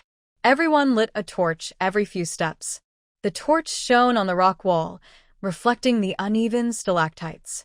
The people in Shitugu had lived in Shitugu for generations and had never seen such a scene. While marveling at the scene in front of them, they walked forward cautiously, fearing that they would accidentally slip on the slippery ground. After walking for a while, everyone finally saw the underground river mentioned by Pei Jinyu. Dozens of torches shone on the water, and the river seemed to be on fire, sparkling, and tiny lights jumped and flickered with the water flow, as if stars fell into it. Everyone was already excited, and now seeing this underground river, in addition to excitement, they were more immersed in this beautiful scenery. Until Zhao Lijing said, "What are you standing there for? Fill water." Everyone suddenly came back to their senses. One by one, they took the prepared wooden barrels or water bags to fill water. "Don't be in a hurry, don't be in a hurry. Take your time. Be careful. Don't fall into the water. We don't know how deep it is. Those who have filled the water, carry it outside. We will camp near the entrance of the cave today." There was a flat open space in front of the cave, which was just right for camping and resting. Under the command of Zhao Lijing, the actions of the people in Shitugu gradually became organized. Some people camped at the entrance of the cave, some people kept fetching water back and forth, and Dr. Zhang took the medicinal materials to prepare some medicine to help the monkeys reduce fever. They are all common medicinal herbs. Dr. Zhang brought some with him when he left Shitugu, and they can be used now. Pei Jinyu really didn't expect that Dr. Zhang still had medicinal herbs. Originally, she wanted to take the opportunity to feed the monkeys with water to add anti-inflammatory and antipyretic drugs to the water for them to drink, but now that Dr. Zhang has boiled the medicine, she is afraid that there will be problems if these medicines are mixed together, so she is a little hesitant. Let's observe it first. If it doesn't work, use the medicine produced by the system. After making the decision, Pei Jinyu put the matter aside for the time being and thought of another thing. She pulled Zhang's sleeve. Mom, since we are not short of water, can we take a bath? I haven't washed my hair or taken a bath these days, and I have been on the road all the time. I feel like I'm going to go bad. Zhang also had this idea. It's time to wash. Let's go. Pei Su, Pei Xuan, you guys scoop more water. Take this opportunity to wash well. Pei Su and Pei Xuan responded from afar. Okay.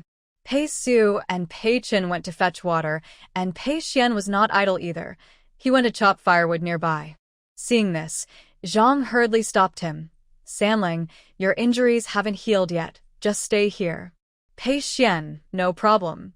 Pei Jinyu was originally building a simple stove, and when she heard this, she looked up and saw Pei Xuan walking into the forest alone. His back was gradually obscured by the bushes, and he felt inexplicably lonely. Mom, I'll go collect firewood with my third brother. The faster we collect, the faster we can wash. Zhang nodded. Go. On the other side. Pei Jinyu followed Pei Xuan. Where are we going? Pei Xuan walked casually. It's all right. Wherever there is dry firewood, we can go. Pei Jinyu nodded, and suddenly a dead tree appeared in her peripheral vision. She said in surprise, Pei Xuan, look over there. If you use the same trick as last time to break this tree, we will have exceeded our task today. The tree was mostly dead, and it would be much faster to take it back and chop it up than to pick up dead branches bit by bit. Pei Xuan paused and walked towards the dead tree. Looking at the person with expectant eyes, he took a deep breath and slapped it with his palm. The dead tree broke with a sound, and Pei Xuan's step staggered a little. He took a breath and asked casually, Are these enough? Pei Jinyu looked at him strangely. It was easy for him to slap the tree before, but now this tree is smaller than the previous one and is still half dead. Why does Pei Xuan look so strenuous now? She took 2 steps forward to support Pei Xuan and asked with concern, No matter if it's enough or not, tell me what's wrong with you first? Pei Xuan pushed her hand away and smiled lightly. I'm fine. I'll collect firewood first. Looking at the hand that was pushed away, Pei Jinyu was stunned for a moment. Pei Xuan seemed to be resisting her closeness. Why? Clearly, when she went to pick bird eggs before, Pei Xuan wanted to follow her, and she was accused of being clingy. Why now? Suddenly, Pei Jinyu's eyes moved. Could it be that Pei Xuan was unhappy because she said that Pei Xuan was clingy? But if he was unhappy that she said so, he could say it out, but he didn't say it. He was angry over there, and then suddenly became very cold to her. Pei Jinyu didn't like this kind of hot and cold feeling at all. Humph, she is still angry. Thinking of this, Pei Jinyu said, oh dryly, then lowered her head to pick up the dead tree that was broken into 2 halves. You rewrite. Pick up firewood first. Originally, she wanted to pull the tree back by herself, but she overestimated her strength and couldn't pull it even though her hands hurt. Suddenly, the tree moved by itself. Pei Jinyu looked up in surprise, but saw Pei Xuan pulling the tree towards the camp at the other end. There was no intention of reconciliation at all, and Pei Jinyu was so angry that she walked very hard with every step behind. Pei Xuan is really annoying. Half a tree is more than enough to boil water. After Pei Xuan went back, he found an axe and cut the tree into small pieces for later use. Pei Jinyu went to help carry water. Zhang borrowed a pot from Zhao Sanyu. The man washed a pot of hot water, and the woman washed a pot of hot water. The 2 pots of water were quickly filled, and Zhang and Li were responsible for boiling 1 pot each. Soon the water was boiled. Li turned around and wanted to call them, but suddenly found that the people who usually sat together were now standing by a tree, a little far away from each other.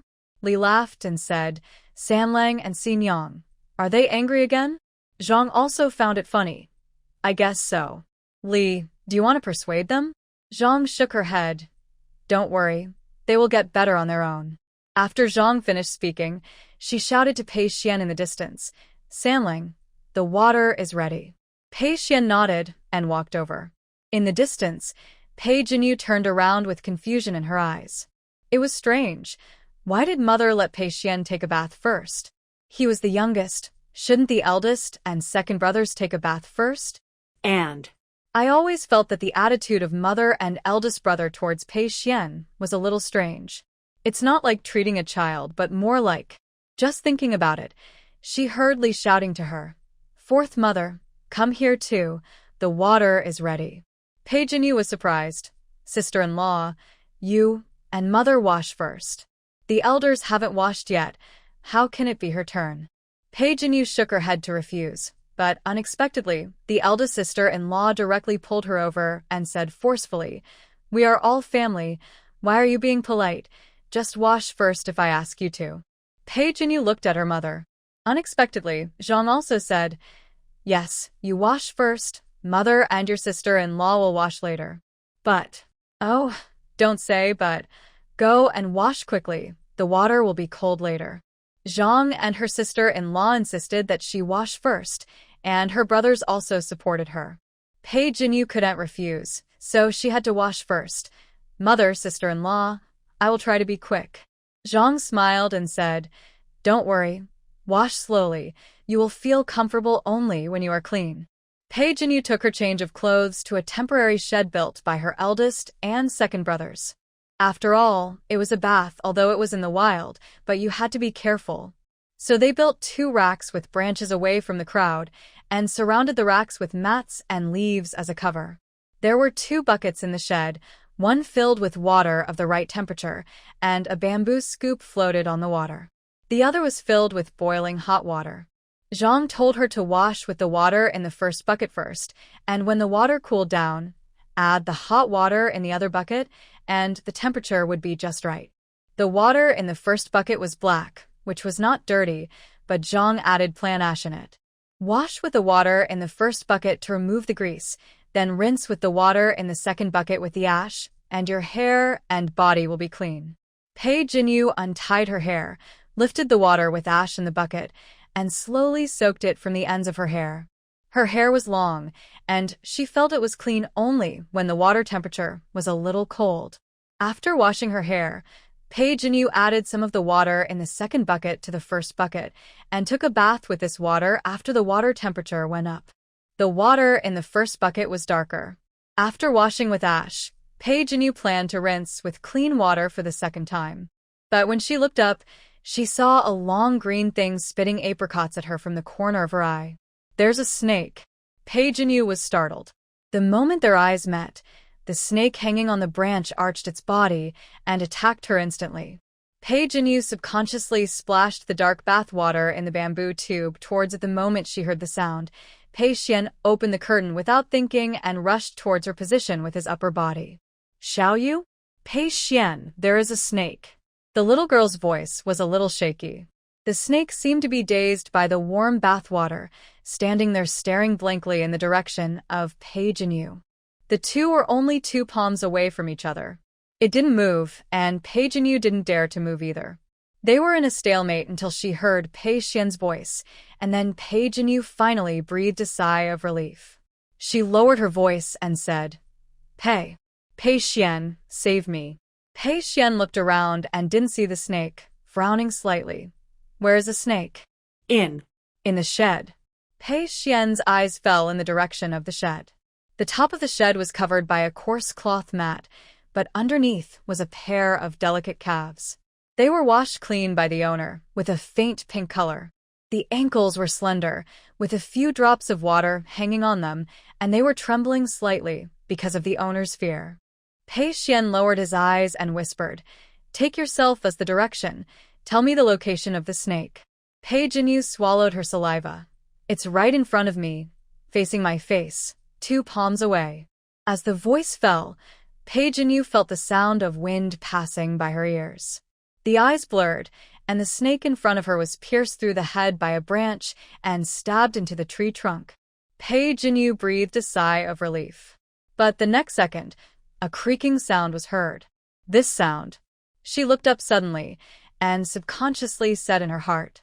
Pei Xuan's branch not only pierced the snake's head, but also broke the branches used to support the shed. The shed had a tendency to fall apart.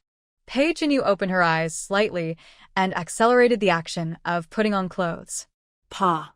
A wooden stick fell down. No, wait. I haven't put on my clothes yet. Pei Jinyu had no time to put on her clothes, and in a panic, she quickly used clothes to cover her key parts. But after waiting for a while, the shed didn't fall down. She looked up in surprise and saw Pei Xuan holding up the shed with both hands. He lowered his head, closed his eyes, and urged softly, I'll hold it for you. Wash quickly. The shed that was about to fall apart was held firmly by him, giving him a full sense of security. He may have only washed half of it just now, with water dripping from the ends of his hair on his forehead, sliding down from his high brow bones, dripping to his cold white collarbone, and winding down along his tight chest. He is not wearing clothes? Pei Jinyu was stunned. Her eyes widened. Even with his eyes closed, Pei Xuan could feel the girl's gaze, and a strange shudder rose where she saw him. Pei Xuan spoke, his voice a little hoarse. If you don't wash, I'm leaving. Pei Jinyu came back to her senses from her daze and realized where she had just been looking, and her face instantly flushed. She lowered her head in panic, trying to put on her clothes in a hurry. Wait. Pei Xuan's voice suddenly rang out. Pei Jinyu was startled. What's wrong? Have you finished washing? Pei Xuan tried his best to make his voice sound the same as usual. Pei Jinyu looked at her arm stained with ash and said with a little embarrassment, Not yet. Pei Xuan, you wash first, I'll hold it for you. Okay. Pei Jinyu was worried that Pei Xuan's hands would get sore if he held it for too long, so she increased the speed of pouring water on his body. The steaming water vapor diffused upwards, and every strand seemed to touch the girl's body, and then was inhaled into his nose. Pei Xuan held his breath and frowned, but the roots of his ears turned to the side were stained with a cloud of clouds. Are you? Ugh. Forget it, no rush. Pei Jinyu didn't hear what Pei Xuan said at all. Her mind was full of it. She rushed to get up, wiped herself, and quickly put on her clothes. I'm okay. She finally breathed a sigh of relief. Not only was she relieved, but Pei Xuan was also relieved.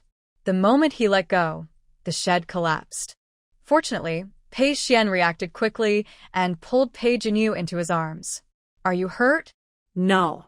The girl's voice was shy, and the small voice drilled into her ears, like a dragonfly touching the water in her heart, causing ripples. Pei Xuan's breathing was a little tight, but when he looked down at the person who was curled up in his arms like a little quail, he couldn't help but smile. I'm glad you're okay. The pleasant voice reached his ears, but Pei Jinyu didn't respond, and Pei Xuan was stunned.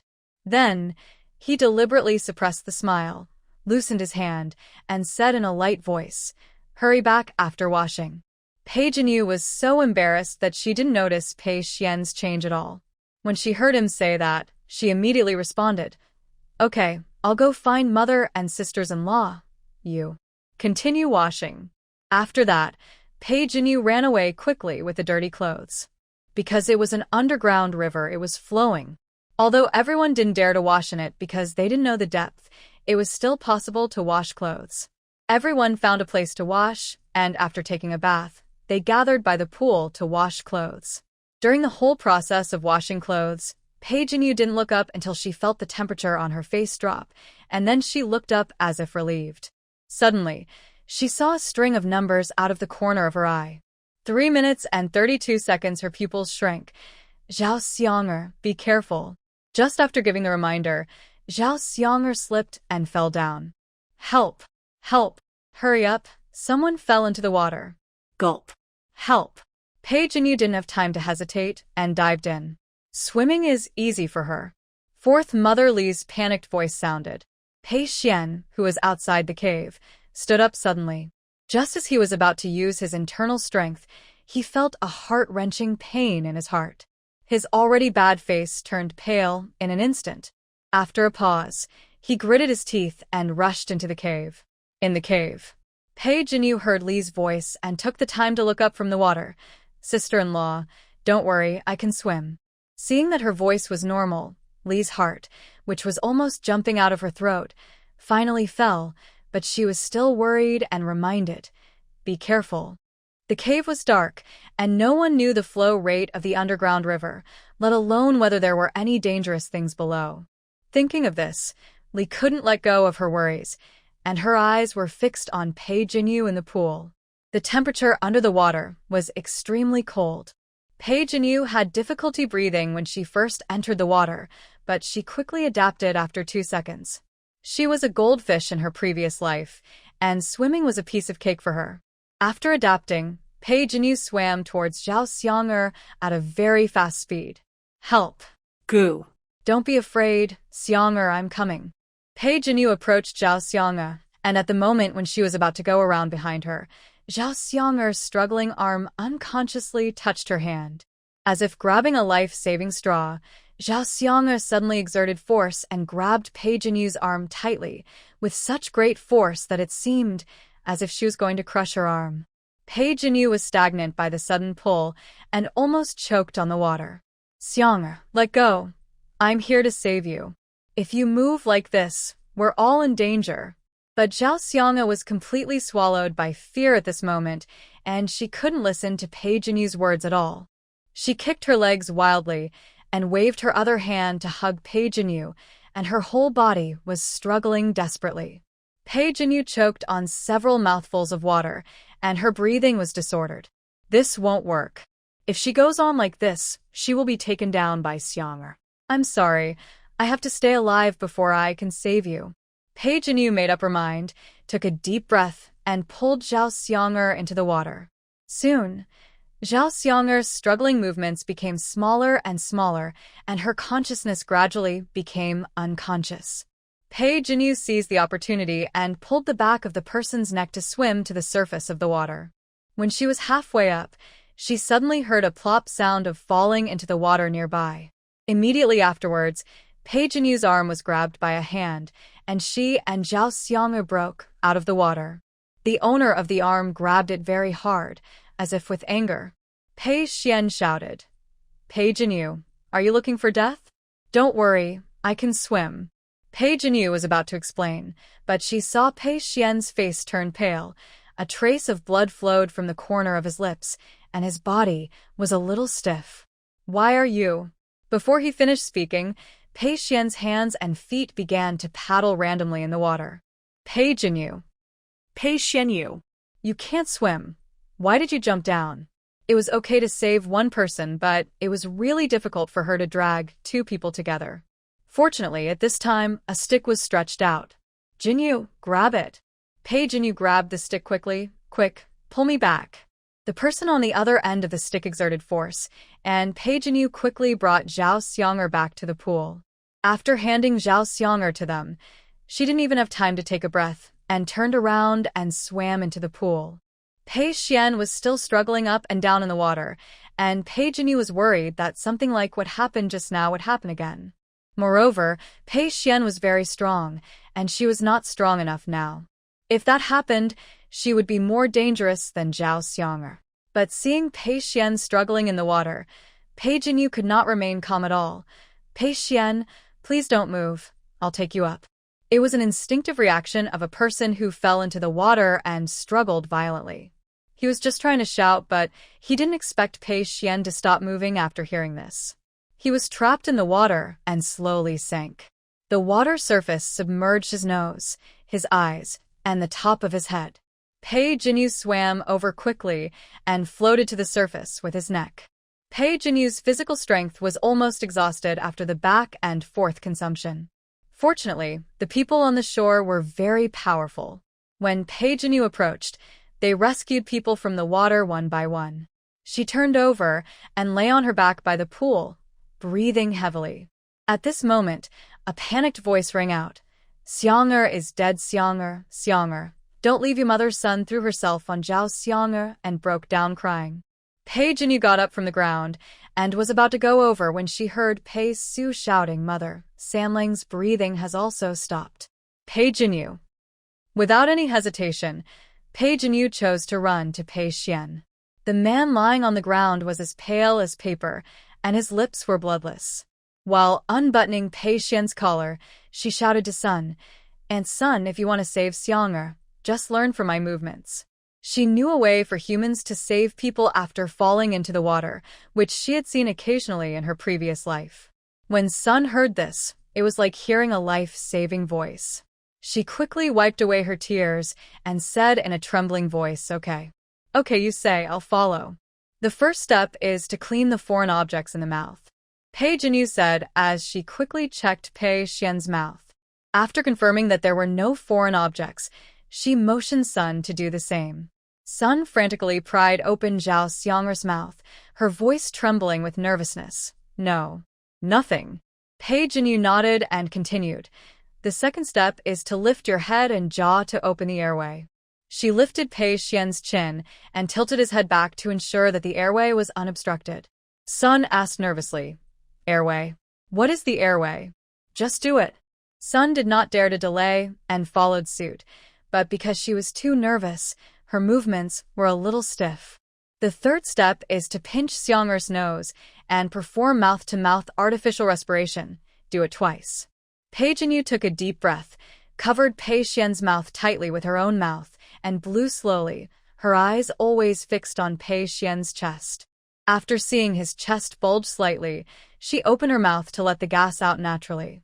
She turned her head and saw Sun looking at her in astonishment. She shouted coldly, "Hurry up." In fact, it was not only Sun who was shocked. Everyone in Shitugu, including Zhao Lijing, Zhang, Pei Su, Pei Chun, and others, looked at Pei Jinyu in shock. They never thought that this action would be a way to save people. She was immediately frightened by Pei Jinyu's voice. Even though she was shocked, she still followed Pei Jinyu's actions and barely completed it. On the other side, Pei Jinyu did not stop and began cardiopulmonary resuscitation. Cross your hands and press the junction of the two. Follow my rhythm. 01, 02, 3.30. After pressing 30 times, Pei Jinyu performed artificial respiration on Pei Xuan again, then looked up and said to Sun, "Compression 30 times as a group and perform 2 artificial respirations after the end." After speaking, Pei Jinyu continued to press, but Pei Jinyu had almost exhausted her physical strength in the process of rescuing people, and Pei Xuan's muscles were tight, so it took a lot of force to press. Pei Jinyu was exhausted after less than 2 rounds. "Brother, I have no strength left. Can you take over?" Pei Su nodded. "Don't worry, leave it to me." After that, he squatted down and continued to press like Pei Jinyu. Pei Jinyu, who was replaced, finally relaxed her tense body. She slumped on the ground, her chest heaving violently, but her eyes were still fixed on Pei Su's movements and Pei Xuan's reactions. Pei Su stopped after pressing 30 times. Next was the artificial respiration that Xin Yang said. He knew how to do it, but Pei Su did not dare to hesitate and gritted his teeth and said, "Sanling, I'm sorry." After that, he imitated Pei Jinyu and opened his mouth to cover Pei Xuan's lips. Cough. Cough, cough. Pei Xuan woke up from his coma. Seeing Pei Su's actions, his face suddenly changed. He used all his strength to push Pei Su away and said angrily, "What did you do to me?" He was not completely unconscious, and he could vaguely feel something. Someone did something to him. Pei Xuan pressed his lips against his chest, feeling sick. He looked at Pei Su with murderous eyes. "Pei Su, you are so big." Before he could finish his words, he was hugged by someone. Pei Jinyu's voice choked. "Pei Xuan, you scared me to death. Fortunately, you are okay." Pei Xuan barely suppressed the anger in his heart and said coldly, "Yes, I'm fine. But it may not be the case for others." Zhang also knelt down beside him, her face full of relief.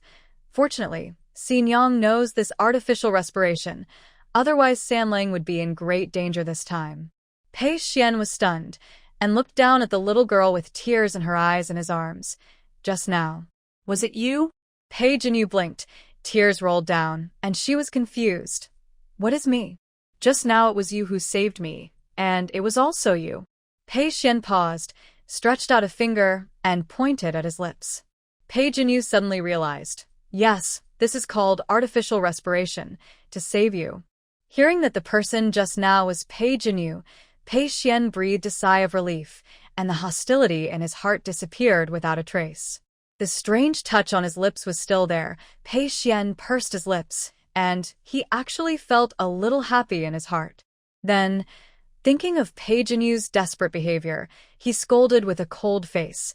Pei Jinyu, how many lives do you have to save people?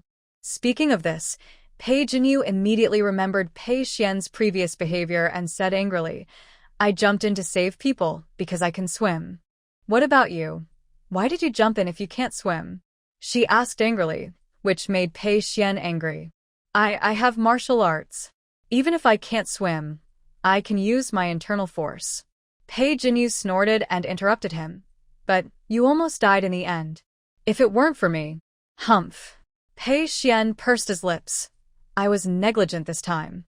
Pei Jinyu, don't do this again next time. Pei Xuan, I know. After Pei Xuan said these 3 words, his brows frowned slightly. That's not right. It was obviously him who wanted to blame that ignorant little girl. Why did he end up apologizing? But when he saw the little girl had calmed down, Pei Xuan's frown relaxed. Forget it. At least nothing happened. Pei Xuan woke up on this side, while Zhao Xiang'e was still unconscious on the other side. When Sun saw Pei Xuan wake up, she was surprised and scared at the same time. She was surprised that this method could really save people.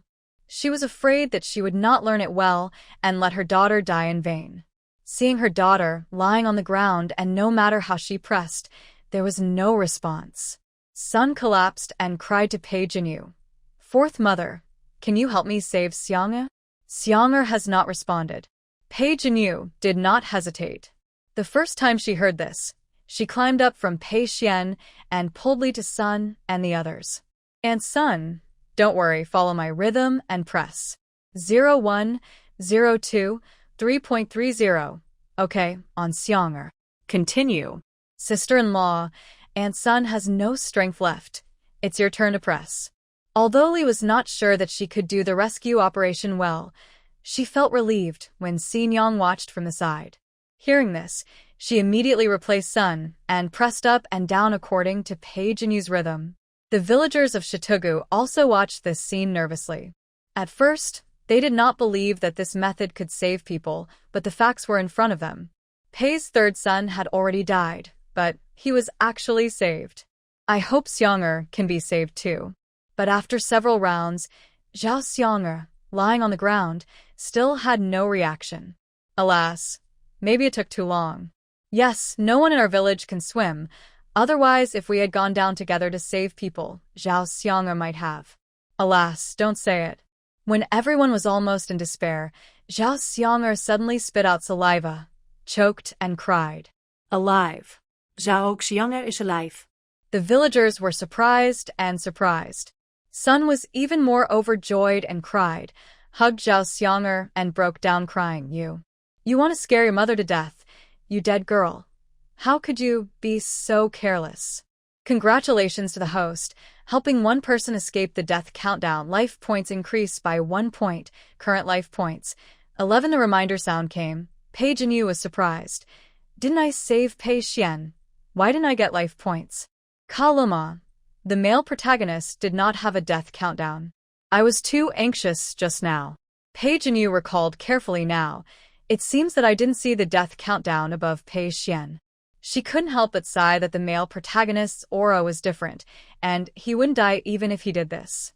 But this further showed that it was a very correct decision to follow the male protagonist. At least her own safety could be guaranteed to a certain extent.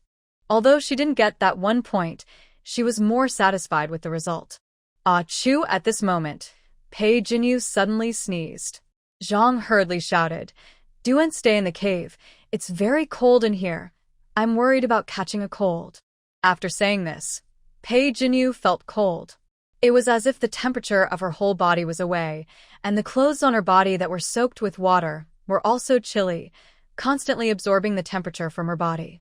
She hugged her arms and shivered. Yes, let's go quickly. The group left the cave. Pei Jinyu only had 2 sets of clothes. After taking a bath, She washed the dirty clothes, and now the clothes on her body were wet, and she had no change of clothes at all. Zhang and Li were the same. They only prepared 2 sets of clothes. One set was washed, and the other was worn on them. Not to mention the other villagers in Shitugu, who brought even fewer clothes than them. Just when Zhang and Li were discussing whether to take off half of their clothes and give them to Pei Jinyu, a pair of slender hands appeared in front of Pei Jinyu with a package. Pei Xuan said in a light voice, "If you don't mind, you can wear mine first." Pei Jinyu was a little tempted, but, "Your clothes are wet, too, and you need to change them." Pei Xuan looked down at her. "If you care, put this on immediately and help me dry my clothes. If you don't care, you don't have to worry about my life or death." As he said this, he threw the package into Pei Jinyu's arms and turned to walk towards the campfire. He was obviously good to her, but his words always made people so angry. Pei Jinyu looked at the person who obviously didn't intend to continue talking and gritted her teeth angrily. "Change it. Anyway, it's not her who will catch a cold." Pei Jinyu hugged her clothes and ran quickly to the shed where she had just taken a bath. Although the shed had collapsed when she was taking a bath, her eldest brother and second brother set up the shed again when her mother and sister-in-law took a bath. Not only was it more sturdy, but it was also surrounded by mosquito-repellent grass to fumigate away snakes and insects. Pei Jinyu took off her wet clothes, wiped them with a clean cloth, and changed into Pei Xuan's clothes. Pei Xuan's clothes had a faint medicinal scent and were particularly large on her. She had to tie several layers around her waist to prevent the hem from dragging on the ground. His sleeves were also long and wide. Pei Jinyu looked like a child wearing adult clothes. When Pei Jinyu appeared in front of Zhang and Li, they were both touched. She looked like an exquisite rag doll, with big eyes flickering in the light of the fire. "Whose little girl is this? She's so pretty," Zhang joked. Pei Jinyu ran over with a smile. "It's my little girl." Zhang smiled and tapped her nose. "Go quickly. Samlang is waiting for you over there." Pei Jinyu responded and ran towards Pei Xuan.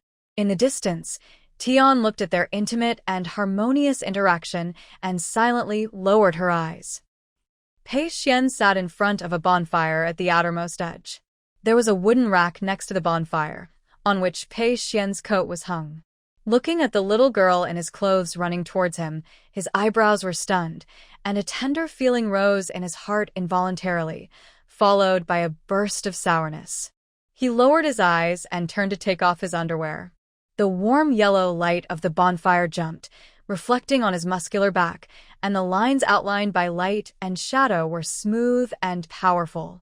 Pei Jinyu was just thinking about working hard, and she didn't think wrongly at all, but when she saw this scene, she couldn't help but think of the time when Pei Xuan hugged her with his upper body in the bath.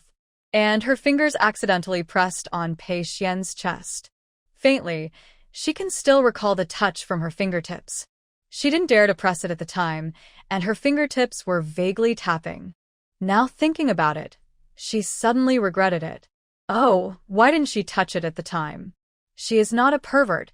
She just wants to complete the task, hee. "What are you staring at?" Pei Xuan threw the white inner garment over.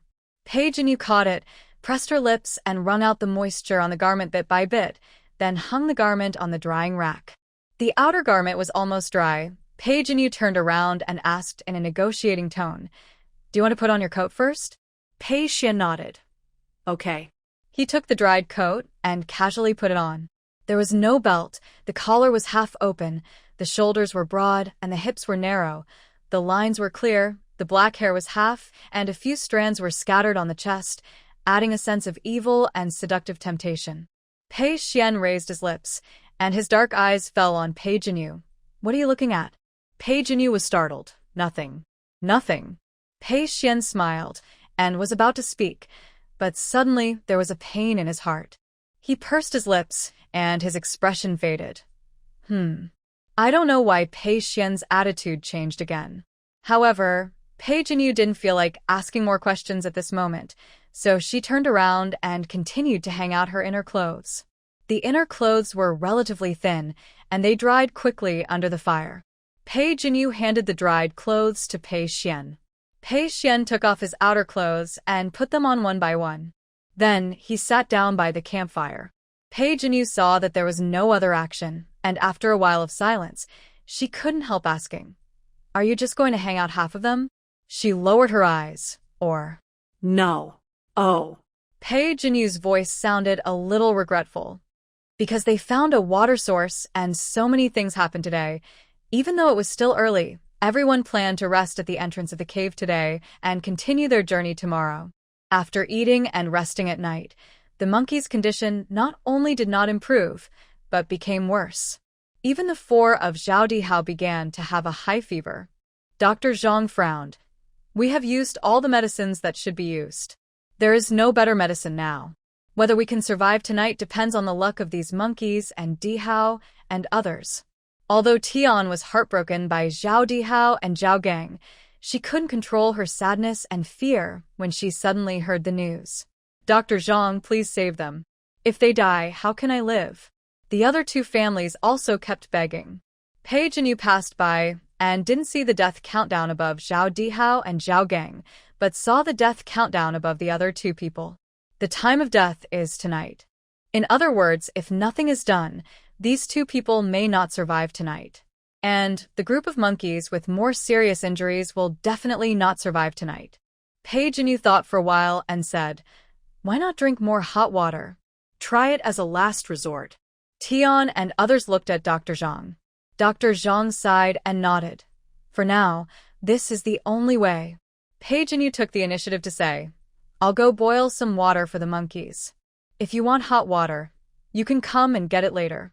The two families nodded and thanked her, and Tian looked at Pei Jinyu with complicated eyes. Pei Jinyu didn't pay any attention to Tian and asked her eldest brother and second brother to help carry water. Each of them had a bucket, and soon a large pot was filled. In the process of boiling water, Pei Jinyu took advantage of no one noticing and added 6 antipyretic and anti-inflammatory drugs. She didn't add much, one because she wanted to keep 2 for backup, and the other reason was that if she added too much, it would be hard to explain if the water was very bitter. As for whether this medicine would work, it would depend on fate. It took a quarter of an hour to boil a pot of water. After it was boiled, she took a clean bucket and poured the water into the bucket to let it cool. At this time, the other two families came with wild vegetables to exchange water with Pei Jinyu. "Pei girl, thank you for your help." "Yes, please keep these wild vegetables." Pei Jinyu did not refuse, and accepted them one by one. Most of the luggage of their two families was lost, and it was not convenient to boil hot water. They had to borrow a pot from others. Now Pei girl was willing to share their hot water, which was the best. After a while, Tian also came. She not only brought wild vegetables, but also a silk handkerchief. "Pei Jinyu, what is this?" Tian put the wild vegetables on the stone next to her, handed the handkerchief to Pei Jinyu, looked at her and said softly, "This is what I found next to you when I found you. It is something left to you by your real family." As she spoke, she untied the handkerchief to reveal what was inside. A semi-circular jade pendant. Seeing Pei Jinyu taking it, Tian smiled and said, "I have been hiding this thing and Dihao and the others didn't know about it. Now I am returning it to you. I hope that one day you can find your real family with the help of this jade pendant." Pei Jinyu looked down at the jade pendant, feeling a little complicated. She wrapped the jade pendant carefully and placed it on her chest, then looked up and said to Tian, "Thank you."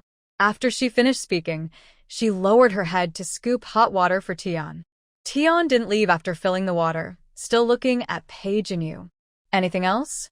This unfamiliar attitude made Tian's eyes red. She said with red eyes, Since Zhang and I are not your biological mothers, can you treat us equally and treat me like you treat Zhang?" "No, not that much, half is enough." God knows how envious she was when she saw Jinyu acting coquettishly toward Zhang. Pei Jinyu, no. Tian apologized hastily. "I was wrong before. I shouldn't have hit you like that, shouldn't have scolded you like that, shouldn't have blamed you when I knew it was Ganger who made the mistake. I really know I was wrong." Pei Jinyu sighed. "You also know what you did before. The best result is that I don't hate you." She didn't even hate you. Thinking of this, Tian's heart seemed to be hit by a huge rock. She stood there in a daze, unable to react. It was not until Pei Jinyu left that she walked back to Zhao Dihao and Zhao Gang with her shoulders hunched. Where have you been, you witch? Don't you want to serve us? Mom, go find me some fruit, I'm so thirsty. Tian glanced at them and said in a hoarse voice, I just asked for hot water. I drink water when I'm thirsty.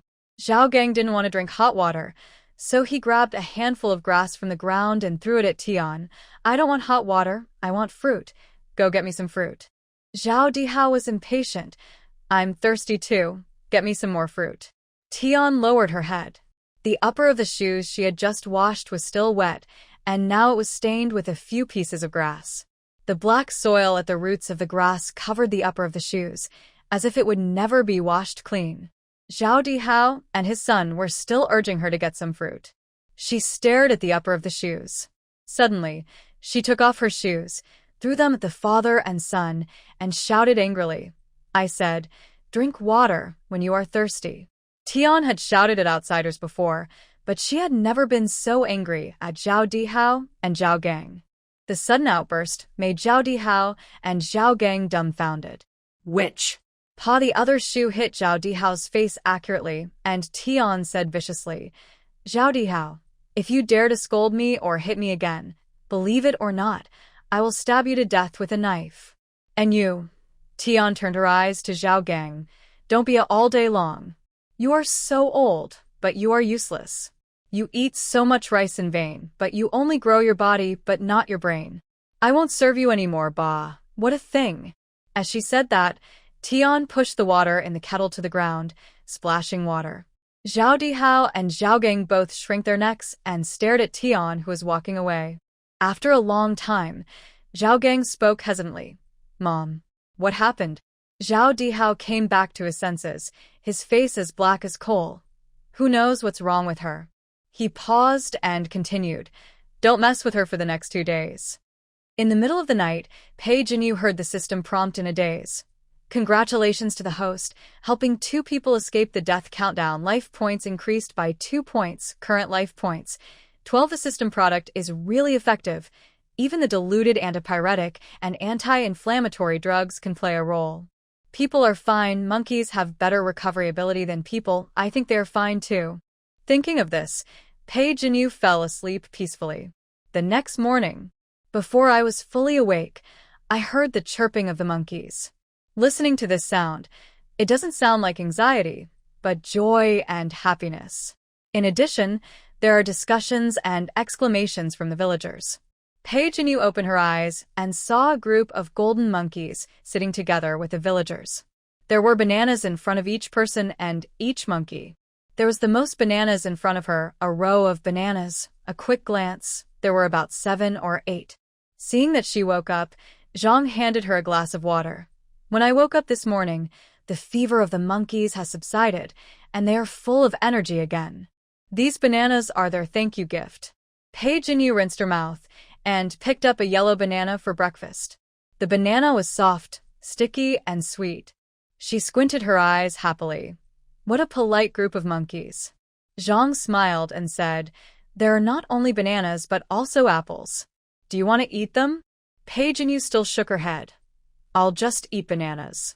Everyone used fruit for breakfast, filled the bottles that could hold water with water, and took all the food that could be carried. After saying goodbye to the monkeys, the group continued on their way. But as they walked, some people gradually complained about the hardship. The ox cart was filled with the most precious food and water. If they encountered stones, they had to carry them over. If they encountered problems, they would have to go around. If they couldn't go around, they had to cut down the trees. If the trees were too big and it was difficult to cut them, they could only unload the things on the ox cart and carry them over and then put them back. Before, the trees were relatively sparse, and the ox cart could barely pass through after clearing a path, but now the ox cart was getting deeper and deeper, and it was extremely difficult for the ox cart to move. The young men in charge of pushing the ox cart were sweating profusely. Village head, this won't work. We can't move. Yes, village head. Think of a way. With the ox cart, they saved a lot of effort, but in the current situation it would be better to abandon the ox cart. One of the oxen belonged to the Pei family, and the village head Zhao had to ask their opinions on this matter.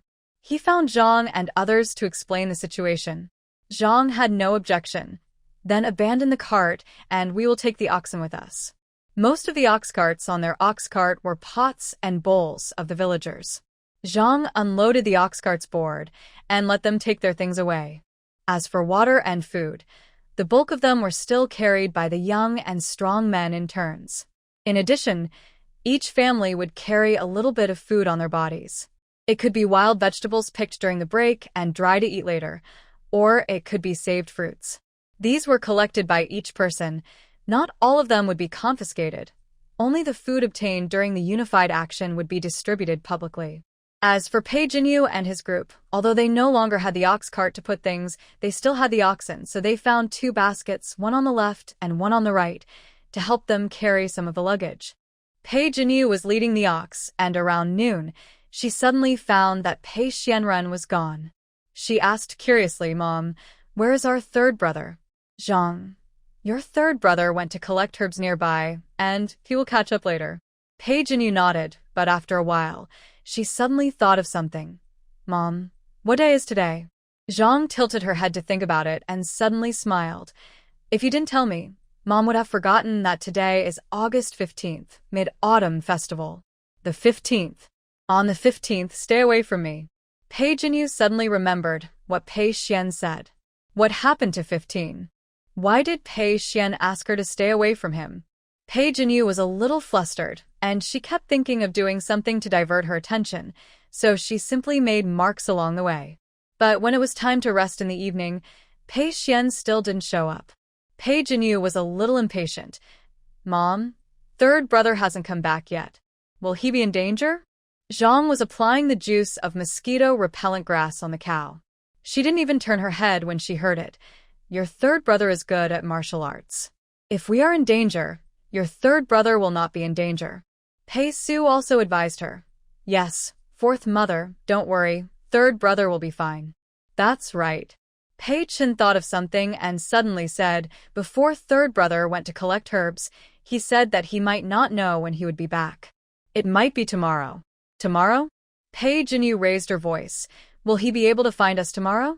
Pei Chen said, "I asked that too, but third brother said that with so many of us moving, the traces would be obvious. It would not be difficult for him to find us." Pei Jinyu thought of the traces on Pei Xian's base before, and finally found Pei Su and his sister-in-law, and then she felt relieved. "Well, let's wait and see." Pei Xian still didn't come back until it was dark. This time, Pei Jinyu couldn't sit still. "Mom, I want to go find my third brother." Zhang looked at the sky. "It's been a while. How about this? If your third brother hasn't come back tomorrow morning, we'll go find him." Pei Jinyu, "Can't we go now? It's getting dark now." Traveling in the forest at night is not only dangerous, but also easy to get lost. Seeing that Pei Jinyu was still frowning, she coaxed, "Be good. Tomorrow morning Mom will let Dalong and Erlang go find Sanlang. Don't worry, Sanlang will be fine." Li also said, "Yes, have you forgotten? Sanlang can break a tree with one palm and can fly up to the tree. Even if he encounters a wild beast, he is not afraid." Pei Jinyu knew that they were right, and knew that it was much more dangerous to act in the forest at night than during the day. She also knew that Pei Xuan was a martial arts master and had the aura of a male protagonist. The dangers that were enough to kill others were not a big deal to him. But knowing that was enough, she was always worried because she didn't see anyone. She always felt that something bad was going to happen. So when everyone was asleep at night, Pei Jinyu quietly got up, avoided the night watchman, and walked back the way she came. After walking for a distance, she took out the tinder and lit the torch. Through the light from the torch, Pei Jinyu found the mark she made on the tree during the day and walked along the mark. Because she was worried that her mother would wake up and find that she was not there, Pei Jinyu walked very fast. After about an hour and a half, she walked to the place where she made the mark at the beginning. Pei Jinyu stood there, not knowing which direction to go next. At this moment, the roar of the wild beast was like a thunder in the quiet mountain forest. The sound was low and thick. Just listening to it, you can feel the full deterrence. It was particularly creepy in this dark forest. Pei Jinyu pursed her lips and walked in the direction of the sound. She has a fine crossbow. She is not afraid. The roar of the beast sounded from time to time, sometimes angry, sometimes painful, pointing the direction to Pei Jinyu. She walked in the direction of the sound while marking the tree. The roar of the beast became clearer and clearer. Roar the roar seemed to explode beside my ear, just in front of me. Pei Jinyu ran quickly and was shocked by the scene in front of her. Pei Xuan held a sword in one hand and the tiger's head in the other. His body and face were covered with bright red blood. Under the silver moonlight, he looked like a demon crawling out of Hades, exuding a terrifying, murderous aura. Pei Xuan? The figure of the man under the moon paused, and the tiger head in his hand rolled down, rolling down the short to Pei Jinyu's feet. The tiger's eyes were wide open, full of unwillingness and resentment. Pei Jinyu subconsciously took 2 steps back, and when she looked up again, she met Pei Xuan's murderous eyes. It seemed like he was going to kill someone. Pei Jinyu suddenly felt a little scared and swallowed. Pei Xuan? Stay away from me, the man shouted coldly. Pei Jinyu turned around and ran, without stopping. Behind him, Pei Xuan looked at this scene coldly, curled his lips slightly. His eyes were neither sad nor happy, as if he had been accustomed to it. Yes, just run like this, the farther the better. The gnawing pain in his heart was no longer intermittent, but gnawed continuously. The pain spread to his limbs and head, and the pain made him so angry that he wanted to kill everyone. Pei Xuan lowered his eyes slightly, leaned against the tree again, and wondered where Pei Jinyu had run to, thinking about where he should go after daybreak. Suddenly, a timid voice sounded not far away. Pei Xuan, are you feeling unwell? I'll come to find you. Please don't be mean to me, okay? Pei Xuan couldn't hear any sound due to the pain in his ears, but this sound that shouldn't have appeared happened to reach his ears. Pei Xuan's eyelashes trembled, and he slowly raised his eyes. Didn't you leave? Pei Jinyu pursed her lips and took 2 steps closer. I'm worried about you. I'm fine, you go. The more he said this, the more Pei Jinyu felt that something was wrong with him. She couldn't care about anything anymore and ran to Pei Xuan in a few seconds. I don't believe you are okay. What happened to you recently, and why did you say before that I would stay away from you on the 15th? Pei Xuan didn't speak. His black eyes looked at her steadily. Say something. Pei Jinyu was anxious, holding his face with both hands. When she touched the blood on his face, she took out a handkerchief from her and wiped it carefully for Pei Xuan. Why is it so dirty? It's a little hard to clean. It should be better to wipe it with water when we go back. Pei Jinyu wiped it while mumbling in her mouth. Suddenly, she heard Pei Xuan's hoarse voice asking, Since you remember that I said to stay away from me on the 15th, why did you come to me? He was far enough away. As long as Pei Jinyu didn't come to him, he would never see her. But he saw her now. Pei Jinyu said without thinking, Of course it's because I'm worried about you. Mother said you went to collect herbs, but you haven't come back for so long. I'm worried that something will happen to you. Pei Xuan laughed at himself. I have martial art skills. What can happen? Pei Jinyu said, Mother said so, but I'm always worried about you. I just want to see you safe and sound. The soft and straightforward words reached people's ears, burning the chest with a trace of warmth, and even the bottom of the eyes were hot. He lowered his eyes and whispered, If you are like this, I will not be able to let you go. For him to want to do a good deed and be a good person, but she always rushed up to him without caring about anything. She obviously knew nothing, but she made the river embankment he had built with great difficulty collapse in an instant. What should I do? He raised his eyes slightly, and there seemed to be a broken light in his eyes. For such a big man with such high martial arts skills, killing a tiger is just like killing a chicken, but the look in his eyes at this moment was so confused and distressing. Pei Jinyu didn't understand his question. What is it that you can't let go of? If you can't let go, do-n't let it go. I'm not heavy.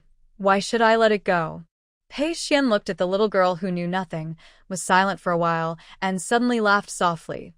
Yeah, you're not heavy. Why should you let it go? Do you remember the question you asked me before? He suddenly said. She had asked so many questions before that she couldn't remember what question Pei Xuan was talking about. She tilted her head in confusion and asked, "What question?" Pei Xuan also imitated her, raised his head slightly, and said slowly with a smile in his voice, "You once asked me if I liked you. The kind of like that can only be with you." Pei Jinyu remembered. "You said no." "Pei Xuan, I lied, you do." Pei Jinyu didn't understand what he meant at first, but after a moment, her eyes widened. "You mean you like me? The kind of like that can only be with me?" Yes. Pei Xuan nodded. His eyes seemed to melt, unspeakably soft. "I can only have you. Only you." Pei Jinyu was moved and hugged Pei Xuan. "Oh, I like you too, the kind of like that can only be with you."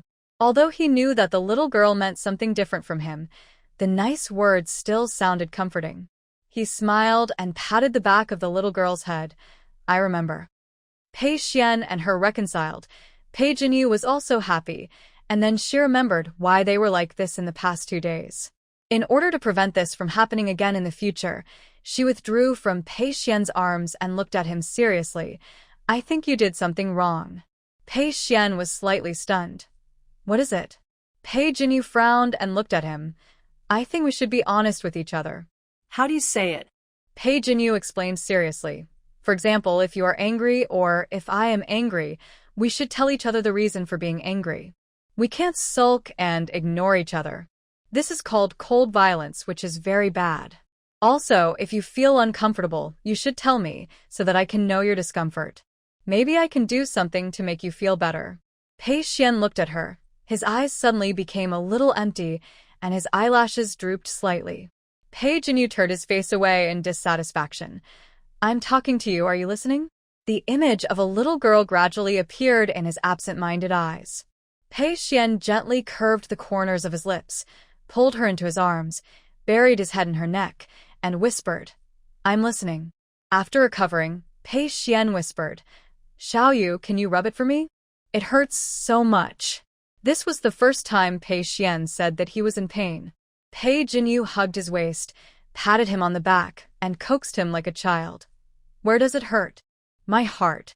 Perhaps it hurt so much that Pei Xuan couldn't stand up and slowly sat down against the tree, and Pei Jinyu also lay on him. Raising his head from his arms, Pei Jinyu stretched out her hand and gently rubbed his heart. Seeing Pei Xuan's frown and the pain he was enduring, she couldn't help asking, "Why does your heart hurt?"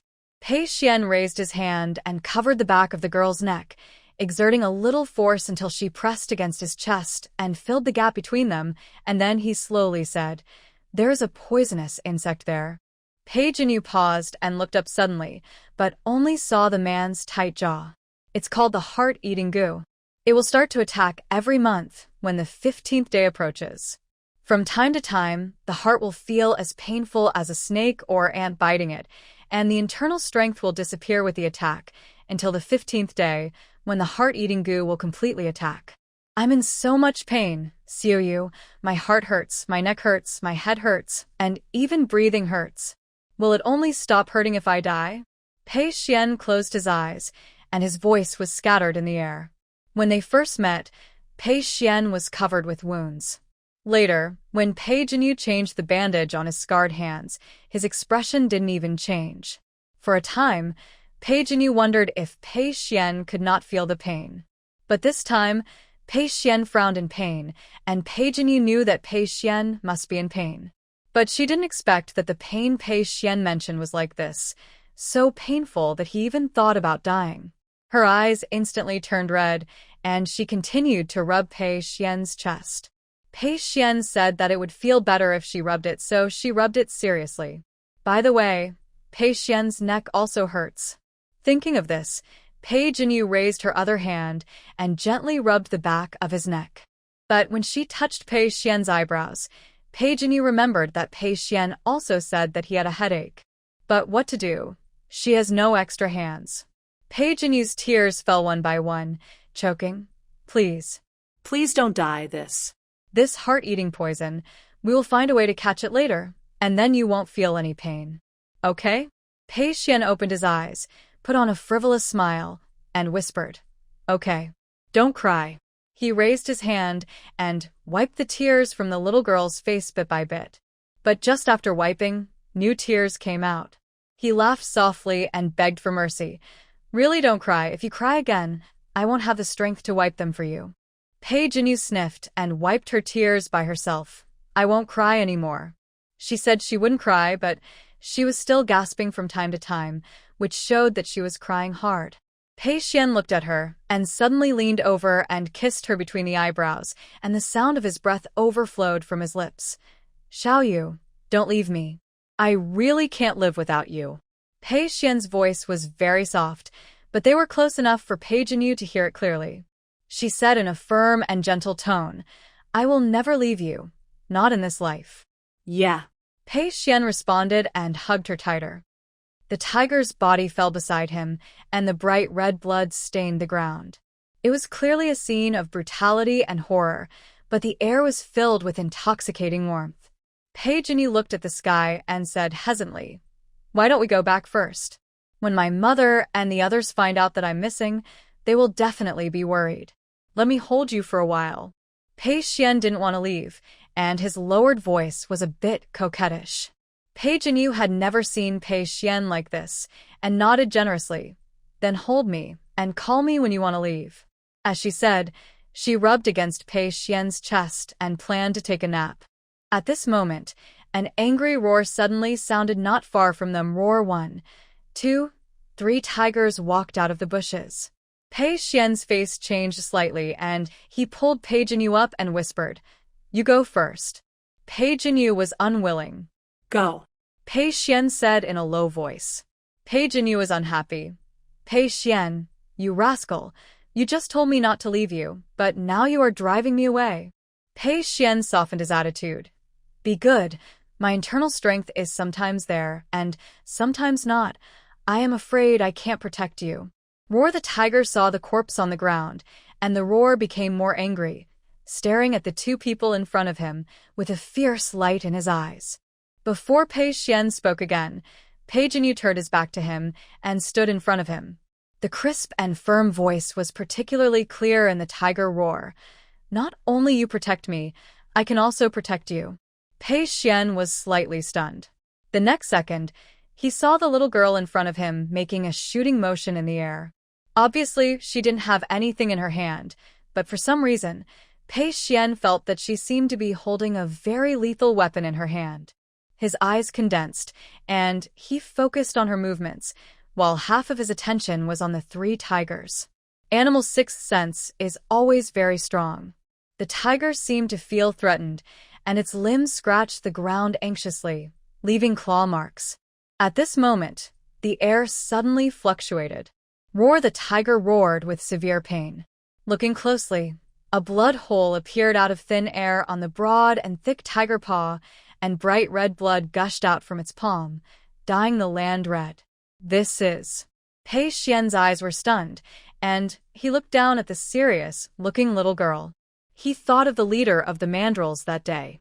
At that time, his internal strength was not good. If the leader of the mandrills had not died suddenly, the mandrills would have been leaderless, and he would have been injured. After the death of the leader of the mandrills, the group of golden monkeys surrounded him. The matter was in a hurry, and there was no way to check the specific cause of death of the leader of the mandrills. At that time, they only thought that Pei Su and Pei Chen had reservations, but now it seems that it was the credit of the little girl. Pei Xuan was surprised, but he didn't know that Pei Jinyu was also very surprised. System, why didn't this arrow hit the target? I was clearly aiming at its head. When she shot the arrow at the leader of the mandrills, she aimed at the center of his eyebrows, and that's where the arrow hit. Originally, she felt a little guilty because she had never learned archery and only saw her second brother use a bow and arrow, but after shooting that arrow, she felt that she was a genius. But now, why is the genius not working? A voice rang out. That is the novice halo set by the system. The first time you use it, you will hit the target every time. The main purpose is to let the exchanger know that even if you miss, it has nothing to do with the weapon. Pei Jinyu. Okay. The road to becoming a genius is not smooth sailing. Pei Jinyu did not lose heart. While one big tiger was wailing, two big tigers were confused, and three big tigers had no time to care about her. She continued to put the arrow on and shoot at the lame tiger. This time, she was not aiming at the head but its huge body. If she couldn't hit the tiger's head, how could she not hit such a big body? Pei Jinyu's arrow shot out with the force of breaking the wind it hit. The arrow pierced the lame tiger's side steadily. The tiger felt the pain and let out a thunderous roar, and its originally fierce eyes were instantly filled with anger.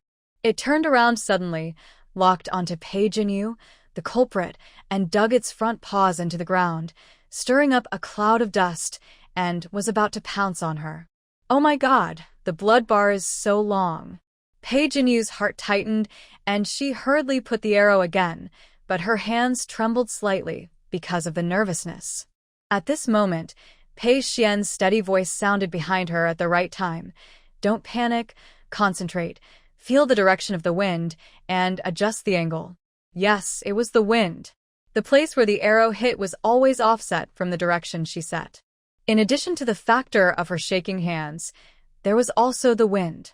The injured tiger jumped high and pounced on Pei Jinyu with an indomitable momentum, and its bloody mouth opened very wide, as if it wanted to swallow her whole. When she understood, Pei Jinyu pulled the bow again, and while feeling the direction of the wind, she released the string in her hand. The arrow shot out like a meteor. This arrow hit the tiger's throat without deviation.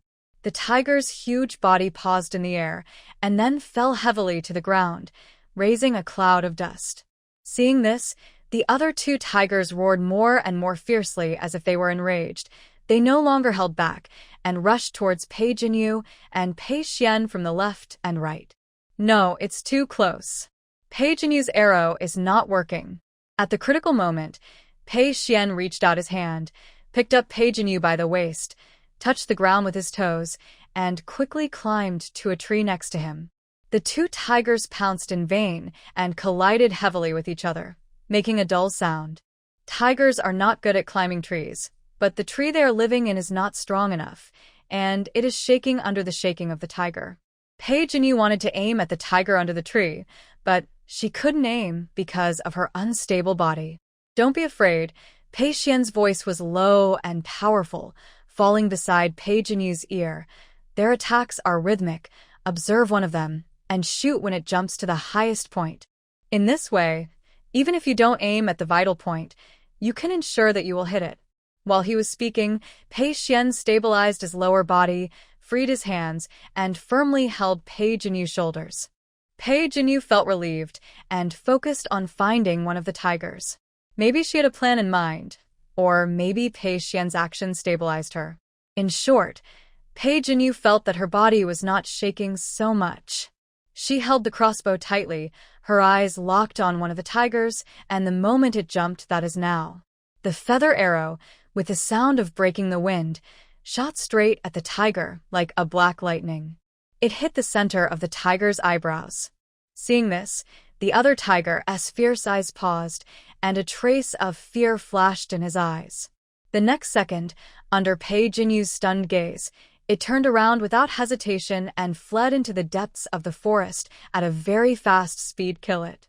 Tigers are not social animals, but they may have other companions. More importantly, this place is not far from the main force. If the tiger is allowed to escape, it is likely that someone else will be in danger.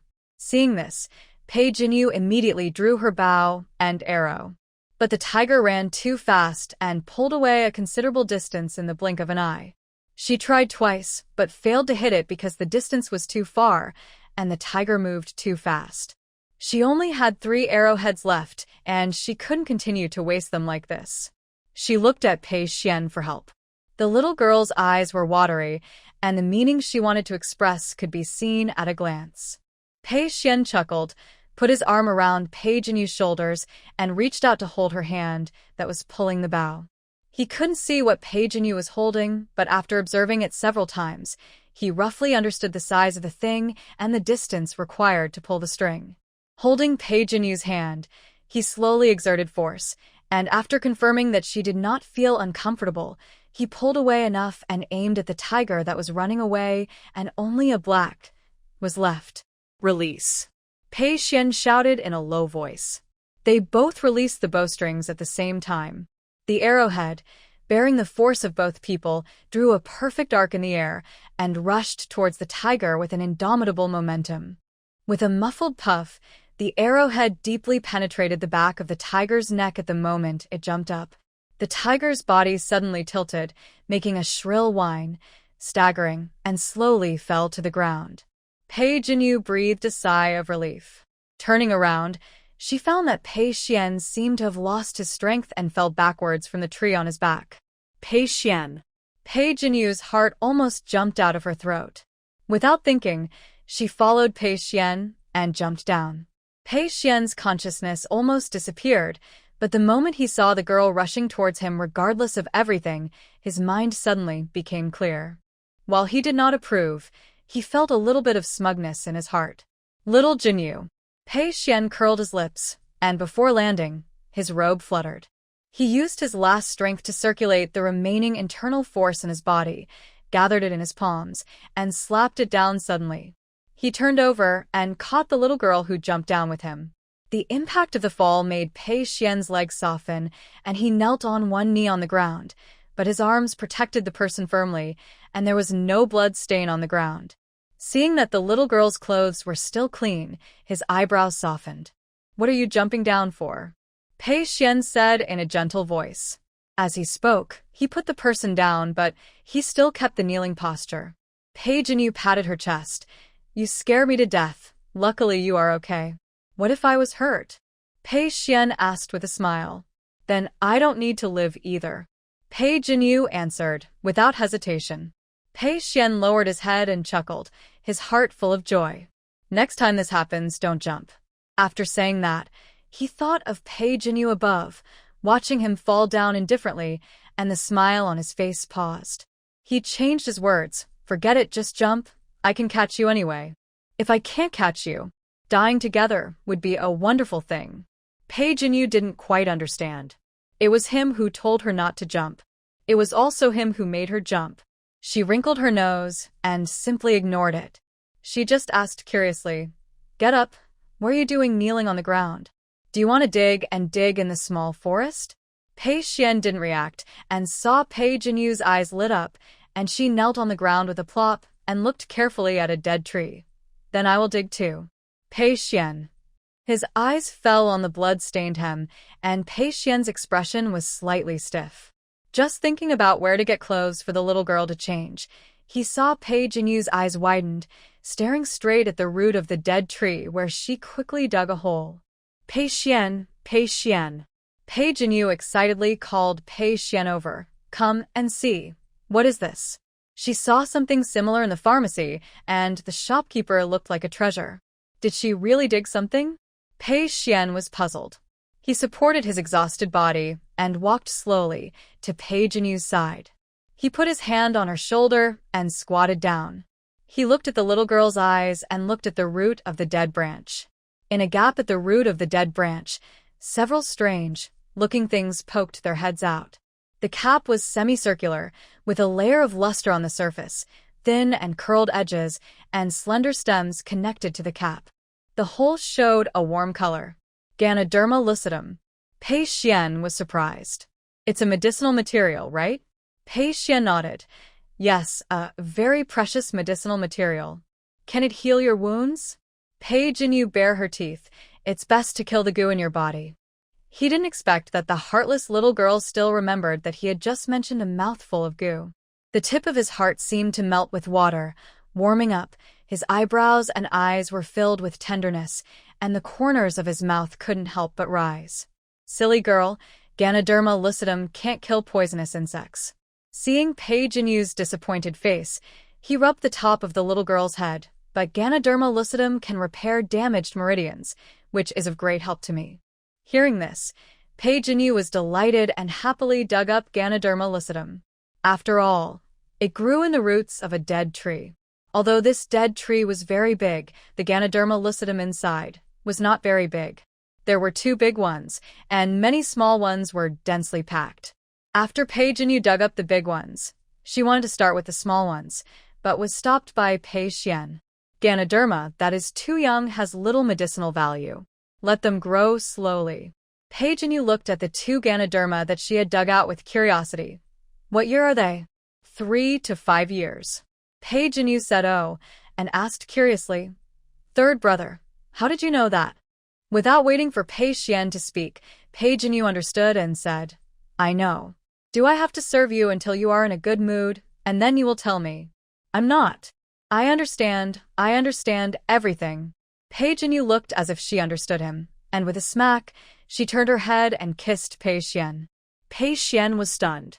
Pei Jinyu supported her chin with both hands and said happily, Third brother, are you satisfied with my service? Are you in a good mood now? Not. Ahem. Not bad. Third brother, why did you stutter suddenly? Shut up. Oh. Pei Xuan turned his head and glanced at her, and whispered, I'm not mean to you, I want you to stop talking. Pei Jinyu looked at him resentfully. Isn't this the same meaning? You are just mean to me. Pei Xuan. Unable to refute, he apologized helplessly. I'm sorry. Humph. Pei Jinyu turned around and refused to accept his apology. I won't say these 2 words to you again in the future, I promise. In fact, Pei Xuan regretted it after saying the 2 words shut up. But the words had already been said, and all he could promise now was that he would never say these 2 words to her again in the future. Pei Jinyu secretly turned her body to glance at Pei Xuan, and seeing that he was looking at her, she quickly turned around and turned her back to him. She didn't look like she was really angry. Pei Xuan slowly breathed a sigh of relief, approached her, and coaxed her carefully. You've been squatting for so long, your feet should be numb. Why don't you get up and walk around? No, it's not numb. I don't want to walk. Pei Jinyu's squatting back moved slightly, and she secretly stretched her feet under her robe. Pei Xuan's mouth curled up, but quickly suppressed it. He couldn't laugh at this time. If he laughed, it would be really hard to coax her. He said gently, Okay, it's not numb, but don't you want to know how to tell the age of the Ganoderma lucidum? How about we talk while walking? Pei Jinyu turned around and said reluctantly, Okay, for your sincerity. For my sincerity. Pei Xuan supported himself on his knees and stood up, and stretched out his hand to Pei Jinyu. Please forgive me, little Jinyu. Okay, I forgive you. Pei Jinyu handed the Ganoderma lucidum to Pei Xuan, patted her ace, and climbed up from the ground. Oh. Halfway through getting up, she suddenly felt a current rushing up from the soles of her feet. Her legs seemed to be pierced by countless fine needles, sore and swollen. If she didn't move, it would be much better. But as soon as she moved, the numbness seemed to have life, wandering between her legs. Pei Jinyu. Before Pei Xuan could speak, she retorted, I'm not numb. I'm just immobilized. A martial arts master must have come just now. It's okay. I'll unblock the acupoints later. Puff, cough, cough. Pei Xuan put his fist to his lips and suppressed the laughter in his chest. He responded to her nonsense with a serious face. So that's how it is. It seems that I was careless and didn't realize that there was a master lurking. But don't be afraid, I have a way. As he said, Pei Xuan held Pei Jinyu's wrist, and a warm internal force slowly injected into her body. Pei Jinyu only felt a warm current spreading from her wrist, gradually dispelling the numbness between her legs. She was surprised. My feet. Oh no, the acupoints are actually unblocked. Pei Jinyu moved her feet while listening to Pei Xuan's explanation of the pharmacology of Ganoderma lucidum. Just as they were listening with great interest, they heard voices calling out to them from the forest. San Lang Si Nyang, where are you? Its mother and eldest brother. Judging from the voices, they were not far away, about 100 meters. Pei Jinyu climbed onto a large rock and shouted towards the place where the voice came from, Mom. I'm staying with my third brother. We re here. The direction of the voice was not clear, and it could only point out a general direction. Pei Xuan thought about it, piled up a pile of branches and burned them in the open space. The wet branches were ignited, and soon bursts of thick smoke rose. The moonlight was good tonight. There was no cloud in the sky, and the moon was shining brightly. Coupled with Pei Jinyu's shouts, Zhang and others quickly came over. Before Zhang could talk properly, she was frightened by the scene here. There were 3 big tigers that were taller than people when they stood up, and they were dead on the ground. Swallowing the blame she was about to say, she quickly ran to Pei Jinyu and Pei Xuan and asked while looking at them, "Are you not hurt?" Pei Jinyu shook her head. "No, not only that, we also killed these tigers." You? Pei Jinyu covered her mouth. "It was third brother. Third brother is very powerful. When I found third brother had killed these tigers." Pei Xuan glanced at her and said nothing. Zhang tapped Pei Jinyu's forehead in disapproval. "I told you, third brother is very skilled in martial arts. You don't need to worry. Fortunately, the tigers had been killed when you arrived. Otherwise, who knows where they would be injured." Pei Jinyu was not convinced. Pei Xuan's poison had taken effect, his body was in terrible pain, and his internal strength was sometimes absent. If she hadn't arrived in time, who knows how he would have been bullied by the tiger. But she couldn't explain the golden finger, so she could only touch her forehead and chuckle, "I know." In addition to Zhang, the 2 brothers Pei Su and Pei Chen, there were also the brothers Zhao Ping and Zhao and who came to find them. They stared blankly at the tiger on the ground. After hearing the conversation between Pei Jinyu and Zhang, they all looked up at the young man with blood on his body under the moonlight. Finally, they all touched their necks. It was terrible. Fortunately, they did not offend Pei Samlang along the way, but chose to make friends with him. "I thought Samlang was very powerful because he could break a tree the size of a plate with his bare hands, but I didn't expect him to kill 3 tigers alive. Except for one smaller one, the other 2 were adult tigers. If they were to face such a big tiger, let alone one, even if there were more than a dozen of them, they would not dare to do it, let alone 3. Over there, Pei Jinyu's crisp and pleasant voice rang out. "Mom, you are wrong. It's 4. There are 4 big tigers in total. We have a lot of meat to eat." His 4. Zhao Ping and Zhao En looked at each other and saw the incredulity in each other's eyes. Zhao Ping, "From now on, we will do whatever the Pei family asks us to do." Zhao En, "Dad said that this is called a dog leg." Zhao Ping choked. "Can you speak? Change the words to something nice, such as cows or sheep." Zhao En thought for a moment and hesitated. "Bullwhip? Sheep? This is not good." Zhao Ping's face gradually twisted. "Forget it. Dog legs are dog legs." On the other side, Pei Jinyu looked at the 2 people standing in the distance who did not dare to come over and shouted, "Brother Zhao Ping, Brother Zhao En, come and help, and everyone will have meat to eat next." Although these 4 tigers were killed by her and Pei Xuan, there were 4 tigers, each of which was so big that they could not eat much. In addition, the weather was hot, and it would be a waste if they didn't eat. Because Pei Jinyu planned that after they left enough meat, the rest would be shared by Zhao Lijing.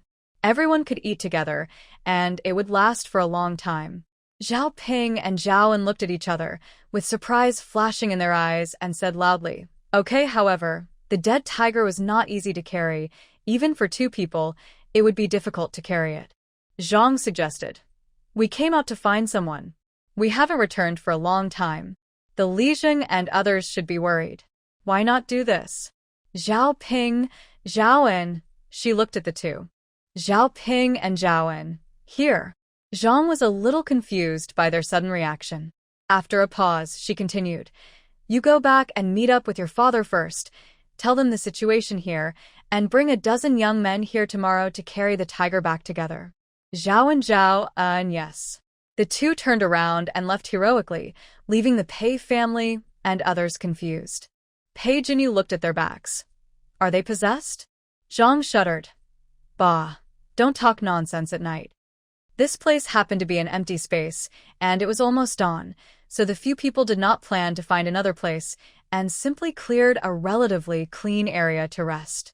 While Pei Su, Pei Chen, and Zhang were cleaning up, Pei Xuan pulled Pei Jinyu aside. "Pei Jinyu, what's wrong?" Pei Xuan glanced at her and looked away. "Aren't you going to say something?" Pei Jinyu. Good night. Pei Xuan simply said, "Kill a tiger today, kill a mandrill that day. Why is there such a weapon in the world that cannot be seen and touched by others except you?" Little Jinyu has no internal strength or martial arts, but can use such a powerful move. coupled with her movements when using it, Pei Xuan can't think of anything else except strange weapons.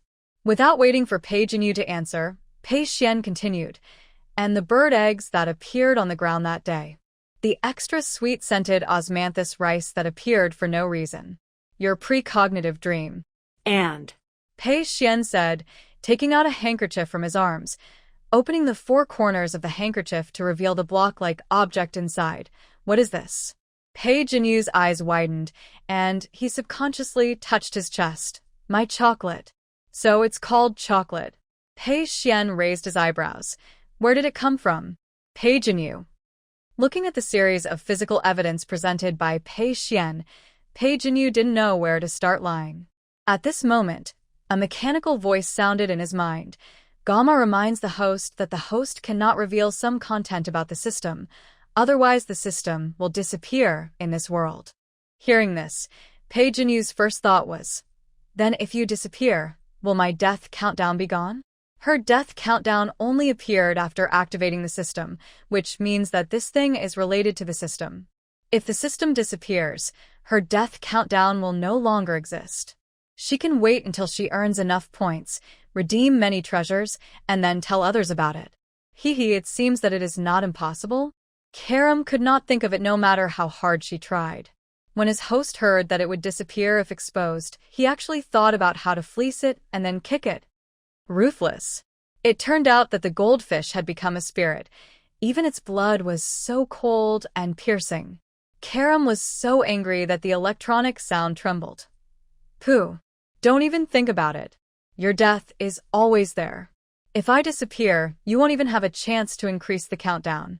Musti, beep, beep, beep Pei Jinyu. Don't be so excited. I'm just thinking about it casually. Karam. Don't even think about it. Pei Jinyu. Okay. With an idea in mind, Pei Jinyu knew how to tell Pei Xuan. She looked directly into the other person's eyes and said seriously, I can't say this. If I say it, I will die. I won't even know how I died.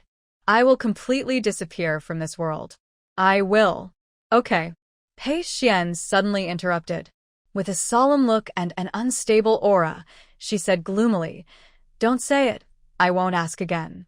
Pei Jinyu blinked. I really didn't lie to you. Although some unimportant processes were omitted, the final result was indeed correct. She didn't know how she would die, and after she died, she would completely disappear from this world. The logic was smooth and there was nothing wrong with it. However, it was understandable that Pei Xuan didn't believe her. After all, she had a criminal record. Pei Jinyu said dejectedly, Okay. I did lie about my numb feet just now, but I really didn't lie to you about this. I know. Pei Xuan took a deep breath, and his low voice spread in the air. That's why.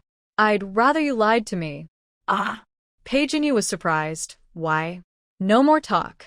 Pei Xuan avoided Pei Jinyu's gaze, his voice a little hoarse. I won't ask about this matter again in the future, but you have to promise me not to tell anyone else. Pei Jinyu nodded without hesitation. Of course, I'm not stupid. Pei Xuan's tense jaw relaxed slightly. It's late at night. Go and rest. When Pei Jinyu and Pei Xuan went there, Zhang and the others had already simply cleaned up a place to rest. They were discussing a series of issues such as how to deal with the tiger meat and where to load it. After a brief exchange, several people lay down to rest. It wasn't long before dawn. But after dawn, they waited and waited, but still didn't wait for Zhao Lijing to bring people to lift the tiger. Zhang frowned. Erling, go back and take a look at the situation. Pei Chen nodded and walked towards the camp along the way they came. He walked along the marks made by Xinjiang last night, and now walking again in the daytime, he was much faster. He ran all the way and soon arrived at the camp. In the camp, Li Zhao paced anxiously. It's already daybreak, and I don't know if they have found the people. I hope nothing happens. Suddenly, Zhao Fu shouted. Li Zheng, it's Pei Jia Erlang. Pei Jia Erlang is back. Li Zhao was stunned, turned around and saw Pei Chen running towards him. He immediately greeted him. Pei Erlang, did you find Pei Sanlang and Xinjiang? Is everyone okay? By the way, why are you the only one back? Where are the others? Pei Xuan was a little confused by the 3 consecutive questions. After he reacted, his face changed slightly. Zhao Ping and Zhaoan didn't come back last night? Zhao Lijing was shocked. What? No, I didn't see anyone last night. Pei Xuan swallowed his saliva and told Zhao Lijing that they went to find Pei Jinyu. After finding the person, they discovered that Samlang had killed 4 tigers, but because the tigers were too heavy, he thought that Zhao Ping and Zhaoan had come back, so he asked people to help carry them. Zhao Lijing hadn't recovered from the shock of Pei Samlang killing 4 tigers when he heard the news that Zhao Ping and Zhaoan had returned to the camp. But it has been so long. Even Pei Xuan has come here, but there is no news about Zhao Ping and Zhaoan. There is only one possibility left. Zhao Lijing's face was grim. Zhao Ping and Zhaoan, these 2 rascals, may be missing. Zhao An's wife's legs went weak. A girl and a boy. Zhao Jin is 12 years old. Zhao Chuan is 9 years old. They are both old enough to understand things. They know what this means, and they worriedly said, "Will Dad and Uncle be okay?" Zhao Ping's wife hurriedly supported Zhao An's wife, even though she was also panicking, but she was the eldest sister-in-law, and she had to reassure them at this time. She forced herself to be calm and said, "They got lost on the way when they came from Pei Samlang and his friends, which means they must be in the middle of our road." Zhao Ping and Zhaoan are not fools. They know they are lost. They will definitely not run around. At least they will wait until dawn before taking any action. That is to say, they are not far away from where they got lost. It is not difficult to find them. Originally, she just wanted to comfort Zhao Jin's mother, but after analyzing it, she felt relieved. When Zhao Lijing heard this, he nodded and said, "What Zhao Ping's wife said is right. Let's take some people to the direction of Pei Jia Sanling, shouting as we go. If the 2 rascals hear the sound, they will join us." With a plan, Zhao Lijing and others did not delay at all. They quickly selected a dozen young and strong men to set off together, and the rest of the people stayed where they were and waited. And strictly prohibited, no running around. Zhao Dihao suddenly asked, "Can we pick some wild vegetables here by ourselves?" Although they are eating gong centimeters now, they exchanged a lot of food for Dr. Zhang because of an illness. In addition, Tian suddenly became lazy and would rather starve with them than pick wild vegetables along the way.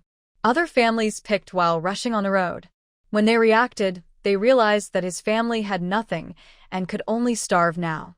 Zhao Dihao had no choice but to ask this question. But Zhao Lijing had just finished saying this when Zhao Dihao asked this question. If he really agreed, wouldn't it be a slap in his face?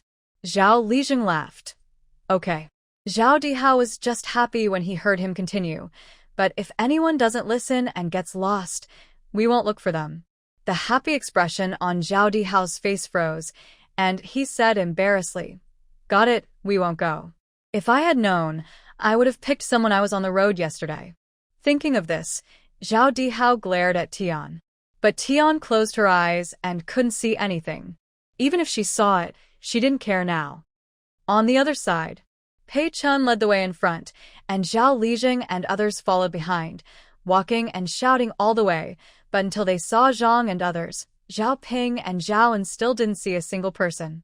This time, Zhao Ping and Zhao An's wife was a little panicked. Could it be that there were some lone tigers that Zhao Ping and Zhaoan encountered? They all had no idea, but Pei Jinyu thought Pei Xuan should have a way. After all, he had found the Golden Monkey Group based on the traces left by Pei Su and his sister-in-law. Looking at Pei Xuan, who was a little absent-minded, Pei Jinyu took small steps towards him and smiled flatteringly. "Third brother, can I learn from you how to find people? I know the rules. I'll serve you again tomorrow." Pei Jinyu felt like she was a genius. In this way, she could not only find the 2 brothers Zhao Ping and Zhaoan, but also learn the skills of finding people. Moreover, Pei Xuan didn't look too happy, which could make him happy and complete her task for tomorrow. It was really killing 2 birds with 1 stone. Pei Xuan, who had just come back to his senses, heard this and looked at the heartless little girl. Somehow, the irritability in his heart dissipated a lot, and he nodded and said, "Okay, as you say." However, seeing that the little girl looked clear, he couldn't help but explain, "As for serving or not, it doesn't matter. I'm not such a superficial person." Great. Pei Jinyu cheered and told Zhao Lijing the good news. Pei Xuan stopped talking before he finished. She is so happy that she doesn't have to serve him. Okay, he is just a superficial person. He won't be so easy to serve tomorrow. On the other side, Pei Jinyu found Zhao Lijing. Uncle Lijing, don't worry, my third brother and I will go find them later. Hearing Pei Jinyu say this, Zhao Lijing was relieved. They had just shouted all the way, but they found nothing. Although Pei Jinyu and his group were only 2 people, they were more capable than the dozen of them combined, so they would definitely find it. I was just afraid that, when they found it, it would be. Thinking of this possibility, Zhao Lijing took a deep breath. No, although those 2 rascals were useless, they were still smart and careful, and they would definitely be fine. Zhao Lijing quickly calmed down and directed everyone to carry the 4 tigers back. As for Pei Jinyu and Pei Xuan, they were looking for clues along the way. Because they basically followed the marks left by Pei Jinyu and walked that road, Zhao Ping and Zhao En's trajectory could not be judged from this road. But since they were lost, they must have gone to other places. In other words, along the extension of both sides of the road, there must be traces of Zhao Ping and Zhao En, but the range is too large, and it is not easy to find. Fortunately, after the 15th day, the poisonous insects in Pei Xuan's body went into hibernation again, and the condition was much better. They cooperated with Pei Jinyu, one looking for traces and the other making marks.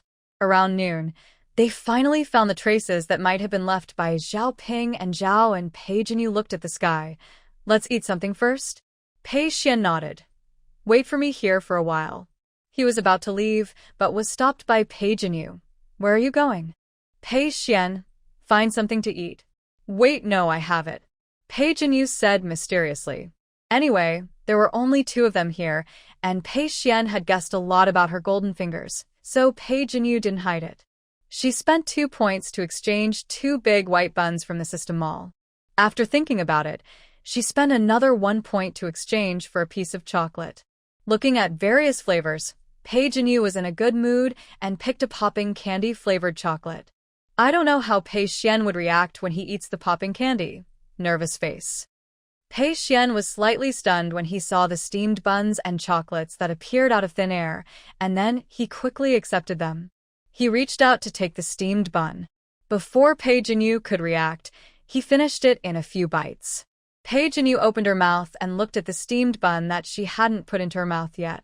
She was silent for half a second and handed it to Pei Xuan. This one is for you too. Pei Xuan shook his head. No, I'm full. How could he be full? Pei Jinyu only realized now that Pei Xuan had disappeared before noon yesterday.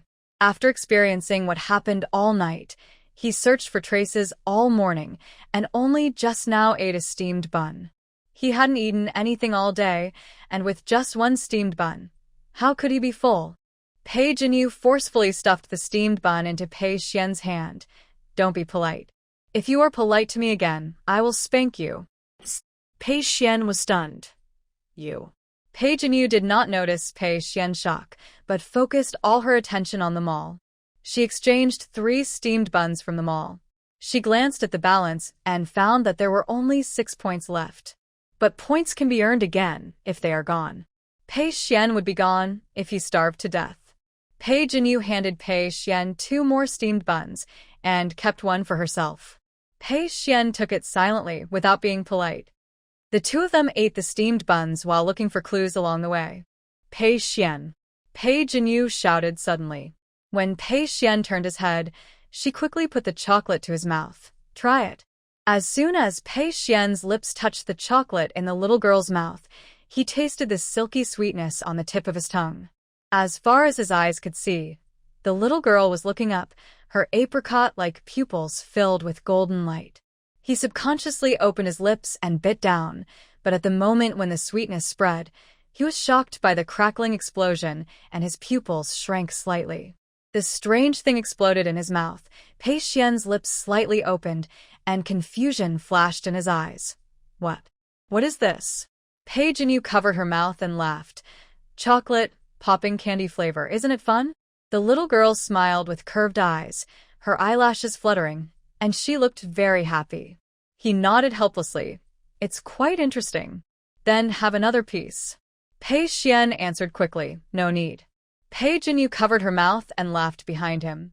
One of them taught to the trace, and the other learned on the spot. They taught and talked at the same time, and it didn't delay finding people. Suddenly, Pei Xuan stopped and stood beside a tree. Pei Jinyu hurriedly followed, following Pei Xuan's gaze on the tree. She saw the of cloth tied to the branch. This seems to be the color of Brother Zhao and's clothes? Pei Xuan turned his head and glanced at her. You remember it very clearly. Pei Jinyu raised her head proudly. I also think that my memory is getting better and better now. Did she think he was complimenting her?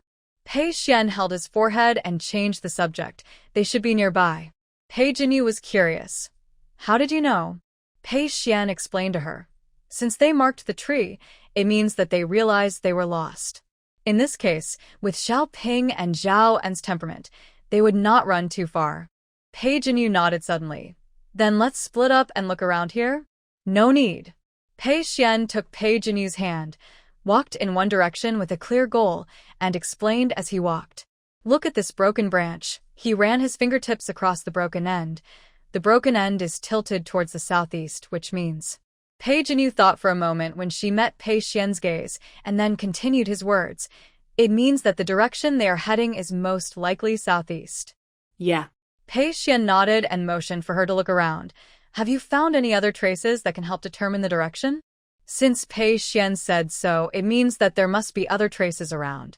Pei Jinyu opened her eyes and looked around carefully. Suddenly, her eyes lit up and she pointed in a direction. Over there. That pile of grass has obvious signs of being trampled, and the direction of the trampling is also pointing to the southeast. So, if we go to the southeast, the possibility of finding them is the greatest. Pei Xuan's lips curled up slightly, and a smile appeared between his eyebrows. Not bad. Your memory is indeed improved. Pei Jinyu and Pei Xuan walked towards the southeast for a while, and suddenly heard a fierce quarrel. No, I won't leave. If you want to go, let's go together. Don't worry about me. You have to go out first so that you can find someone to save me. I'm afraid. Zhao En's voice choked with sobs. I'm afraid that when I bring people back, you... Suddenly, there was a sound of a body falling to the ground followed by Zhao En's panic shout. Brother. Pei Jinyu was startled and ran forward quickly. Zhao En fell to his knees, shaking Zhao Ping in panic, while Zhao Ping fell to the ground and lost consciousness. Pei Jinyu immediately looked at the top of Zhao Ping's head. Death countdown, 22 hours, 18 minutes, and 46 seconds after nearly a day. Pei Jinyu breathed a sigh of relief and looked at Zhao Ping's condition. He had multiple scratches on his body, the longest and deepest of which was on his thigh. The wound had been bandaged simply, but it did not stop the bleeding. The cloth was stained red with blood. Perhaps, Zhao Ping was very likely to die from bleeding. Stop the bleeding as soon as possible. Behind him, Pei Xuan also followed up and frowned slightly when he saw Zhao Ping's condition. Stop the bleeding first. Hearing the voice, Zhao En, who was in a panic, turned his head and saw Pei Jinyu and Pei Xuan, an array of hope shone in his eyes. Pei Sanling, Jinyu's sister, it's you, so good. Big brother is injured, and the bleeding can't be stopped. Zhao Ping quickly explained the situation with a trembling voice. Pei Xuan squatted down and simply checked Zhao Ping's condition and had a rough idea in his mind. Xiaoyu, take out a Ganoderma lucidum. Pei Jinyu did not hesitate and took out the largest Ganoderma lucidum from her arms. Pei Xuan broke off a piece and pressed it under Zhao Ping's tongue. Xiaoyu, turn around and don't look. Pei Jinyu turned around obediently, but her ears were propped up, listening to their movements. After Pei Jinyu turned around, Pei Xuan tore off Zhao Ping's trouser legs, tied a knot above the wound with a cloth, and then took out a dagger and a fire starter. Burn the dagger red. Under Zhao En's horrified gaze, the red-hot dagger was pressed on Zhao Ping's wound. Zhao Ping was awakened by the pain. The screams mixed with the sizzling sound of the skin being burned gave people goosebumps all over.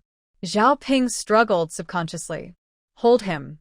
Although Zhao En was afraid, he still quickly held Zhao Ping. Pei Xuan sprinkled medicine powder on the wound.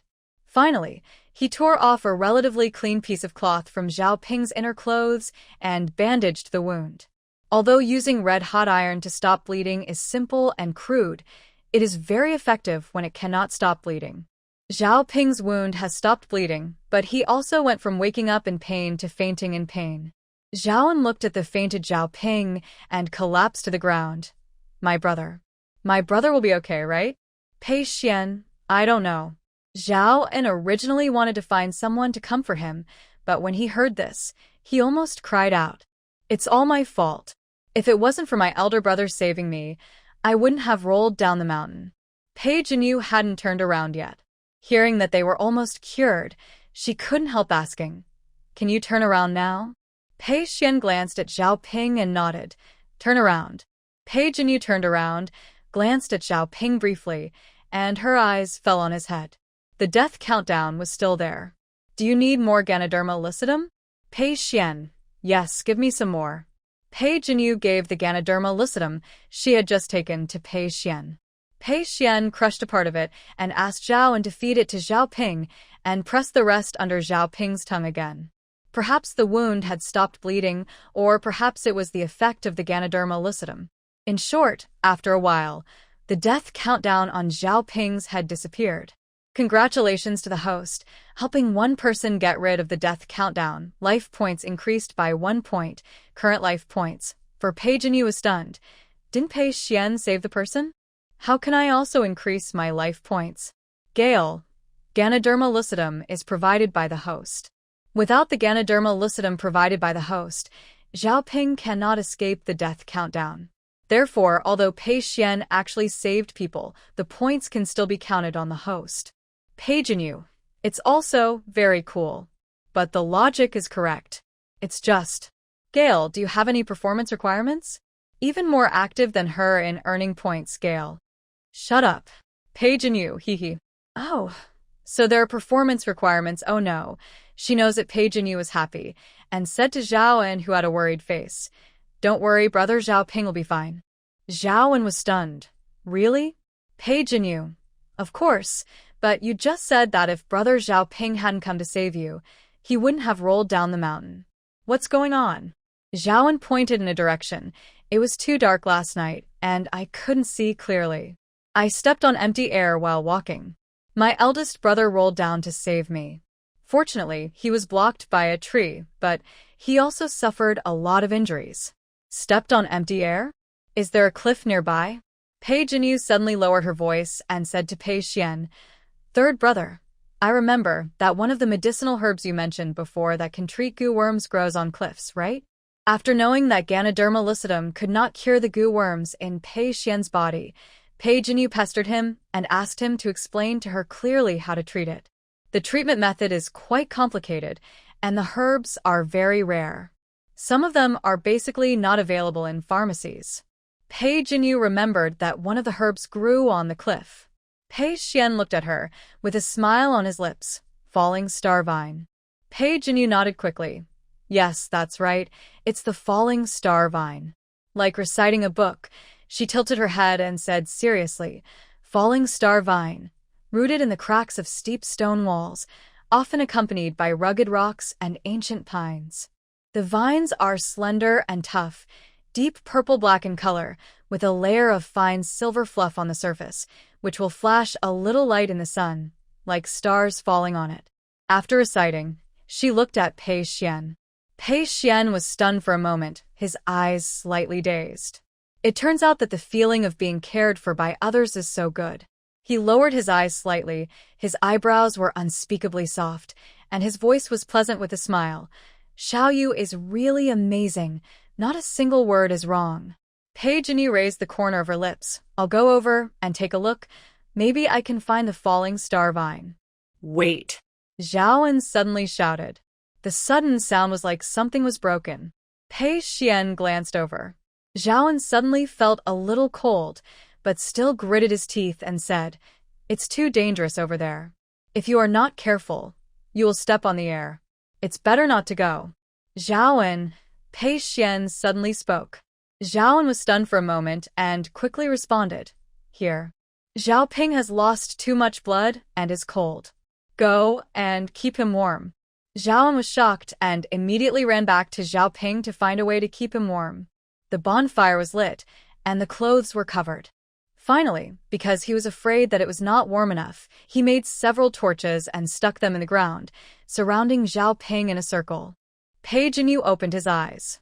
He didn't expect that keeping warm could be done this way.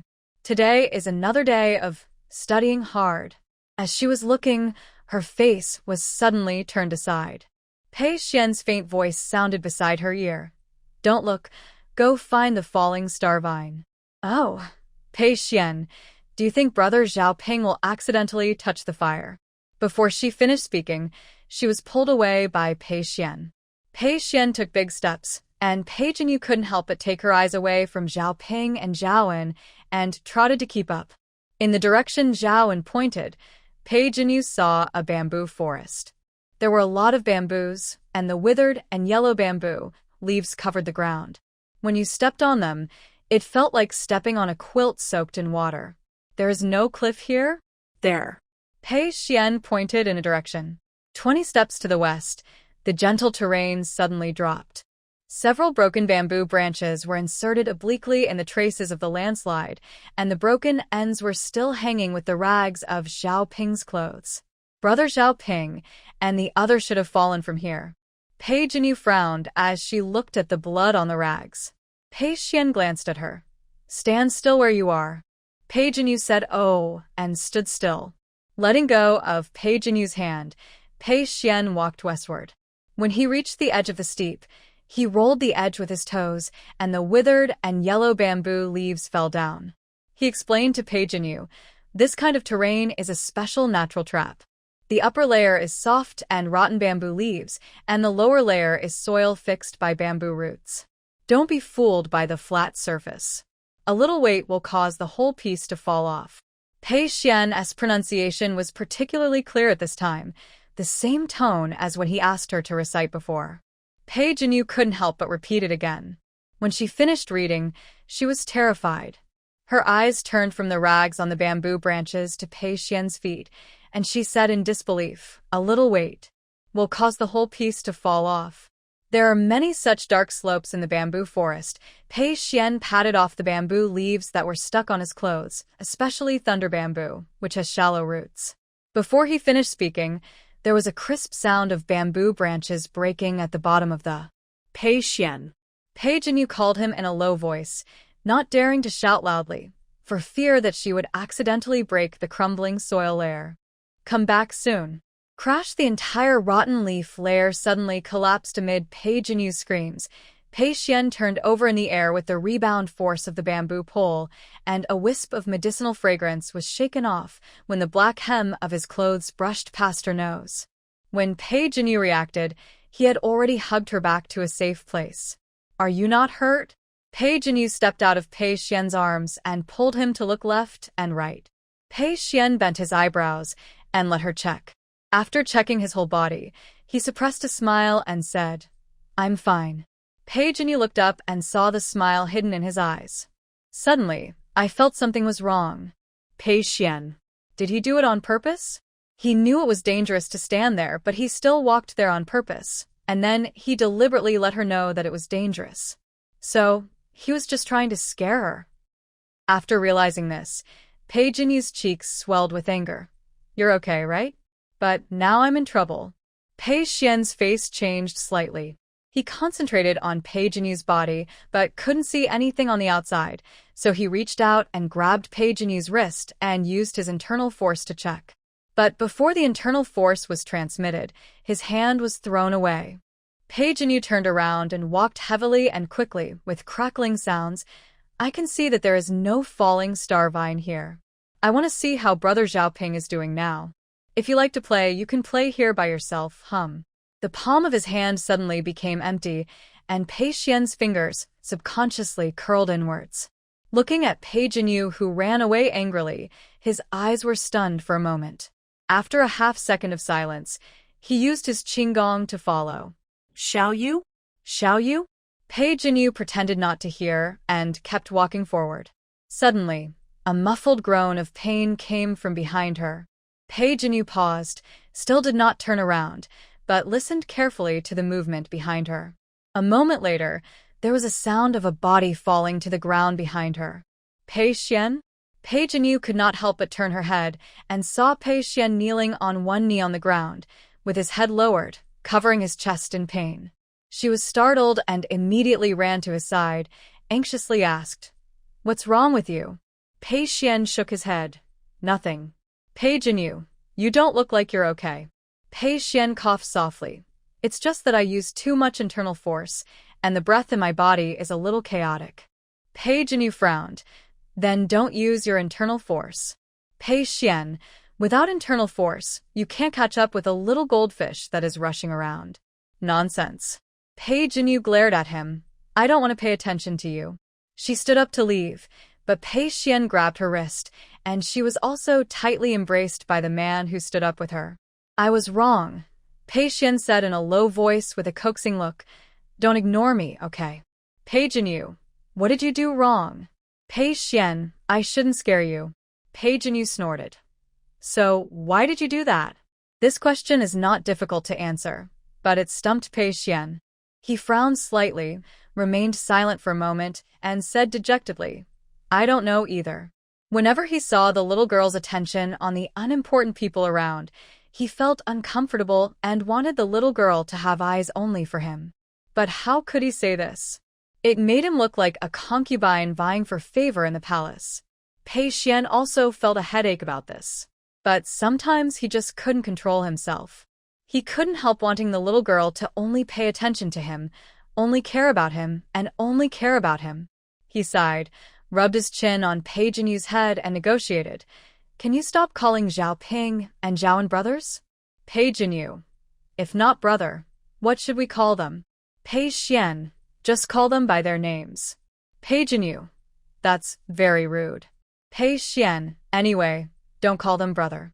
Pei Jinyu frowned and thought, how about just calling them brother, Zhao Ping brother, Zhao brother? Without the repetition of the word, it sounds at least less intimate.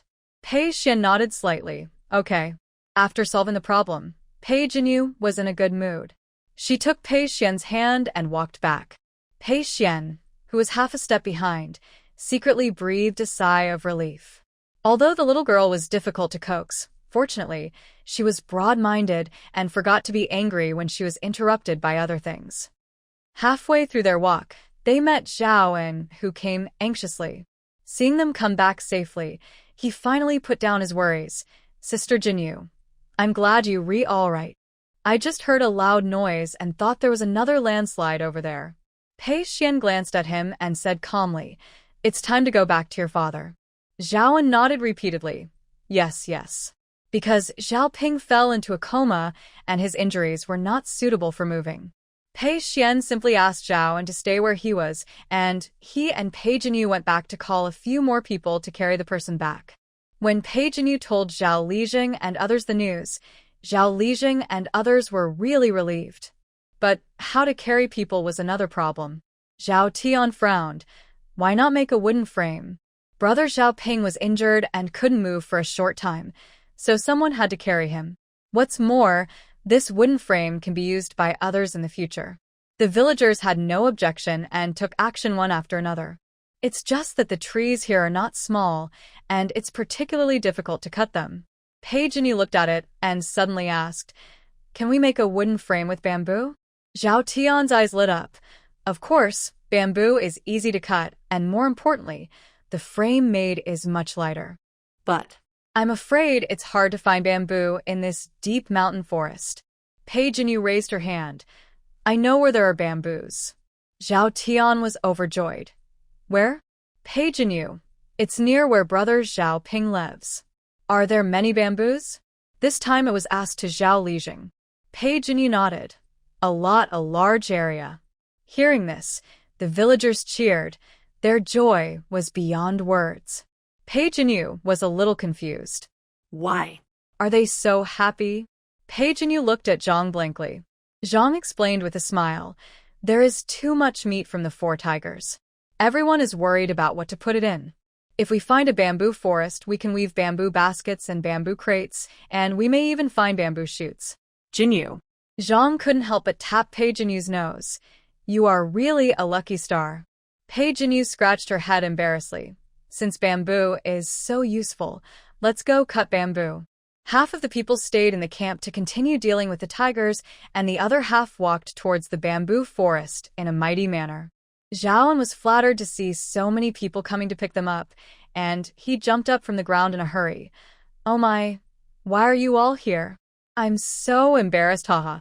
The villagers walked straight past Zhao, and as laughter stopped abruptly. No, what's going on? He looked at the villagers, then at Pei Jinyu, with a look of confusion on his face. They went to cut bamboo. Pei Jinyu left a message and ran to the crowd. The bamboo forest was dangerous. She had told them repeatedly on the way here, and they all remembered it. However, Pei Jinyu was still worried that someone would accidentally step on the air, so she ran to the front and watched. Stop, stop, stop. When approaching the bamboo forest, Pei Jinyu hurriedly shouted to stop. The villagers also stopped. Zhao Tian said, Sister Jinyu, this is still a distance from the bamboo forest. How can we cut it at such a distance? Pei Jinyu did not speak, but looked at Pei Xuan. Third brother, leave it to you. In the blank eyes of the villagers, Pei Xuan walked into the bamboo forest with a soft sword. Every time he walked a distance, a bamboo was cut down. After Pei Xuan walked a circle, the cut bamboo also surrounded a semicircle. Move within this range. Zhao Tian was a carpenter. Seeing so many tall and big bamboos, he couldn't help but be happy. He called on everyone to come forward and cut down the bamboo. Pei Jinyu and Pei Xuan were watching from the side to prevent any accidents. Pei Xuan relied on his keen insight. As for Pei Jinyu, of course, she relied on her golden finger. She scanned the crowd to make sure that she would be the first to see the death countdown above their heads. Pei Jinyu found nothing when the bamboo was half cut. Although there was no way to earn points, it was also a good thing that everyone could be safe and sound without any accidents. After watching for a long time, Pei Jinyu's eyes were a little sore. She rubbed her eyes, and the moment she put down her hand, Pei Jinyu's heart skipped a beat, and her eyes suddenly widened just like when she first saw the large-scale death countdown in Qingyang County. Death countdowns appeared above all the villagers. 18 minutes and 35 seconds, 17 minutes and 52 seconds, 16 minutes and 35 seconds. In about a quarter of an hour, they will all face death. In other words, this is not a small-scale change. Pei Xuan. Pei Jinyu called Pei Xuan's name subconsciously. Pei Xuan lowered his head and saw her slightly pale face, and his eyebrows slightly twisted. Precognitive dream? Pei Xuan guessed it at once, and Pei Jinyu was relieved. Nodding. Yes, in about a quarter of an hour, everyone here will be in trouble. As if thinking of something, Pei Jinyu reached out and grabbed Pei Xuan's arm. Isn't the bamboo forest drawn unsafe? Zhang listened nearby and took a breath of cold air. The safe area was drawn by His Highness in front of everyone. Jinyu's words were to question His Highness's ability in public and slap His Highness in the face. His Highness has always doted on this girl, and she hoped that he would not get angry. But what Zhang didn't expect was that His Highness actually said, whether it is true or not, let the villagers come back first. Zhao and go and call them back. Zhao yes. Hearing this, Zhang couldn't hide her surprise in her eyes. Not only was His Highness not angry, but he slapped himself in the face. He took back the decision he had just made. This had never happened before, but at this moment, it seemed that His Highness and Jinyu were not surprised at all. What shocked Zhang even more was that it seemed that such a thing was just normal for them. It seemed that Jinyu's position in His Highness's heart had to be raised. Before Pei Xuan looked over, Zhang retracted her gaze and called back the people who were working enthusiastically with Zhao. When they were called back, they were still a little unhappy. What's the matter? I was just cutting half of the bamboo, and I called people back in a hurry. That's right, the bamboo has been cut halfway. If it's not cut all the way, it will be such a waste. Pei Jinyu had no time to explain, because she found that even if they had stood in the area she thought was safe enough, the death countdown above their heads still did not disappear. Time kept passing, and every minute and every second, life was disappearing. Pei Jinyu was really a little panicked. Pei Xuan, that is not right. This is not right. It doesn't matter. Pei Xuan put his arm around Pei Jinyu's shoulders, his deep voice carrying the power to calm people's hearts. This place is not right. Let's change places. There will always be a place that is safe. He looked up at the crowd, and the majestic command was transmitted to everyone's ears through his internal force. If you don't want to die, follow me immediately. The villagers looked at each other. But soon they all ran. Because after Pei Xuan finished speaking, he picked up Pei Jinyu, took off from the ground, and leaped between the branches. The speed was so fast that soon only a back figure was left. Coupled with Pei Xuan's previous action of asking them to come back immediately, and the words just now, an inexplicable sense of fear rose from everyone's heart. Follow up, run, Pei Chen shouted, and ran forward quickly with Zhang. Pei Jinyu looked over Pei Xuan's shoulder to check the situation of everyone. To her surprise, her mother's speed was not slower than Pei Chen's. The other villagers no longer hesitated, dropped the bamboo in their hands, and followed in a panic. For a moment, the forest was filled with hurried footsteps and heavy breathing. But they didn't dare to stop. Why are we running? Zhao Fu shouted while running. You will die if you don't run, Zhao and shouted in response. Why will you die? I don't know, Zhao and's roar broke. Or you can stop running and be a cushion for everyone. Hearing this, Zhao Fu, who had been slowing down, quickened his pace again. No. I'm not suitable. Zhao Gang has a lot of meat. He is the most suitable. Zhao Gang, who was originally running at the end. Nonsense. I'm just bloated. Bloated. Pei Jinyu thought of what Pei Xuan had said before, that he had used too much internal energy, which caused the breath in his body to become chaotic. After she realized what was happening, she hurriedly said, Pei Xuan, don't use your internal energy anymore. Put me down, and let's run together. Pei Xuan, it's okay. It's faster this way. Pei Jinyu, didn't you say before that you had used too much internal energy, which caused the breath in your body to become chaotic? Pei Xuan was standing on a branch and stumbled when he heard that. Pei Jinyu, you lied to me again. Pei Xuan, you rascal, always lying to fish. Pei Xuan lowered his head, covered Pei Jinyu's chattering mouth, and said seriously, when animals encounter danger, they will choose to play dead. When people face a crisis, in addition to confrontation, there is another way, which is called showing weakness. Remember? Huh? Pei Jinyu was stunned. When she heard Pei Xuan asking her if she remembered, she subconsciously shook her head, no. Pei Xuan repeated it patiently again, and his tone of voice was slower, as if it was very important knowledge. So Pei Jinyu repeated it again and finally nodded, her eyes serious. I remember it. Pei Xuan suppressed the smile that was almost uncontrollable at the corner of his mouth, coughed lightly twice, and praised. Xiao Yu is getting smarter and smarter. He remembered it after just one recitation. Pei Jinyu raised her chin and curved her eyes. Humph, I am smart to begin with. After saying these words, the villagers gradually caught up. Pei Xuan lowered his head and asked her, Is it safe here? Pei Jinyu glanced at the crowd that was gradually approaching and shook her head solemnly. It's not safe here yet. 10 minutes and 35 seconds. This is the death countdown on Zhao Gang's head. Compared with others, his death time is the shortest. He is the fattest and runs the slowest. Even if he runs hard, he will fall behind the villagers. But the death countdown on his second brother and mother, who are running in the front, has disappeared. In other words, the key to escaping this disaster is speed. Pei Jinyu, congratulations to the host for helping the two escape the death countdown. Life points increased by 2 points, current life points. 6. Pei Jinyu didn't have time to pay attention to the system's prompt sound, but told Pei Xuan the situation she had analyzed. Pei Xuan looked around, and finally his eyes fell on the landslide above them, and he uttered 4 words. The earth dragon turned over. Pei Jinyu, what? Did you see that landslide? Pei Xuan gestured for her to look southwest. The terrain where we are now is flat, but there is a steep above. The soil here is loose. Once the earth dragon turns over, it will inevitably cause a large-scale landslide, and the rolling boulders and soil will quickly bury our current position. Pei Jinyu looked in the direction Pei Xuan said, her eyes fixed. The steep that Pei Xuan mentioned was like a dormant giant beast, tall and long, with a steep that was almost vertical.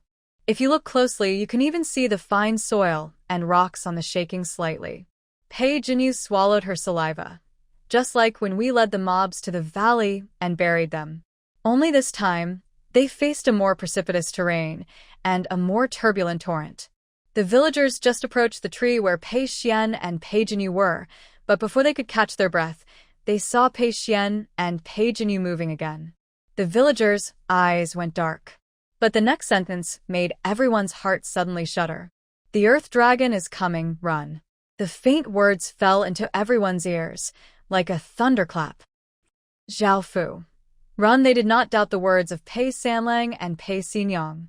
Everyone woke up from a dream and ran desperately. The wind whistled in their ears, and every step made the ground dusty. The legs felt like they were filled with lead. The breathing became more and more rapid. The throat was so dry that it seemed to smoke, and every breath was accompanied by a burning pain. But even so, no one dared to stop. At this moment, the people who were running suddenly felt a shaking. At first, the shaking was relatively mild, as if there was an invisible hand shaking gently under their feet. But soon, the amplitude of the shaking became larger and larger, and the frequency became more and more rapid. The ground began to tremble violently, and the villagers staggered as they ran. "The Earth Dragon has turned over," someone shouted in fear. The trees made a creaking sound as they shook, as if they would break at any time. The surrounding bushes were shaken to the ground, and the birds in the forest flew up in panic, making sharp cries. The villagers who had only heard of, but never actually seen the Earth Dragon turning over panicked. "Keep your balance and keep running forward." Pei Xian's voice was clearly heard by everyone. Although Pei Jinyu had no internal strength, she also shouted loudly to the villagers, "Keep running. Run through this section, and everyone will be safe." On one side was a steady and powerful command without any panic or hesitation. On the other side was a crisp and firm encouragement that made people feel at ease. The villagers, who were almost swallowed by fear, seemed to have been injected with a shot of cardiotonic and rekindled their will to survive. Run. Everyone run. Keep up. Don't fall. At the same time, a more violent sound came from the steep in the southwest. The loose soil and rocks completely lost their balance under the impact of the earthquake. Boom, boom, a huge rock rolled down from the mountain, carrying the surrounding soil and trees, rushing down like a cannonball, and then more soil and rocks rushed down like a flood, forming a yellow-black torrent that covered the sky. In the deafening roar, Pei Jinyu's eardrums were hurt. She lay on Pei Xian's shoulder, watching the landslide soil and rocks getting closer and closer, and the rolling smoke and dust almost swallowed them. Run, run, run. At this critical moment, Pei Xian's body suddenly stopped. He looked up ahead, his jaw clenched, his face grim. "There's a cliff ahead." What? Pei Jinyu's heart almost stopped beating. "There's a dead end ahead, a dead end behind, and death on both sides." Wait. "No, there's a cliff ahead, a dead end behind, a deadly landslide torrent, and no hope on either side. How did my second brother and mother survive? The key to breaking the deadlock lies with them." Pei Jinyu pulled Pei Xian's collar, her fingertips turned white due to the force, and her speech was so fast that it almost blended into one. "Pei Xian, take me to my second brother and mother, quickly." Pei Xian did not hesitate, hugged Pei Jinyu tightly, circulated his internal force, and went against the yellow-black torrent that covered the sky. Pei Chen, who saw this scene clearly, opened his eyes wide, full of disbelief. When Pei Xian and Pei Jinyu landed beside him, Pei Chen roared with red eyes. "Run, why are you coming back?" The sound of the torrent was deafening. Pei Jinyu shouted at them, "Second brother, mother, if there is a cliff in front and a mudslide behind, what would you do in this situation?" Pei Chen's Adam's apple rolled heavily. "What did you say? There's a cliff in front." "No time to explain." Pei Jinyu said quickly, "Tell me, what would you do in this situation?" Pei Chen said subconsciously, "Jump down, I will jump down. Anyway, both sides will die, and jumping down will at least die quickly, and not so painful." Pei Jinyu and Pei Xuan looked at each other. Without Pei Jinyu saying anything, Pei Xuan stretched out his long arm and firmly held Pei Jinyu's waist. The internal force in his body circulated rapidly, turning into a gust of wind, and rushed towards the cliff. When they reached the edge of the cliff, the two of them looked out and found that there was another world under the cliff. There was a huge rock at a position 3 or 4 meters below. But even if the second brother was caught by this stone when he jumped off the cliff, he would be buried by the earth and rocks that poured down. Pei Xuan looked solemn and said in a deep voice, "I'll go down and take a look." He stretched out his body and jumped lightly to the boulder. After exploring for a while, Pei Xuan grabbed the vines hanging on the edge of the cliff and used the force to fly up. There is a cave next to the boulder. Pei Jinyu immediately understood how the second brother escaped. He ran the fastest and chose to jump off the cliff before the torrent swallowed him. He happened to fall on this boulder and then hid in the cave, thus escaping. As for the other villagers, they were either swallowed by the torrent long ago or hesitated when they found that there was a cliff in front of them. So, in the end, they could not escape death. Pei Xuan, the only way to survive is under the cliff. Pei Xuan nodded. "I'll take you down first. But mother, second brother, and the villagers." Before he finished speaking, Pei Jinyu was held by Pei Xuan's waist and landed steadily on the boulder. "Leave them to me." Pei Xuan's voice was unquestionable and strong. "Be good. Don't distract me." Pei Jinyu knew that she could not help at this time and nodded quickly. "Okay, then you pay attention to safety." After that, she went into the cave, putting herself in a safe position, but able to observe the outside. Looking at the little goldfish that was cautiously huddled in the corner of the cave, Pei Xuan's eyes overflowed with a smile. "Good child." After making sure that Pei Jinyu was safe in this position, Pei Xuan flew up. He used his inner strength to clearly tell the villagers the current situation. "Keep running, don't stop. There is a cliff ahead, but there is a huge rock under the cliff, and there is a cave next to the huge rock. Only by hiding in the cave can you survive." The torrent was getting closer and closer, carrying huge rocks and trees, like an angry beast, roaring and sweeping over. The villagers ran for their lives. Pei Xuan's words were like a sharp sword, passing through the rumbling sound and reaching everyone's ears. The content of the message also made them feel uneasy. If Pei Sanlang had not paused for too long when he said a word, they would probably want to die on the spot when they heard that there was a cliff ahead. At this time, the villagers had already seen the cliff ahead from a distance, desperately crying, "Jumping off the cliff, isn't this really a suicide mission? What if you jump down and don't fall on the rock, and you are smashed to pieces? Our children are still young, and we can't lose their parents." While they were crying, Zhang and Pei Chen had already run to the edge of the cliff. Sure enough, he saw the boulder that Pei Xuan mentioned. He turned around and shouted to the villagers, "Follow me if you want to live." After that, the two jumped down. Under Pei Jinyu's shocked gaze, the two landed steadily on the boulder. Forget about the second brother. Although his martial arts skills are not as high as Pei Xuan's, he has also practiced.